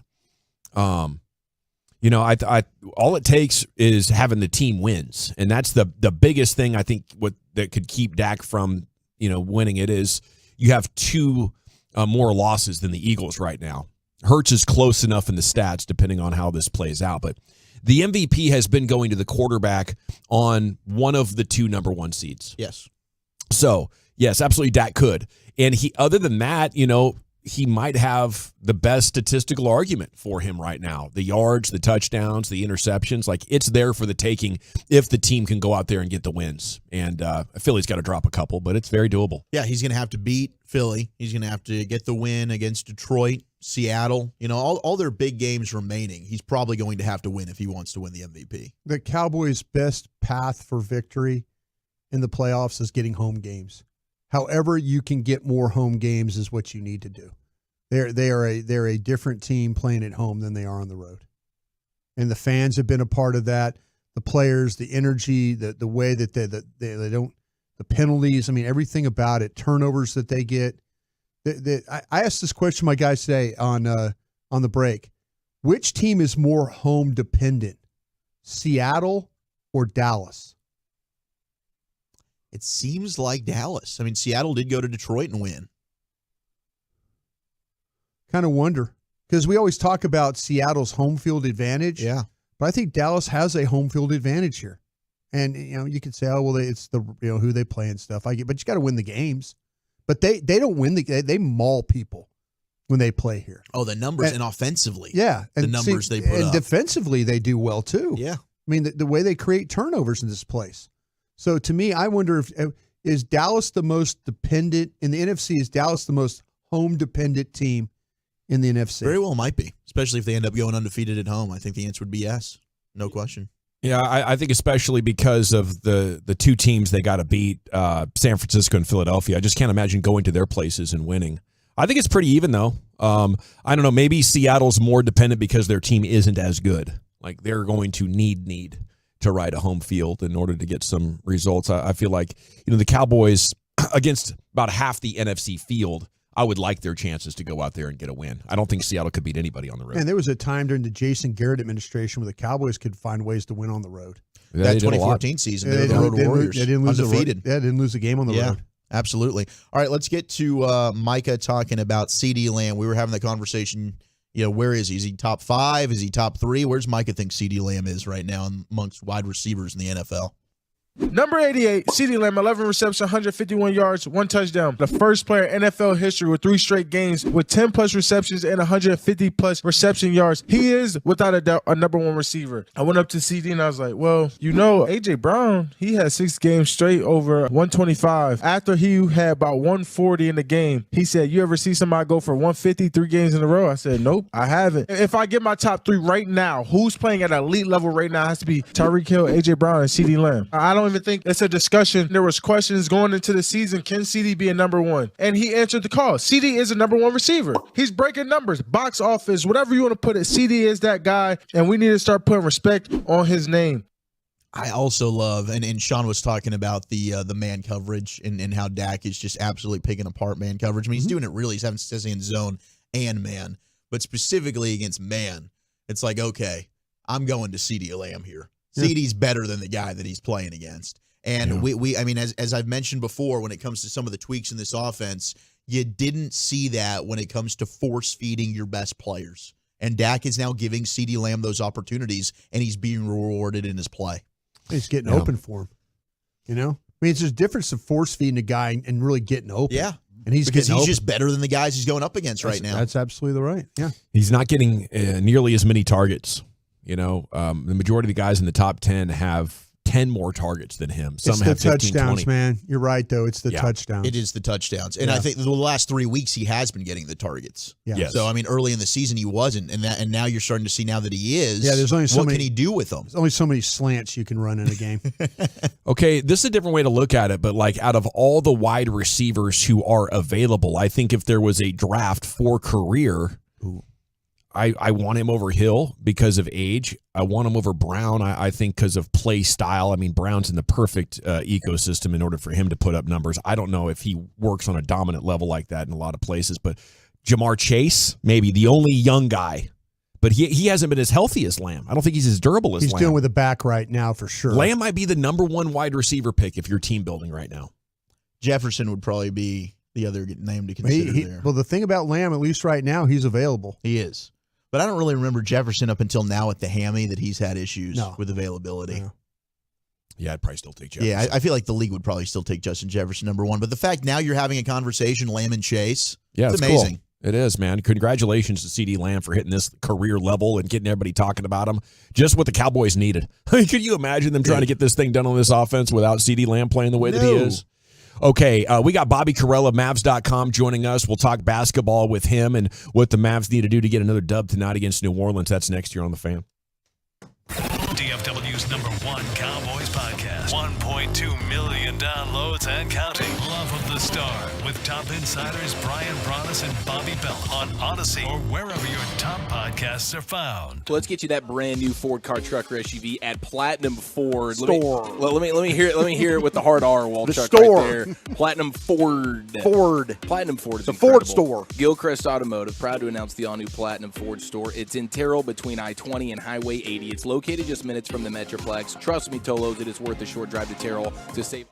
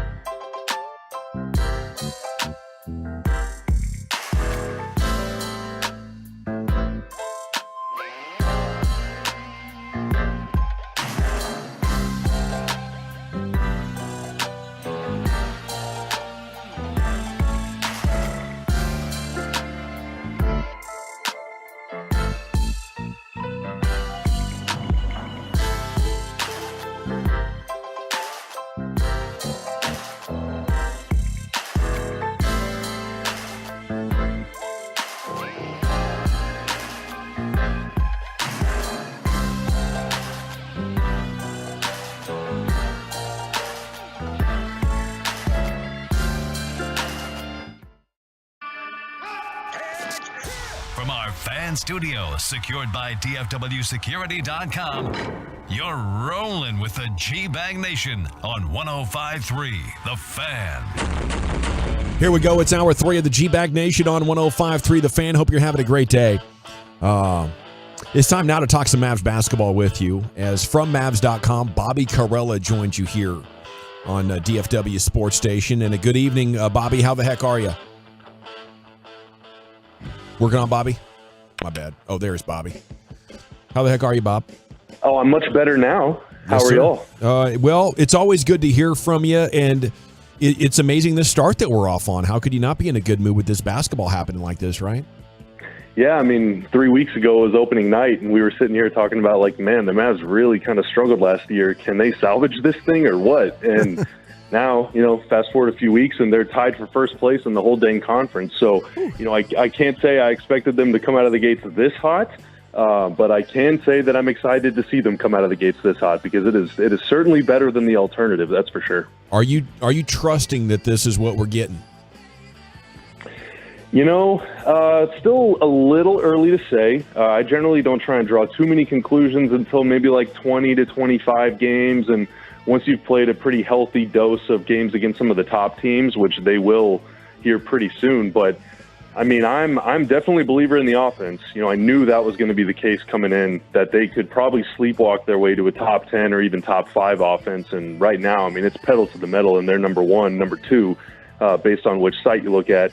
The defense, though, we'll see. I think you introduce 3 new starters, including a rookie at center. I think it's going to be a season-long project. They're starting ahead of where they left off last year, which is good, but I think they can still get a little better on that end. But that's what, the 82 games and 6 months are for, to try and find all those answers, before the games really start to count. Is there a player that has surprised you the most? I think everybody is just absolutely blown away with how good Lively's been to start his career. To me, Derek Jones Jr. is a guy that I think has been the biggest surprise for me, though.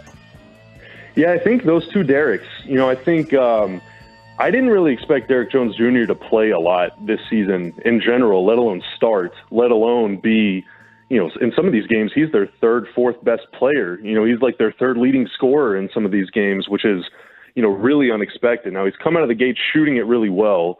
So once he, I'm sure he's not going to shoot like 50% from 3 for the entire season. It would be sick if he did. But once that number drops a little bit, we'll see, can he still put the ball on the floor and get to the rim? Can he still be effective in transition? Can he still be really good, in my opinion, at dodging screens on defense and keeping up with some of these lankier guys like Brandon Ingram, for example? He forced him into a lot of tough shots. Now, Ingram made them, but he still forced him into tough shots. So Jones is going to be an impactful player across the board. The one missing piece for most of his career has been shooting, and he's shooting it great. So that's been a huge surprise to me, and also, a very pleasant contribution, maybe unexpected even contribution to the Mavs. As for Lively, I thought maybe by the end of the year he could be starting, but I mean, he's just been, whenever he's been able to avoid foul trouble, he's been like dominant in some of these games at both ends of the floor. As a rim protecting, shot blocking menace on defense, and then as a screen and roll freakazoid on offense. He's getting a lot of offensive rebounds too. Yeah, where do we miss it on him, Bobby, coming out? What was the narrative on him that everybody was kind of riding in the draft, that the Mavs completely saw different from a lot of people who evaluate the drafts for a living?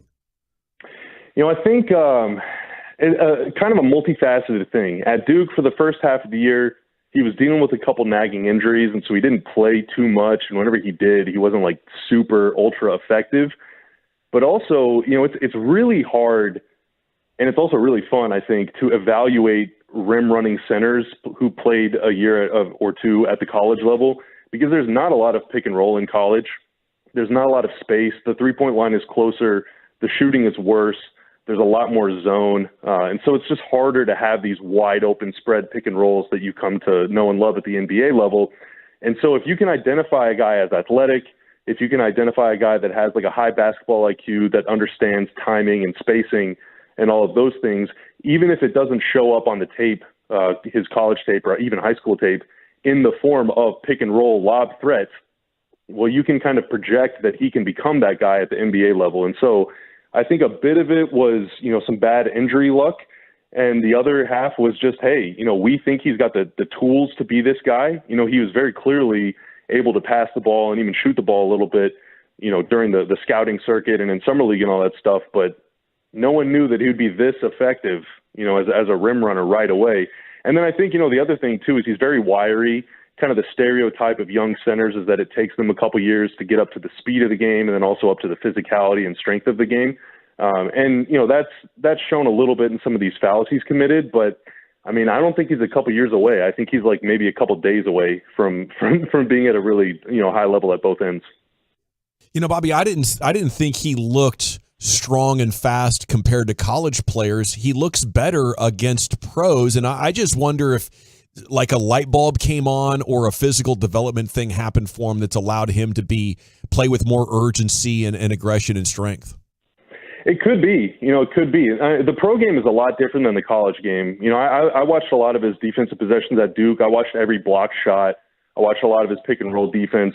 And it really felt like the way that Duke was using him, and this could be wrong. Any Dukies out there, please let me know if I'm wrong. But it really felt like he was almost coached to like sort of hang out near the basket and just sort of like contest stuff. There wasn't really as much of like a sophisticated system that you would see at the pro level. And also too in college, you're not playing in space on offense and you're not really defending in space as much on defense either. And so it is kind of different, but I think his job at the college level was to just sort of hang around the basket and be scary.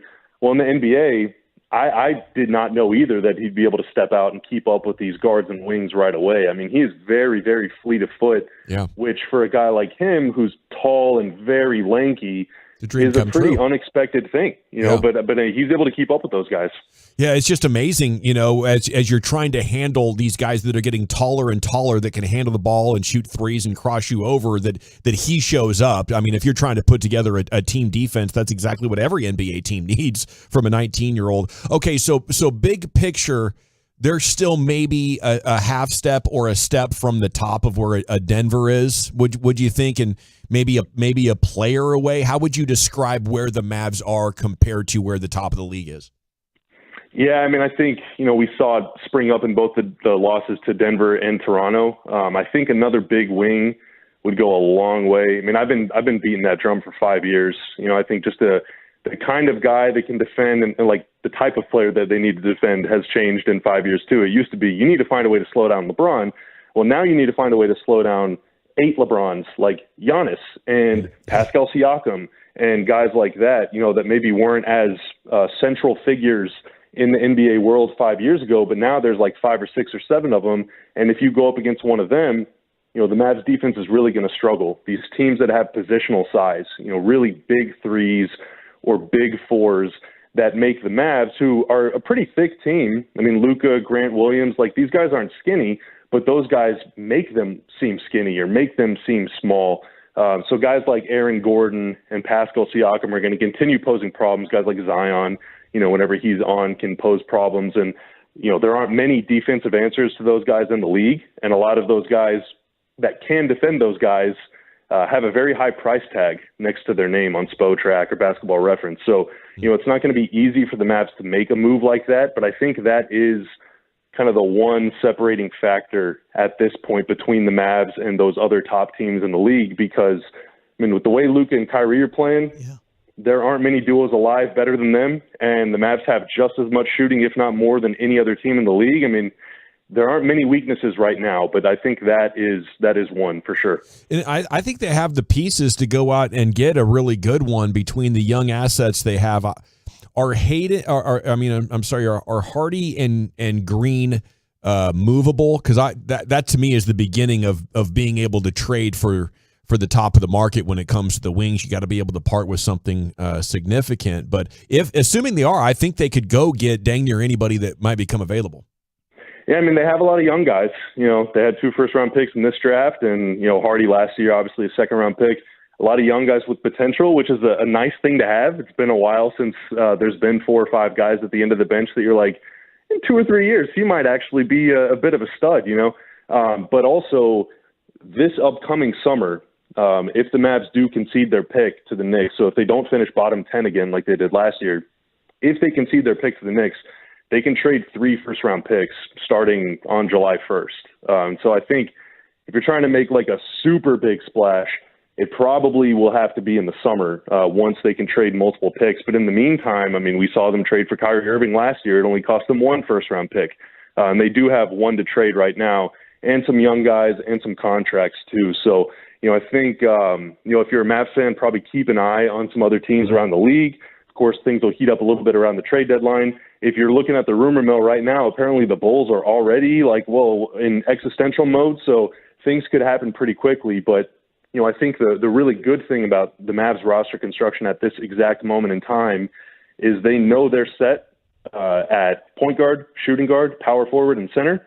And they got plenty of wings off the bench. They just need to find like that 1-3 or that one combo forward that can solidify that starting lineup. And I think they're in really, really good shape.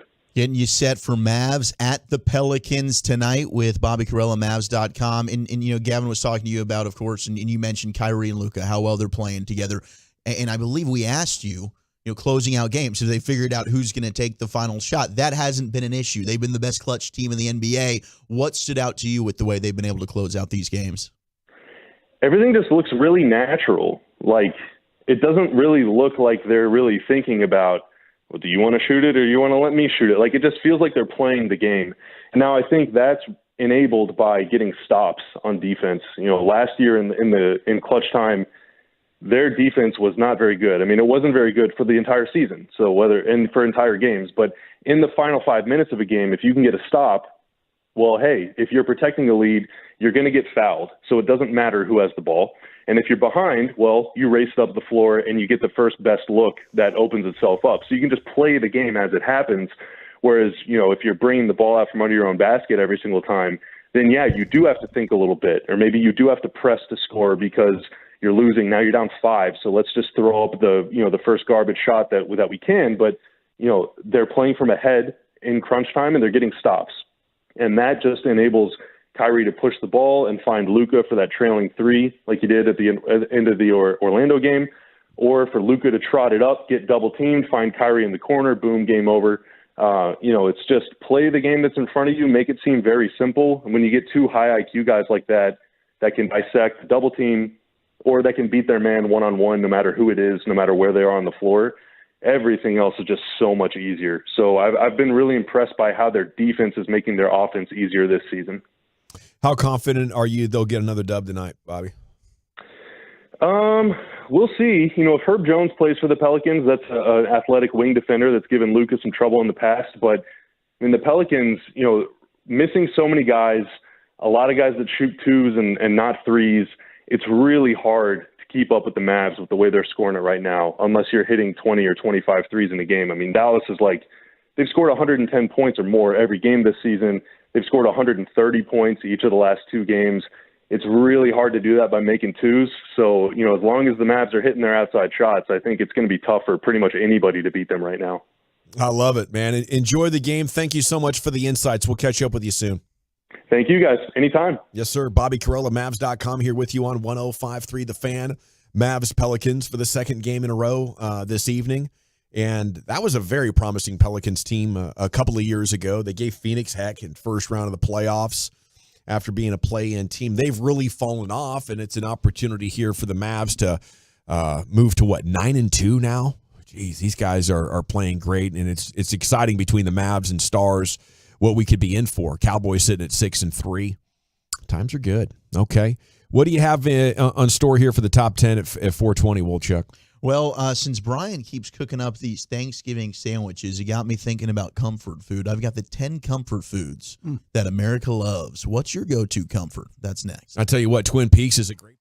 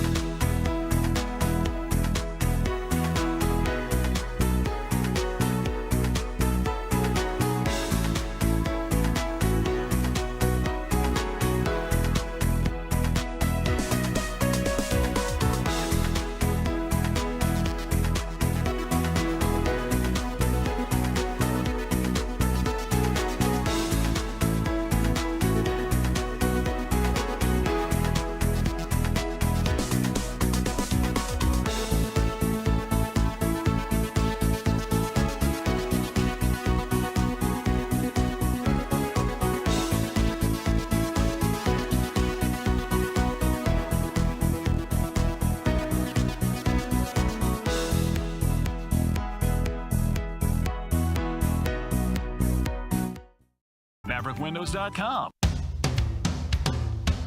All right, welcome back, Nation. Hope you're having a great day. It's time now for Woolchuck's Top 10 at 420. Segment's brought to you by Window Nation. Go to windownation.com. It's brought to you by the Frankels. Life's unpredictable accidents happen. Frankel and Frankel, the go-to attorneys for car and truck wrecks in DFW. If you or a loved one's been in an accident, contact Frankel and Frankel for a free consultation. It's 214 or 817-333-3333. Go online to truckwreck.com. And we'll talk Cowboys and NFL power rankings coming up at 4:40. A college football super segment at 5. It's time now, though, for the man with the strongest R's in sports radio, Zach Wolchuk, the Wooly Bully. Let's go, baby. Top 10 comfort foods that America loves in Here we honor go. of Brian Broadus. Ready? Because Brian's been making these Thanksgiving Day sandwiches, and that turkey is absolutely delicious. You're on point yet again. Thank you. So this time we made sandwiches. We didn't use stuffing. We used mashed potatoes. Yeah. So what was the feedback like for those? Well, they're taking them home for dinner, I think, because we had dinner. Yeah. We haven't had it late yet. Not yet. Okay. Yeah, we're taking them home tomorrow. for dinner. We'll get the reviews. Yeah. Perfect. Yeah. I think they'll be all right. I think they'll like them.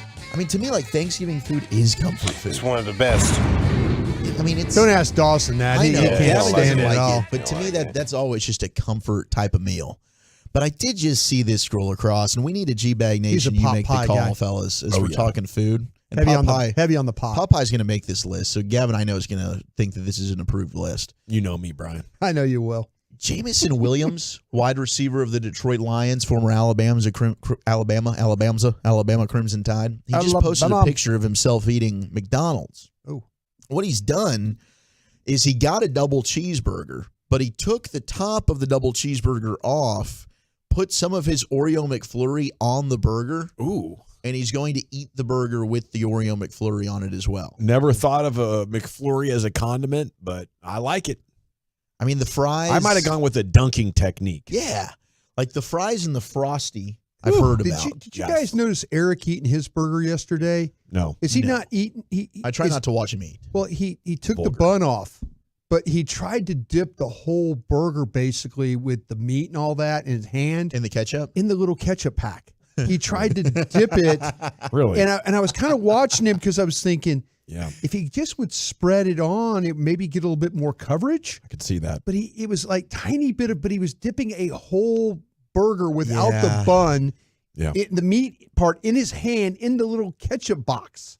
You know, Eric is brilliant, but he's part caveman. He is in some ways. The thought process isn't always where we need it to be. Yeah. But that's also why I love him. Yeah. Because, I mean, that had to have been an amazing sight. Very good call. No, and he's taking the top of the bread off to, limit some of the carbs there. We only need one.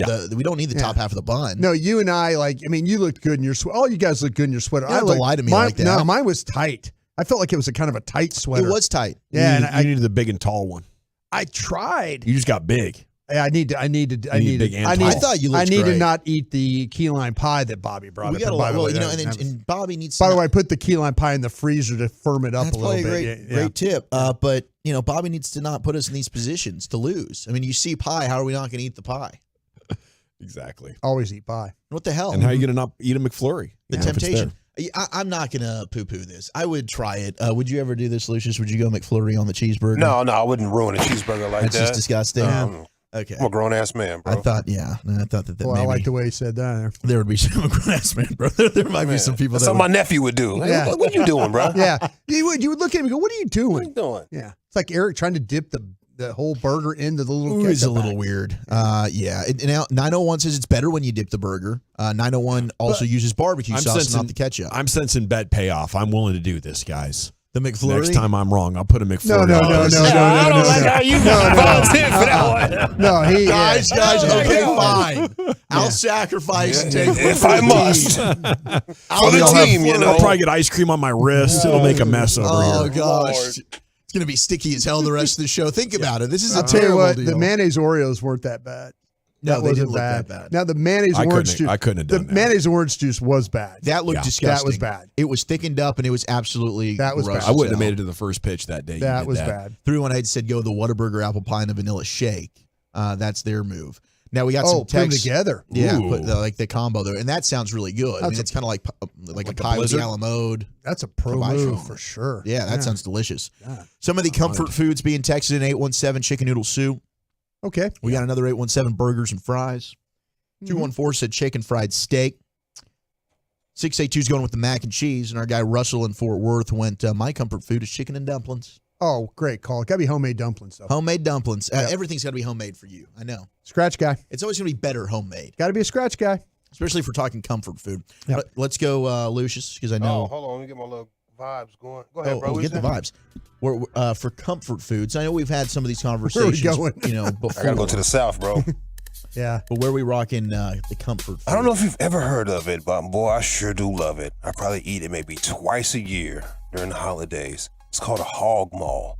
Hog maws are amazing. Oh my God. So what is it? I don't know. A piece of a damn pig. It's amazing. Okay. And neck bones and black-eyed peas. I'm a big fan of that too as well. Hog maw. That's not maybe cheek, Lucius? Is that cheek of the pork cheek? I don't know. It's called malls. Boy, you want some malls? Yeah. Make some malls in there, boy. Yeah. I'm like, oh, you got some malls, Dad? Got some malls in there for you. I thought about you. Yeah, I appreciate you, Pops.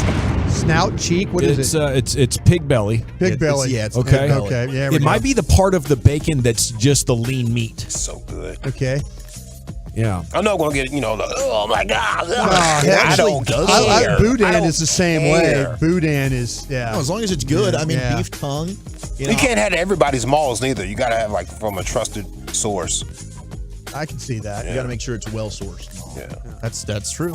My family, the side of the family from Indiana, they own like cafe diner type places. Oh hell yeah! And they're famous for not only the sugar cream pie but also a breaded pork tenderloin sandwich. That is an incredible piece of your comfort food. You do the pork tenderloin right. Yeah, that thing's fantastic. The size of a dinner plate chop. on like an oversized bun. Oh wow! Oh my gosh! Yeah. Yes. Oxtail soup getting some love. Tamales during the holidays. It's the 214s. Yes, please. Yeah, I want it from somebody's grandmother or aunt too. Yeah. Yes. Yeah. 682, and this is a true Italian pasta with Sunday sauce. Oh yes. Anytime they call it the gravy or the sauce. Yeah, but they've added all those meat products to it too. Hell yeah. Yep. Oreos and sour cream from the 214 is their Yuck. comfort food. You're ruining. Kimberly in Las Colinas is going the chicken pot pie. Good call, Kimberly. Can't go wrong Yep. with that. Comfort food is Tito's and soda with a splash of Bloody Mary mix on a weekend morning to prep for football. Yeah. 214. I'll tell you what, you can make a meal out of a Bloody Mary if you really want to, because if you can put all that stuff on the sticks. You're so right. Yeah, just you load up your sticks. I've seen people take pepperonis and Bacon, various things, bacon, shrimps. yeah, and make it a kind of a little Yeah, meal. they've gone crazy with Yeah. those Bloody Marys. Like, how do you even drink that thing? No, You've you got drink like it, 10 drink pounds it, of food drink on it, the and eat top. all the pepperonis and stuff. It's insane. Honey baked ham getting texted in. Nobody said meatloaf yet? 214 just texted in meatloaf. Yeah. The meatloaf. We want it now. Had a lot of meatloaf as a kid. I'm a fan of the Enjoyed meatloaf it. done right. I'm a big meatloaf fan done right. Absolutely. You need the burnt ketchup on top. Boom. You do. You Or got it's and not you good. gotta have a No, good you, glaze. yeah, your mom gotta probably have made that good for you, right? glaze, Burnt or else- ketchup, yeah. I was no. pretty good at it too. Yeah. I'm not going to say that. 972. I almost did, and that would have been bad. That would have been an FCC violation. 214 State Fair corn dogs. 214 chicken spaghetti getting texted in. Menudo from the 469. Menudo. Yes. And the 682 said Zach boiled nuts. I don't know what that was. Number 10 is fried chicken. Boiled peanuts are good. It's fried chicken. I've never had boiled peanuts. Boiled peanuts are not bad. Maybe I need to get rock on that. You do need to try. Number 10 is fried chicken. I'm surprised actually fried chicken's not a little bit higher. I mean, I feel like fried I'm chicken surprised it is not higher. always comforting, right? Always. With gravy. Number 9 is mashed potatoes and gravy. Yep. People love mashed potatoes. It's got to be the number one side for comfort food. Dude, it yes, I think you're right. I think mac and cheese has overtaken it. Has it? I think. You might be I right. think if you gave somebody you give a side choice, you say you can have mac or cheese or potatoes. I bet you people, it's got to be done right, though. I might just alternate. I'm not talking out of the box. I'm talking about made. You're technically right because America has put mac and cheese at number 8 of the comfort foods. Yeah. Only because you cannot get like legit homemade mashed potatoes at a restaurant. They're not going to be as good as mom. No, because period. yeah, you can tell it's the powder. Yeah. You can absolutely tell. I will say it might not be homemade at Babe's, but I'll still rock with their mashed potatoes. Do a nice job. So damn good. They do. And the cream corn. Oh, the The green beans aren't bad either. Not at all. Number 7, comfort food that America loves is Zach, pizza. I want to ask you something real quick. Do I look like I'm broadcasting on the sun You today? look really bright right Yeah, now. Do you need me to run over there real no, quick? I'm good, and close man. that? Are you sure? Kind of an angel You're gonna- effect. you I'm are an an angel. angel. I'm an angel effect here today. That Texas accent might have gone next level when you just said 7 right there, by the way. I put 7? them on. Number 7. Number 7. It's out of control sometimes, man. It is, dude. It is. It's out of control. Number 6 is spaghetti and meatballs. Yes. It's my favorite food growing up until I fell in love with sushi. Thanks, Dawson. Spaghetti and meatballs. Yeah. And with at least 2 slices of Texas toast to be proper comfort food. Yes. Some Texas toast. Maybe you add some cheese, so it's like garlic cheese to toast. Number 5, here you go, Brian. Mm-hmm. Meatloaf. Gumbo. Oh, meatloaf. Meatloaf. Yes. Gumbo, I'm sure I don't think gumbo is in the top 10, but gumbo does deserve a mention. Gumbo is my favorite cold weather meal. And we're getting into soup season. Do you consider gumbo a soup? Yes. Okay. I do. Because I heard someone describe, they've got I can't remember what their channel is called, but they've got 2 British guys that go and they try a bunch of different American foods. So they went to New Orleans and they wanted to try Cajun food. So they went to one place, they tried the gumbo. They asked what gumbo is, and she described it as a soup. Yeah. So I just wanted to make sure that I think anything with liquid involved, it's a soup. Yeah. Number 5 is the meatloaf. Number 4, pancakes. I'll tell you what, man. Gavin, did you guys ever do, or Lucius, you probably did this, I know for sure. Like Sunday night dinner was like breakfast for dinner. Oh, yeah. Yeah. It's dinner time, but a gangster's cooking pancakes. Yeah, that's what I'm saying. You're having facts, bacon, bro. and that's what I'm saying. At nighttime, 6 o'clock, you're having pancakes and It tastes sausage. much better for some reason It around that does. time. It's crazy. There is something special about I that. think you do that because a lot of families used to eat those Sunday lunches after, like, say, service. after church. And then you have, Yeah. they'd have this big old lunch. So at night, you did, instead of cooking a bunch of stuff up, you did something pretty simple. And that's we did that twice when Mom was out of town. Mom had gone back home to visit her family. And Dad was like, well, what do you think about breakfast for dinner? My dad would do the same thing. It was legendary. Best thing he could make was breakfast. So he's like, all right, Mom's out of town. Breakfast for dinner it is. Or we go to IHOP. Oh, something man, like even that. better. Number 3 is the chicken pot pie. Yeah. And that's a top 3 comfort food item as well. Crust has to be done right. Has to be done right. It's hearty. The chicken, the vegetables. I mean, it's delicious. The golden era of pot pies has passed us. Okay, I want to let everybody know that. What you find in the frozen section now is trash. There's still good pot pies. But in order to find a real premium one, you got to go to a deli where they're making them fresh. Yeah. The frozen pot pies they don't stack up to what they were in the 90s. Have you tried KFC's? No. Not for a while. KFC has one, and I tried it pre-soda. So look, I mean, we're talking about a year and a half ago. Maybe they're not good anymore. But I was believe in pretty it. That impressed. $5 fill-up that they have, that's a comfort food I was meal. pretty impressed with KFC's pot pie. Yeah. Number 2 is the apple pie. Shout out to the pies. We got an apple pie over sitting in the break room right now. The Get Right's going to indulge in that. Number 1 comfort food that America loves Tacos. is biscuits and gravy. Yeah, why not? Yeah, dude. Yeah. Biscuits and gravy at number 1. I got to work on the With the kolache sausage and the gravy. Yeah, I'm working on the kolache sausage. Remember we were talking about that, the gravy, sausage gravy in the kolache. Sounds We're wonderful. working on That sounds so damn good. We're going to work on that. We got that one down. Well, thank you, Wooly Bully. Thank you. There it is, another top 10 in the books. Where do you have the Cowboys in your power rankings? What's your top 5 looking like right now in the NFL? And are both these squads now out of your top 10? Then we have a college football super segment coming up. It's the G-Bag Nation here on 105 through the Fan. Coming up Wednesday.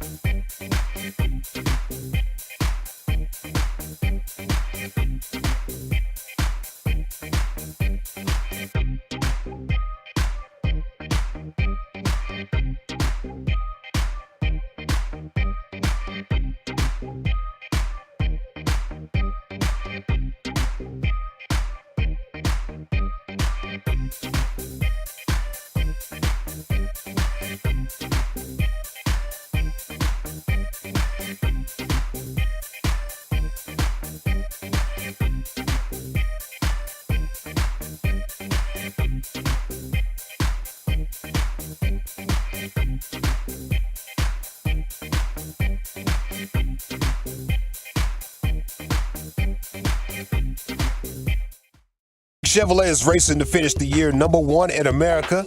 They're leading the way with the unheard of 400 Silverados with their best Black Friday savings all month long.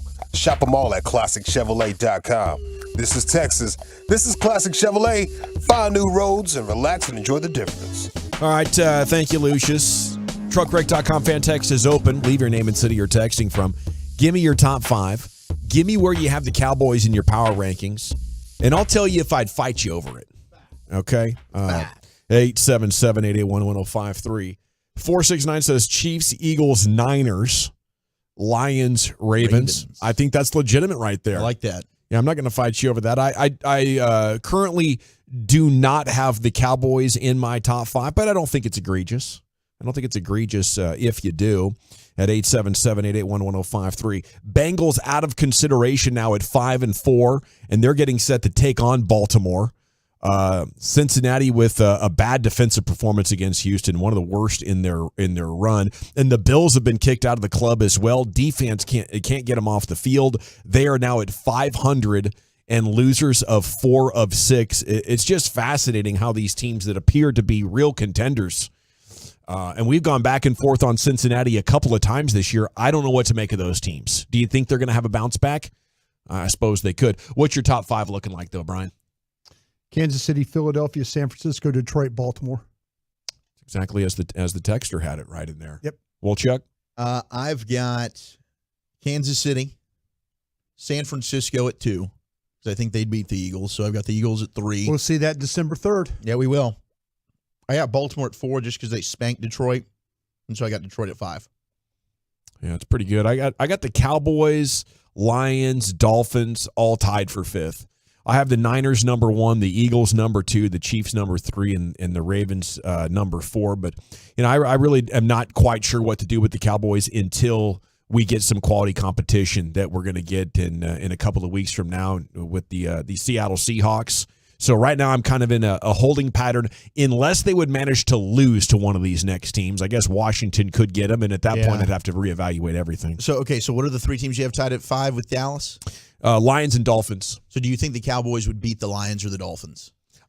I don't think they would beat the Lions. I think there's a chance they would beat the Dolphins. See, that's where I'm struggling as well. So you would put them ahead of the Lions then, I think, and then the Dolphins. I think the Dolphins are going to present a challenge for the way they run the football. And then covering Tyreek Hill and Jalen Waddle. That's why I got the Dolphins at 6 and the Cowboys at 7. But would I be shocked if they did beat the Dolphins in Miami? Absolutely not. See, I think the Dolphins give you a chance because they're going to try to outscore you. I don't believe in their defense. I don't either. I just think the Lions are such a physical team. I think if you had to go to Detroit, they would be a slight favorite. And I wouldn't be convinced that the Lions are going to win, but I don't think that really physical teams on both sides of the line of scrimmage is a great matchup for the Cowboys. All righty, at 877-881-1053. Jenner, with all due respect, we've had some quality compensation and lost to San Francisco and Philadelphia. Okay, I hear you. That's why I have San Francisco and Philadelphia ahead of the Cowboys. From a Bengals fan in Arlington, says the 817, probably not going to be Baltimore at their house, but look for a rebound for the rest of the season. We might give up 1 game. Okay, that's that Cincinnati confidence, and you've been going back and forth over the last couple of years. Don't forget Cooper Rush beat you last year. You recovered from that, so maybe I should not rule it out. Why are we so high on Baltimore? Yeah, they have a pretty decent defense, but they just lost to Cleveland. Well, I think Cleveland's coming on strong. Now, Cleveland is in the top 10, and they could be a couple of weeks from making their way into the top 5. They have a great defense, and I think Deshaun Watson is finally knocking the rust off. Absolutely. That's why we're so high on Baltimore. They lost to a team that also is a top 10 caliber football team, even with an iffy quarterback position. Their defense is so good. And Baltimore has destroyed Detroit, 38-6. The only reason I put Detroit above Baltimore because I'm a homer for Detroit. I have to have them. Right, but you're right. And they destroyed Seattle. They absolutely did. Baltimore should be ahead of Detroit. Yeah, there's reason to love what the Ravens are doing, and they're I think they're the only team that was in the top 10 in offense and defense DVOA last week. You guys giving any respect to Minnesota? Yeah.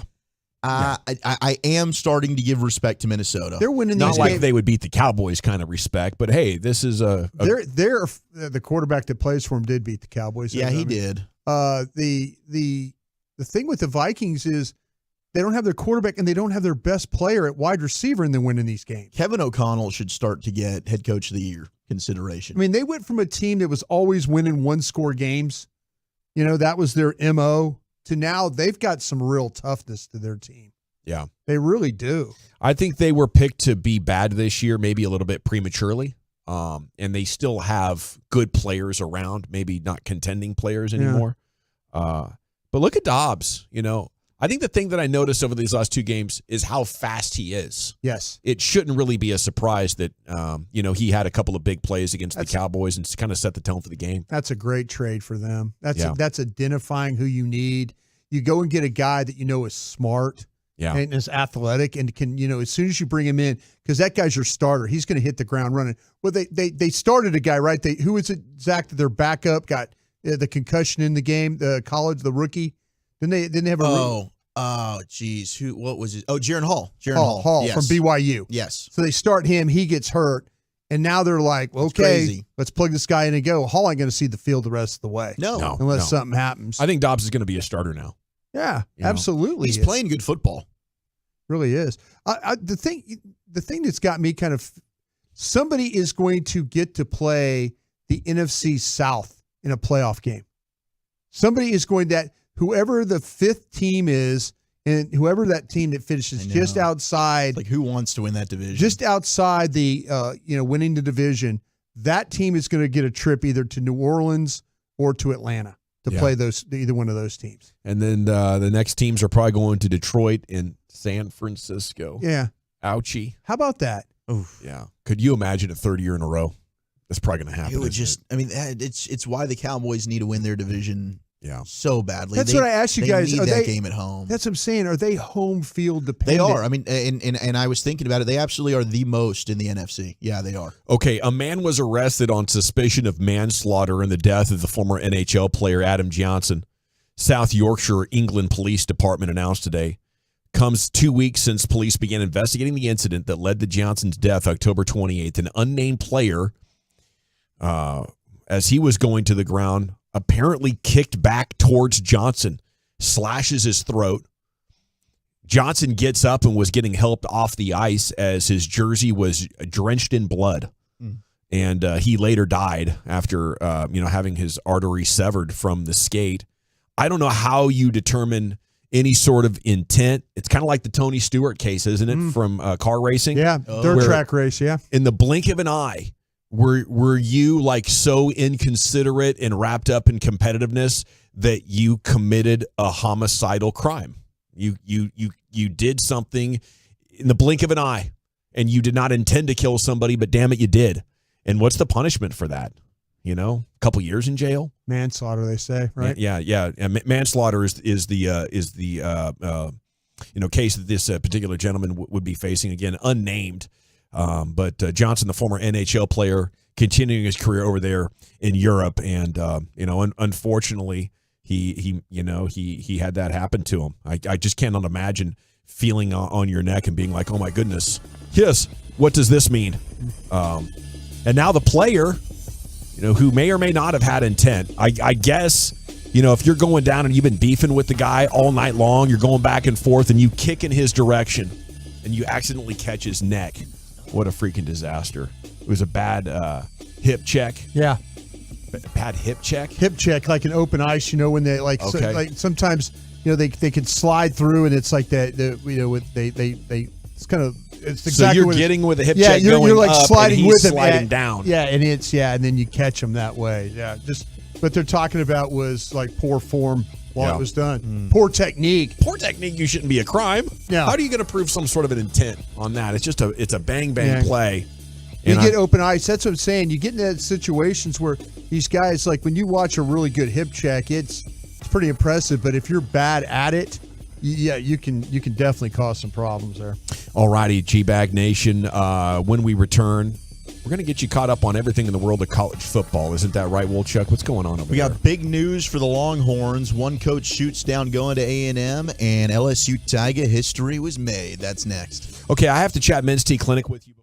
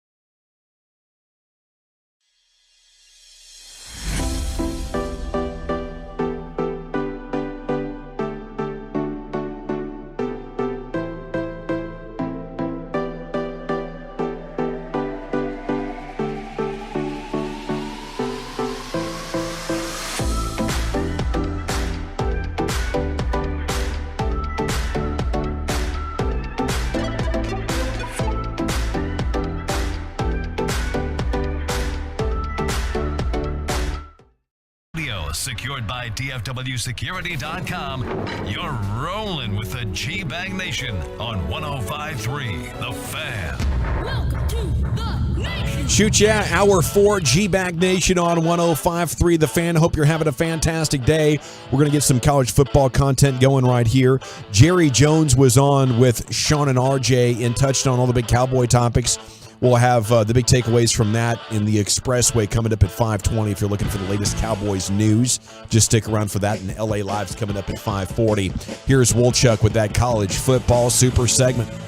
The third of 6 college football playoff rankings will be unveiled later tonight in the final hour of our show. ESPN is projecting that the Georgia Bulldogs will move up to number 1 from number 2. Ohio State will drop to number 2 from number 1. The Michigan Wolverines will stay at 3. And the Washington Huskies, led by Michael Penix Jr., maybe your Heisman Trophy favorite right now, will move up from number 5 to number 4, pushing the Florida State Seminoles, who just were able to escape an upset bid from the Miami Hurricanes, out of the top 4 to number 5, followed by the Oregon Ducks at 6, and then the Longhorns at 7. Is it fair to Florida State? I mean, look, they're all undefeated. So. I don't think so. I don't think it's no. I mean, how can they're winning games? They're winning games, and there have been one possession games. I mean, if you're the committee, you put them in there. You had them at 4, so why would you? You felt like that they were a top 4 team. Yeah. As a committee, you put them there. Now you're punishing them. They didn't lose. No, I think it's just because Washington beat a ranked team in Utah. Oh, okay. So maybe they're thinking, okay, now the strength of schedule. And I think that this will take care of itself because the loser of Ohio State and Michigan will fall out of the top 4. Absolutely. But I think that would be the only reason they're looking at leapfrogging Washington ahead of FSU is Florida State struggled against an unranked Miami team, and Washington did beat a ranked Utah team. I'll tell you what, I would be Gavin, how good has Oregon State been? I know they're I think they're a top 12 team, right? They were ranked. I don't think they're ranked anymore, but yes, they were a top 12. They're 8-2 right now. Yeah. So, and they play this week. Washington travels to Corvallis for this game. Ooh. This to me, tough place to play. Washington is. I think Washington. I've seen Washington play outstanding. I know we got a lot of listeners out there that are Husky fans, but I don't think that you should punish Florida State because, like I said, you put them there, and now to drop them, you should have had Washington ahead of them to begin with. If that's the case, so something's going on here. They're setting something up. Or they're worried about something, with the way that this thing could play out. Yeah. They're worried that somebody might not be able to beat Florida State, right? Right. And, and then that way they'll automatically be in the play. Florida State's a damn good team. Well, Florida State will have a chance right now. They'd play a top 10 Louisville team in their conference championship game. Right. Now, Louisville's done a nice job this year, too. Yeah. They really have. No doubt. Jeff Brom and that group has done a really good job. It's fun, though, because they've got chaos scenarios. So what if you have an undefeated Georgia against a one-loss Alabama in the SEC title game and Bama beats Georgia, hands them their one loss, you then put 2 one-loss SEC teams in? I mean, it's just Alabama and Texas, maybe they both end up getting left out of this thing, and they could be conference champions if they don't want to remove Georgia because they're not going to put Texas in. And can you put Bama in over Texas because Texas won the head-to-head? There's just a lot of wacky scenarios that are being thrown out there. Maybe 2 Pac-12 teams, maybe Oregon and Washington, both find a way to get into the conversation there. Or there's a 2-loss contender that ends up being a team that you're interested in. I wonder who has the better strength of schedule on that, though. I mean, I think the biggest one, and Texas fans would be ticked, is if they did that. I mean, I could see that happening. If Alabama beats an undefeated Georgia in the SEC title game, I could see the committee, based on how well Alabama's played since the Texas loss. Oh, yeah. It was week 2. 1-loss Texas over a 1-loss, or a 1-loss Bama over a 1-loss Texas, and they put them in over them. Alabama's had some quality wins, though. They've beaten some top 15 teams along the way. Ole Miss, LSU at the time, they've had some quality wins. But they did. They lost to Texas in week They 2. did. In Alabama. Yeah. I mean, in Tuscaloosa. That's going to be a fantastic conversation. But if you get there, but if you beat Georgia in the SEC title game, which will be played in front of really a pro, an undefeated number 1 ranked Georgia, back-to-back pro reigning national Georgia title crowd, games. yeah, you beat them, man. I think you'd have to eliminate. I think you'd have to eliminate Georgia. Okay, you think Texas would go over Georgia? I think that there will be that conversation. Texas beat Bama head-to-head. Texas's loss will be against Oklahoma. Right. Now, granted, if they don't lose, they got to go to Iowa State this week. They do. But Iowa State, they just pummeled BYU Sure did. last week in Provo. So to me, Texas has done a great job of surviving these games. They're surviving, and that's exactly what they're knocking They Florida were- State for right Yeah. now. I For They'd really keep survival. the reigning champ out, losing in the SEC title game. I think if you look at, I think they'd put Georgia in over Texas. in I that think if you, scenario. all right, let's. I do too. I think we'd have to look at Georgia. Seriously, look at Georgia's schedule. Look at. I mean, that's the thing to me when you start to look at these teams. Who They want the quality wins. Just beat beat the crap out of the number 9 team in Ole Miss. That was probably their biggest win of the season. But so did Bama. So did Alabama. Yeah, that's true. Yeah.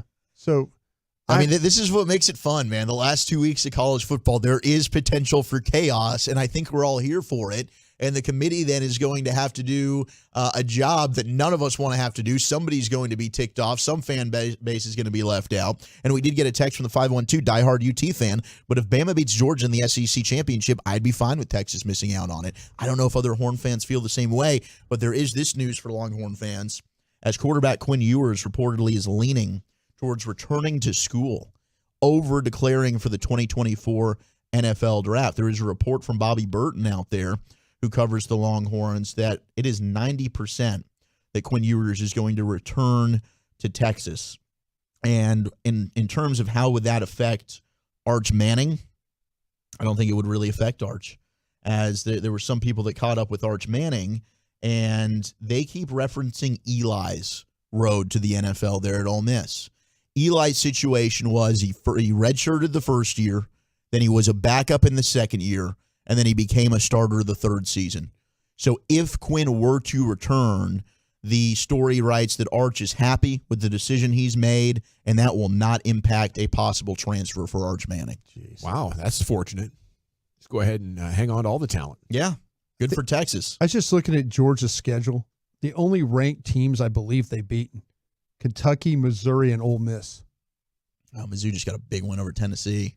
Yeah, and matter of fact, Georgia has to travel to Knoxville this weekend. Ooh, okay. For a It's gonna be a ticked off 2:30 game. Volunteer team, but I bet they spanked it. Now they got Bowers back. They'll probably spank them pretty good. Hey, by the way, Atolo mentioned that the video is available on Twitter X, so I looked it up. Oh, the hockey one? The question has to be, why the guy raised his foot? Isn't this murder? How is that manslaughter? I mean, it's like you're skating down the ice and you're getting ready to hit a guy and you like do a karate kick towards his neck with your skate on. You can have the thought, I want to assault this guy in a half second. You don't have to sit around thinking about killing somebody for it to be, legitimate, like premeditated murder.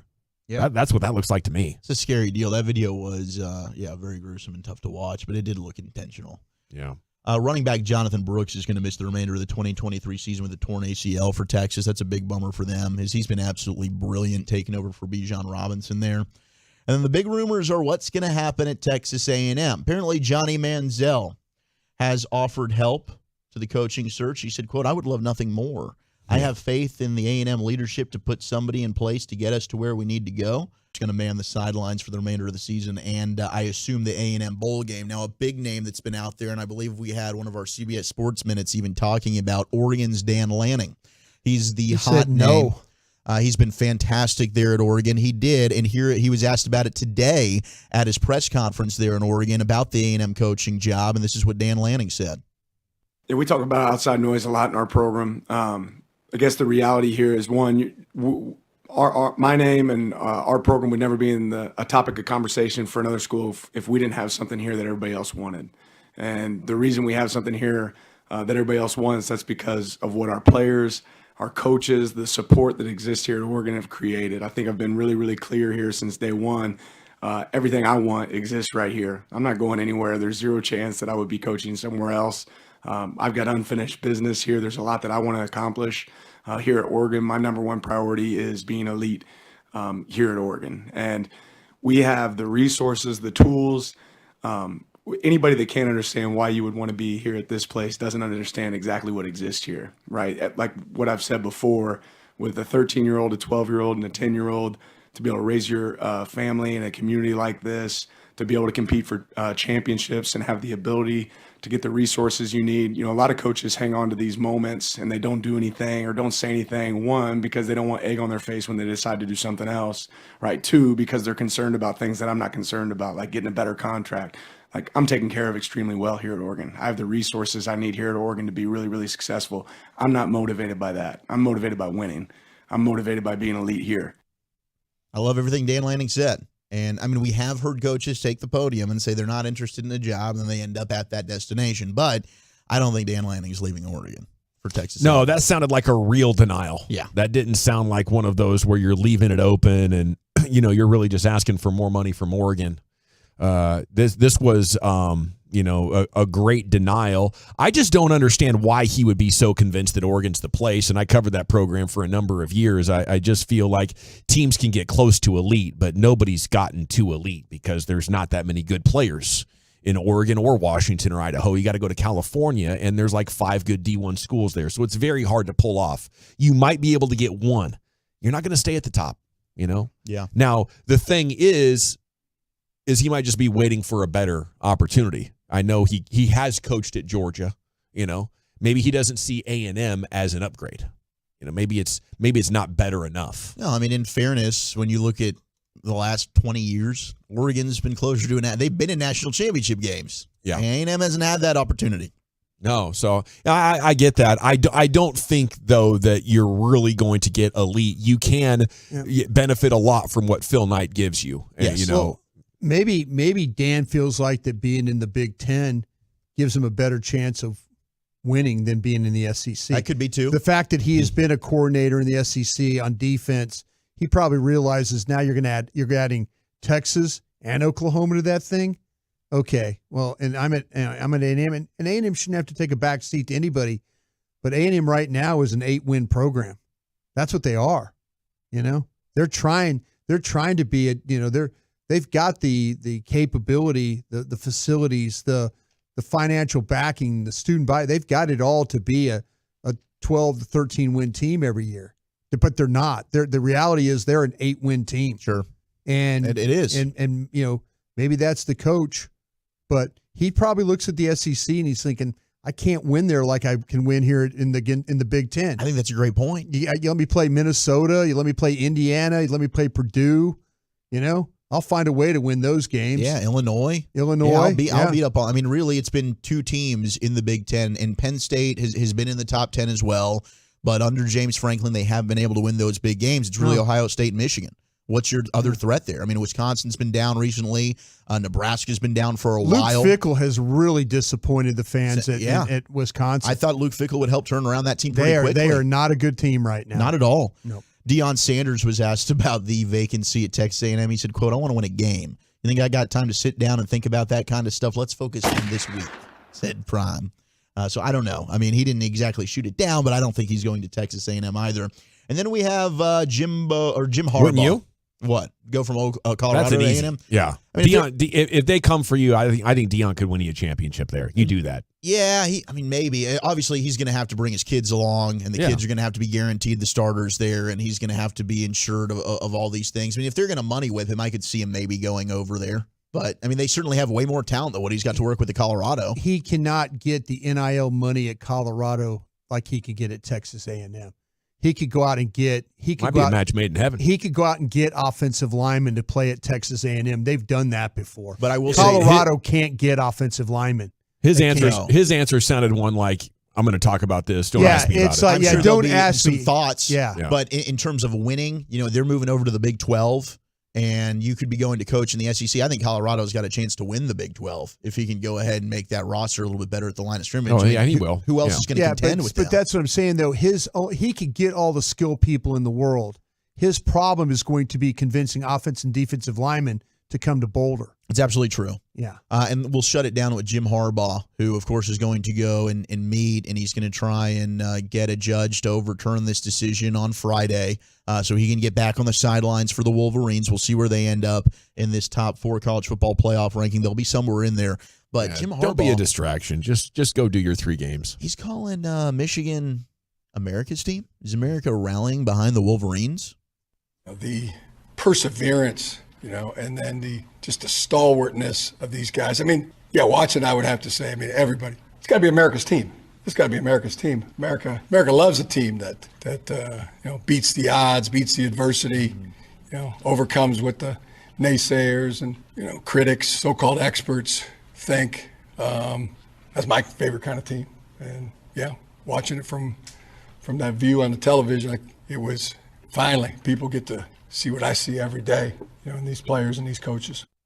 Hear this all the time. Teams want to claim the America's team nickname away from the Cowboys. Okay, first of all, there's only one America's team, Brian. You know that. Yeah, absolutely. Second of all, if you mean like you break the rules to acquire stuff that's not yours and then insist that you're still in the right morally and ethically, then maybe you are America's team. We're in the damn right. He's called Americans a bunch of crooks. America. F yeah. Yeah, the thing I always hate. Because they're awesome and white. The thing that I love about the coach is like that at Michigan is there's such hardship at Michigan. Nobody thinks anything of Everyone's us. Against us. Everybody's against. You broke the rules. Yeah. You're just being held accountable. No, this is a witch hunt, Dawson. You've got one of the most successful college programs in the history. They're going for win number 1,000. The history of college football. It's amazing. And they're like the underdogs. Okay. 214, that's my coach. Go blue from our guy Mooney to Mayer. I do want to just throw this in there for you, Brian. You'll love this. Jaden Daniels. Yes. He had his Heisman Trophy as he went 600 yards against Florida in that win. He's trying to get that Heisman. He did. He became the first player in FBS history to throw for at least 350 yards and run for 200. Run for 200, yeah. What a game. It was incredible. And that's my favorite jersey color clash, by the way, the Florida and LSU matchup. That was a good one. And the other day, it's there is a little bit of a history of Heisman Trophy winners having 3 losses. So, we could go back with Robert Griffin III. Tim Tebow was a 3-loss. Wow, they're right. Heisman, and Lamar Jackson was a 3-loss Heisman Trophy winner. Maybe Jaden Daniels has a shot. So LSU's got to find a way to win these things out. They play Texas A&M. They moved the Texas A&M game to 11 a.m.